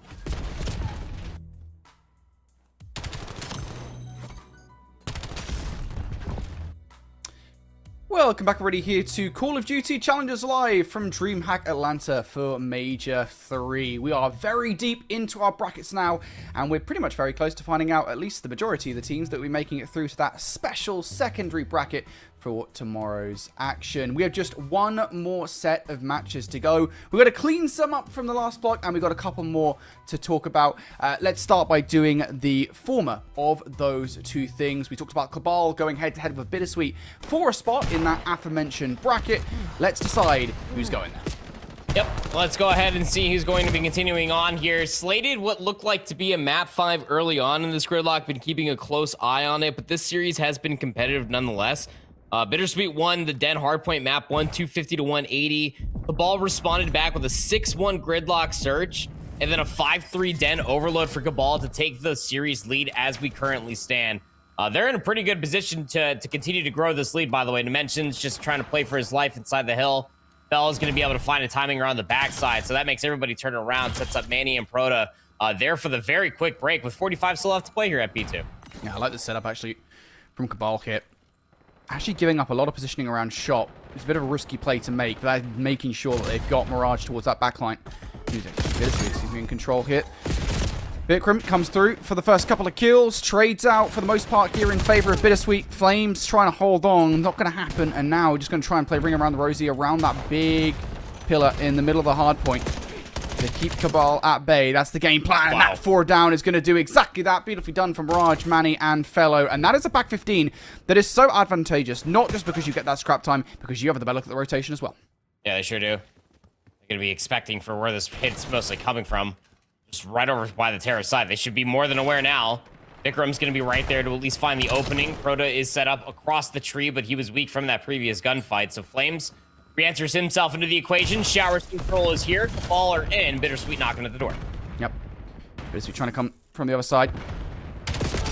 Flames keeping an eye out for it. Good first blood. Good team shots as well. Flames just needs to try and play his life. You've got help from your teammates here, and he throws a very wide shoulder towards the left side of those showers. Now it's just one player left to deal with. It's all down to wrist speed. Can't do anything. And that's a huge break coming through here from Bittersweet. But Cabal will get close spawns. They will continue to hit this over and over again. Yeah, gonna try to just keep cycling their lives in. Manny Mirage still leading as far as trades are concerned. Mirage can now extend towards the opposite side of Showers. Just play cutoff in case anybody wants to try to contest his old time. Bittersweet will not win here. They're going to put themselves within 2 seconds away of completion, and they know how to exact this rotation. Play for the back spawns, get top sushi control. They only need 4. Yep, this feels like it's done unless anybody can sprint to the hard point in time. They've already been found on the cutoff, and it is done. Bittersweet take map number 4, and we will see a game 5 here on the path to that new bracket. Very well fought there, all the way at the end. Love me some gridlock hardpoint. You know this about me, Brody, but like even more so, just like to be able to see it played to absolute perfection, just like getting control over the backside of Showers, getting your numbers right, pushing around on the backside over by the underpass, and then just getting towards the backside of Sushi. You can't ask for a better setup execution soon after victory lap. But we hopped in there, just about a dead even game. Throughout the majority of that, a dead even game, and like even like the numbers would represent that. I mean, Fellow 17 and 26. What we doing out there, pal? Well, just kidding. I mean, like honestly speaking, I think that this new Bittersweet roster, for those that remember back in season 3 of the Elite, Fellow and Manny, they were joined by Arcides and Asim, who we just saw lose to Omit 03 now on the Shrub. But they're playing alongside Proto. Manny and Proto have experience playing even at the collegiate level. Proto hasn't looked bad this year. Alongside Mirage on the previous Cabal roster. Mirage was probably the biggest standout for that roster in particular. That guy was going sicko mode in their run to the playoff contention. But even more so than that, keeping pace with what this Cabal team does bring to the table. Rispy dimensions from that original Huntsman roster. All things pointing very far north that Bittersweet are the faster team here today. Execution and playing for spawns on fleek. And that's the kind of interesting thing about this new Bittersweet roster, right? Is that I think the trade-off that was made between Bittersweet and that new Shrub roster actually kind of benefits both, I feel like, right? Because I think there was kind of an overflow of old head talent, should we say, on Bittersweet. And I don't mean that as in like they didn't have the gunny, but I mean as in, you know, going back to that conversation we talked about earlier with our season of Seam, it kind of feels like, to a certain extent, there was maybe too many cooks in the kitchen with that old Bittersweet roster. And now I think for both our season of Seam over on Telluride Shrub and here for Felony in particular, I think Manny to a lesser extent, but I think he still has a voice worthwhile talking about. It feels like having Proto Mirage is very valuable for that roster. And it does prove out. As you said, Mirage and Proto, very good players. As you said, they previously played on Cabal, and they have been, I think, proving themselves every single time that we've seen them that they are players that you should be taking seriously as not necessarily next up. I don't think they're quite there yet, but I think certainly starting to have a louder voice in that conversation. So I think that trade-off that we saw between Bittersweet and Telluride Shrub benefited both of those teams. Yeah, I agree wholeheartedly. But I think that Manny definitely falls into that conversation just as a secondary point to what you were just bringing up there, Brody, is that, like, he's always been, like, a player that, like, while he's been cracked, he came from, like, a very different type of scene. Was mostly focusing on, like, the collegiate level of Call of Duty, but, like, through the past several years, he's been, like, competing alongside Proto, alongside Cruz, and Gus at that Oklahoma Christian squad. We've been able to see his development, and like now he is actually like a really wise. So like he's making a lot better decisions on the map. Essentially, is what I'm saying right now, and he's setting himself up for what is like a continuation of all those numbers. I think that Mirage is falling into that conversation. Like it's like that right level of maturity. But on the opposite side, yeah, Telluride Shrub, like they do have like their cracked out 18-year-olds now for a Seam and Atrocity. So I definitely agree with it with that point. That is definitely well said. And the same could be said for this roster on the opposite side, especially for Fellow.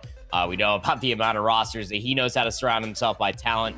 Multiple time champions as far as LAN is concerned. I'm pretty sure at least the one back in Boston where we were playing out of Fenway Park. I remember that he was able to win that alongside like Two Real Yuli, and I can't remember the fourth for that roster off the top of my head. But I think that he's definitely one to be looking at to be able to command these guys to be in a successful position as they're about to be setting up for their map 5, which not too sure where we're going for that one, but I'm sure it's going to be a good one, especially knowing the talent that's even on the opposite side of the table from these guys. Yeah, for sure. Worth saying, we've got other games going on at the moment as well. I think we're going into Torn and ZXGX Omnia over elsewhere in the pit in a little bit as well. So we keep an eye on that matchup. For now, though, let's go back to this game 5 between Cabal and Bittersweet. And this is a big one again. The winner of this matchup goes through to that double elimination bracket. You get top 12 guaranteed. That's all you need to do. So far, we go down to a 3 versus 3 at the start of this one. Proto just going to go stun check up top. That's not where the pressure's coming from. Vikram plays his life perfectly down low. Fellow from top green will shut things down on the trade. 2 for 2, though. It's not good enough here for Mirage and Fellow on this retake. They have to go further. Almost gives himself a freebie. Yeah, Nementions does exactly that. Goes too far wide. Fellow's just going to hop on the defuse now. You think you've got the coverage from your teammate, and you do exactly that. Fellow has to momentarily jump off the bomb to get the team shots through for that final kill. Regardless, that's an excellent retake, and I do somewhat feel there that Dimensions probably gave that one away. Yeah, I mean, ever so slightly. Even right here at the end, like there was about a 2-second buffer.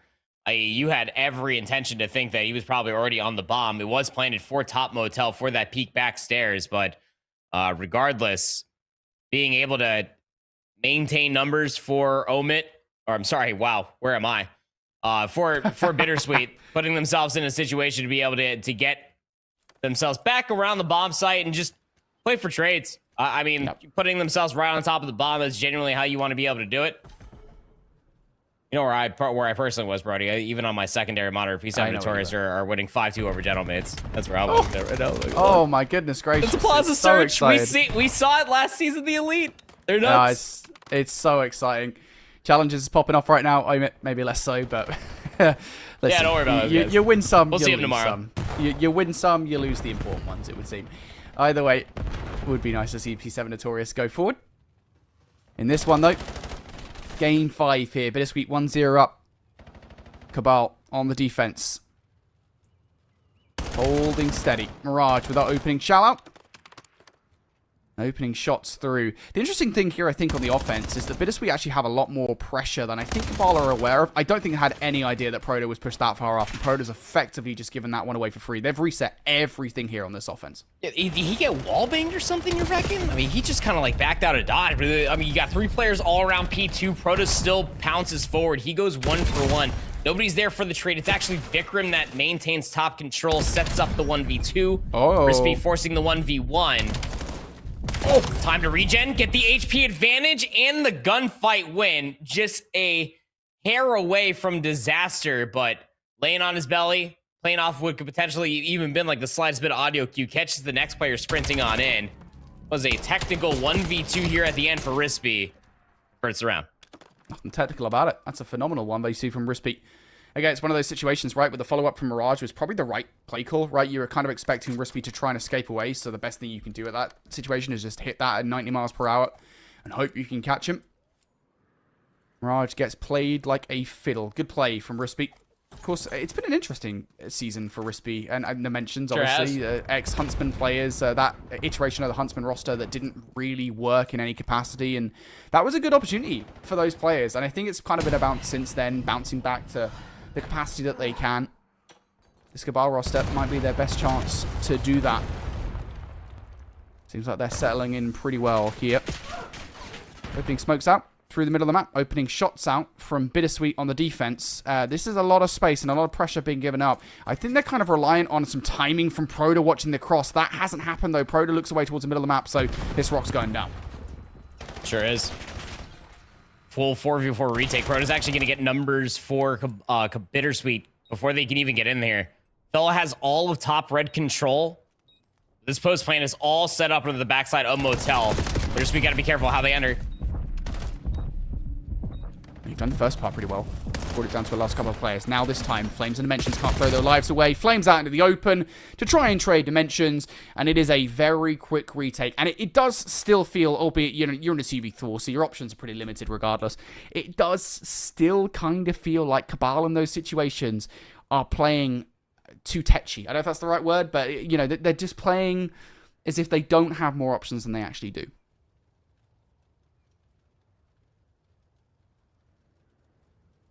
I just feel like losing numbers as the bomb's even being planted.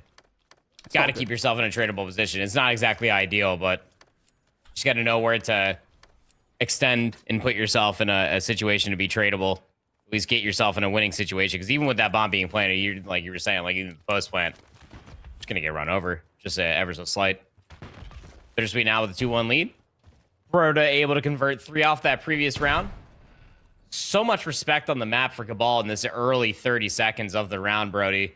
Nades might not be landing trophy systems on the opposite side, but bomb, to be fair, in Mirage's hands isn't exactly moving. They're trying to play off this pick that Manny is getting damage in. I want to say towards the player top green of Dimensions.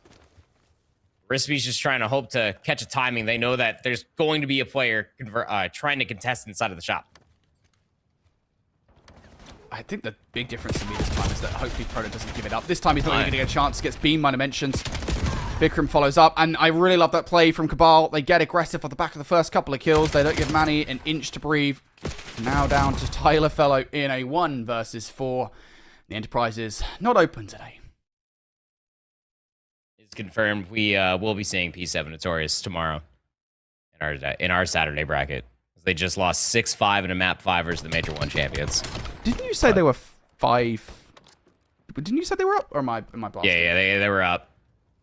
So, like, I guess it's not spoilers because everybody, like, should be having every single tab open. But, like, to convert the round 11, Neptune got a triple kill popcorn grenade to start off the bang off. Mate, that's tough. It was insane. It was a plaza search and destroy. It was actually nuts. But, yeah, tied up here as far as the Scar map 5 is concerned between Bittersweet Cabal.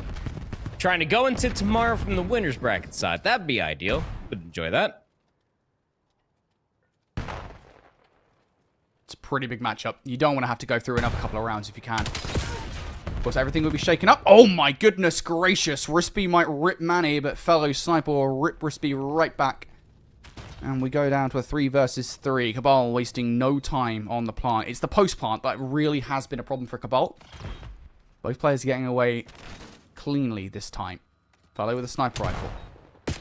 want to say it's going to be more difficult for him to actually find kills with this one, but honestly, I don't think with the way the recon works in this game that it will be necessarily. He's going to have to do it up close and personal, and with the first one to the pistol for the second, not going to happen. Double up from Vikram, 1v3, not on the cards today. That is a much better place plant for Cabal. And not enough stock in the Enterprises there for that one. That was real close for Fellow to be able to find that pick.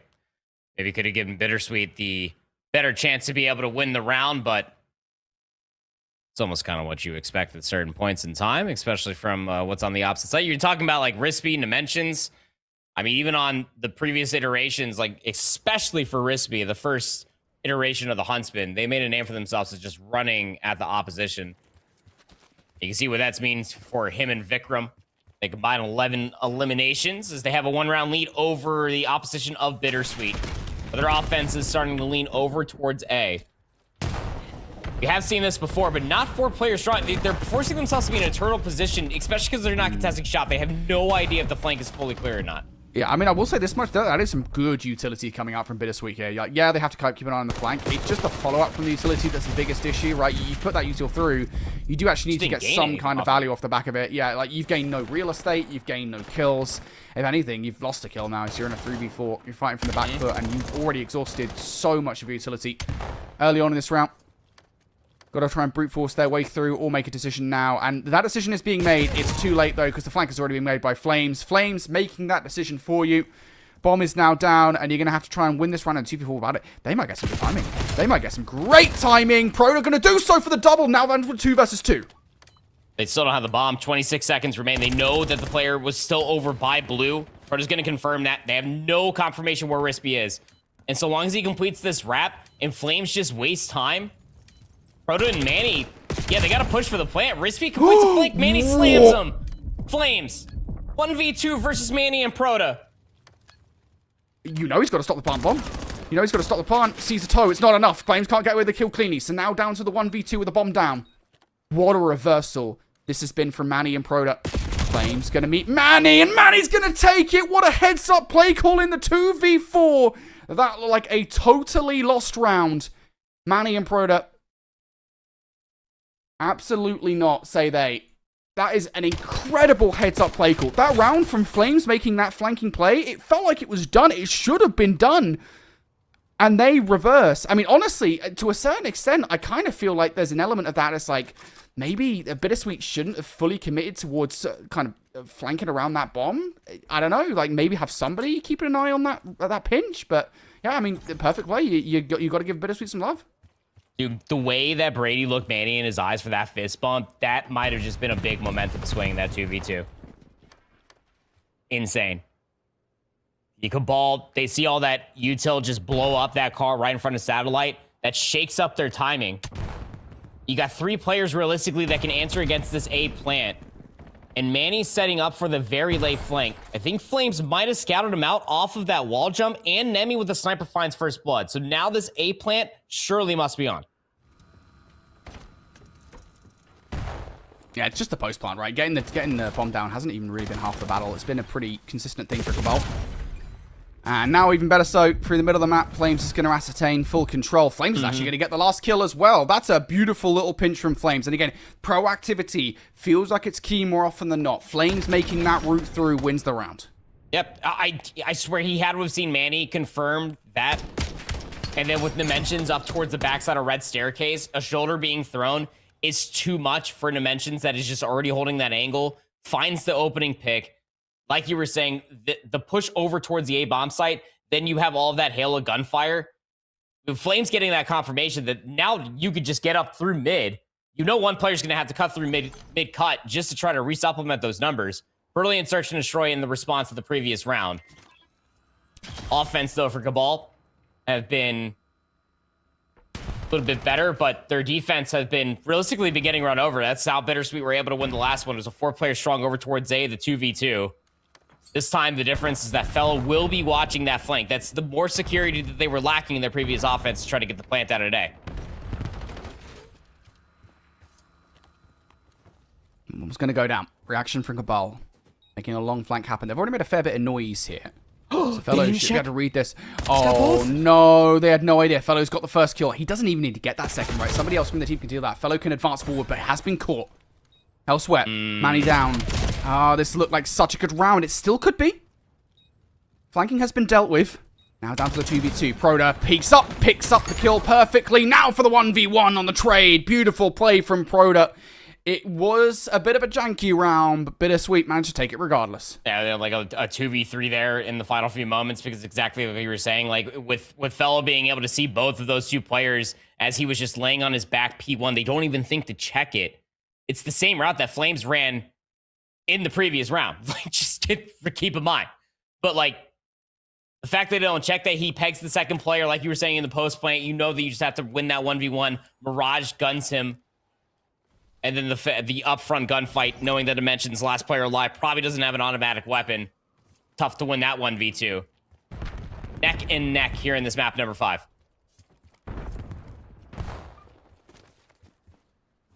Man, this is so close. Feels like so much success, as is always the case on Scar Search and Destroy. Comes down to who can get their hands on 8.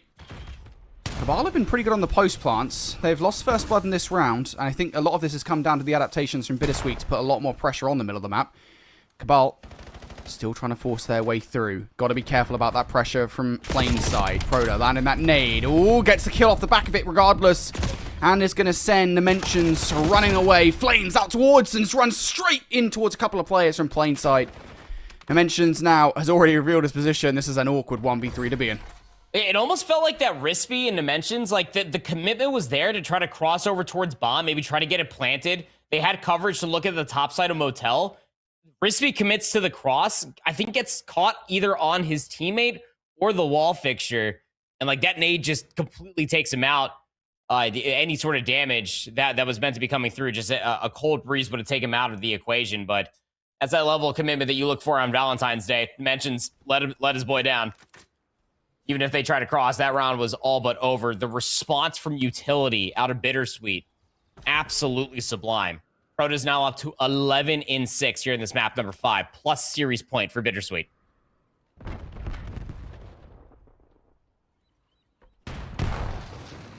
And they're going to take this one really slow.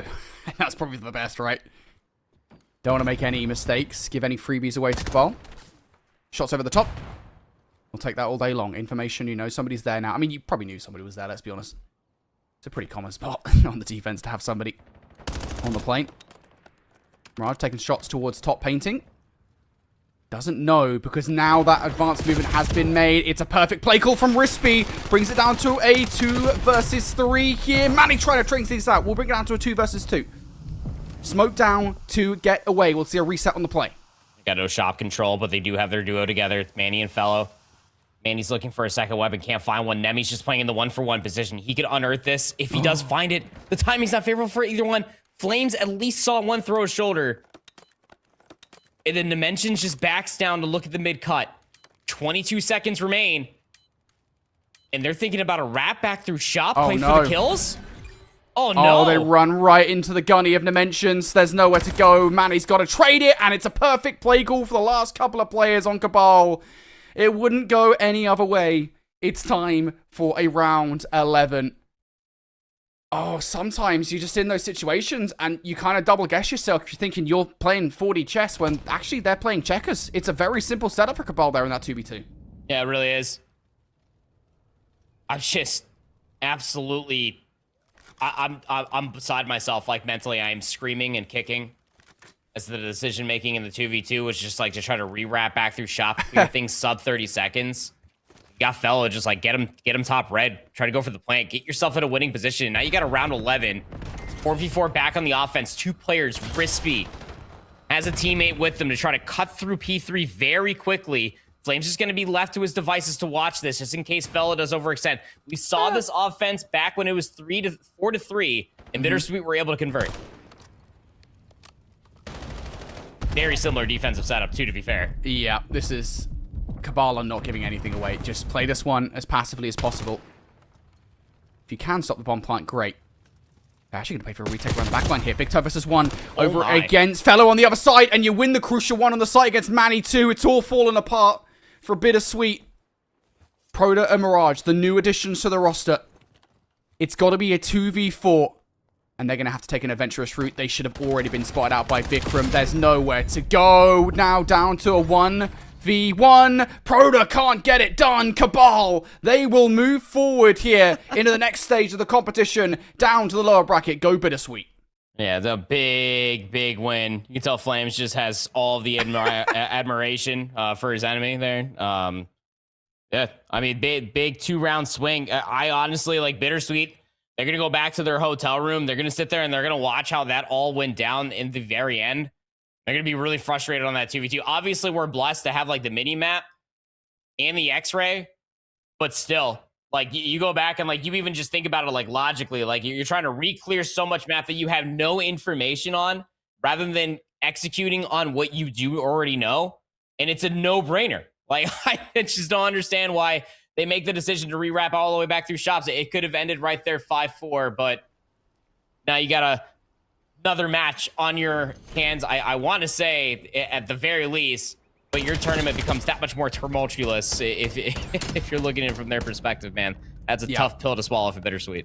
You effectively have to win a couple of rounds more now, right? If you're a Bittersweet. Yep. And it's so frustrating that you could have made it yourself a lot easier had you just won one round of Search and Destroy. I mean, somewhere along that, right? There's so many rounds in that probably could have gone either way. But there'll be multiple points in that Scar Search and Destroy where they look at it and said, yeah, that should have been the moment where we won it. Frustrating for Bittersweet. Living up to their name. Elsewhere, though, we look over towards Torn and ZXGX Omnia.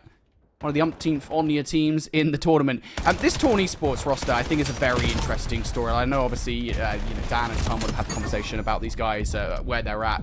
But Torn were so wildly inconsistent through Elite. Obviously, you and I got to cast their reverse sweep over Stallions, and that was, I think, definitively the high point of this team.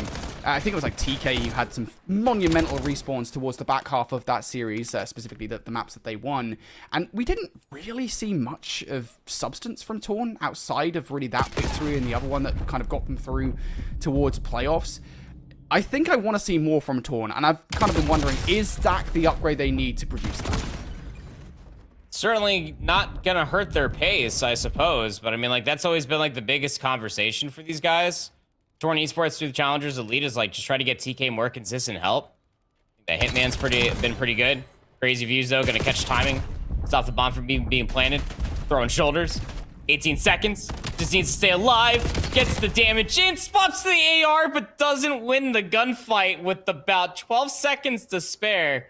Torn will win the round. But I think it is interesting. Like is Dak the answer?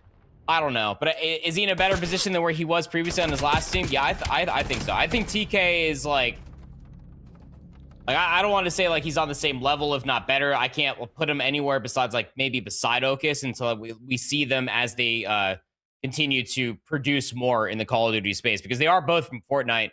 We have seen like how cracked they have been, at least in those respective games. It's just putting it all together in a new title and then watching them develop in front of our very eyes. Yeah. It's always nice to see new talent coming into the scene, regardless of who it is. We had that conversation about Shrub earlier on today. I know Torn, we've kind of maybe had that conversation very often. We had it a lot during Elite. Always nice to have that conversation. Hitman, oh no, runs out of bullets and the weapon to take down one player. Cinco will have his teammates back. That's not a good look whatsoever. Leaves Torn high and dry here in the 2v4, and it gets even worse. It's all down to just the one player in Mince. TK, that'll help things a little bit. Take that, Fort.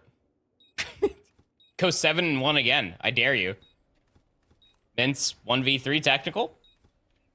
Hey, he's got an MPC. And it's not exactly in a good spot to try to do it. Unless he shoots 2 players in the back, which he set up for at least the first, but can't convert it clean enough, let alone find it. Yeah, just a situation you never really want to find yourself in. Numbers disadvantaged by 2 in a post-plant retake on Raid Search and Destroy. Yeah, it's just difficult when you've got no numbers. To think about raids, there is so many points of ingress, and I guess that's the only real advantage when you don't have the numbers, is the element of surprise. When that's by the wayside, you've got nothing. Except your gunny. It's difficult to 1v3. Even a team like ZXG Omnia that seem pretty proficient in Search and Destroy. Cinco and Thought having a good time so far at 5-1 and 7-2 respectively. On the other side, double donuts going on for a taunt. Uncharacteristic, I think it's fair to say. They want to try and change their fortune here. It is going to be a barrel towards A for the entire squad. But they aren't content to plant the bomb just yet. They've gone up quite a lot of space behind in Art. Dak putting some shots through. Just enough to ward off those players for now. If I'm Torn, I was going to say the advantage they have, I would get that bomb down now. And the aforementioned superstars of Torn Esports are getting absolutely slammed right now. Combined 0-8 between TK and Dak. 3v4 now off of that. Like you were saying, try to get the bomb down immediately, but just trying to sit here and buy some time, maybe. TK is on a very fast execute and flank around the back, but I mean, ZXG Omnia, they get all the information where they're located at. They enact their numbers with really, really horrific force. I mean, that's just taking Ring by sheer aggression. Smoke out TK pillars. He's got to win 2 very unreal gunfights and can't even convert a single one. I mean, yeah, learn where you have opportunities on the map, I guess. Just too long. Just taking too long to get that bomb down, unfortunately, in that situation. I'll also say, I think for the 1 versus 2 there could have been a little bit more strategy to that if I'm TK. You know, I think maybe his process was just like, hey, I'm going to get this smoke down. I'm going to come through it. Maybe they're not going to see me. I'll be in a position they won't necessarily expect. But if you are going to do that, you really need to cleanly get those gunfights on the entry into the site. And the fact that he doesn't get the first, it kind of puts him high and dry. There's very little way to win a 1 versus 2 when the players are split like that. 25 seconds on the clock. By the way, once again, it's been a good search and destroy for ZXGX Omnia. We've got to give them their love. They've been reacting appropriately to what Torn have been putting down on the table. Aggression from Torn at the beginning of this round, and that is a much better look. Lovely double kit for TK and Mint through the middle of the map. That is the man advantage they needed. Swim route for it being watched by Dak. And you just kind of post up. Open staircase wasn't really being looked at, though. You do have Mints playing inside of the rock pit. Open staircase is not going to be looked at by Fort. Swim all the way back towards the refuge of his teammates here in this 3v4. Just hoping for like somebody from Torn Esports to overextend. And to be fair, they do have a couple of crackheads on their team that might do it. Bomb going down. That's effectively a 4th man on the map here for ZXGX Omnia. I was wondering how much Torn would commit to this. This is an unusual play. 3-man hit around the flank, and that's why, generally speaking, you don't see them do it. Crazy finds the first. Not expecting the second to be that fast. It is very fast. Down to a 3 versus 2 now. Numbers in favor of Torn, just down to a 2v2. 20 seconds. Driz has to rely on time. He's already revealed his position. All he's got is the coverage and the idea that they might not know. They've probably seen him cross, and the pre-fire is good enough to take him down. It's a very fast and effective retake from Torn. Being able to use their numbers around the backsides, like you were saying, you don't really see it all too often. I don't think Crazy Views probably saw the second player cross very quickly, but I think he might have known that there were 3rd players. He thought that the damage was going to turn down that player. Literally, you know, he was just going to sprint up the back bedroom stairs just to zap you in your face with an NPC. But forcing the hand, forcing the bomb to be planted, conceding all the space, that is the right thing to do. Like I said, I mean, Torn Esports, at certain points in time through a lot of the search and destroy 6 rounds, I know, but they've shown that they are willing to overextend. That time, a lot more disciplined, especially in that 4v3 retake as the defensive team. But can they start really figuring out offense? 2 players strong over towards bedroom. Trying to get down all the way through open stairs now. It's going to be a very quick plant. Cinco's going to get a stun onto Hitman as he's mid-plant. That bomb's going down. That key in his position. Got to stop these players on the flank. I have a feeling they know about it, because they're being very cautious about the player towards the back line. Yep, they didn't check it all the way through. Dak, you're happy with a 1-for-1. Just grinding time off the clock. 3 versus 3 now. Thought trying to make some news towards the basketball court. He'll get away with the gunfights cleanly. TK will towards open stairs, though. Doesn't expect the second to be so far forward. Cinco will find Mints off the back of it. Or TK, excuse me. Now just down to Mints and Hitman in the 2v2. Mints just backing up. Even if he dies, there's no time for Cinco to get control of the bomb and the kill. Cinco tries his best. Will find the frag at the very least, and that's something to walk away from the round. We'll go in towards the next on a 3 spree, but still, bomb detonation will be coming through. Because now we're back within 1, and yeah, don't slow down, I guess is the immediate answer when it comes down to, Continuing on here, as far as this raid search is concerned between Torn and 2XG Omnia, or ZXG, excuse me. So it's not back-to-back rounds where they've been able to really utilize their very quick pace, get themselves in a situation to be able to get an advantage. I was about to say, this is about to be a different way of casting COD, man. I mean, like, you get, like, nothing at all on your screen. It's like we're actually in the game. Drew's gonna find that first blood. Gonna give numbers towards the offense now. First blood, pretty good. Dak, you got to get out here if you can. GK's preoccupied with coverage of the middle of the map, so can't help out. And to be fair, the setup here for Torn is actually pretty good, right? You've got a triangulation of players. Despite the fact you're in a 3 versus 3, ZXGX Omnia don't actually have any map control whatsoever, and it's getting worse as well. Mince moves forward, takes it down to a 2v2, now just down to the 1v1. Cinco has to get away, has just spotted out Mince. Mince is going straight for it. Doesn't expect Cinco down low. Oh, he's got no idea whatsoever. Mince is just going to fly away. I mean, Mince was hoping for any bit of damage just to keep Singo off of regen. He's on the 4 spree. Plays the possum. Is he going to expect that Mince is still hanging around here at Ring? Oh, he saw him! Oh! Oh, man. That is so lucky, because that could have gone any which ways, right? I mean, yeah. In that 1v1, Cinco could have gone to the other bomb, and maybe he did definitely had time to do it. He had no idea where Dak was. Dak could have been playing the 50-50 through the middle of the map, could have maybe wrapped around through kitchen side. In the end, it just comes down to fate that those players meet up around Ring, and Dak will win that fight. As you said, crucial fight to win as well, because Cinco was on 4 in a row. Come down off that streak before it becomes fatal. And Torn, in the process, are right back in the conversation for this game, 4-4 now. And they are getting a lot more confident in these hits as well. Saw previously, they kind of went down by the way of the fact they didn't get the bomb down quick enough. Now they've got the first blood. They are planting that rock real fast. Yep. Don't slow down. Grizzvies gives up his red dot inside of pillars. He's 38 HP. Still alive. Regen starts coming through, but not enough to take that gunfight. Now it's Cinco in a 1v2. He's like, how the hell do I even debunk this? He's 10-4. And with 27 seconds remaining, he thinks that it's planted for laundry, but this time it's not. Yeah, he's made the logical play call hit. Ooh, shots in towards first. It would have been nice if he could cleanly get away with that one again. Cinco's got no choice but to fly. It's not going to happen. And there is an element of decisiveness in the playing plan right now for Torn that just wasn't there a few rounds ago. They're not only starting to get confident in their kills, they're starting to get confident in the map control that they are taking. They're finding the kill, and they're grabbing a real estate for it. It's 3-1 a few moments ago, by the way. 5-4 now. They're starting to sink their teeth in. At one point where, like, Dak and TK were combined 0-4. Look at them now. Almost feels like it was yesterday. But offense here to try to force around 11. ZXGX Omnia have not been able to shut down the aggression, but the majority of this aggression might be for a very quick flank. Mince is on the pinch, but TK wins a massive 2v1 inside a kitchen, plays off the trade for his teammate wonderfully.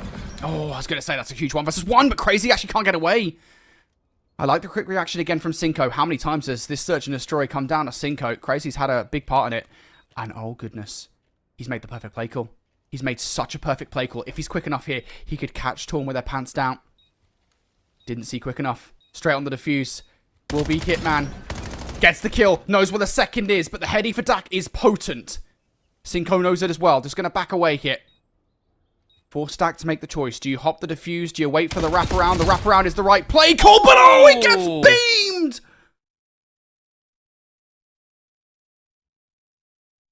I thought Dak had him dead to rights. He might have been one headshot away from getting that elimination. I'm going to watch it right here in the final kill.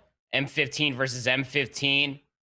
Half wall over top of P5. Cinco was red screen, but still stood strong. I mean, that was literally a headshot multiplier away between two M15s that didn't miss a bullet each. So now, round 11, and it's Torn Esports on the offense. Would you fix what ain't broke? You would not. It's a 4-player bang out towards it. And ZXG have actually read this. They're ready for it this time. Yeah, this is a very different look coming out from TXG. All 4 on the bomb site. All 4 getting up in the face here. TK can draw the first blood. Mints can't get it done. Omni movement not going to help him, but Driz goes down by way of car bomb. And now Torn Esports, the world is your oyster. You're in a 3v2. You've got the bomb. You have a plethora of options. And they are just going to hold back here. Take your time. There's no need to rush. Might try to retake this through P5. Crazy Views gets the information. Only saw one. So I have no idea what's inside of red. Problem is that Fort's on an island. He's about to get isolated 1v2'd. If they read the corner. Yeah, this could be a total reversal. Oh, Thought might just find one. Yeah, can you get second Fort? Oh, would have been nice. That would have been a total reversal of the round. Now it's down to Crazy in a 1v2. Cinco's already done one for the squad. This one is for a total different gravy, though. Has he just been spotted? I don't know if they saw him. The way that they're playing suggests that they might have done. They're playing for it, Crazy. Looking for Crazy timing. He might well have it for the pistol. It doesn't make a difference. Torn will win the search and destroy. We joined them, and they were in the gutter. And they have slowly climbed themselves out of it over the course of that one. Yeah, that was real close shave coming through. Again, 3-1 was the scoreline, 6-5 here at the end. Torn Esports really had to turn on the Jets just to put themselves in a situation to be able to even convert a handful of rounds.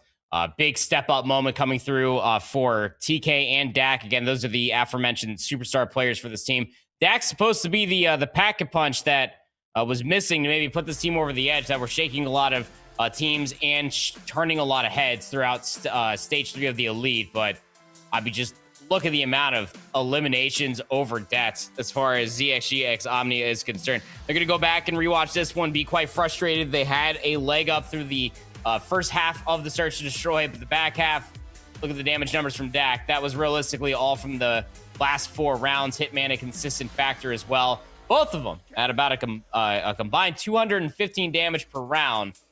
You look at that from the opposite side. First Blood's pretty even across the board. Just a great game of raid search and destroy.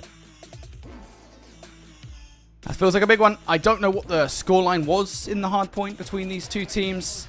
250 to 143. Torn Esports. Yeah, that's a pretty convincing victory for them. And so I guess as a follow-up to that, it kind of feels like that was an important search and destroy to win. Especially, look, it's not a massive margin. What were they up 3-1 in that search and destroy when we joined them? It might have even been 4-1. But still, I feels like they probably should have won that search and destroy when Torn were given the opportunities to do so. And I think as they slowly let Torn back into that conversation, round after round, they let Torn improve round after round. That's going to hurt them for sure. Because that is one of those ones where it's just like you're up in the search and destroy. You feel like that search and destroy is going your way. You've made all the right decisions. It hurts when you lose those. And it is going to massively hurt them going into a map number 3 overload when you've got kind of wrecked in the first respawn in the way that you did. Yeah, absolutely. Any sort of like momentum or like mental fortitude that you have to try to hurdle over top of is like peaking right now because again, you got slammed in the map number 1, at least from a scoreline perspective. We don't know what the KD ratios look like, but like you had a really good map number 2 if you are ZXGX Omnia, thinking that you're going to at least extend this best of 5 to a map 4, and now you got to start thinking about a reverse sweep. Like that whole mental backflip Ferris wheel that you have to try to go through just to go into the map 3 with your heads held high. It's going to be really difficult to do because, again, if there's one thing to take away from the map 2, from what we got to see, is that the Blitz, a lot stronger for Torn Esports at this moment of time. So that's just something to keep in mind, especially going into the map number 3. ZXG cannot afford to get deflated now because their tournament's life is literally on the line. Yeah, for sure. And again, I do want to have this conversation about Torn. We kind of very briefly had it there at the start, but it does feel like now with Dak on the roster, I will say, I think, obviously, we already said it's kind of an upgrade, and I think that's undeniable at this point, and no disrespect whatsoever to Jet, which is the player that he replaced, but it does feel like Dak, in any circumstances, given his extensive experience in challenges, is a player that you want on your squad no matter what. But it also kind of feels like, in a way, I don't want to say that this is like a roster that you know, is in any particular way like somebody is carrying the roster by any means. I think everybody in the roster is pulling their weight equally. Elsewhere, though, here in the Passion Pit, we've got Chaos going head-to-head with Boom Esports. I believe this might be the same organization that we saw from Boom ATL. Correct. Not entirely sure. Either way, interesting here, because we've got Chaos, and this is one of our LATAM teams in the competition. Of course, for those of you guys who aren't aware of the way the formatting works, we'll have a couple of LATAM teams competing at Challengers Finals later this year. And, you know, Chaos will probably most certainly be one of those teams. So this is a really good marker for where they're currently at in the grand scheme of things. Yeah, I mean, this has been a really good tournament as far as Boom Esports is concerned as well. I mean, we know that LATAM does have some representation. Able to at least see that. Can't forget the Strivex High Mom Mafia days. Come on now, Brody. It's not a mouthful to say at all. No, not at all. Boom were able to win that map 1, by the way, 250 to 230. It was a real close affair all the way at the end. But Chaos, they're going to strike things first here as far as Den Search and Destroy is concerned, just running over the opposition. One of their players got 3. I saw that late. I was just looking down at my journal. I'm not going to lie. Listen, sometimes you look and you're looking at notes. I do I'm keeping scores, man. Like, dude, I've gone through I got this journal today, Brody. I already have like 6 pages of notes. You need help. I thank you. You just need another journal. That's what you need. Yeah, true. And a nice big fountain pen.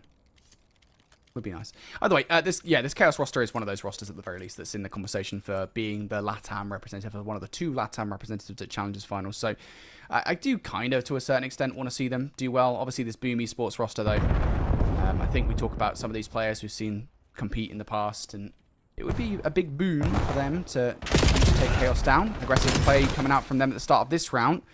Tradax will avenge his fallen comrade. Get actually flanked on the flank here by Droxy. I mean, he's kind of in a bit of an awkward spot. Could try and turn the fortune in his favor. Coty off the back of it will take down a scarpering Droxy, but you lose that kind of ace up your sleeve in Tradex, who was pushed all the way through. So down to a good old honest 2 versus 2 we go, and they're about to bang heads against one another. Dylan with the first. Is it going to be the flank from Bang around the corner? Coty, please aim in from your weapon. Try to get it done with the hip fire. Doesn't matter how he got it done. He did get it done in the end. It's one of the least talked about things. Everybody keeps talking about the NPC meta. I think we're in the hip fire meta too. I haven't seen so much like try to attempt hip fire tracking in a very long time. It even goes off to the CDL level too. A lot of that is from the NPC. It is a literal shotgun in 5 meters. Regardless, Chaos now able to go up 2-1. It's just Den Search and Destroy. Get yourself those numbers, 2v2. Play in a tradable position. Really well executed from both these 2 sides. So Boom Esports looking for their first on the board. Going to be this defense. All 4 players are overlooking mid. They're trying to retake it around the back.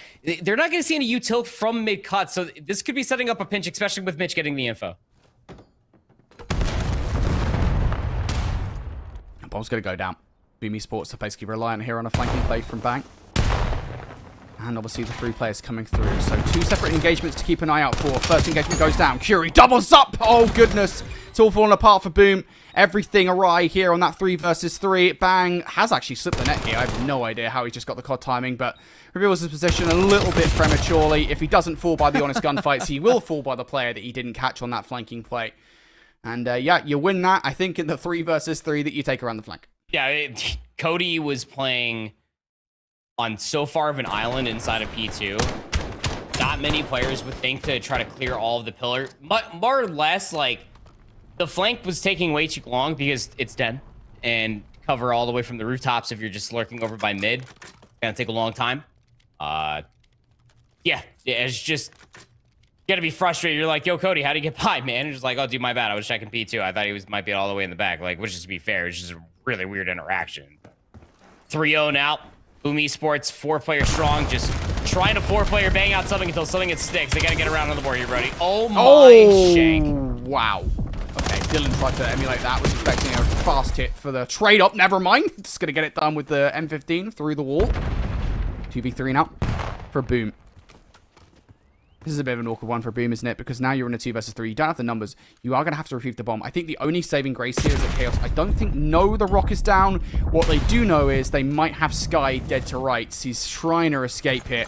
Might actually just be playing kind of the Joker in a way, right? Like, look at me. Haha, I'm messing around while my teammate picks up the bomb. And here's the play call here. for Droxy. And now I guess the only problem for Droxy is where does he go? Because I think if he crosses that pathway, he should be seen. Did he just get seen? Yeah, surely he did. Surely, yeah, he's done. Yeah, what? Hello? Oh! Play. What? Slammed! Live on air. We caught that perfectly from the third person, Pav. Droxy's gonna bomb plant. Kiri's just like, yo, Dylan Cody, don't shout. This guy, he's nuts. This is the perfect play call for Droxy. Moving towards Inner. He's got perfect eyes on that bomb. If it does get defused, he's just going to have to throw shoulders. I think the only issue I want to say is that, yeah, there's a heady on the bomb that's going to make things awkward. And Dinner's just going to tap some shots in. Oh, I was going to say Droxy almost makes it possible. Does actually get a posthumous kill against Cody there. But yeah, in a 2 versus 1, you play that pretty much perfectly if you're Chaos. And Semtex came up just a little bit short there, too, to try to even get inside the bomb site, more or less. Like you were saying, the head glitch, way too strong. Numbers, even stronger. Just an interesting turn of events. I mean, there was a potential for a no v3 for a 1v3 there for a second. I saw the vision, man. Because Cody just falling off the map. Shouldn't have lathered up those rooftops with butter before this match started. That's on me. Still Boom Esports searching for this first round. I mean, both offense and defense over the past 2 rounds, they tried to 4-player bang out something. Nothing has stuck. Always ends up in trades, but regardless, at the end of it, it's always been numbers for Chaos.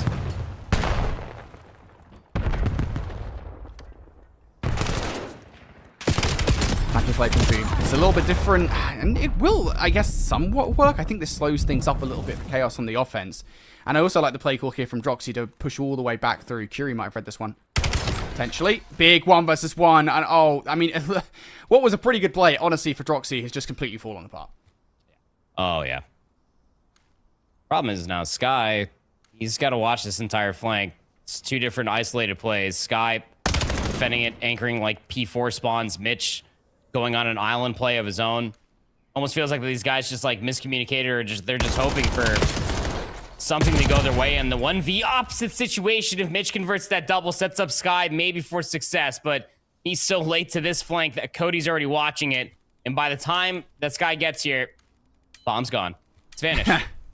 Just like the Avatar, man. It's all smoke and mirrors. This guy's on the hunt. He knows there's only one possible path here for Chaos to get the bomb down. Oh, literally the perfect play, but he has got the 1 versus 1. It's the reset. We'll be confused for a moment. Like, hey, didn't I just check that bomb? How the hell did he get that one down? Now comes down to 1 versus 1. It's all about timing. Sky checks everywhere, but the one place where that play is going to be. And Chaos continue to roll through this search and destroy, but that one, you would feel, probably should have gone Sky's way. Yeah. I mean, that's just a moment away from going his way. I mean, like, he thought he checked it. We've all been there. You're just too cracked in the moment. You need the 1v2. Start tunnel visioning a little bit. Didn't see a nameplate. Saw barely even the shoe of Kiri planting the bomb. Then there at the end, just not expecting him to be just trapped on the right side of the Dragon Dojo side. Looking for the clean search and destroy. Chaos with a 5-0 lead. It's a good start as far as 6-0 is concerned. You take the trades as well. Oh, would have been nice if Cody could have preserved his life. Not going to happen. Sky has already revealed the position. You know what to play around. Shoulders being thrown right now. This is actually pretty dodgy if you're a Chaos. Can Sky get away? Down to 3 HP? No. The chase is on. And the 6-0 is also here to play. Chaos trade the series up now. We go 1-1.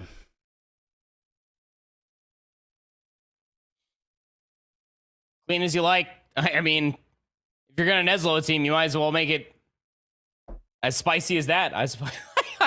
Dang. I mean, it's not every day that you see a team win map 1 as close as it may have been from a scoreline perspective, but from like Willow, I got to see from like our POV that I have in the multi-feed. Never expect for a search and destroy to go this way. I mean, the scoreboard from like a statistical point of view, the only thing that sticks out more than anything is what we were already talking about. Just look at the first blood and first deaths. It's like delete everything else from the left side of first blood and first deaths, and I mean, Boom Esports just got absolutely slammed, like just unceremoniously, just rock bottom through the floorboards. Like, it was gross. Don't go back and rewatch that. It was a murder. Yeah, not great. I think even later on with the trades, right, it never felt like they were able to claw their way back into the rounds. Speaking of clawing their way back, looking for ZXGX Omnia to claw their way back here in this lower bracket matchup versus Torn Esports. They're doing a pretty good job in the overload so far, albeit it is a tentative advantage, and now Torn looking to get some control in this overload, take a 3-for-1 trade. Cinco, the only reason why they haven't picked up that overload so far, and he can't survive forever. Lead blocker already through. This should be a pretty quick score here from Torn, short of something crazy. And yeah, that's exactly what it's going to be. The only question that remains really is, can Torn keep any players up this dojo side? We hop into this at the half point. 19 and 9 out of Cinco. He's double positive. TK is about double negative. Oh, well. Yeah, it was just one player just falling off the map there. It was slow, but still, nonetheless, quick response off the capture. The device is spawned up over by the P3 side. Cinco's playing like he thinks that someone's cutting through mid-cut, but still regardless. Waiting for the numbers. It's the veteran call. And it allows all of Torn Esports to rewrap their numbers over here by the lockers. Just clear out his space before he starts to move forward here if you're Torn. Yep, a couple of kills now through. Gonna be Torn right back at ZXGX Omnia. All of this pressure through Dojo's side, it's going to be incredibly difficult to actually kind of force your way through, especially with TK out of the play, because he has to keep an eye out on the middle of the map. Hitman has been peppered up. I'd be surprised if he survived longer, and yep, expiration date has been reached. Now you've lost everybody. TK, the last player through the middle of the map, he's going to get cut down as well. Good effort here for ZXGX Omnia. Dak down to 11 HP. Should get traded out quite easily. Hitman, good for the first, for the pistol, for the second, gets beamed. Run through, but Mince is good for the trade. Will pull that EMP device all the way back towards their spawn. It's safe in his hands. And they're thinking about wrapping this back mid cut. Mince thinks better of it. Hitman start looking over by the rooftops. TK's the lead blocker over by 10. The reads where Cinco's located at top window. Cue the Benny Hill music. He's being chased from behind. Will be dealt with. So now you got effectively a 2v3 up front. Mince, is the damage good enough to find the kill? It is not. Driz locks things down. And now he knows the rest are all coming from the P3 side. Very tight affair here in the second half here for this map number 3. ZXGX Omnia. Tournament life on the line. Not going down without a fight. Cannot be understated how important that 3K was from Driz. Effectively solo handled the defense on that play. Driz now looking for a double up. Forces out TK from one player. Forces out TK out from the play. This should be a overload. No! Dak from behind will stop it from being so. He's the only reason why this EMP device hasn't gone through for a detonation just yet. Dak now on the flanking play. Crazy's run right past him. Should be an easy kill. Dak now trying to transition for the second. Not going to happen. Dak keeps that overload from going through, and we're right back to the no man's land situation with ZXGX Omnia trying to put a round peg through a square hole, and Dak will come through with a lovely double nade. TK in the play once again, but it is enough once again to keep Torn with that EMP right at the reset. Yeah, device resets back here at P3 to your point. Back to square one, fighting for mid-map control. Hitman's already playing in the prone position over by P3, so you know that his teammate there for Mince is going to be like, yo, how the hell did that even happen? Because Hitman's just playing in the 1-for-1 position, gets read by Driz, all off the TK. It just comes down to Dak again.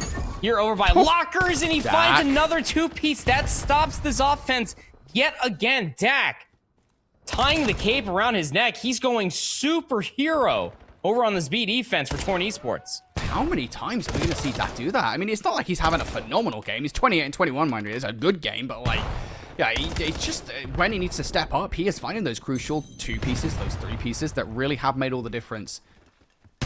Although it has to be said, despite all of Dak's heroics, at no point in the last 2 minutes or so has it really felt like Torn Esports have actually been able to get any offensive going of their own. They've constantly been fighting from the back foot. Now even more so. Time for Mince to step things up here. Can't let Crazy pull off something insane. Looking for the kill. Easy peasy. Mince finds it. Nicely done. Once again, Stalwart defense is locked down for Torn Esports. ZXGX Omnia, they've considered going a different path here. They've considered going for a different route, but it doesn't seem feasible. The device can't get out. Dak's already top window. He's going to watch that exit. But Cinco's going to get it in towards couches, so he's going to be behind enemy lines. He's going to be the player to try to unearth all of this. Crazy Views takes down his own teammate. Not going to help out his odds, but here comes that pinch from Cinco. Gets traded out, and then Crazy Views tries to book it over towards the right. It puts the device in a situation now for Torn to play over towards rooftops. 8 seconds remains in regulation. We're about to go to OT. Good beat. Well, Stack will get an extra 30 seconds to get it through. Can anybody stop them? Flying off the map, does Hitman. Dak now moving forward here. EMP gonna have to back away. They don't have the numbers to make this one work. They could wait for a respawn. It would come through. TK might not wait, though. He's already found a couple of kills here. TK might be able to put the cape on himself. Can't find any more than that. Help has now arrived. Players to the respawn. Here to help out the teammate. Player sat in the corner. Crazy. Good for the first. Switches out for the second. No choice but to move forward. You get overwhelmed. And that double will force us into the overtime. Masterful overtime. The first to score to win. Oh, gosh, so tense. Most den overload we've ever seen. We got trapped over on the P3 overload spawn for like 2.5 minutes. Nobody could get past the 50-yard line with numbers. Every single time that a pinch started developing over inside a window, it was just bad timing outside of couches and then bad trades for both two teams. I mean, Dak's heroism, like over by lockers, was the most insane thing. So here we go. Overtime on the board. 31 and 25 out of Dak. 29 and 20 out of Cinco. Crazy View starts this thing off with a 3 spree himself, and TK hits a flank very quickly. Crazy Views is ready for it, but it's the only kill that Torn Esports have. This should be easily traded. TK still finds a second. How? It's just pressure through the middle of the map right now that Torn are putting together. Constantly having one player forward. Keeps ZXG from Omnia from passing that 50-yard line. Now Thought want to do exactly what TK was doing. Not going to cleanly get away with that gunfight. Cinco good for the follow-up, so Hitman down for the counter. Now this is going to turn the attention of Torn away from the front. Only momentarily, though. Thought has been dealt with. Now all that pressure starting to boil over inside Dojo. Trades, for the most part, favoring Torn. It's down to a 2v1. Mince is going to be able to hit the reset on the play here. That overload is going to be down. Mince is going to pull this well over back, and I kind of like this play. He's going to try and brute force it through. I don't know if that was the right call, because now all of this comes down to TK. Dak has called a flanking play. It's been read. That's the overload, and that pushed through straight right into the players that were already there waiting. I think that's a thing that's going to hurt them with that 60-second cap. Yeah, it sure is. That's going to be ZXG Omnia staying alive here in this best of 5, forcing at least a map number 4. Cinco goes huge. I mean, they kind of serve it up to him on a silver platter, but still comes down to the execution. But still, more than anything, I mean, Torn Esports just had to pump the brakes just a little bit, just like play a little bit of discipline, and all of it was gone. So a minute and 2 seconds, excuse me, needs to be the response now on this side for Torn Esports. Otherwise, we force out that map number 4. Cinco's on a 5 spree. This is going to be really tough to execute, Brody. Yeah, you got to be fast with it. It's not the start you wanted. Thought's already causing problems here. You have to deal with him. You cannot leave him beat. Mince might well have cleared some space over by A, but you can do that. You have to still get the overload through the middle of the map. Cinco, big 1 versus 1. Not able to find the trade-off. Hitman gonna get the first kill. Has to get this double up. Can't do it. No choice but to hit the reload. 30 seconds left here for Torn Esports. You have to go. Port's all the way pushed up over by Bricks. Dak is hitting the longest flank, but he's hitting it quickly. It's being watched by Crazy Views. TK wins the first inside of 10 mid-cut, starting to look juicy. Dak has to hit the reset here on the plate. Have to grab that overload device. Flanking play here. Yep, it's perfect. Thought also survives. It's going to force Mint out into the open, and that's going to be all she wrote here, folks. No chance for Torn Esports. ZXGX Omnia. There is life in them yet. Dak throwing his hands in the air. I mean, Mince was in a Hellstorm missile during all of that. So as he's calling a Hellstorm missile, Dak's behind enemy lines. He's thinking you can maybe catch a player inside of red, trying to take refuge inside of desk. But I mean, like, if the Hellstorm missile's on, you're already cut through P1. You found the opening kill within that 60-second overtime round. So really, like, you just have to watch the flank, and that's exactly what happens. Dak only finds damage, no kills whatsoever.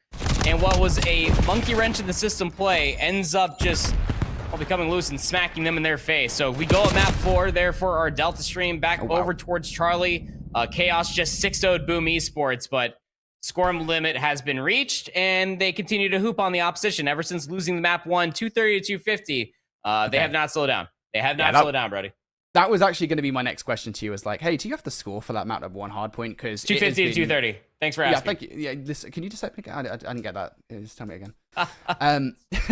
Yeah, I mean, it's kind of interesting because after that 6-0, I think there's always a conversation about momentum in these situations. Chaos will 100% be feeling themselves, and I would be as well. You 6-0 a team in Search and Destroy. That's going to give you massive, massive boost in confidence, and that now carries across to the Overload as well. And 8-4 is a rare occurrence, I think, for sure. Chaos don't even really outslay that much. Like, maybe to a certain extent. Like, obviously, Sky goes 9-18, and that's not particularly helpful. Dylan and Tradex are also there with, like, I don't even know what the KD is, but it's it's pretty positive KD on the whole. Outside of that, though, everyone's pretty competitive in the game. Honestly, I think Boom, I'd love to have seen kind of what went wrong for them there in that Overload. Yeah, same. I mean, they're definitely dying as the carrier a lot. And, like, when you're thinking about that, the kills as the carrier for Chaos were so low that it just felt like that they were doing the whole lead blocker system just a whole lot more effectively, especially with like how much they got outslayed by. Just like generally like what I get off of these numbers. I mean, there was only one player that went negative, it was Cody, but he said the damage numbers were still pretty equivalent towards the rest of his teammates. But comparatively to only having the kills as carrier, you can generally tell like a lot of people just try to play for a lot of extra like time, try to play for that heroic play versus Chaos. It just feels like off the numbers that they were finding. Obviously, the abundance of slays that much is influential when it comes down to that overall score. So Chaos now with a 2-1 lead over Boom Esports. They're forcing the map number 4 as well. Will be played out here in a moment's time. But same for map 4. About to be on our horizon here for Torn Esports as they try to shave away what just transpired towards the latter 2 minutes of that Den. Map number 3 versus ZXGX Omnia. Looking to start a reverse sweep here, Brody. Now, listen, if we've learned anything about Torn Esports, it's that they are receptive to coming back in a situation in which they are not in a particularly good spot, and obviously that Overload was a situation that they're probably not going to be happy with. Of course, I am referring to that reverse sweep that we saw back in Season 3 of Challengers Elite. We know that Torn are capable of coming back from a bad spot, and TK already showing that here straight in towards this one as he is now on 4 in a row. Trying to get it 5 in a row. Almost makes it 6 in a row. Some headshots on towards that 6th player, but inevitably will get overwhelmed and does get shut down. And I like the early thinking here from Torn Esports. Just get yourself on that rotation. Don't do anything too silly. Let's play out a Hitman. Starting the overextension inside of blue. Gonna get 2 players to start looking for him. Almost caught Driz there in the sprint. Torn Esports, though, all set themselves up around Motel. Driz looking to catch timing. Does get the 1v1 versus TK, but not enough numbers to try to search forward. Kills going their way. Just one more player looking to really try and push the issue here. You've got player number 4 and TK blocking those spawns, but Thought with the double up.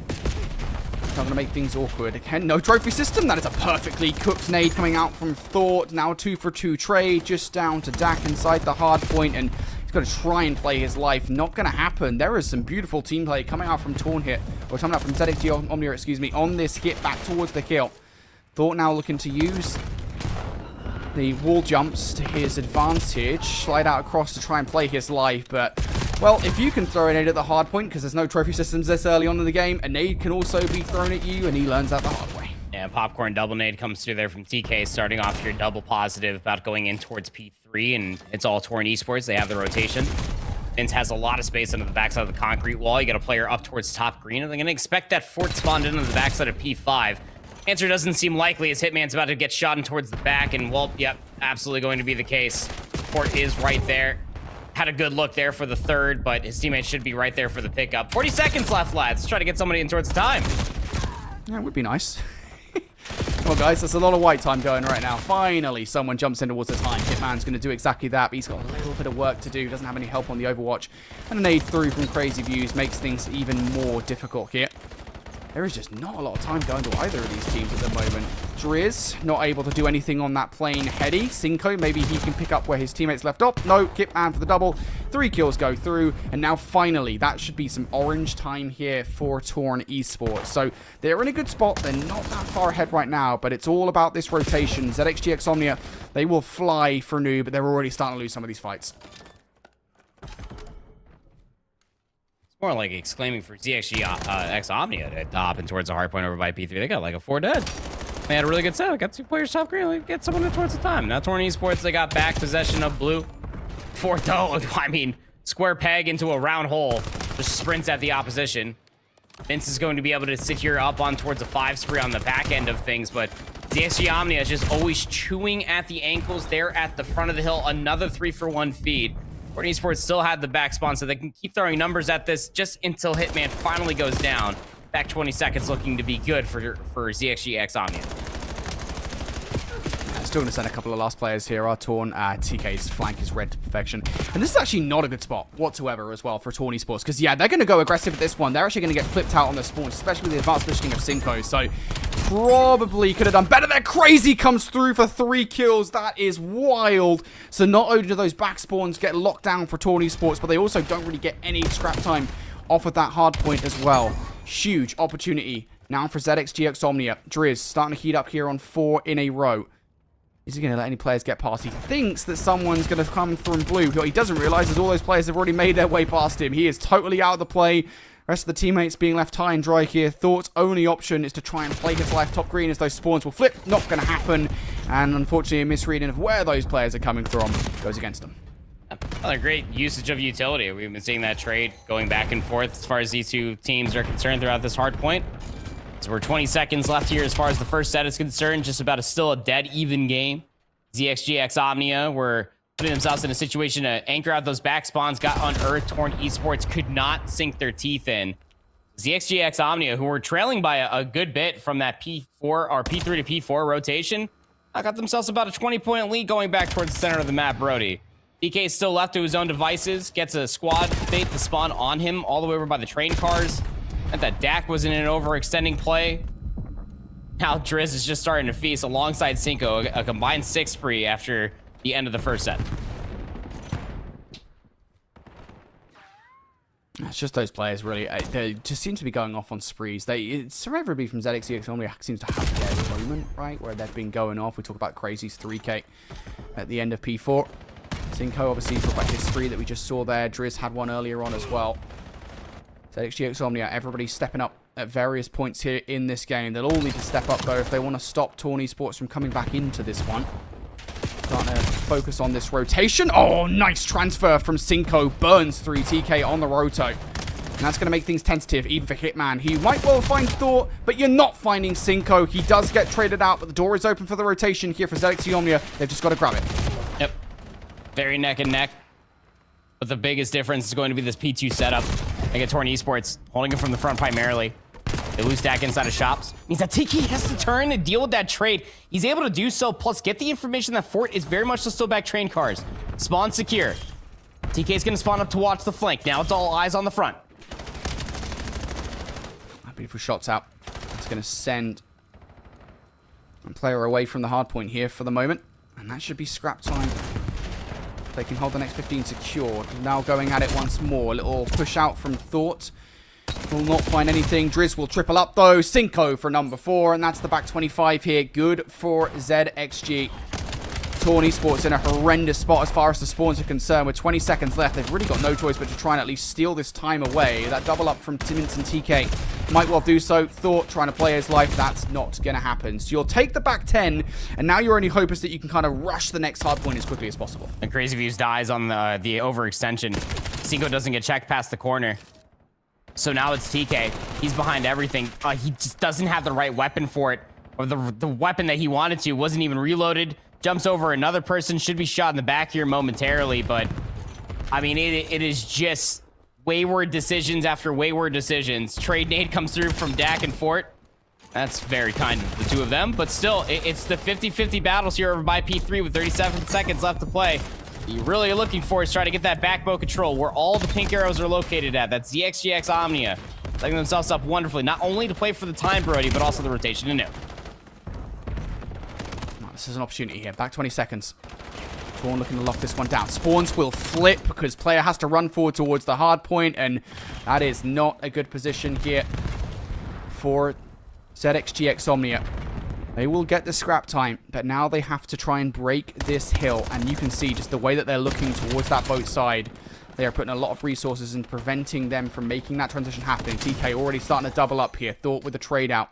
Opportunity now to try and unearth those back spawns. Be a nuisance around blue.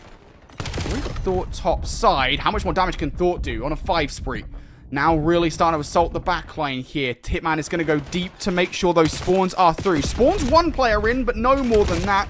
How much longer can Hitman survive? Only for a 1. Is that enough to get Cinco in? Gets the double up. Now the back spawns will flip. 30 seconds left to play for. And they're still not in possession of this time. TK gets confirmation on where one player is located at and knew to snap on towards the back door for the second. And allows Torn Esports to get their way back in towards the time, like you were saying. I mean, ZXG, they had the spawns in towards the back, but not enough kills nor presence inside the time. It's that 2-piece that comes through from TK that really sways the decision. Now has about a 40-point lead to his Torn. The rotation over towards New, and oh, that's a bad spawn. Cinco, he spawns in towards Old, loses the gunfight from Mint. Dax pressuring forward, gets the drop shot on a Crazy Views on the back head glitch. That's gonna flip out the spawns momentarily. It'll actually set up a north-south. Cinco's actually watching it, loses the next gunfight. Oh, it's just crazy all over the map right now. But still, ZXG in towards the time. Yeah, they were. Now to flip out the spawns. Yeah, they were.